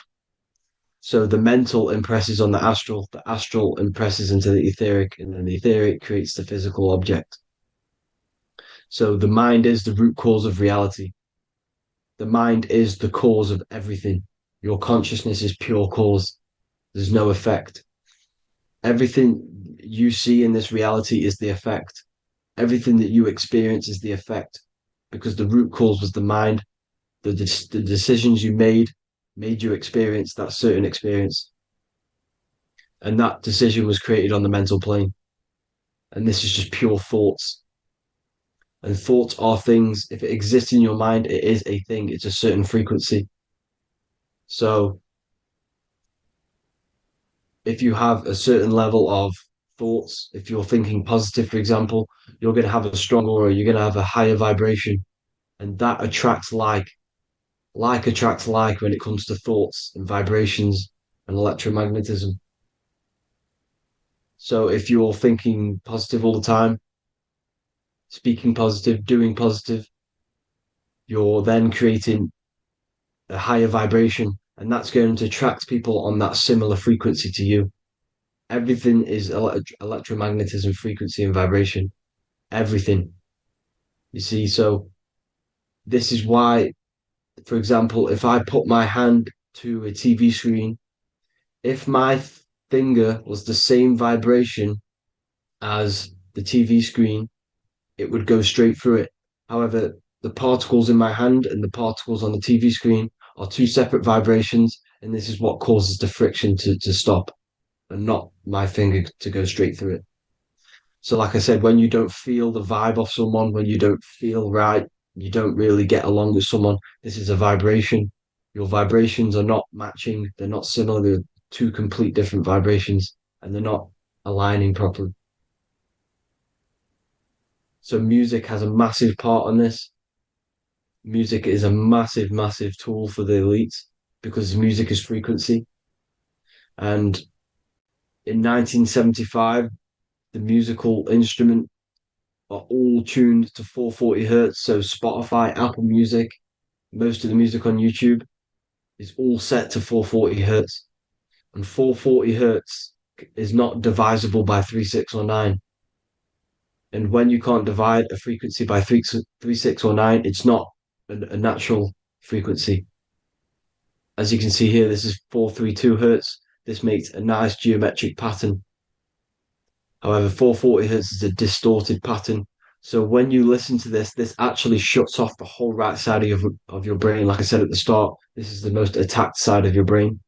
It's to do with creativity, imagination, intuition. When you listen to 440 hertz, it shuts off the whole right side of your brain. And obviously shutting off all of these forms of your brain.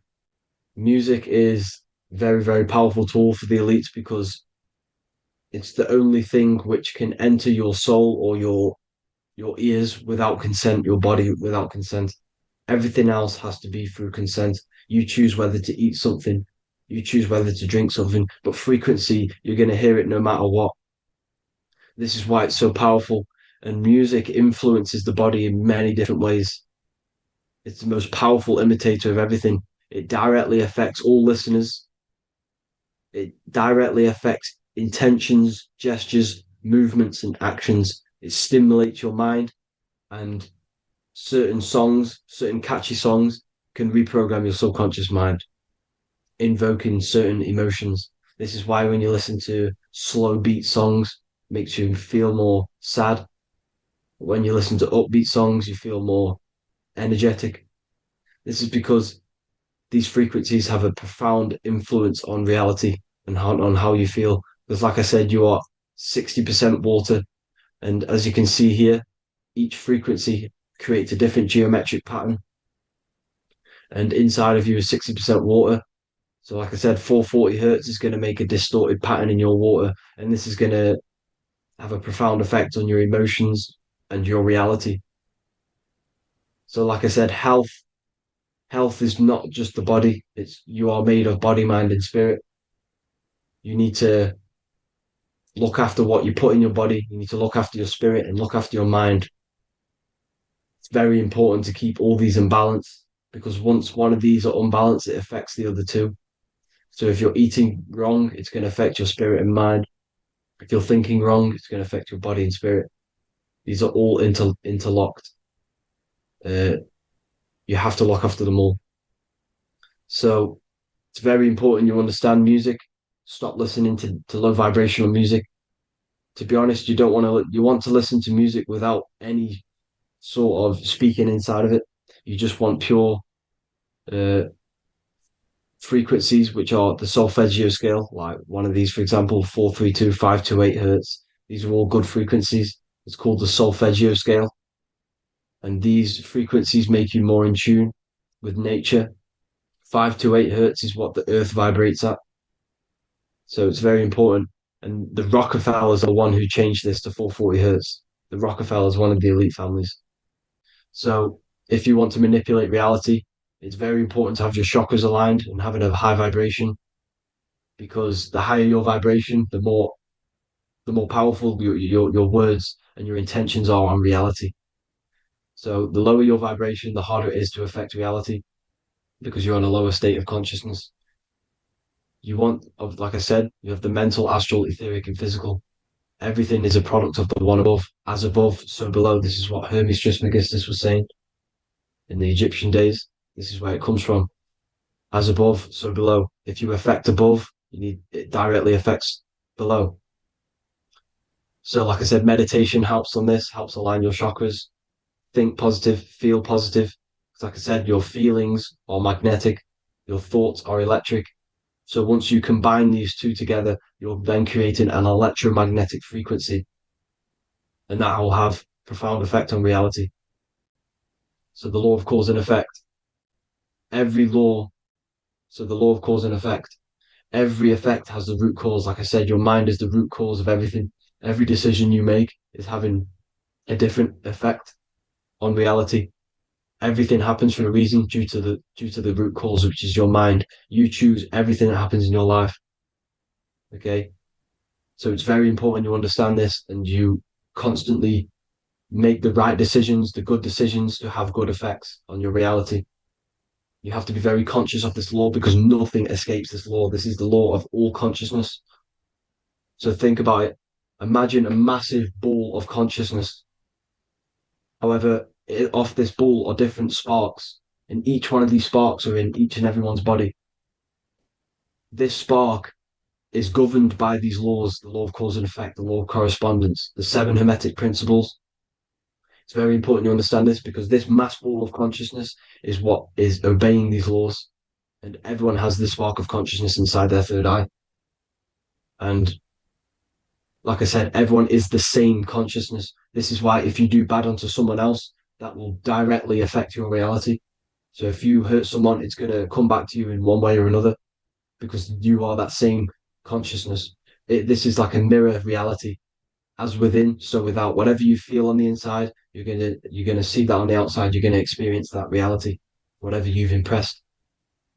So there's different ways to bend reality to your will. This is kind of a sort of magic. So obviously you have black magic, which is manipulating reality to harm and influence others, or to be very selfish. And yeah, then you have white magic, which is manipulating reality for the good of humanity. So you do have to be very careful with your intentions, people, when you're trying to manipulate reality, because this is nothing to be played with. If you are manipulating reality for the wrong reason, it's going to come and bite you in the ass in some way or another. Because everything is balanced. Everything balances out in this reality. Nothing escapes the laws. Not one thing escapes the laws. So if you're stealing from yourself because it's just going to come back in one way or another. Inside of everyone's heart, you know whether you're doing good or wrong. You can feel it when you do something wrong. You can feel it when you do something good. The heart is the center of the torus field. It's balance. And this is why you say follow your heart, because it's the center of the Taurus field. It's very important to listen to this inner voice inside of you, because that is telling you the right things to do, the good decisions to make. And when you keep following that voice, that good voice inside of you, it takes you to your life path. Very important to follow that voice. However, don't let the ego get in the way of it. Don't care what your friends are going to say. It's very important to understand this. So you have different ways of manipulating reality. You have sigil magic. This is where you create your own sigil or symbol. You create your own sigil and symbol, and then you charge it. You behind that symbol you have an intention. So, for example, if you want to manifest wealth, you create a sigil which represents what you want. You create that sigil, you draw it out, you charge it, because wherever your attention goes, energy flows. So whatever your attention is, you're sending energy that way. So what you do with your eyes and your hands, you place attention on the sigil. Imagine that it's glowing. Imagine that you're sending energy to the sigil, and then you burn the piece of paper once you've done this.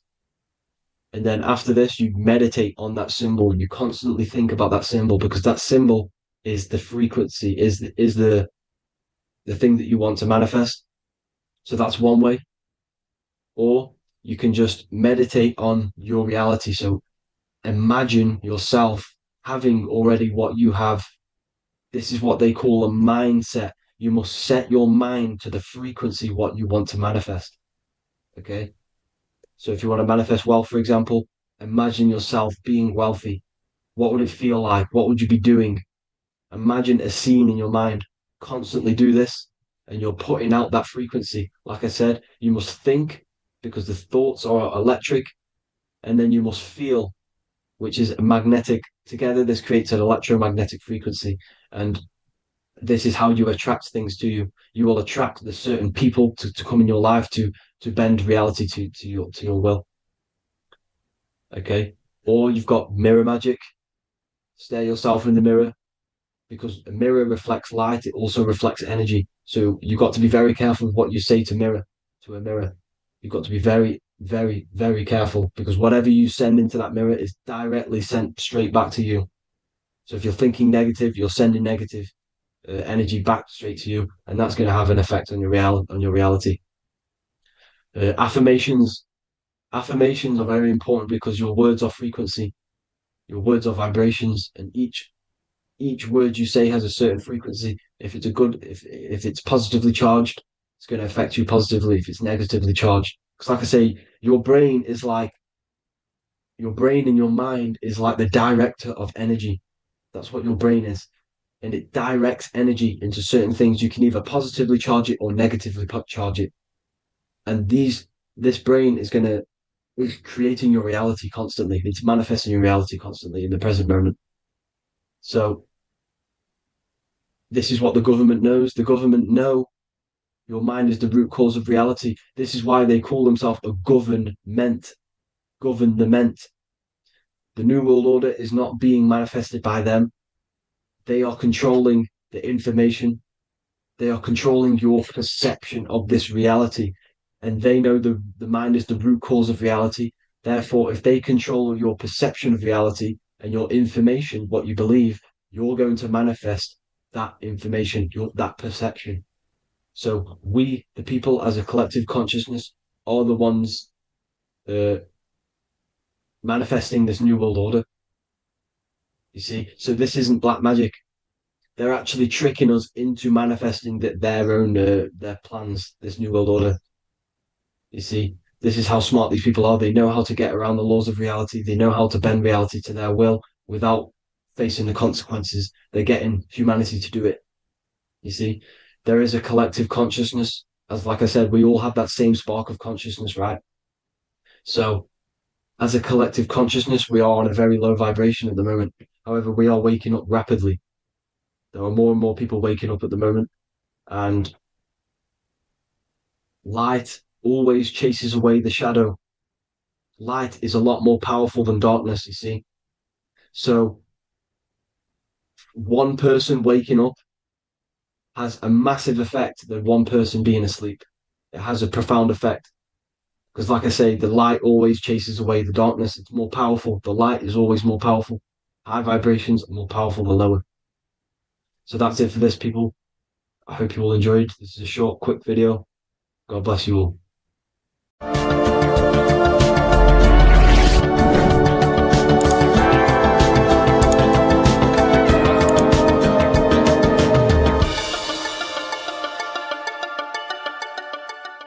Welcome to Revival of Wisdom. Welcome people, we're back with another video. Please make sure to hit that like button, subscribe, and turn on notifications to never miss a video. The Earth is a giant torus field consisting of a positive and a negative pole. The Sun being the cathode with a positive charge and the Moon being the anode with a negative charge. This is why the Sun rules over the day, giving you lots of energy, and the Moon taking your energy from you, making you go to sleep. Now, the plane that we live on is called the plane of inertia, and at the center of this plane of inertia is the North Pole. This is where the two electromagnetical energies meet. Now, this is where the most electromagnetic energy is stored. This is why all compasses will point north, because it's the most magnetic place in this reality. So the Sun and the Moon is spinning around this center point, which is stirring the ether of this reality and making everything move in circles, meaning this is a cycle. Everything's recycling itself. It's an organic simulation. The ancients also knew about this sacred land at the center of this reality, known as the North Pole. As you can see on this map from the 1500s of the North Pole, you can see 4 islands around this center black rock. Ancient civilizations like the Mayans, the Buddhists, and ancient Chinese also depict these 4 islands. The endless symbology of these sacred lands at the center has been going on for thousands of years. These sort of secrets are now kept by the elites, but as always they have to show the truth in plain sight, and this is what they are doing with the Windows symbol and also the Wizard of Oz. Now in the Wizard of Oz, as you can see, there's something called Munchkin Land. Munchkins are these unusually short people. Then on the ancient 1500s map, it says pygmy. And then the pygmy people in mythology are also these unusually short people. Just like Santa and his elves, they come from the North Pole. And elves are these unusually short people. These stories that we are told about Santa and Munchkins are putting truth in plain sight about this sacred land. This sacred land at the center of the earth is where the aurora borealis comes from and is being emitted from this black hole in the center, also known as the black sun. The aurora borealis is the earth's aura, hence why it has the word aura inside of it. It is the life-giving essence to all life within this realm. As this dualistic reality we live in consists of both physical and spiritual, the black sun is like our sun for the spirit. It's our spiritual umbilical cord, connecting us to the spirit realm. And the rising sun is the opposite. It's our sun for our physical 666 carbon suits, known as our human body, our physical aspect. As it states in the 40,000-year-old emerald tablets, deep in Earth's heart lies the flower, the source of the spirit. The flower of life is as thine own place of spirit, and streams through the earth as thine flows through thy form, giving off life to the earth and its children. So the North Pole is the core of this spiritual reality, and the closer you get to it, the more spiritual and lucid it becomes. So the elites have covered this up in order for us to forget the true nature of this reality. And they did this cover up by introducing the globe model. Nicholas Copernicus was around in the 1400s and he introduced the globe model.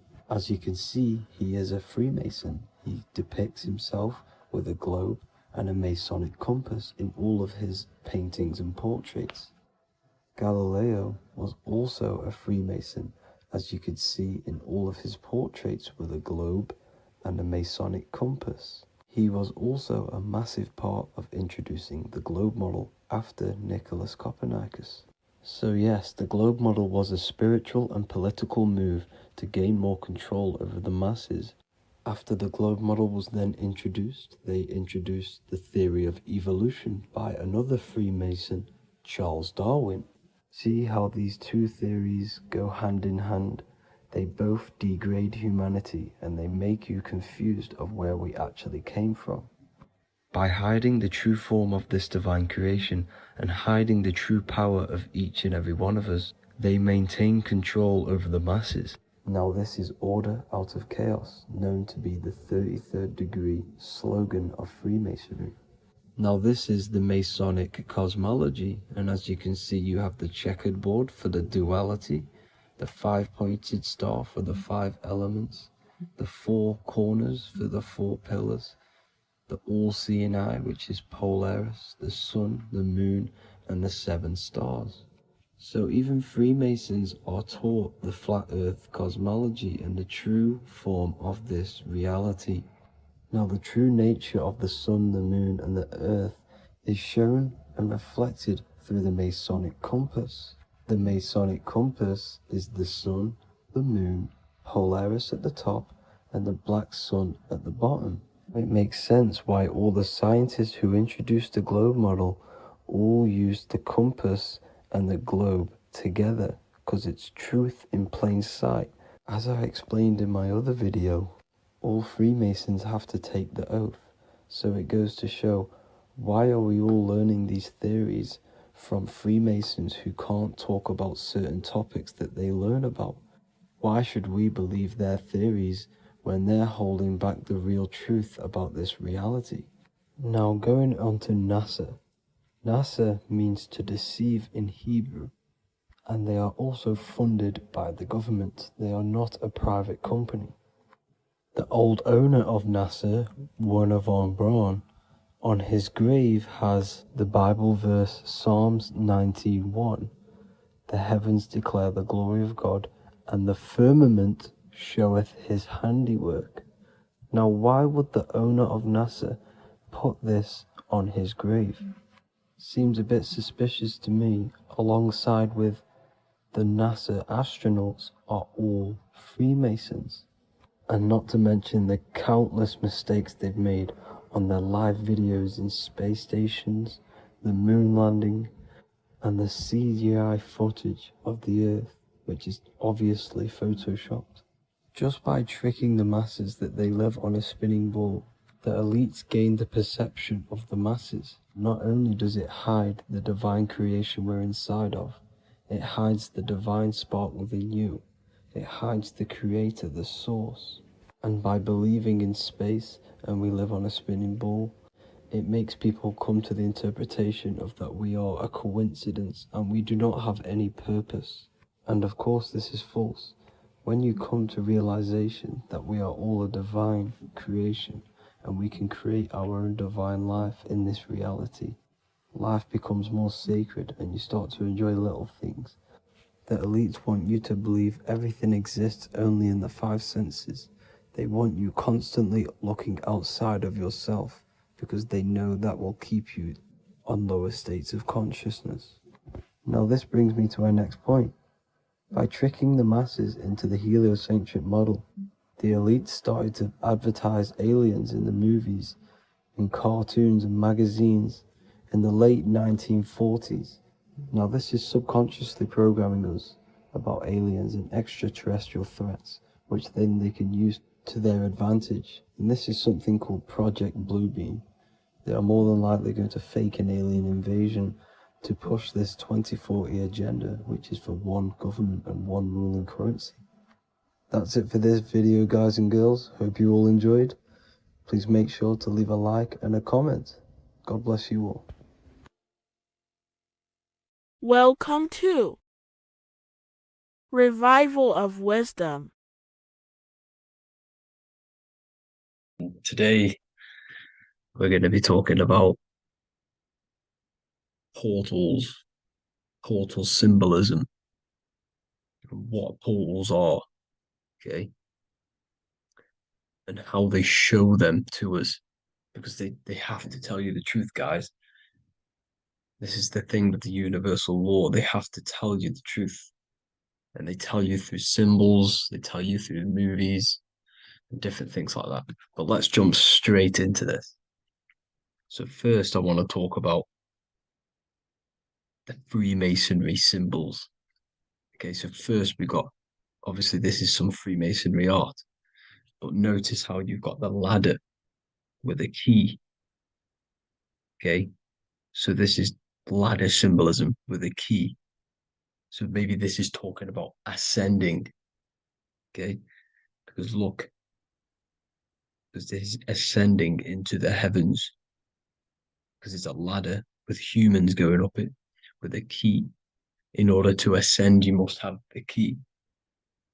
Okay, so what else do we have with a key? Well, the Netflix show Lock and Key, which is all about portals and keys.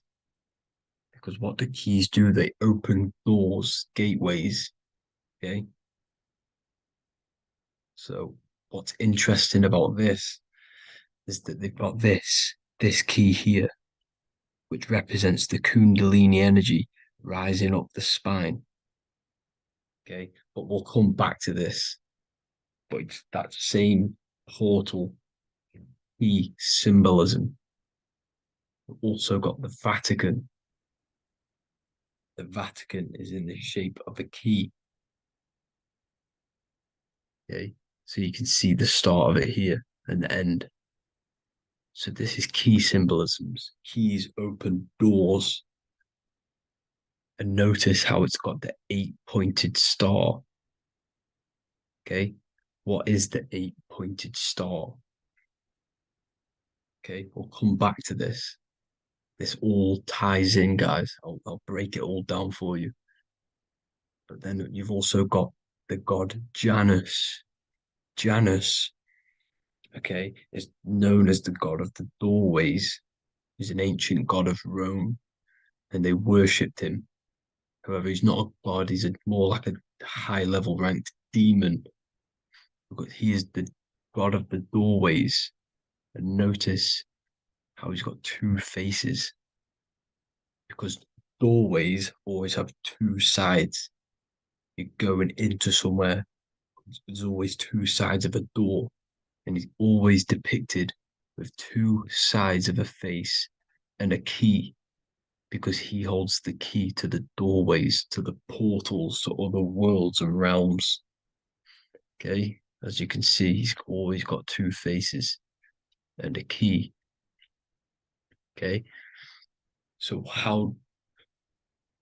now we have the Sumerians, the Anunnaki, and they are always depicted with the two faces. Why do they have the two faces? Because they're symbolizing doorways, and the Anunnaki come to Earth through doorways and portals. So these are what these gods are symbolizing in their artwork. But they always have the 8-pointed star.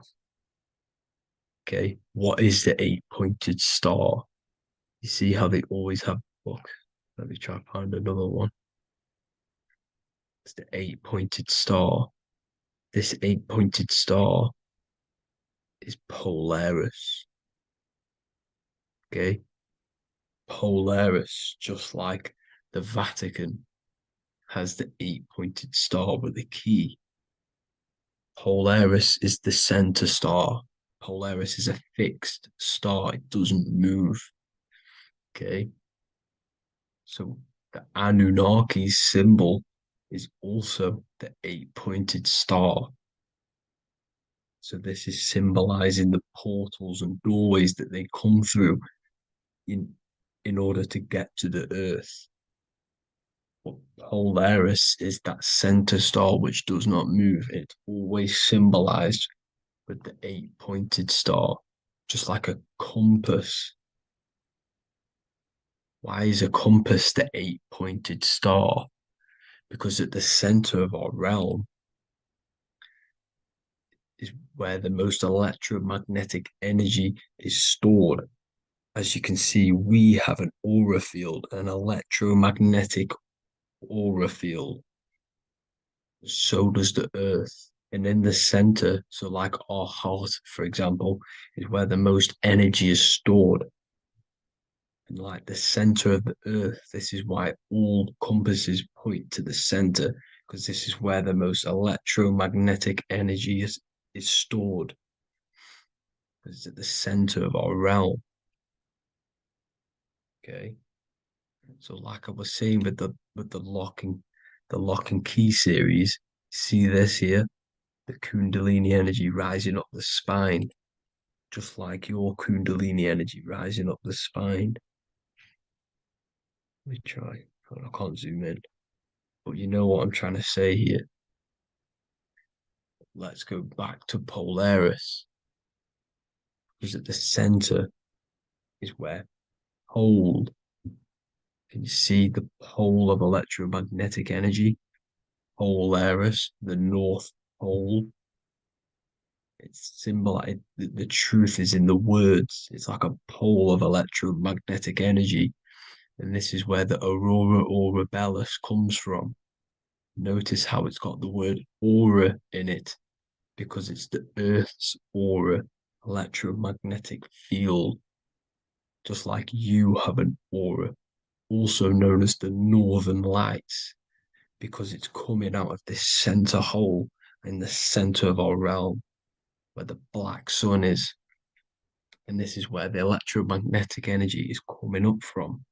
And this is what the aurora borealis is, or the northern lights. It's just electromagnetic energy. And it's symbolized through our symbols, the original O, okay? Because it's like a pole through the middle, Polaris. So this Polaris is the sky vault. It's the portal into this realm, because this is what the Anunnaki are always talking about, always symbolize it with the 8-pointed star. And just like a compass, it's the 8-pointed star pointed to the center, to Polaris. Okay. See here on the Sumerian tablets with the 8-pointed star again. And how we know it's talking about portals with this 8-pointed star is because CERN 666 are opening up portals to the underworld, letting in demonic entities into this realm. How do we know it's a portal? Because their Hydro Collider has 8 points, just like the 8-pointed star. So they are creating synthetic portals to the underworld to let these demonic entities into our realm. But what is the key? Because if we're talking about ascending through Polaris, notice how here on the masonry art, this luminary here, so this is the sun, that's the moon. This is Polaris because it's a luminary with what? 1, 2, 3, 4, 5, 6, 7, 8 beams coming off the luminary, just like the 8-pointed star. So you see the ladder with the key going up to Polaris. It's symbolizing ascending out of Earth. So what is this key that they're keeping from us? Because it's a human holding a key going up the ladder to Polaris. Well, chakras. We have 7 chakras. Okay, so this is what they are telling us in the lock and key symbolism. The Kundalini energy rising up the spine. Okay, just like they have 33 vertebrae on the back of your spine. Okay, this represents the Kundalini energy going up your 33 vertebrae, just like in Masonry has 33rd degrees. Okay, so what is the key? Your chakras. Your chakras have to be unlocked. Okay, you have to unlock your chakras, and you can't unlock this one without going through this one. You have to go through them all. It's like a ladder, just like Jacob's ladder. You can't go from the bottom to the top. You have to unlock each one. Okay, just like you have 7 chakras, you have 7 layers of your aura. Okay, you have to unlock your chakras to the highest point in order to reach Christ consciousness. And this is the key that they're talking about. They're symbolizing the organic portal within each and every one of us to ascend out of this realm. Okay, so this is the key that they're talking about, and they're holding back this knowledge to keep us trapped in this 3D realm. Okay, so like I was saying with the 33 vertebrae and the Kundalini energy coming up the spine, 33 vertebrae, you can see this sort of symbolism going up to the light, because it's the light you see here. Your crown chakra turns on and becomes enlightened, just like the Illuminati symbol. Can you see it? But also, Jesus also died at 33. So this is symbolizing, okay? They're symbolizing the death of the ego, the body. So once you open up your chakras and reach Christ consciousness, which is your 33rd vertebrae, once your Kundalini energy goes up your 33rd vertebrae, your body technically, not physically, but spiritually dies, because you then become formless. You reach Christ consciousness. So then you can travel other worlds. Okay. This is what they're talking about with Vatican, 8-pointed star, and the key. Janus with the key. The Sumerians with the 8-pointed star. Anunnaki, the 8-pointed star. Polaris, 8-pointed star. So Polaris is the way out of this realm, which is at the center. Pole, North Pole. Okay. So the key is that they're hiding from us is the knowledge to unlock our chakras. Okay. And without this knowledge that they keep from us is trapping our souls in this reality to keep reincarnating. Okay. Well, thank you all for tuning in. I'm going to leave you all there. Make sure to leave a like and a comment in the comment section. Let me know some topics to talk about so I can break it down for you. God bless you all.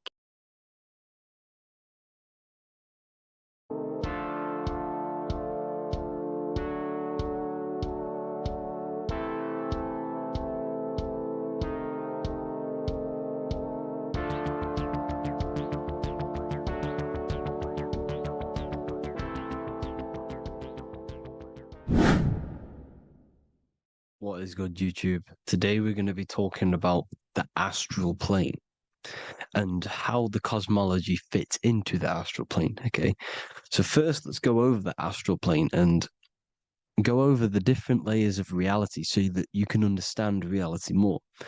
You are a multi-dimensional being. You are not in these, you are in all of these realities at the same time. They all interweave into one big reality. But there are different planes. They are different vibrational dimensions. There are different dimensions of reality. The mind is the root cause of reality. We're living in the mind of God. Everything is being thought into existence from the root cause, from the universal mind. This is why the ancient Egyptians said, all is mind. We're living in the mind of God. And we are a microcosm of this mind. This is why we all have the same mind. This mind is the world of thoughts. Now, this world of thoughts is just the thought alone. For example, it is the thought of a chair. But then when you start to imagine this chair and you start to mentally see the chair, you're now manifesting the thought, the singular thought, into some sort of form. So now you're imagining the chair.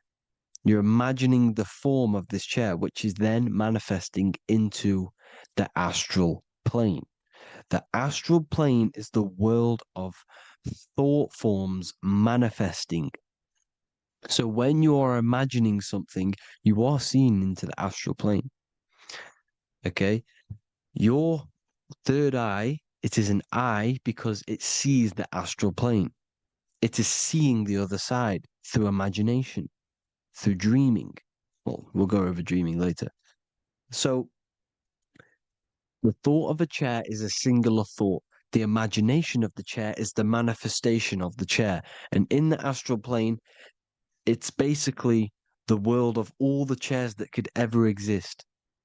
So you're thinking of the chair as a singular thought, which is the mental plane. The astral plane is the imagination of that chair, is the thought, the manifestation of it. Depending on the vibrational state of the thought will depend what level of the astral plane it will go to. For example, if you're thinking about a chair to torture someone on it, it's going to go on the lower astral plane. Or if you're thinking and imagining happy things, it's going to go to the higher astral plane. So wherever your mindset is, that we call it a mindset because your mind is setting frequencies to certain things. Thoughts are frequencies. And a mindset is setting your frequency, setting your mind to a certain frequency. So when you set your mind to a certain frequency and you imagine something in that frequency, you're going to match everything in the astral plane that are on that similar frequency, just like you would in the physical world. Because we're all in these worlds right now as we speak, but we can't see them with the two physical eyes. We can feel it though.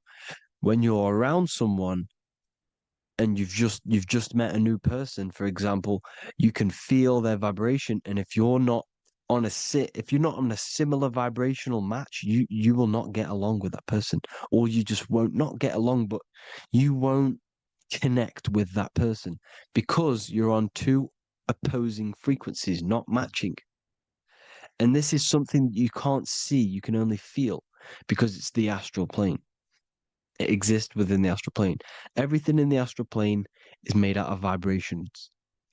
So if you do astral project, and if you already know how to astral project, you will see beings and people and things that are on the same frequency as you.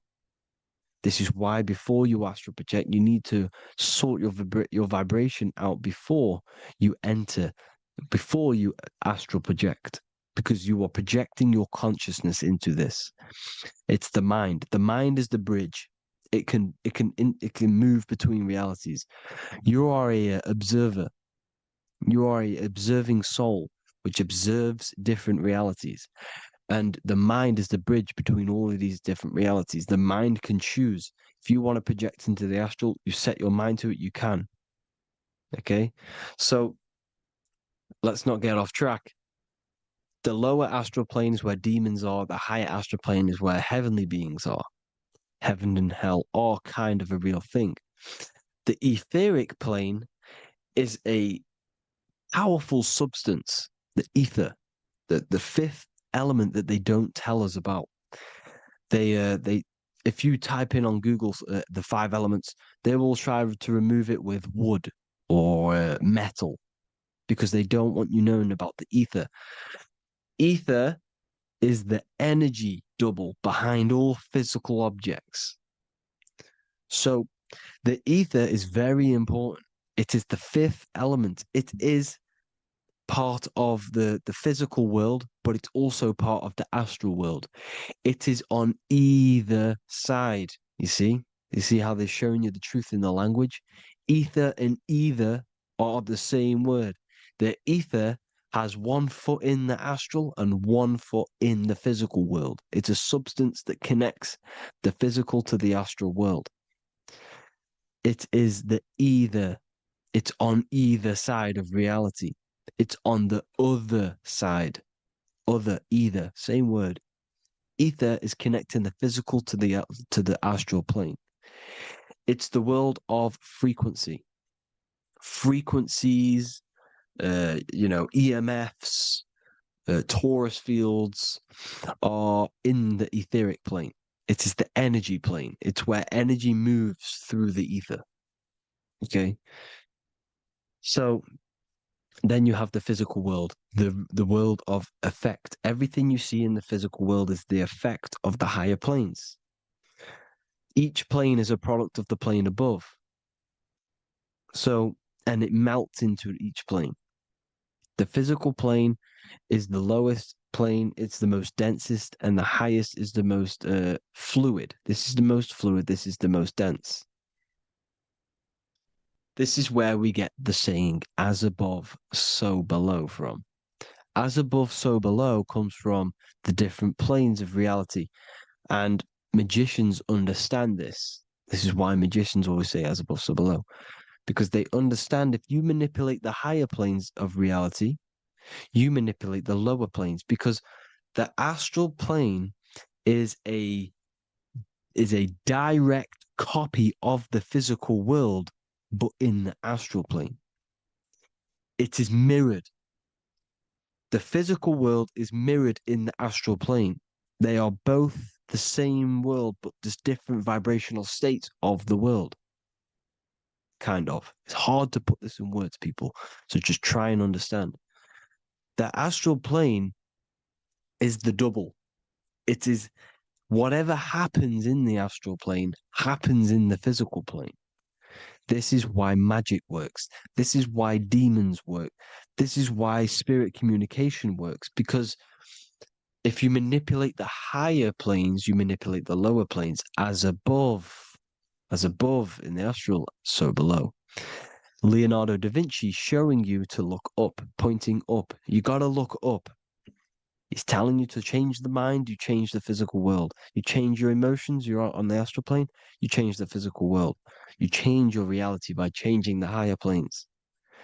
This is the Masonic 11. The 2 pillars. This is the 11 also symbolizing the 2 hemispheres of the brain here. But the 11 symbolizes the 2 mirrors. 11. 11. 9, 11. 9, 11 adds to 11. 9 plus 1 plus 1 equals 11. The Twin Towers were an 11. Flight 11 was hijacked. Because it's a mass ritual within the astral plane. Now, we're going to go deep into that later, and I'll show you these rituals they do in order to manipulate the astral plane. So, this is what the 11 is. It's the mirroring of reality. If you contact spirits and conjure spirits, you can either summon or attract demons and spirits. Summoning is creating a spirit. You create demons. Okay? Like I said here, the mind is the root cause of reality. If you think of if you think of a traumatic event that happened in your life over and over and over and over again for years and years and years, where attention goes, energy flows. The mind is the director of energy. If you are directing energy into the specific emotion, the specific thing that is torturing you in your mind, that will manifest as some sort of being in the astral plane, which is called an elemental. And this elemental being that you have created through your thought forms and emotions will latch onto you and feed off this energy. So it's important that you get your mind right. Okay, it's important you sort that you file the mind and you discipline the mind. Make sure it's only entertaining positive things, because you are quite literally creating your own demons. Creating the word demon has the word mon in it, and if you've watched my videos to know mon means moon. The moon is your mind, the sun is your soul, the earth is your physical body. Demon is mon means mind, moon is mind. You create demons with your mind. Summoning. Now, this is where the rituals come in. 9/11 was a ritual because everyone was thinking about this big fearing, the death of 9/11. Everyone was thinking about it. And all of their minds thinking about this horrific thing will manifest and summon a negative energy spirit elemental within the astral plane. That's how all of this works. This is why it was a mass ritual. Okay. Chris Brown, new album name 11/11, release date on the 11/11. This will be my 11th album and contain 11 songs. All of these people know the occult. This is Hermes Trismegistus with the star of Saturn, the six-pointed star, as above, so below. The mirroring of reality, physical and astral. The two Masonic pillars. So as above, so below. What's above us? The stars. The stars are connected to the astral plane. This is why we call them stargates. When we dream, we are experiencing these different realities. And what are stars? They tell in the Bible, it says Genesis 1:14. And God said, "Let there be lights in the firmament of the heaven to divide the day from the night, and let them be for signs." Signs translates to things to come. Why things to come? The stars tell the future. Why? And why do we say as above, so below? As above us is the astral plane and the etheric plane. As above, so below. Whatever happens in the stars happens on Earth. The stars are connected to the astral plane. Above us is the astral plane. We are a star in a physical body. This is why we say Mr., sister, stir equals star. The E and the A are interchangeable. We are stars, and the stars are the start of our incarnation. We start in the stars, same root word, and we descend through the seven energies, which are our seven chakras. Then we enter the heart of the soul system. The heart rearranged spells earth. And this is the true cosmology. Here's the Masonic cosmology. This is Masonic now. Here's the firmament. Let there be a firmament in the midst of the waters to divide the waters from above, from the waters that below. Genesis 1:6. The firmament, firmament comes from the word firma, Latin, I'm pretty sure, which means firm. When something is firm, meaning it's stable, it does not move, it is firm. The firmament is firm. So, is the firmament Genesis 1:6. What does he say? Genesis 1:3, sorry. Let there be light. This is before the sun and the moon was created. Let there be light. Before the sun and the moon was created, light was appeared. So what's that tell you? This is a holographic projection from some sort of light being, some sort of projector. And that projector is the all-seeing eye you see in the Masonic cosmology. This is the all-seeing eye projecting the light beams. Let there be light. Everything is made out of light. The universe is created out of light waves. The torus field is one unit of light. The light projecting this reality is Polaris. Okay, the famous all-seeing eye. Now, what else? Then we have after let there be light in Genesis 1:16, And God made the two great lights. This is the sun and the moon, electric, magnetic, male and female.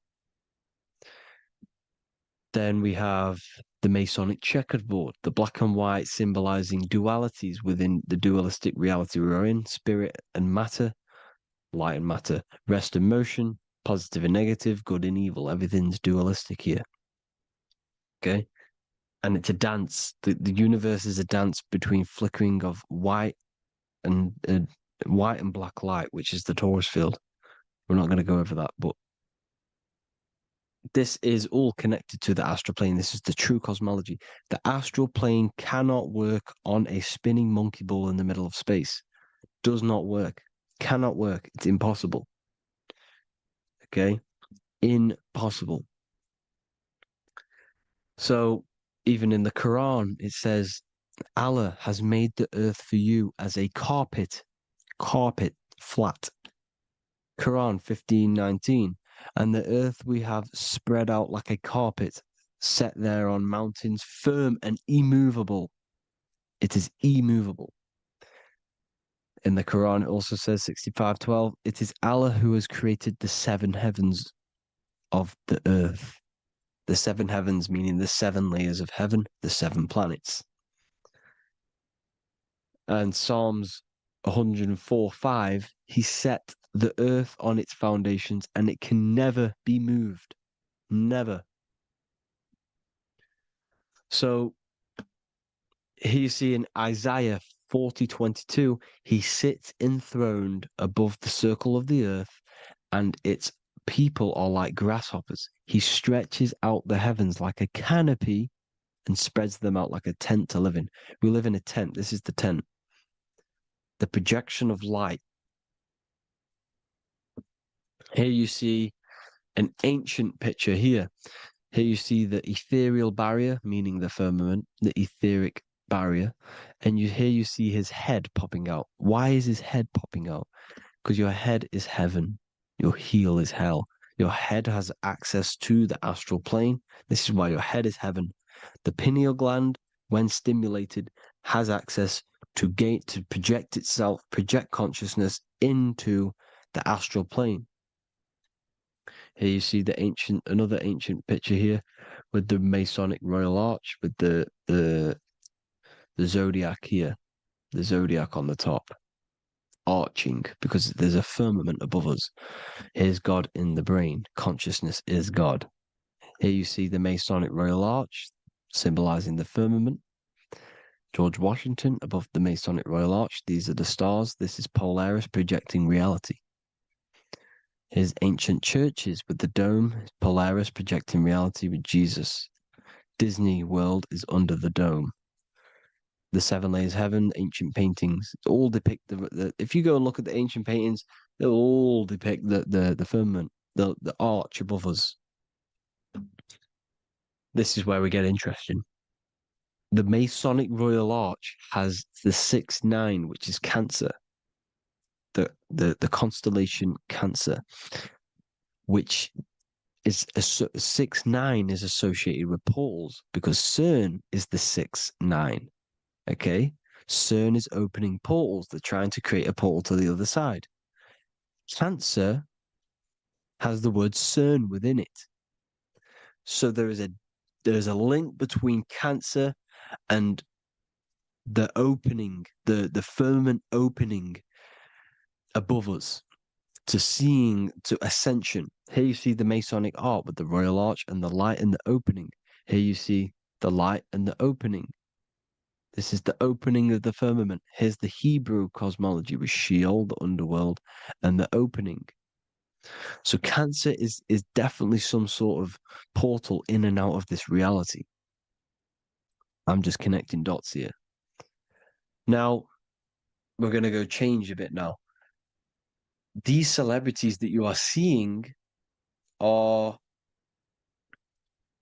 they have not sold their soul to Satan, okay? They have not sold their soul to Satan. Satan is a demonic, low vibrational energy that has been summoned over the thousands and thousands and thousands of years of evil occult arts. So since Babylon was summoning this demonic energy, and this demonic energy in the astral plane will grow and grow and grow. It has no form. It has no physical form. Okay? But you can see it in the rappers. If your third eye is open, you can see clearly that these people are demonic. You can sense the energy that they're manifesting. Selling your soul is not what you've been told. It is gaining, because your soul is pure love, okay? Your soul does not want to do anything bad. So when you sell your soul, you're gaining physical gain. You're gaining physical wealth, for example, like for these rappers, they will be given millions of pounds because the people in control of the music industry, which is the dark occultists trying to brainwash the masses, the people in charge, they're dark occultists. They understand Satan and the energy. They are satanic energy, which has been summoned in the astral plane.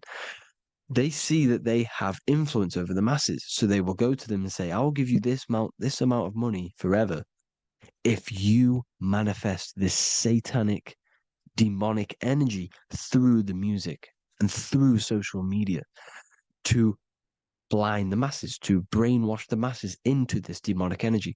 Because when you listen to music, music is frequency. Whatever you listen to, you become that frequency.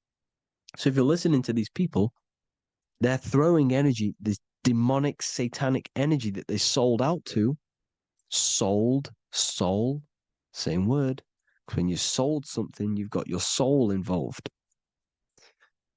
They have exchanged money, physical gain, so that they manifest this satanic energy within the astral plane and through the music, through the videos, through social media to keep us in this vibrational frequency, in this low state of consciousness.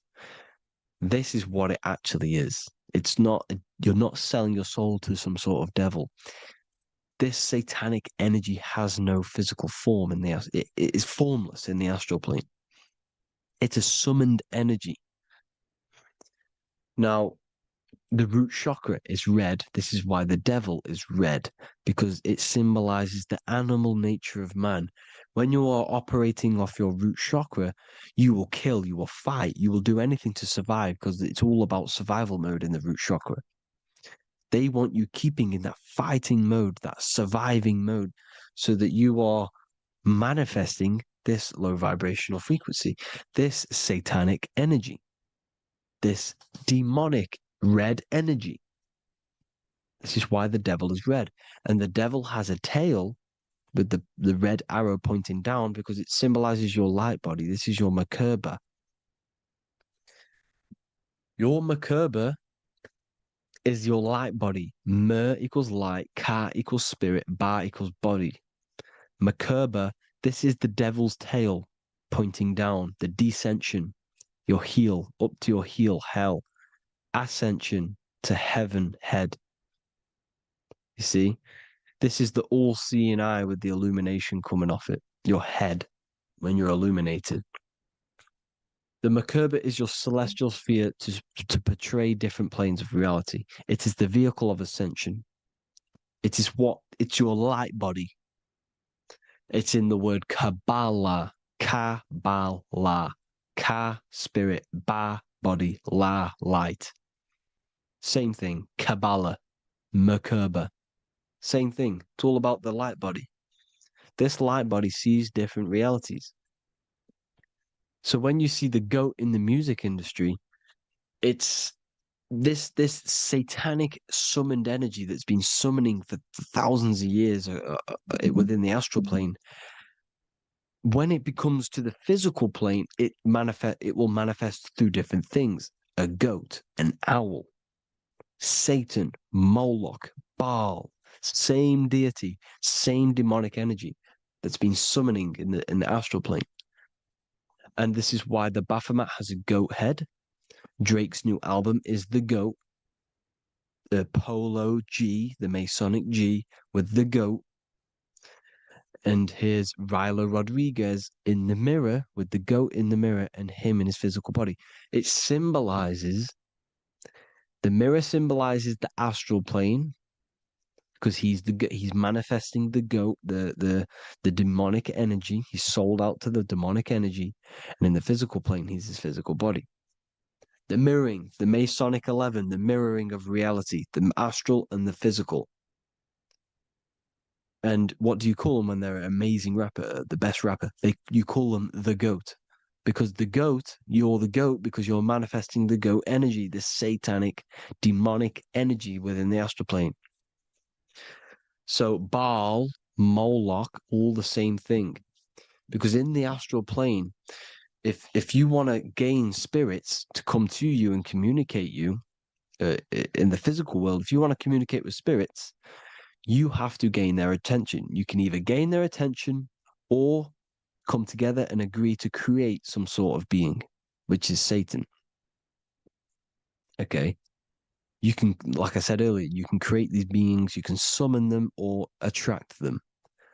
One way to attract them is sacrificing.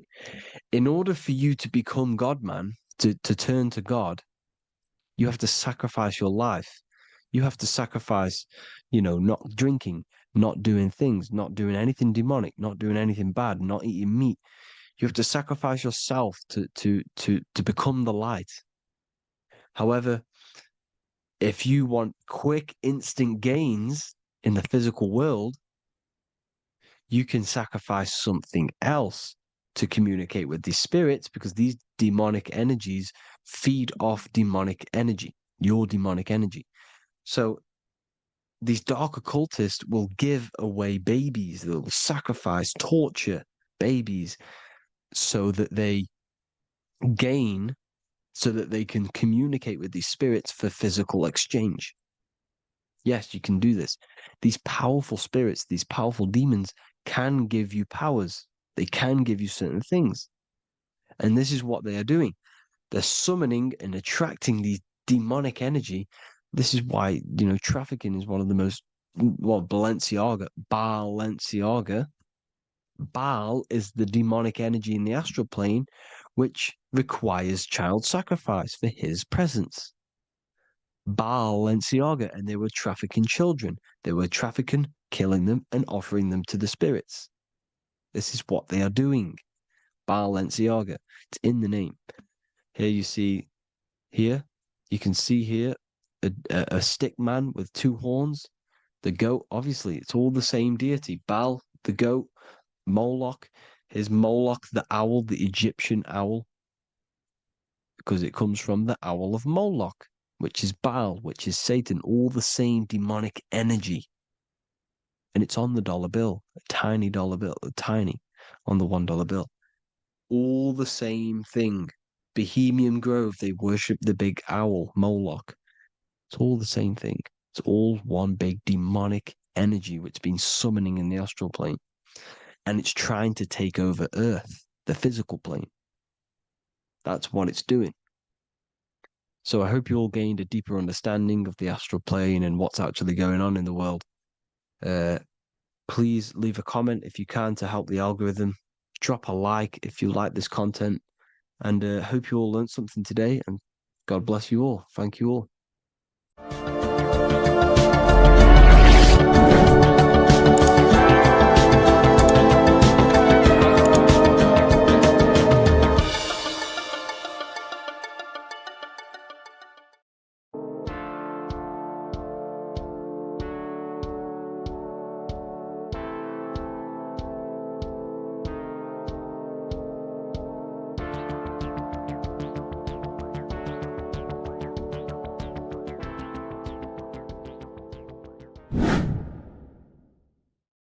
What is good, people? It's Revival of Wisdom. Today we're going to be talking about Saturn.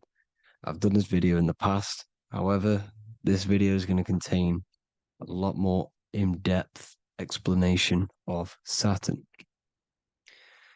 So the 33rd degree Mason, Manly P. Hall, said, Saturn is the key to crystallization, physical matter.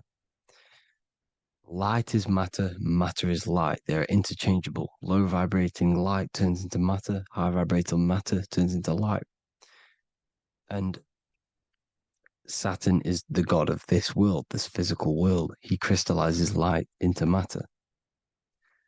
This is symbolized as the Masonic checkerboard, matter and spirit, matter and light, light and matter. He's also the god of time, destruction, justice. He creates and destroys because all things in time die. He creates and destroys you. So, because we live in this physical world, which is the electric world, this is why we say electricity, because it comes from the root word of El, Saturn. They used to call Saturn El, E-L. This is why we used to say Elohim is God. The real God of this world is Saturn, but it's being hid. This is being hid. Jesus is Saturn. All of this is Saturn. It's all Saturn worship. It's the real God of this world,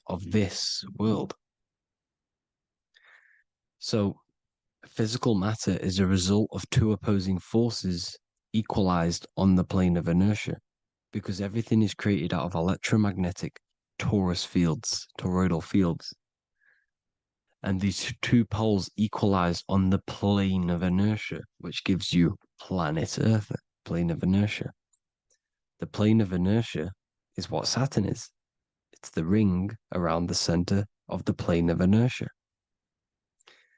Thank you to Walter Russell saying, physical matter is a result of two opposing forces on the plane of inertia. This is what Walter Russell says, so please check out his work. He's got many books, many books on light and electromagnetism and stuff like that. So I advise you to check him out. So the torus field gives you the binary code 0 and 1, the female vagina and the male phallus. This is the code for this world. Saturn crystallizes physical matter. Now Saturn is the most outermost layer of the 7 layers of heaven, where it says in the Quran, it says, Allah, it is He who created the 7 layers of heaven. Saturn is the outermost layer. He's the top. He's the most high. So when we say the most high, we're referring to Saturn. He's the most high before the firmament, before the stars. So Saturn is the god of this world. He's the Lord of the Rings. He wears the crown. The crown is the rings. Crown, Kronos. So the planets are luminaries, they are lights, they are beings, they are energy, conscious energy. And we're in the heart of the solar system. Saturn is the outermost layer. He is the one of this world. He's the god of this world. Now, on the North Pole of Saturn, you have the hexagon. Add up all the sides, it creates the 6-pointed star. Or it can be created as a cube. The cube is very important. The 6-pointed star is very important. 6 points, 6 triangles, 6 side, 6, 6, 6. Black cube adds up to 6 in gematria. Now, what did I say in the beginning? Saturn crystallizes the physical world. He creates physical things out of light. You are a light being. This is why we say human. Hue means the light spectrum.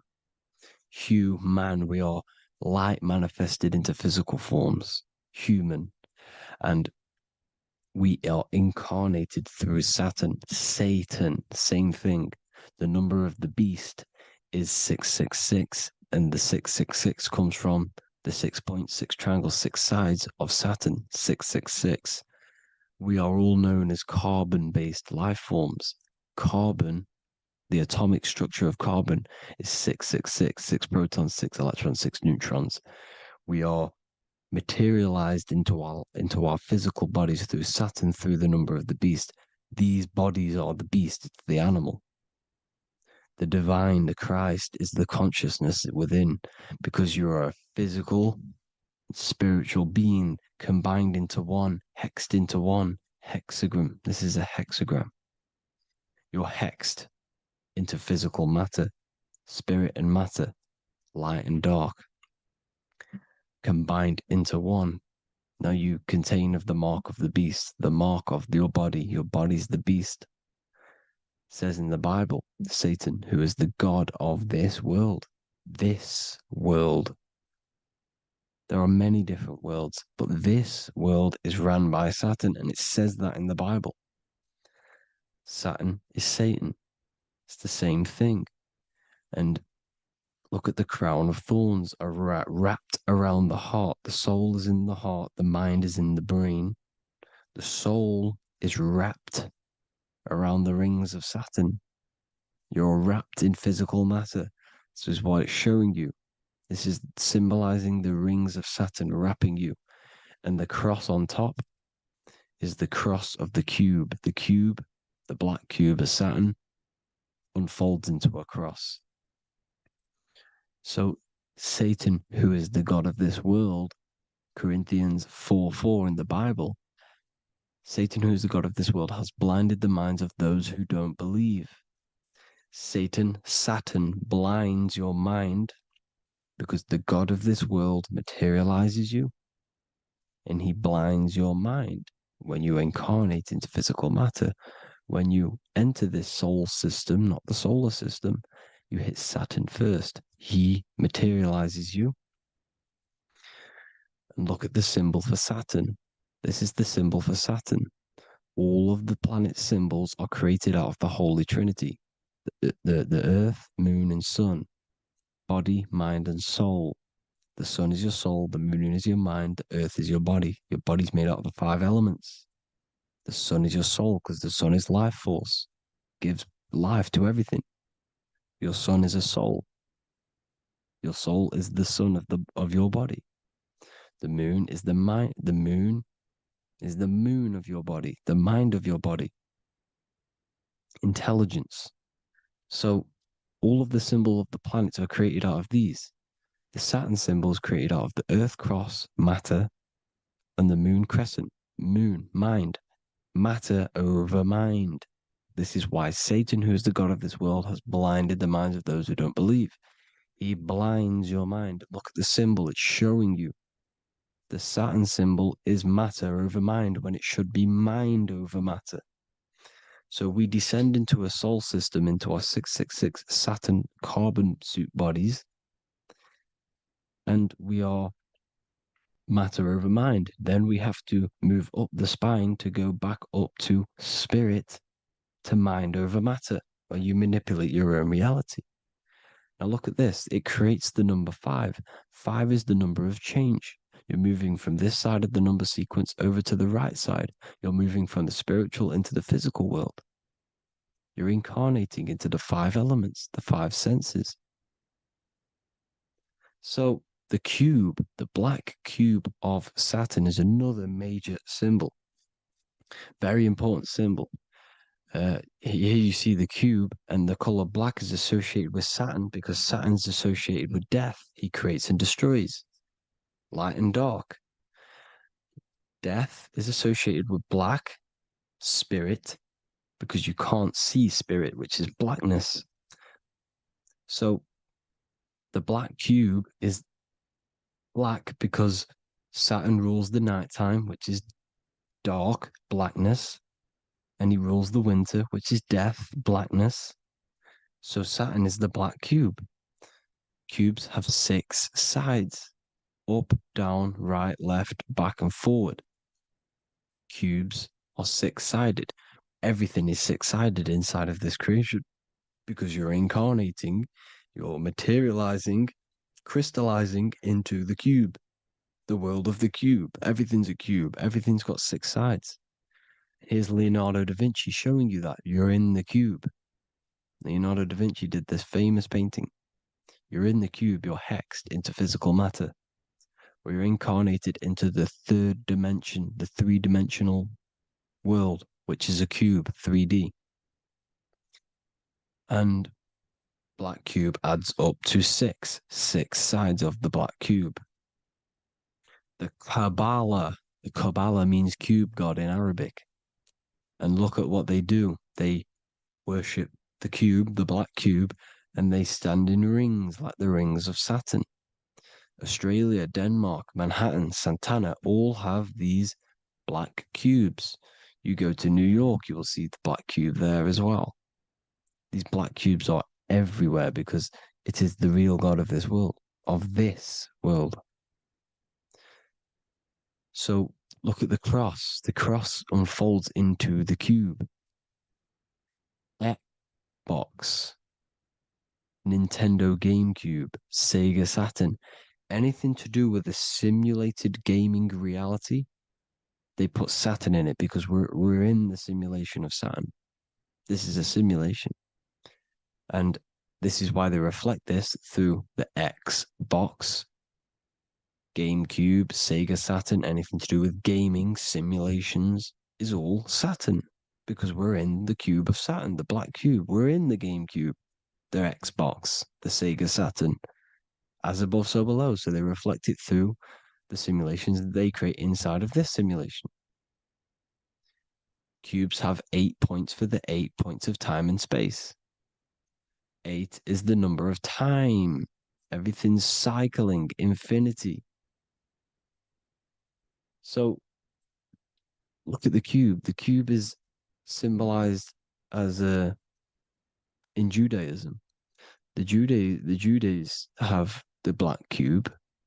They wrap themselves in a black band and they cover their eyes into blackness. The black cube, for the black cube of Saturn, they use the star of Saturn and they worship their god on Saturn Day because it's all Saturn worship. And look how the Saturn god is wrapped around with these thorns or leaves, just like Jesus is wrapped around his heart. And Jesus on the cross is us on the cross. We are in the cross. We are in the cube. The cross is the cube. And the cross is even in the Saturn symbol. This is another symbol for Saturn. There's two symbols. You got this one, the one I've just broke down. And there's this one. This is the cross of Saturn, the cube god, the simulation, the game cube. Now, Chronos is another word for Saturn. Chronos means time. When you clock into work, you go to the Chronos machine. Well, I did anyway. And I'd tap my card on the Chronos because Chronos is time. Anything to do with time is Saturn. He creates and destroys. Look at the artwork of Saturn with the sand, the time. Look at this, how he's cutting off the baby's wings. He's crystallizing the spirit into matter. He's cutting off your wings. Satan, in the Bible, he falls from heaven into earth and he loses his wings. He becomes a serpent. You see, it's all symbolic for us. We are the fallen angels, fallen angles of light. We're fallen angles of light. We are light beings. Now we're fallen into physical matter. Saturn's chopped off our wings. He's chopped off our spirit wings because when you astral project, you can fly. You will fly around. He's got the Reaper staff here, always depicted with the Reaper staff. Now look at the clock. Saturn Day is the 6th day, the number of the beast, 666. Look at the clock. 6 take away 12. 12 take away 6 equals 6. 7 take away 1 equals 6. 8 take away 2 equals 6. 60 seconds in a minute, 60 minutes in an hour, 24 hours in a day, 2 plus 4 equals 6. That's 666. Everything's 666 because it's time. Saturn all goes to Saturn. He's the god of time. We're in time now. We're in time. We're in the time, which is God, the god of this world, the god of time. Now look at this. The Reaper is also depicted as the Reaper with the staff, the black cloak, black symbolizing death, spirit. Judges wear black because Saturn is the law. He's the god of this world. He's the law. This is why they wear black cloaks. When you graduate from university, you wear a black cloak and a black cube on your head. You've been hexed. Funerals, you wear black because it's all to do with Saturn, Father Time, Father Crystallization. Now, Saturn, here's another one of him cutting off the wings of a child. Because he cuts off the wings. He creates and destroys your body. We're in the electrical world. Everything that is electrical vibrates. All vibrations have to come back to a standstill point, which is death. This is why your body dies. Your atoms stop vibrating. Corona. Look at the crown. The crown is the corona. Corona means crown. And look at this is an alcohol brand for beer. You can see the staff of Saturn in the symbol with the moon crescent. Corona, which is the crown, Saturn, the crown on Saturn, the rings. And then you've got the staff. It's all Saturn worship.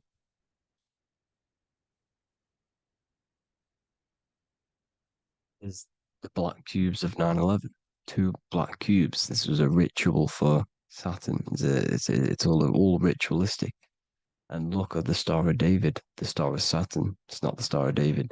Creates IXXI, the sigil of Saturn.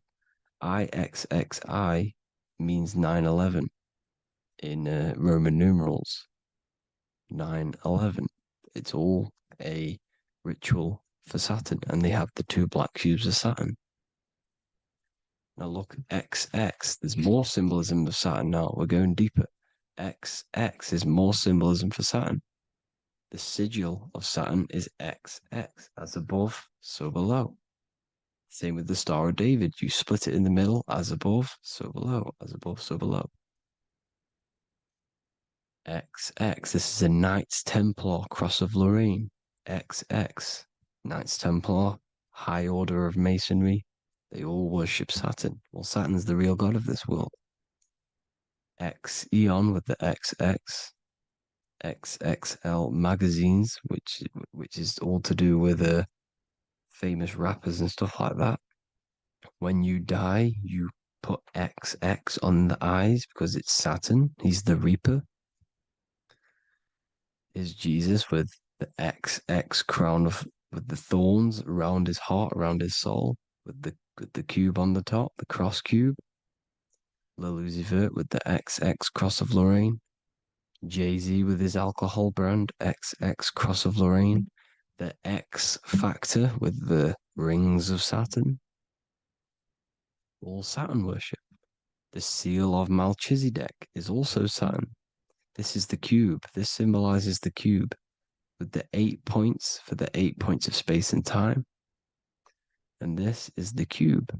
It's another ancient symbol for Saturn. Here you see the star of Saturn with the Melchizedek symbol around it, which is all to do with Saturn.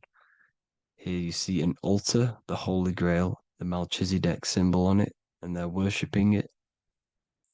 This is why we wear rings, wedding rings for the rings of Saturn. It all goes back to Saturn. Earrings. The 8-pointed star of the ancient Sumerians is all Saturn. It's all Saturn.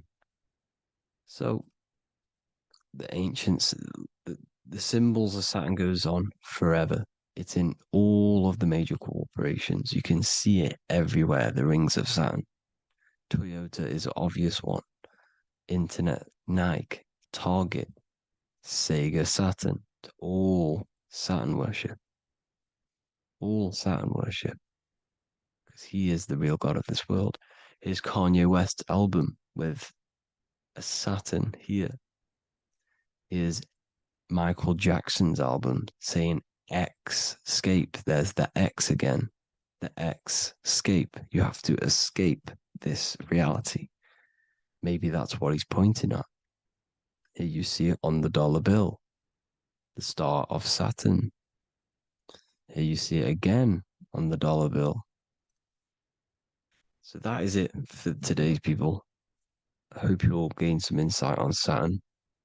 Please like, comment, Share if you can. Subscribe if you like the channel. Please have an amazing day. God bless.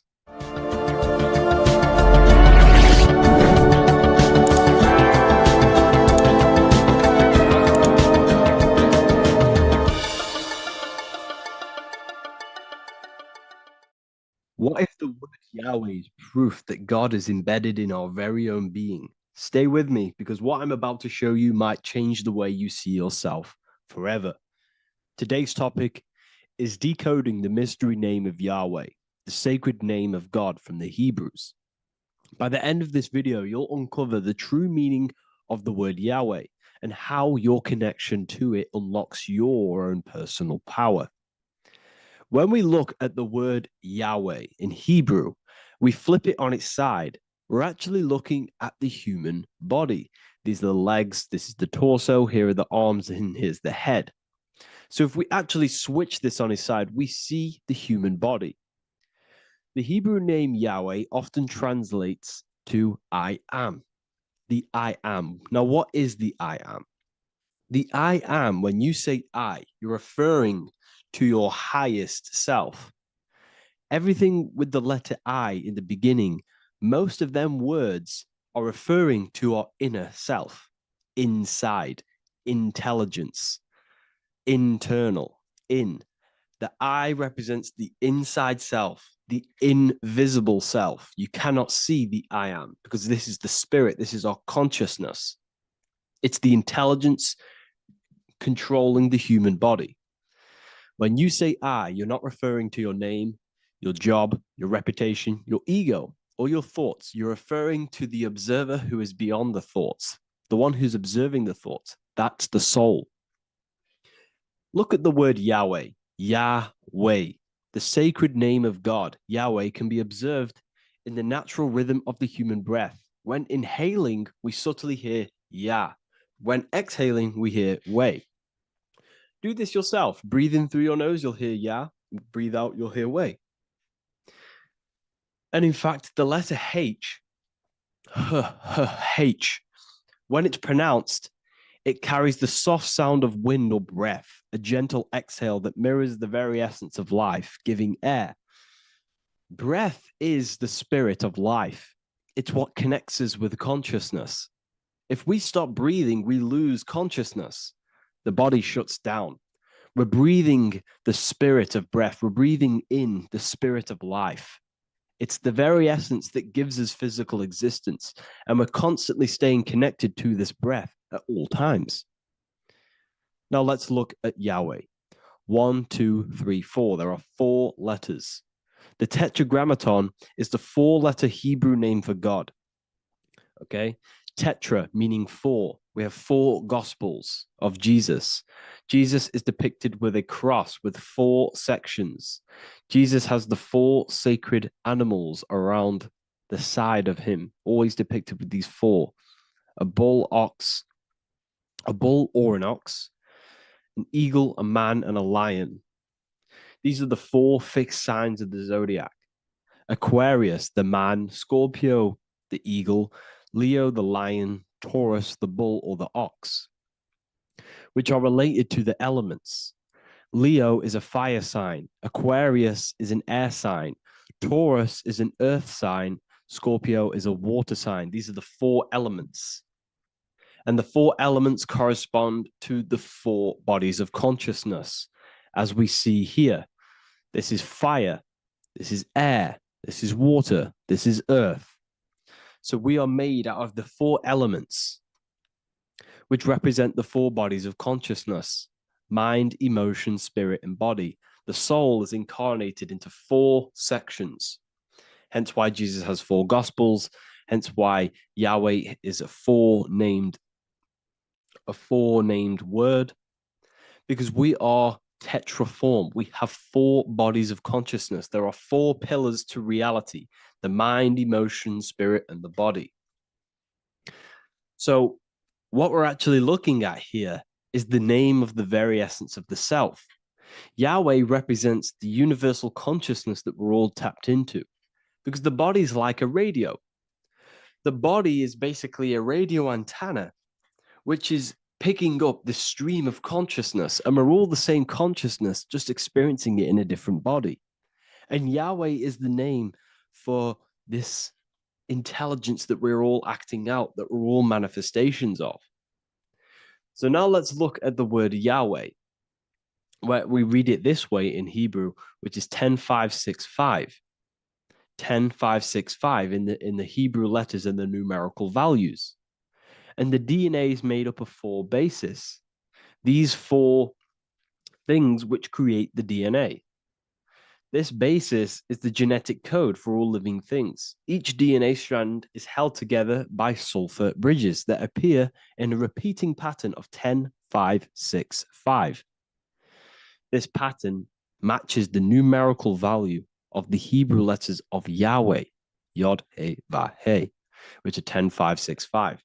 This means the structure of DNA, the code of life, follows the same number sequence as the sacred name of God, Yahweh.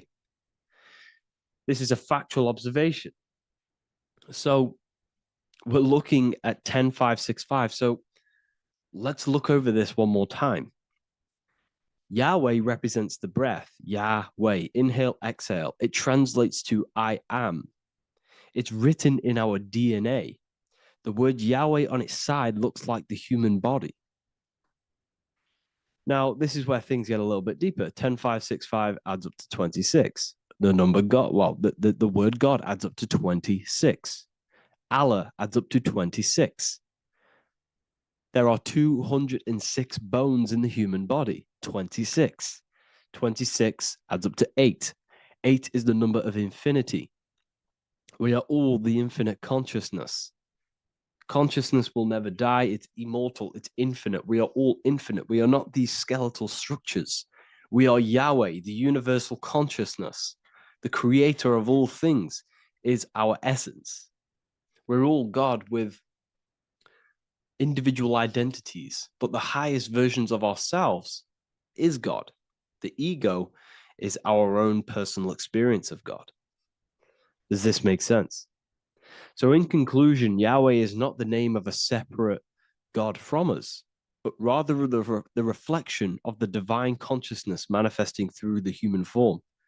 The human body is like a receiver acting as an antenna that tunes into the infinite intelligence and life force we call consciousness or God. This means that rather than being external, the divine presence is within us, expressed through our very existence. It's very interesting when we look into this, and what religion has done has flipped all of this knowledge. All of this sacred knowledge has been externalized.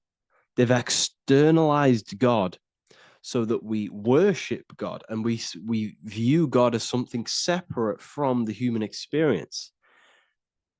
They do this so that we don't find the God within us, so that we don't find that we have the power of creation. The mind is the creative force of God. The body is the will to act out that thought. They don't want us to figure out that we are creators and we're all creating our own earthly experience. We're all projecting this reality. And they don't want us connecting with the divine intelligence within us because they want to be the creators. They want to keep this knowledge. They don't want the masses to wake up to this powerful knowledge. So what they've done is that they've taken the scriptures, they've externalized it so that we start worshiping and giving away our power to these external things. And when God is external, we start to fear God because we start to think that God has power over us. He can send us to hell or heaven. So this is what's going on. They've been externalizing this for thousands of years to keep us in a suppressed state. Okay? Humans are very advanced because we possess self-awareness. We possess the ability to move our awareness and our thoughts outside of the instinctual nature. For example, a cat or a dog. These things can only live in their instinct. They live based on instinct. They smell, they eat. That's pretty much what they do. But humans, we have the ability to rise above that nature and turn to our infinite selves, our higher selves. We can move beyond our instinctual nature and create very advanced things. That's why humans are made in the image of Yahweh. We are literally God in human form. So this is what we all need to realize. And I hope this video has helped. Please leave a like, a comment on inside of the description. I'll have some links to my books and my university. The people who have read them have just absolutely changed their lives. You could probably see that in the comment sections if someone leaves a review of the book. We also have Trustpilot. But yeah, I thank you all. And I'll see you in the next one. You don't just have a physical body. You have a physical, mental, spiritual, and emotional body. Each one of these aspects are a body of its own. Body does not just refer to a physical substance. You have a mental body for thinking, an emotional body for your emotions, a spiritual body for your energy in your astral form, and a physical body to encapsulate all of these. Each four of these aspects are essential for the human experience and essential to balance. Now, today we're going to be syncing the four aspects of your consciousness with the four seasons and the four elements and how this ties into the Bible. So we have four physical elements. We have 5 elements in total, spirit being the most important, but spirit is pure invisible. We have 4 physical elements. We have air, fire, earth, water. Earth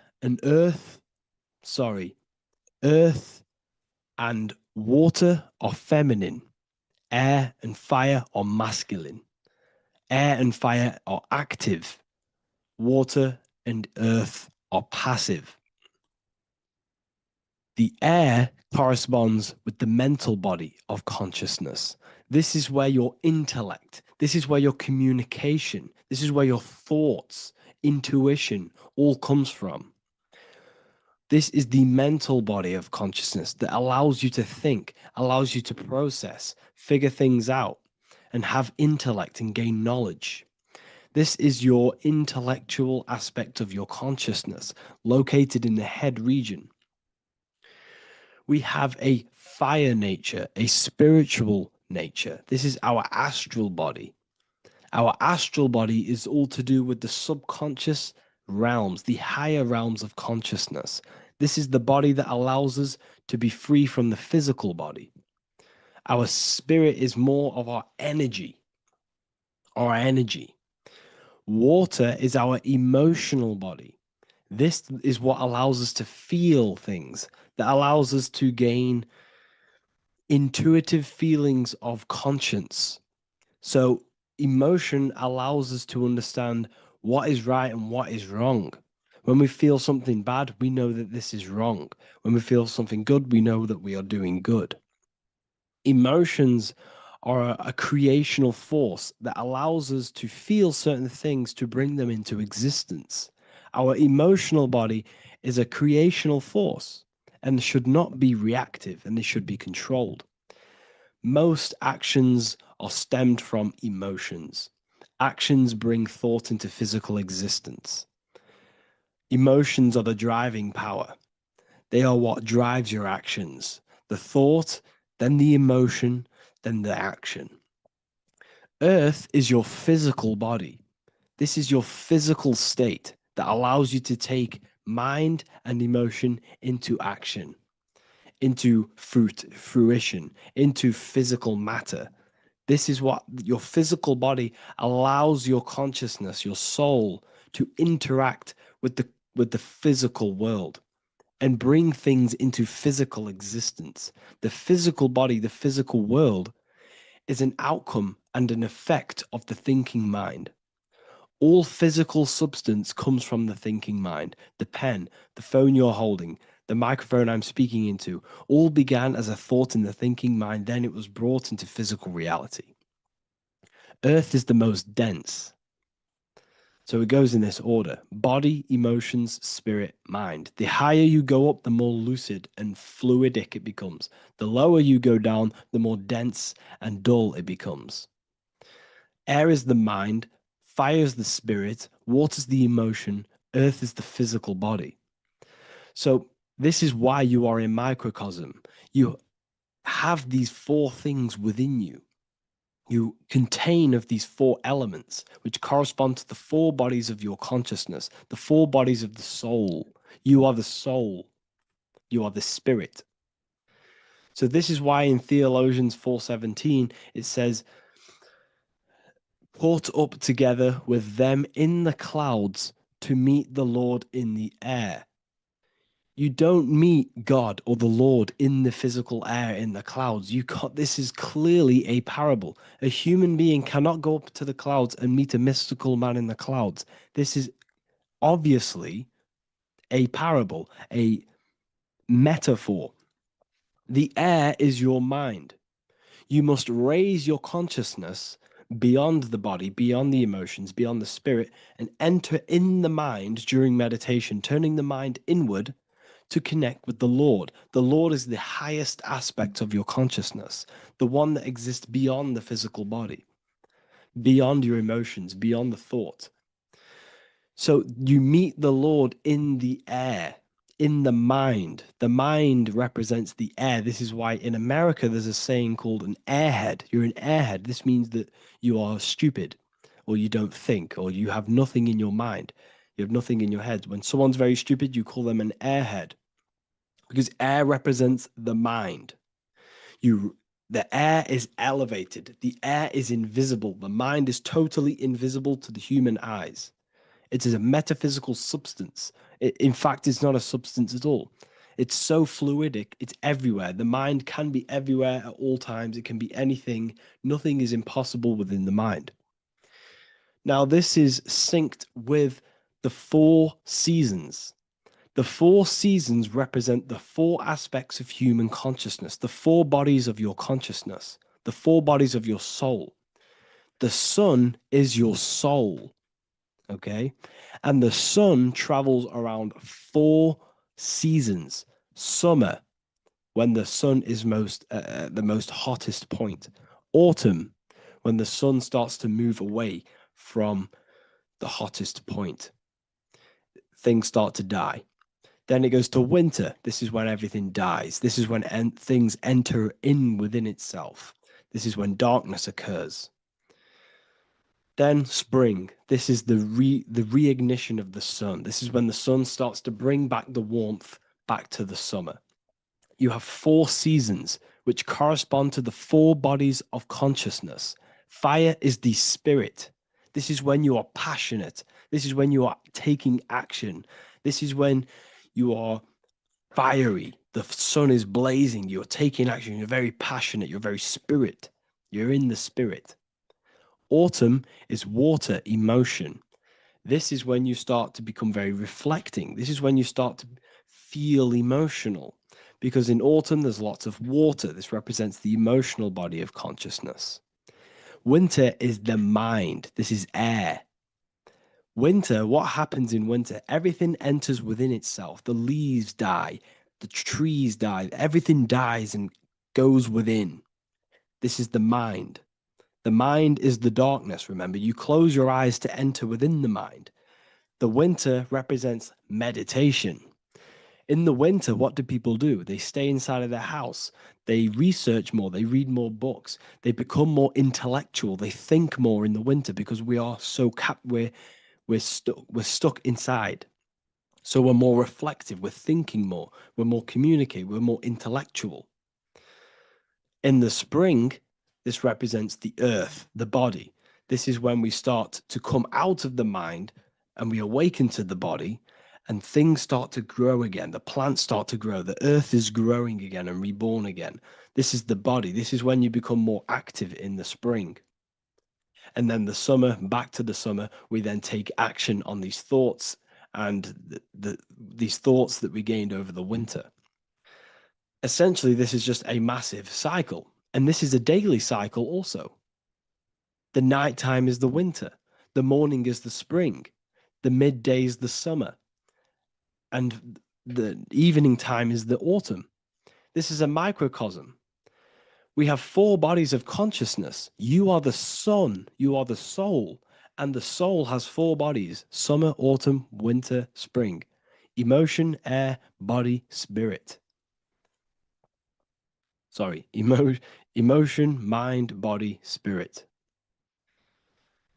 So you are the soul. You are the pure essence of consciousness. The sun is your soul in the heart. And the seasons are inside of you because you are a microcosm. Okay? You are a microcosm. The word sun is son. The Latin word for sun is sol, which is soul or solo, because the sun is solo. It's on its own. You are the soul, and the soul has the 4 different bodies of consciousness. So before we move on any further, if I've blown your mind, please, if you can, leave a like, a comment, a share, and a subscribe.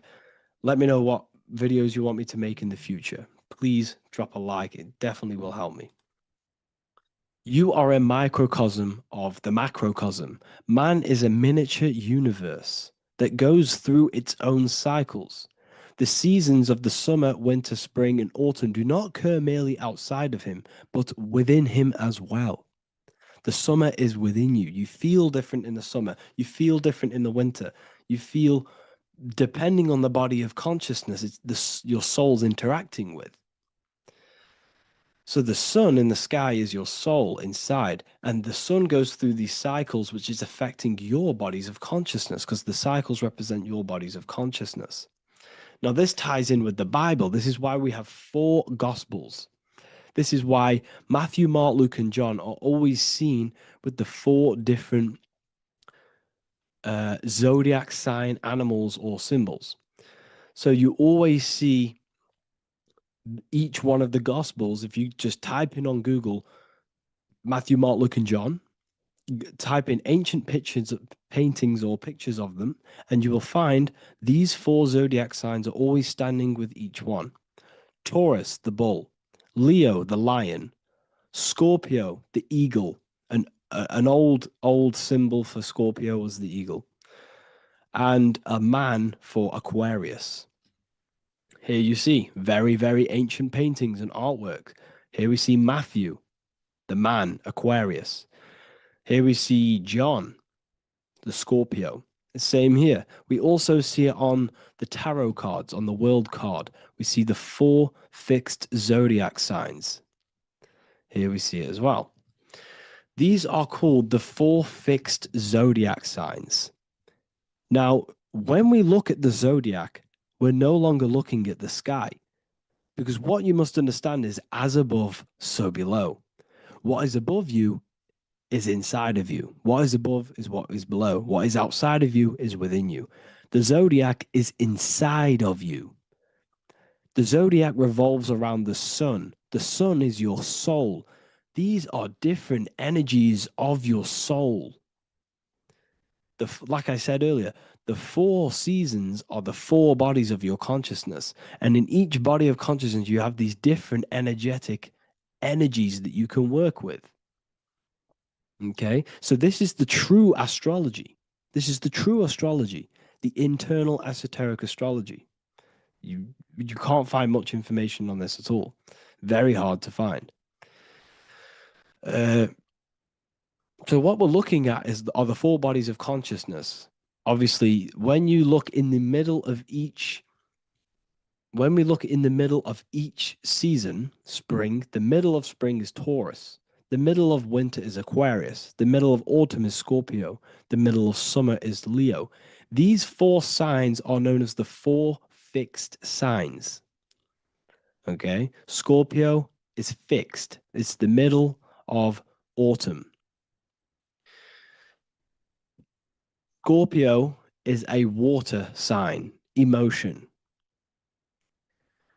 Aquarius is the air sign, the mind. Taurus is an earth sign, the body. Leo is a fire sign, the spirit. This is why we see Matthew, Mark, Luke, and John with the 4 fixed signs of the zodiac, which represent the 4 bodies of consciousness. Leo, the spirit, fire. Luke, Taurus, earth, body. Matthew, Aquarius, air, mind. John, Scorpio, water, emotion. Each gospel is depicting Jesus and showing Jesus in each gospel. Each one of these gospels is showing and depicting Jesus according to the different body of consciousness. In John, this is when Jesus starts to turn water into wine. Water is emotion, wine is transmuted emotion. This is when he does miracles with his emotions, water into wine. Aquarius, which is Matthew, air, the mind. Inside of the Gospel of Matthew, this depicts Jesus as an intellectual person, a person who's communicating and using his mind, his mental body a lot inside of the Gospel of Matthew. Go and read it, and you will see this. Luke, Taurus, earth, the body. Luke shows and depicts Jesus according to the body of consciousness, the physical body. He shows Jesus as a human, being a human being, helping people physically and helping people's physical needs, like giving away food and doing all sorts of good things for other people. Leo, Mark, inside of the Gospel of Mark, this shows Jesus as a spiritual teacher, a passionate person who is taking action. Each gospel is showing Jesus according to the different body of consciousness. And Jesus represents you, the Son. That's why it's called the Son of God, the light of the world. Jesus represents your soul, and your soul has these four gospels, the four bodies of consciousness, the four fixed signs, the four elements, and the four seasons. These things all correspond to your consciousness. So this is Leonardo da Vinci showing you the exact same thing. Jesus is the I am, the Son, the soul, in the middle, on his own. Luke, spring, earth, body. There are 3 people in each group. There are 4 groups, and there are 3 people in each group. 1, 2, 3. 1, 2, 3, 1, 2, 3, 1, 2, 3. Fall, winter, summer, spring. These are according to the 4 bodies of consciousness. Here we see Aries, which rules the head region. He's on the head of the table. Gemini, he's holding up the 2 hands because Gemini rules the 2 hands, the 2 arms. Gemini is the 2 twins, which is the 2 arms and 2 hands, and the 2 lungs. Here we see the beginning of summer, which is Cancer. You see the big knife here. Cancer, him here, this gray-haired guy, holding a knife for the crab. Cancer, they pinch. You have a knife, symbolizing the crab. Leo, the middle of summer, showing dominance. The sun is very dominant. He's got his elbow on the table, showing dominance. Virgo has no Adam's apple. Cancer here is pointing at this woman's neck, saying there's no Adam's apple. This is Virgo, the virgin, the only woman. Jesus, the sun. This is Libra, the balancing. He's holding his arms out, balanced, showing the balancing of the sun. Because when the sun enters Libra, the sun is balanced between winter and summer. So it's balanced. This is all astrology, but this is internal. Okay. This is Ezekiel's vision. Ezekiel had a vision in the Bible, and he saw the face of a man, the face of a lion, the face of an ox, and the face of an eagle. The eagle is Scorpio, the ox is Taurus, the lion is Leo, and the man is Aquarius. He saw the throne of God, and he saw the different bodies of consciousness. This is all symbolic for the different bodies of your soul. So when we look at the zodiac, we are actually looking at a map and the energies of our soul, and the energies of our bodies, and the energies of our consciousness. This is what we are looking at. Each zodiac is an aspect of our consciousness and an energy that we can work with and that we must purify. Balance and purification is essential. Imagine playing a brand new video game. Let's say a brand new video game came out and you had to play it. What happens when you play that game? You don't know the controls. You cause chaos in that game. You can't really run properly. You can't do anything properly. You're getting you're getting destroyed by other people who are playing that game. It's the same with your physical body. When you are born, you must learn how to play the game. You must learn how to balance the mind, learn how to balance the spirit, the emotions, and the physical body. We must balance and purify each body of our consciousness. We must look after our physical body with our physical health by eating physical, electrical food like fruits and veg. We must look after our minds by being conscious of what enters our eyes, enters our ears, enters everything. Whatever enters our five senses is affecting our mind, our mental health, our environment, mental. We need to look after our thoughts. Control our thoughts by purifying our thoughts, only positive thoughts. Then we must purify our emotions, feeling only gratitude and love and not feeling these negative, dull emotions. Then we must look after our spiritual body through meditation and looking after our spirit. But remember, when we look after our mind, it all begins in the mind. Each body of consciousness is interlocked with the other. If you have a if you have an unhealthy body, you have an unhealthy mind, spirit, and emotions. If you have an unhealthy mind, you have an unhealthy body, spirit, and emotions. If you have an unhealthy emotions, you have an unhealthy spirit, mind, and physical body. They're all interlocked. You must balance each one of them. Look after your physical body, look after your thoughts, look after your emotions, look after your spirit. But remember, the mind is the most powerful one. It's mind over matter. Once we look after the mind, because once we start to control our minds and control every thought we think, this will then turn into discipline in our physical body. Because once we learn how to discipline the mind, we learn how to discipline what we eat, we learn how to discipline what we feel, we learn how to discipline our spirit. This is all interlocked, but work on the mind first. Work on the mind first. All of this knowledge is inside of the brand new Book of Wisdom, Volume 2. This is a revolution of human consciousness. If you've read it, please leave a review down below. If you've read Volume 1, leave a review down below. This is the next revolution. I don't see this information anywhere. This is the next revolution of human consciousness. And of course, if you are serious about this and you truly want to gain enlightenment and join an amazing community where you can connect with me on live calls, lectures, the Manifestation Mastery course, you can gain access to my library with over 45 PDFs plus my books. And if you do join the university, you can order a volume 2 free of charge. All you have to do is to pay for shipping. If you truly take your knowledge serious and you want to take advantage of life, join the university. This is where truth seekers belong. Just want to say thank you all. Please leave a comment.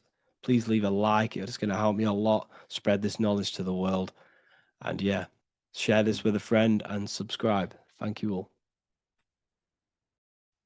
Hello, everyone. Today we're going to be discussing the esoteric and occult meaning behind the story inside of Genesis, the story of Adam and Eve. This is a widely known story, but not many people know the true esoteric meaning behind it.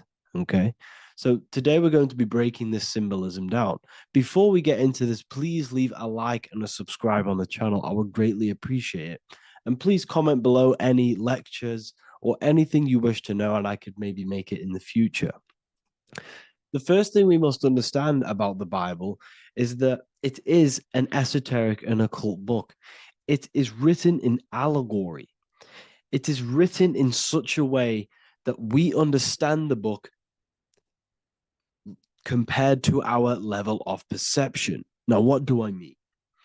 If a child read the Bible, they would gain a standard meaning and story behind it.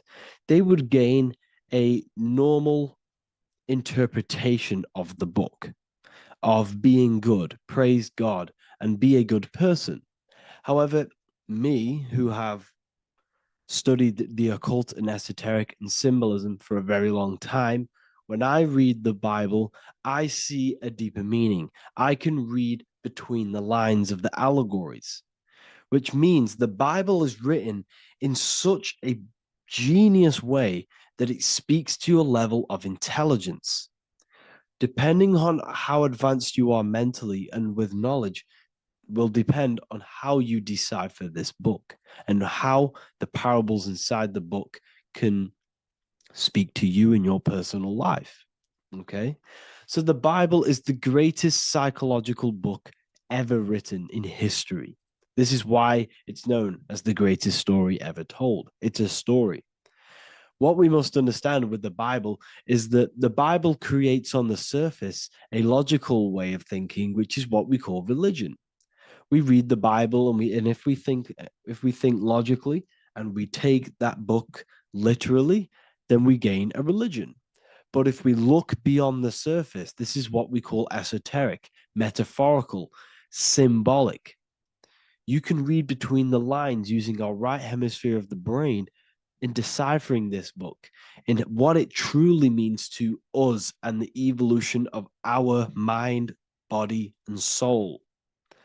What this book actually reveals between the lines is instructions and stories which teach you how to level up your consciousness, how you can sync the mind, body, and spirit and soul all together so you can live like a god.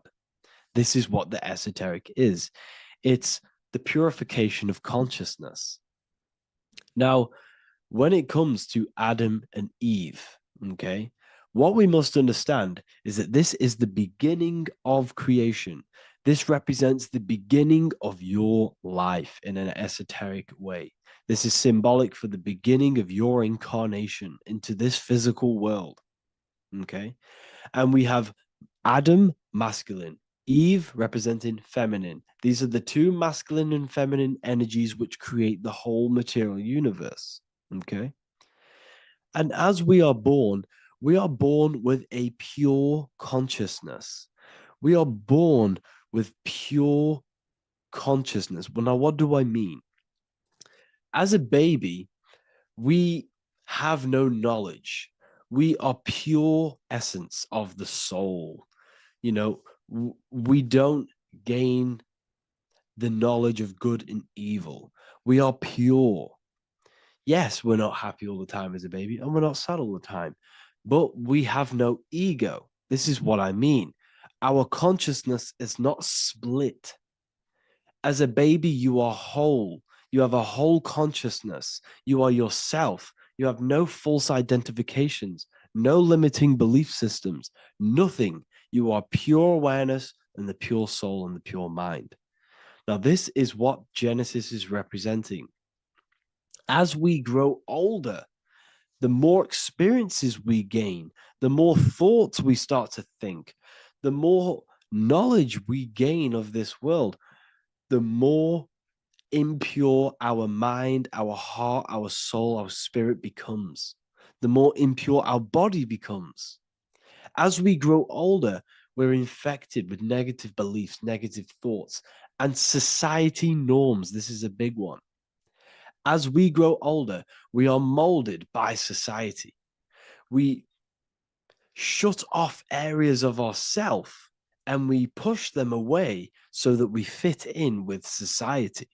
We all know this. We all did this in school. We pushed away parts of ourselves to act cool or to fit in, whatever it may be. Whatever type of person you were in school, we all went through this because society and culture is programmed. So as we grow older, our consciousness splits. We gain a persona, an ego, and we gain a shadow self, the subconscious, and we gain an ego. Now, the ego is what you show to people. It's that character that you show, that you put on to your culture, to your family, to your friends. This is a false identification. And we also gain a shadow self. The shadow self is gained through experience. This is the subconscious. Our ego is created through experience. And so is the subconscious and the shadow self. Okay. So as we gain age in this material body, We fall from the Garden of Eden. We gain the knowledge of good and evil. This is what the symbolism represents of us leaving the garden, us eating from the fruit. Now, the fruit represents the knowledge, it represents the insight, the experience, which splits our pure consciousness. Our soul splits. Okay? We lose connection with the divine. We lose connection with our pure self through material experiences. We may lose ourselves in material experiences. We may lose ourselves in lust and material gain, wealth, and all of these lovely things that the material world offers. We lose ourselves in this. Okay? And not only that, there's another symbolic thing that we're missing with being a child. There's another symbolic meaning behind this tree in this story of Adam and Eve. And this is sexual energy. Okay? As we are a baby, we have no ability to create another human life. We have no sexual urges. We have no desire for the material things as a baby. Nothing. As we grow older, our sexual energy cultivates around the age of, it's like 10, maybe earlier for some people or later for some people. This is what we call puberty, when our sexual energy activates. This is when the masculine and feminine energies are present within the body. And we are now given the ability to create human life. We're now given the ability to bring in a soul into the material world. Now, this is what we believe and know in the esoteric world. That is what sex is. You're bringing a soul from the astral into the physical. Okay? So, as you grow older, you gain this ability to use the power of creation. You gain this force within you that allows you to open a portal in the astral and bring in a soul to the material. Now, this power can be misused. This power is very powerful and should not be misused. In occult and esoteric teachings, we teach and learn sexual transmutation, how we transmute sexual energy into different areas of our life so we can grow and create. Because sexual energy is creative energy. It creates a whole new human being. So if we retain it, we can transmute it into creativity. So this energy is kind of corrupting us as well. And now I'm not saying growing up is evil, all this thing is evil. This is a natural cycle that we must go through. The soul of us must go through this cycle so that we learn, so that we overcome it, so that we gain mastery over ourselves, so that we expand ourselves. I recommend you watch the Evolution of Consciousness lecture that I did on my YouTube. An amazing lecture. Talks about the evolution of consciousness and how we're on a never-ending cycle of life and death and expansion. So leaving the Garden of Eden is symbolic. You see, Eve represents emotion. She's feminine. Adam represents action. That's why he bit the apple. You see, Eve takes the apple and tempts Adam because she's the emotion. She's the sexual desire. And Adam eats it. He releases, he misuses the power of his creation. He misuses his consciousness because of material illusions and material desires. This is natural, okay? As we grow older in this life, our soul has to experience sin. We have to experience negativity. We have to experience evil, okay? And we have to misuse this power within us to learn about it so we can overcome it and gain control over it. Now, this is why the Bible says in Genesis 3:6, "For God doth know that in the day ye eat thereof, then your eyes shall be opened. Ye shall be as gods, knowing good and evil." This is very, very, very symbolic. We come into this world to experience a dualistic way of reality. We come into this world to challenge ourselves so the soul can grow, because the soul comes from pure love from God. But we come into this world so the soul may know what it's like to be evil. You see, we are like a seed. Our soul's like a seed. And when that seed grows, okay, and it's planted, them roots must grow to hell in order for the top of the tree and the roots to grow to heaven. In order for the soul to reach the highest states, it must descend down into the lowest states. Good and evil. This is the story of good and evil, okay? And this is the story, a psychological story of how the human mind has functioned in this life. This is what this story is representing of how our soul and mind is functioning, how our consciousness is splitting and growing up and evoluting. Okay. Like I said, snakes represent sexual energy. They represent, snake, when you've been snaked. This is why we say you've been snaked, because it represents a temptation of sexual energy. This is why the Kundalini is symbolized as a snake. This is the serpent within us that we can rise to activate dormant brain cells in our brain. Now that's called the Kundalini awakening. I'm not going to get into that into this video, but this is what it symbolizes: the tree and the knowledge of good and evil, because our body is the tree. Our central nervous system is the tree. The snake is our sexual urges and this false temptation that tempts us to interact with sin, the material world, okay, and go against our higher divine self. This is what it represents. Now, it's very, very symbolic. Not everyone is going to agree with this, but this is my interpretation of Genesis based on my research of occultism, symbolism, metaphors, and me studying the Bible. This is my interpretation, and I hope it resonates with you. It might not resonate with you, but this is what makes sense to me, and this is what has made sense to many other occult researchers who are in this space as well. Okay. So please leave a like, leave a comment, leave a subscribe. I'd greatly appreciate if you could, just give me some support on this channel. We're nearly at 100,000 subscribers, which is insane. I just want to say thank you all. And yeah, I will see you inside the university. If you join, I'll look forward to mentoring you, connecting with you on the live calls. There's a new symbolism course which is going to be available very, very soon. And yeah, if you join the university, you also get a 30% discount on all of my products, astrology readings, one-on-one calls, all of my books. Yeah, so I hope you gain some insight on this video, and I'll see you in the next video, and I'll see you inside the university. Have an amazing day.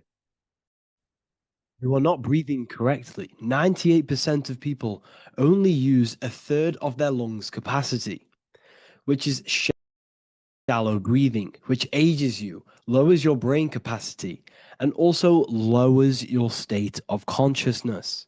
So it's essential that you breathe consciously on a day-to-day basis, because this is what truly elevates your consciousness. I am going to give you the key for you to raise your consciousness just through breathing alone. Such a simple thing, but yet the most effective way for raising your state of consciousness and becoming more spiritually and mentally advanced.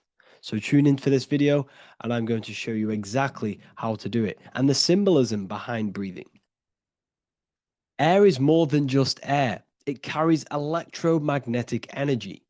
So now I'm going to give you the science behind this spiritual truth. This invisible force is what sustains all physical life, providing the life force energy essential for existence. Electromagnetism. Everything is fed off electromagnetism. Your body is an electromagnetic battery. Now, we can prove that air carries electromagnetism just by doing a simple test, a simple scientific experiment by getting liquid oxygen and pouring it between a north and south magnetic pole, two polar opposite magnets, we see that the liquid does not fall straight through it. It is sucked, it is magnetically attracted to these two opposing forces, opposing magnets. This is proof that air, liquid oxygen carries electromagnetism. When you are breathing electromagnetism, the essential life force behind all living beings. This is known as energy or prana, chi, ether, or spirit. This is all the same thing.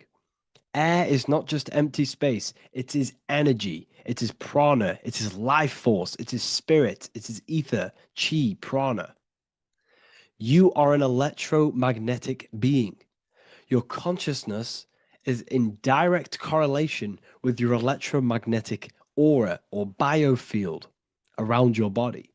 Your state of consciousness is mirrored within this field around your body. Now, your breath, when you breathe in, you're breathing electromagnetism or life force.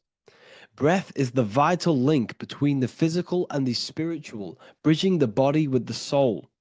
Through breath, we connect with both tangible world and deeper, the unseen realms of energy and consciousness. Breathing deeply and properly elevates our consciousness, enhancing the brain's functions, heightening the sensitivity of our five senses. It also brings a profound calmness to the mind, creating a state of clarity and inner peace. Like I said earlier, breathing properly is the fastest way to elevate your consciousness. It is the fastest way because breathing, when you stop breathing, what happens? You lose physical consciousness. Your body will shut down if you do not breathe in this vital electromagnetic energy in the oxygen. If your body does not get this for 5 minutes or however you can last without breathing, this makes you lose physical consciousness. Your body will not survive without this essential life force energy. Therefore, air is one of the most overlooked things. This is why we see the symbolism of Buddha having a big belly. Why does he have a big belly?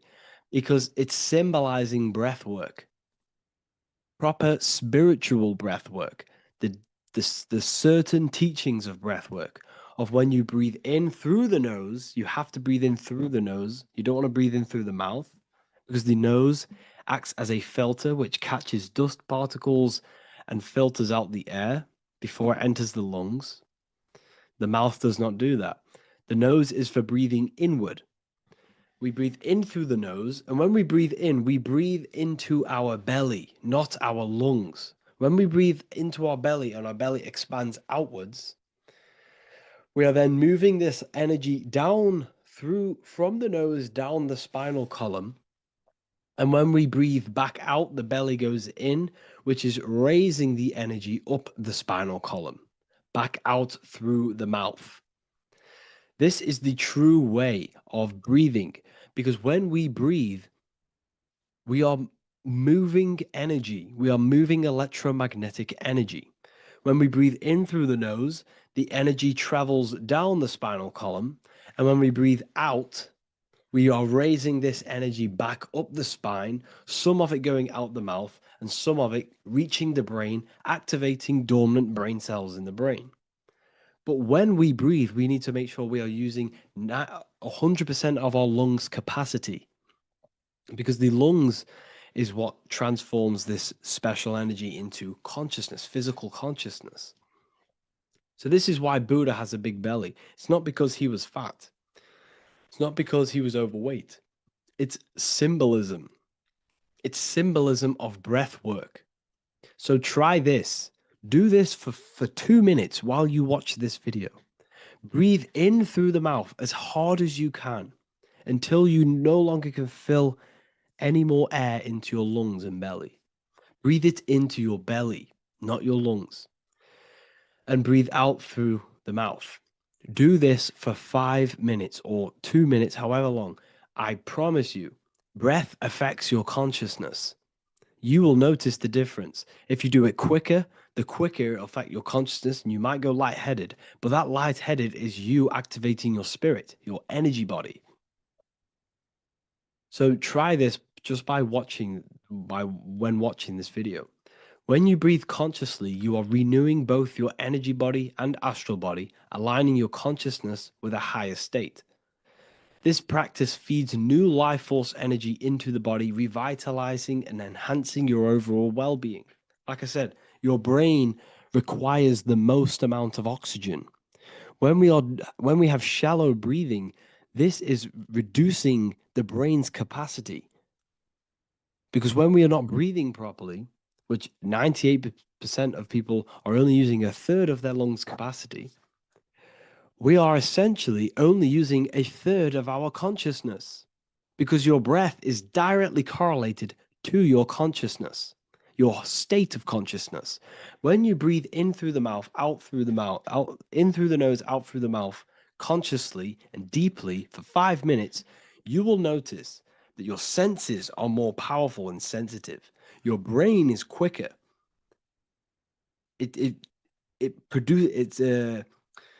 What's the word? It processes information quicker. You become quicker. You become a superhuman, and you feel more spiritual because it activates your spirit, your astral and energy body. So when we meditate, it's definitely important to breathe in through the nose and out through the mouth as deeply as possible to align with a higher state of consciousness. And this is the easiest way to separate your consciousness from the body. When you breathe in deeply for long periods of time, while meditating, while taking no thought, when no thought is present and you gain a rhythm of deep breathing, this is the gateway. This is the gateway to opening your consciousness. Because when you stop thinking, other aspects of your consciousness can open up. All of our lives we've been thinking, which is blocked off the higher states of consciousness. So breathing is very, very important. It affects our overall well-being. And this is Yahweh, the in and the out of breathing. When we breathe in, this is Yah. You can hear it. It sounds like Yah. And when we breathe out, that is Way. This is the name of God, apparently. But God is within you. You can connect with God. You can connect with source consciousness within you by breathing, by raising your state of consciousness through breathing and meditation. This is why the Bible tells you the Spirit of God has made me, and the breath of the Almighty gives me life. You are consciousness. You are God. You're an extension of God's consciousness. Job 27:3. As long as my breath is in me and the Spirit of God is in my nostrils. The Spirit of God is through breath. John 20:22. And when he said this, he breathed on them and said to them, receive the Holy Spirit. The word spirit means breath. In Greek, Hebrew, Latin, it all means breath or wind or air. The Holy Spirit is a certain way of breathing, a breathing technique that elevates your consciousness, that syncs you up to a holy consciousness, an elevated state. That is the Holy Spirit. That's why it tells you in the Bible, when he said this, he breathed onto them. He breathed onto them and said, receive the Holy Spirit. You must breathe to receive the Holy Spirit. When you breathe, you are renewing the body's energy. You're taking in new life force, which is regenerating your cells, regenerating your brain, nervous system, and also connecting with consciousness, pure consciousness. This is not something that we should be doing during meditation. Yes, it is. We should be doing it during meditation, but this is something that we need to apply all of the time. This is the fastest way you can raise your consciousness. I just want to say, all of this knowledge is inside of the Book of Wisdom, Volume 2. Make sure to give a like and a comment on this video to help the algorithm. And let me know what you think about the last book or this book if you have read them, to let the new people know what they're looking at with this book. This is truly life changing. The volume 2 and volume 1 is truly life changing. You can get them in a bundle also. Learn hidden knowledge inside of the ethereal university. This is where truth seekers belong. I'm not here to try sell you this, but this is the place for truth seekers. And if you are serious about your spiritual journey and serious about gaining knowledge, which gives you the advantage over life, join Ethereal University. This will definitely help you. Thank you for watching this video. Please leave a like and comment. Make sure to give me any suggestions on videos you want me to make in the future. Thank you all.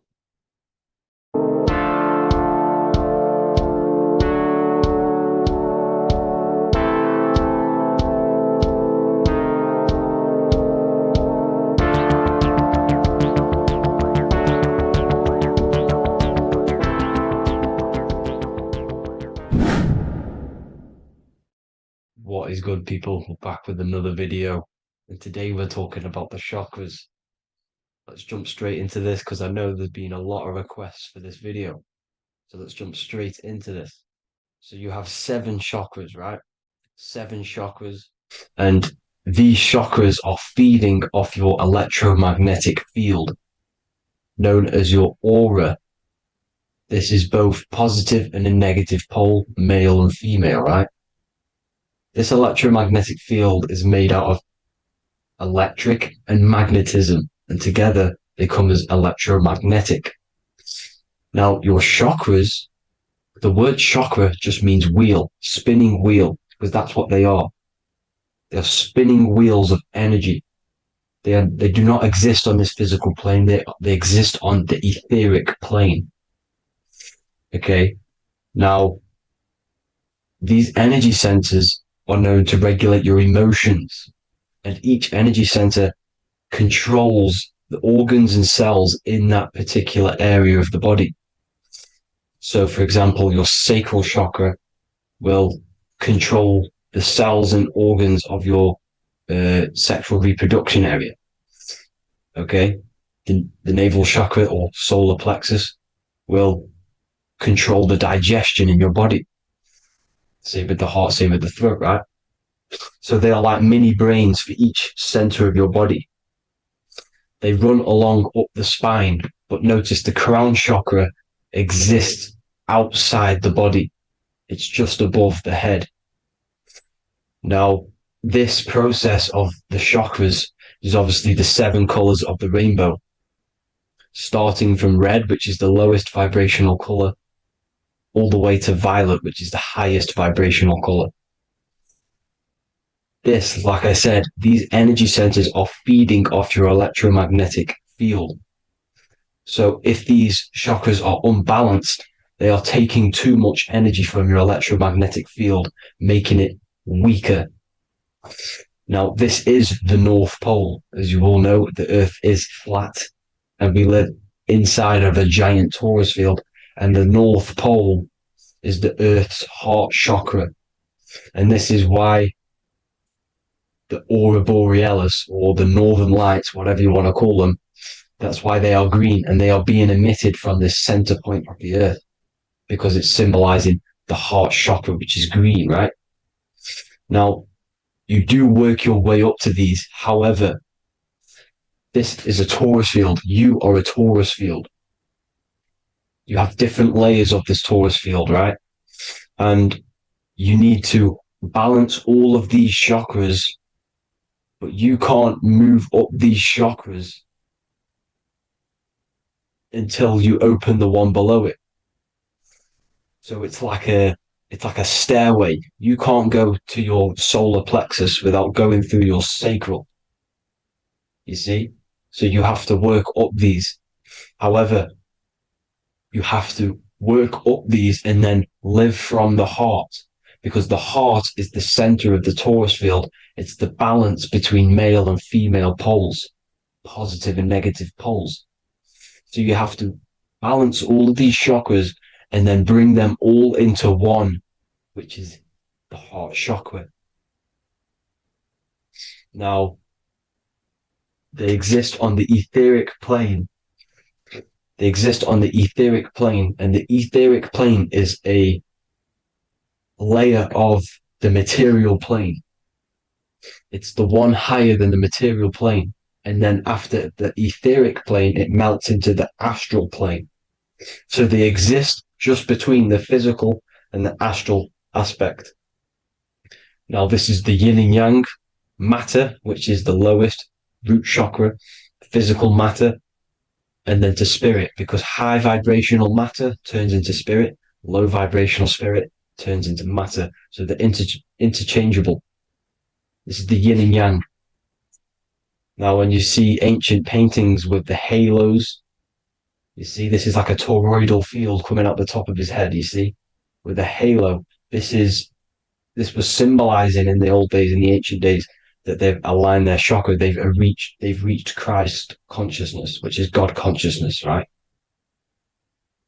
Now, this electromagnetic field is the apple that we bit out of in the Bible, because you see that apple is a torus field. So they were metaphorically or personifying the torus field. That's what the Bible is. It's a massive personification. It's all metaphors. You have to read it properly. It's got a greater meaning behind it.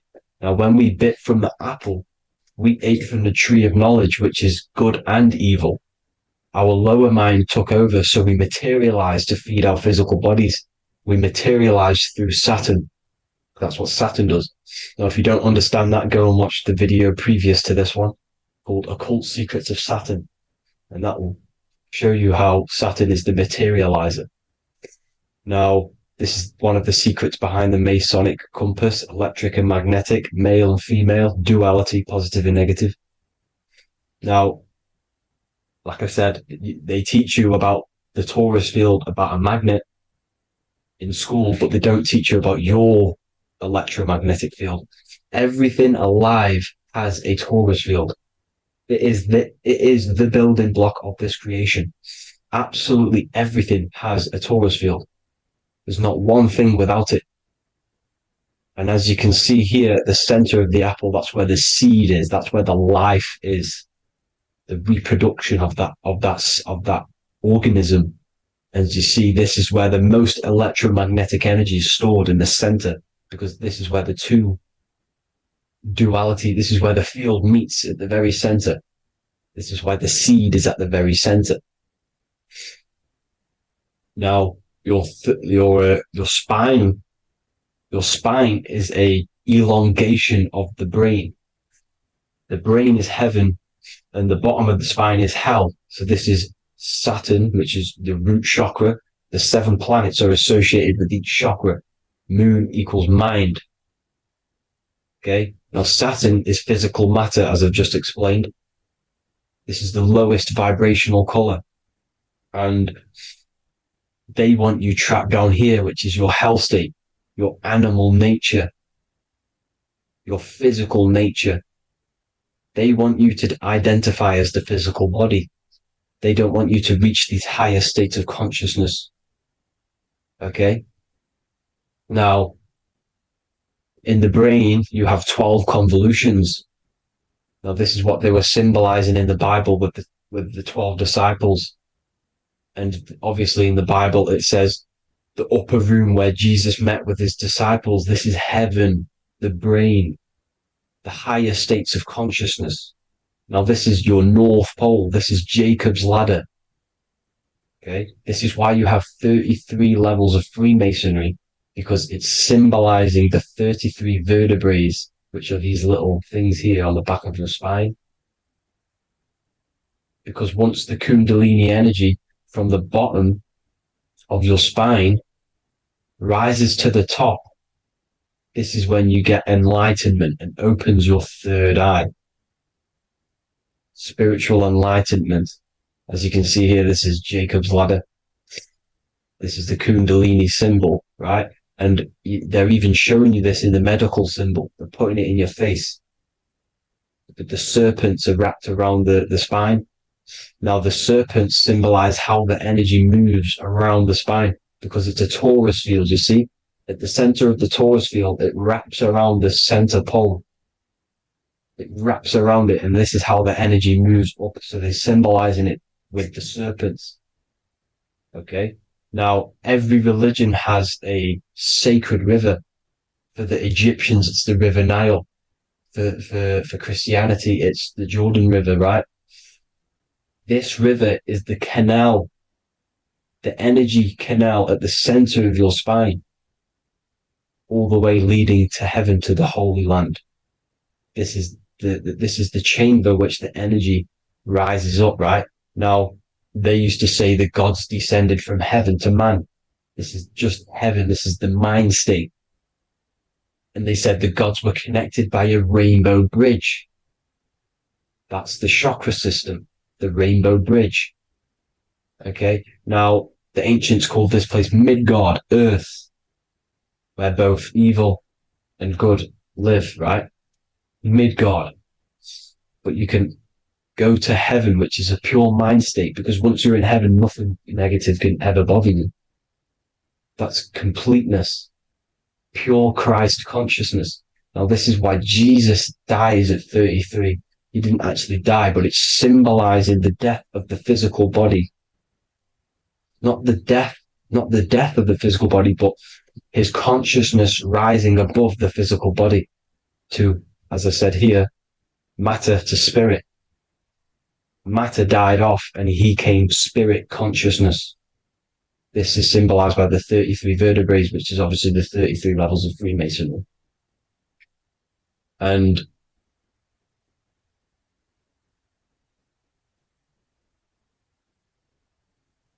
now the pineal gland, which is at the very top of this Jacob's ladder, or the River Jordan, the canal, your 33 vertebrae on your spine.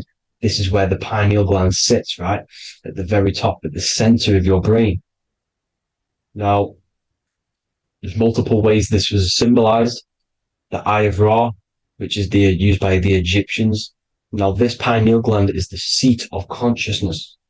This is where your consciousness is stored, right? And the ancient Sumerians used the pine cone, hence why it's got the word pineal gland, the seat of the soul consciousness. It produces DMT, dimethyltryptamine, which is known as the spirit molecule. And the pineal gland is wrapped in microcrystals, and we all know crystals transfer frequency and energy. Now, radios use crystals. A radio is a frequency transmitter, turning a frequency into a frequency that we can hear with our ears, right? Because all the radios are actually playing right now in your ears. However, our ears can't pick it up, so the radio transmits it into a frequency that we can hear using crystals. So this is the power of crystals, and this is what our third eye is wrapped in, crystals. Now, this third eye is not actually your third eye, it's your first eye. When you're being materialized in your mother's womb, this is the first gland that is produced, and everything's built around it, because it is the consciousness. It is your consciousness. Your consciousness never dies, ever. It's an eternal essence. It lives forever. You never actually die. Only the mortal body dies. Now that's what we call life. Life is abided by time, and time is change. And change is what we call life, because everything's constantly moving and transforming into different things, right? Now let's not get off track. The pine cone is obviously, this is in the Vatican here. The pine cone is symbolized as the pineal gland, pine. And this is the opened pine cone. The opened pine cone means, or symbolizes, the awakened man, the awakened third eye. But the ones here, which the Sumerian gods are holding, these are shut pine cones, symbolizing the unawakened man. But let's not get confused, people. These gods were not gods. They are human beings just like you. They reached Christ consciousness. They are nothing more special than you. They just had the ability to reach Christ consciousness. And obviously their knowledge was far more intelligent than ours, far more advanced than ours. They knew the truth about this reality to the depths. Now, the ancient Hindus had a goddess called Kundalini, which is said that she descended by the means of a ladder or a cord from heaven, which is symbolizing the spinal cord. Now, this is what hickory hickory dock, the mouse went up the clock and came back down. This is all these stories, like Santa as well. Santa comes up and then down the chimney. This is symbolizing the Christ oil. There's an oil which is produced in your pineal gland, right? And this oil travels down the spine. And once it's down on the spine, you must have to raise your consciousness, just like I said with the chakras. You have to raise your consciousness, raise your vibration to heat up this oil and turn it into a gas. And it travels back up the spine through like the serpents up the spine, and this awakens the third eye once it's coming back up the spine and hits the pineal gland. This is the secret behind Santa and hickory hickory dock, because Santa comes down and feeds the presents and goes back up the chimney, and he lives in the North Pole, the positive pole. This is the North Pole, people, and the presence is your sacred oil. This oil, your physical body is the furnace. It's the spiritual furnace, which you have to heat up this oil by raising your frequency and turning it into a gas to rise up this chamber, the River Jordan, to your third eye, right? Now, this is an alchemical process. Your body is the alchemical furnace. It says in the Bible, if therefore thine eye be single, thy whole body shall be filled with light. I shouldn't have cut that out, but that's what it says. The light of the body is thine eye. If therefore thine eye be single, thy eye shall be filled, their body shall be filled with light. This is symbolizing the pineal gland, enlightening the body, the spiritual body, filled with light. Now, as I said, they want you kept down here, which is the root chakra, which is your animal nature, which is obviously mind, matter over mind. This is the symbol of Saturn, right? As you say, we're built of body, mind, and spirit, the Holy Trinity. That is the sun, moon, and earth. The sun's your soul, solar. Moon is your mind. Earth, which is the cross, which is your physical body, the 5 elements, right? So body, mind, and spirit. So the Saturn symbol is actually made out of the cross on top, which is the earth, and the moon on the bottom, which is symbolizing matter over mind, because earth is physical matter. You don't want to be matter over mind. You need to be mind over matter. See, they want you identifying as your physical body. They don't want you to realize you're an eternal consciousness. You're an eternal essence of consciousness which never dies. They want you trapped in your animal nature. And this is why the Baphomet has a goat head, because it's symbolizing your animal nature, which is evil. Not evil, but you're more likely to do evil things, right? Which brings bad karma. That's your animal side. This is why the Baphomet has an animal goat head. As you can see here, he's got the Kundalini energy here. So when you see the inverted cross, the cross is your body, as you can see here. The inverted cross means your chakras downwards, down here. Your head's down here. Your mind is down here. But your mind needs to be up here, which is the upwards cross, which is Christ consciousness. And as we all know, 7 colors of the rainbow, 7 planets, 7 chakras. Red light is low frequency and long range. This is why Saturn is the slowest moving celestial body. And it's the lowest chakra, because it's low frequency, long range. The moon being the crown chakra, which is high frequency. This is why the moon moves around the quickest. The moon is your crown chakra, which moon in mind. See, so there are multiple ways of your chakras becoming blocked. Now, each chakra has a specific intelligence. It has a specific thing that it's doing for the body, right? Now, this can be overused. It can be abused. For example, masturbation. That keeps you down here in your sacral chakra because you're abusing that energy center. You're abusing your sexual energy, which is then becoming unbalanced. So this is how energy, this is why these centers are pulling more energy out your electromagnetic field, because these centers are wheels. The chakras just mean spinning wheel of energy. So when you're abusing these certain centers, you're pulling energy out of your electromagnetic field, which is making your field weaker, which is making your frequency lower, which makes you prone to diseases, prone to lower negative energy, right? So you need to align these chakras. You need to unbalance them. And as you can see here, you can screenshot these to see how they're blocked. I'm not going to go over each one because it'll take me forever, but have a little read yourself. This is why they're blocked. Now, the ancients used to say Aum when they meditated. Now, these are the 7 vowels. There's not 5 vowels, there's actually 7. Now, when they say Aum, they're aligning all their chakras by saying this when meditated. This is where the Aum originated from. Now, emotion is energy in motion. So if you're feeling a certain way, that's the energy you've put in motion. It's a reflection. We live in a mirror reality. Everything's mirrored. Everything's mirrored. As within, so without, as above, so below. Everything's a reflection of some sort.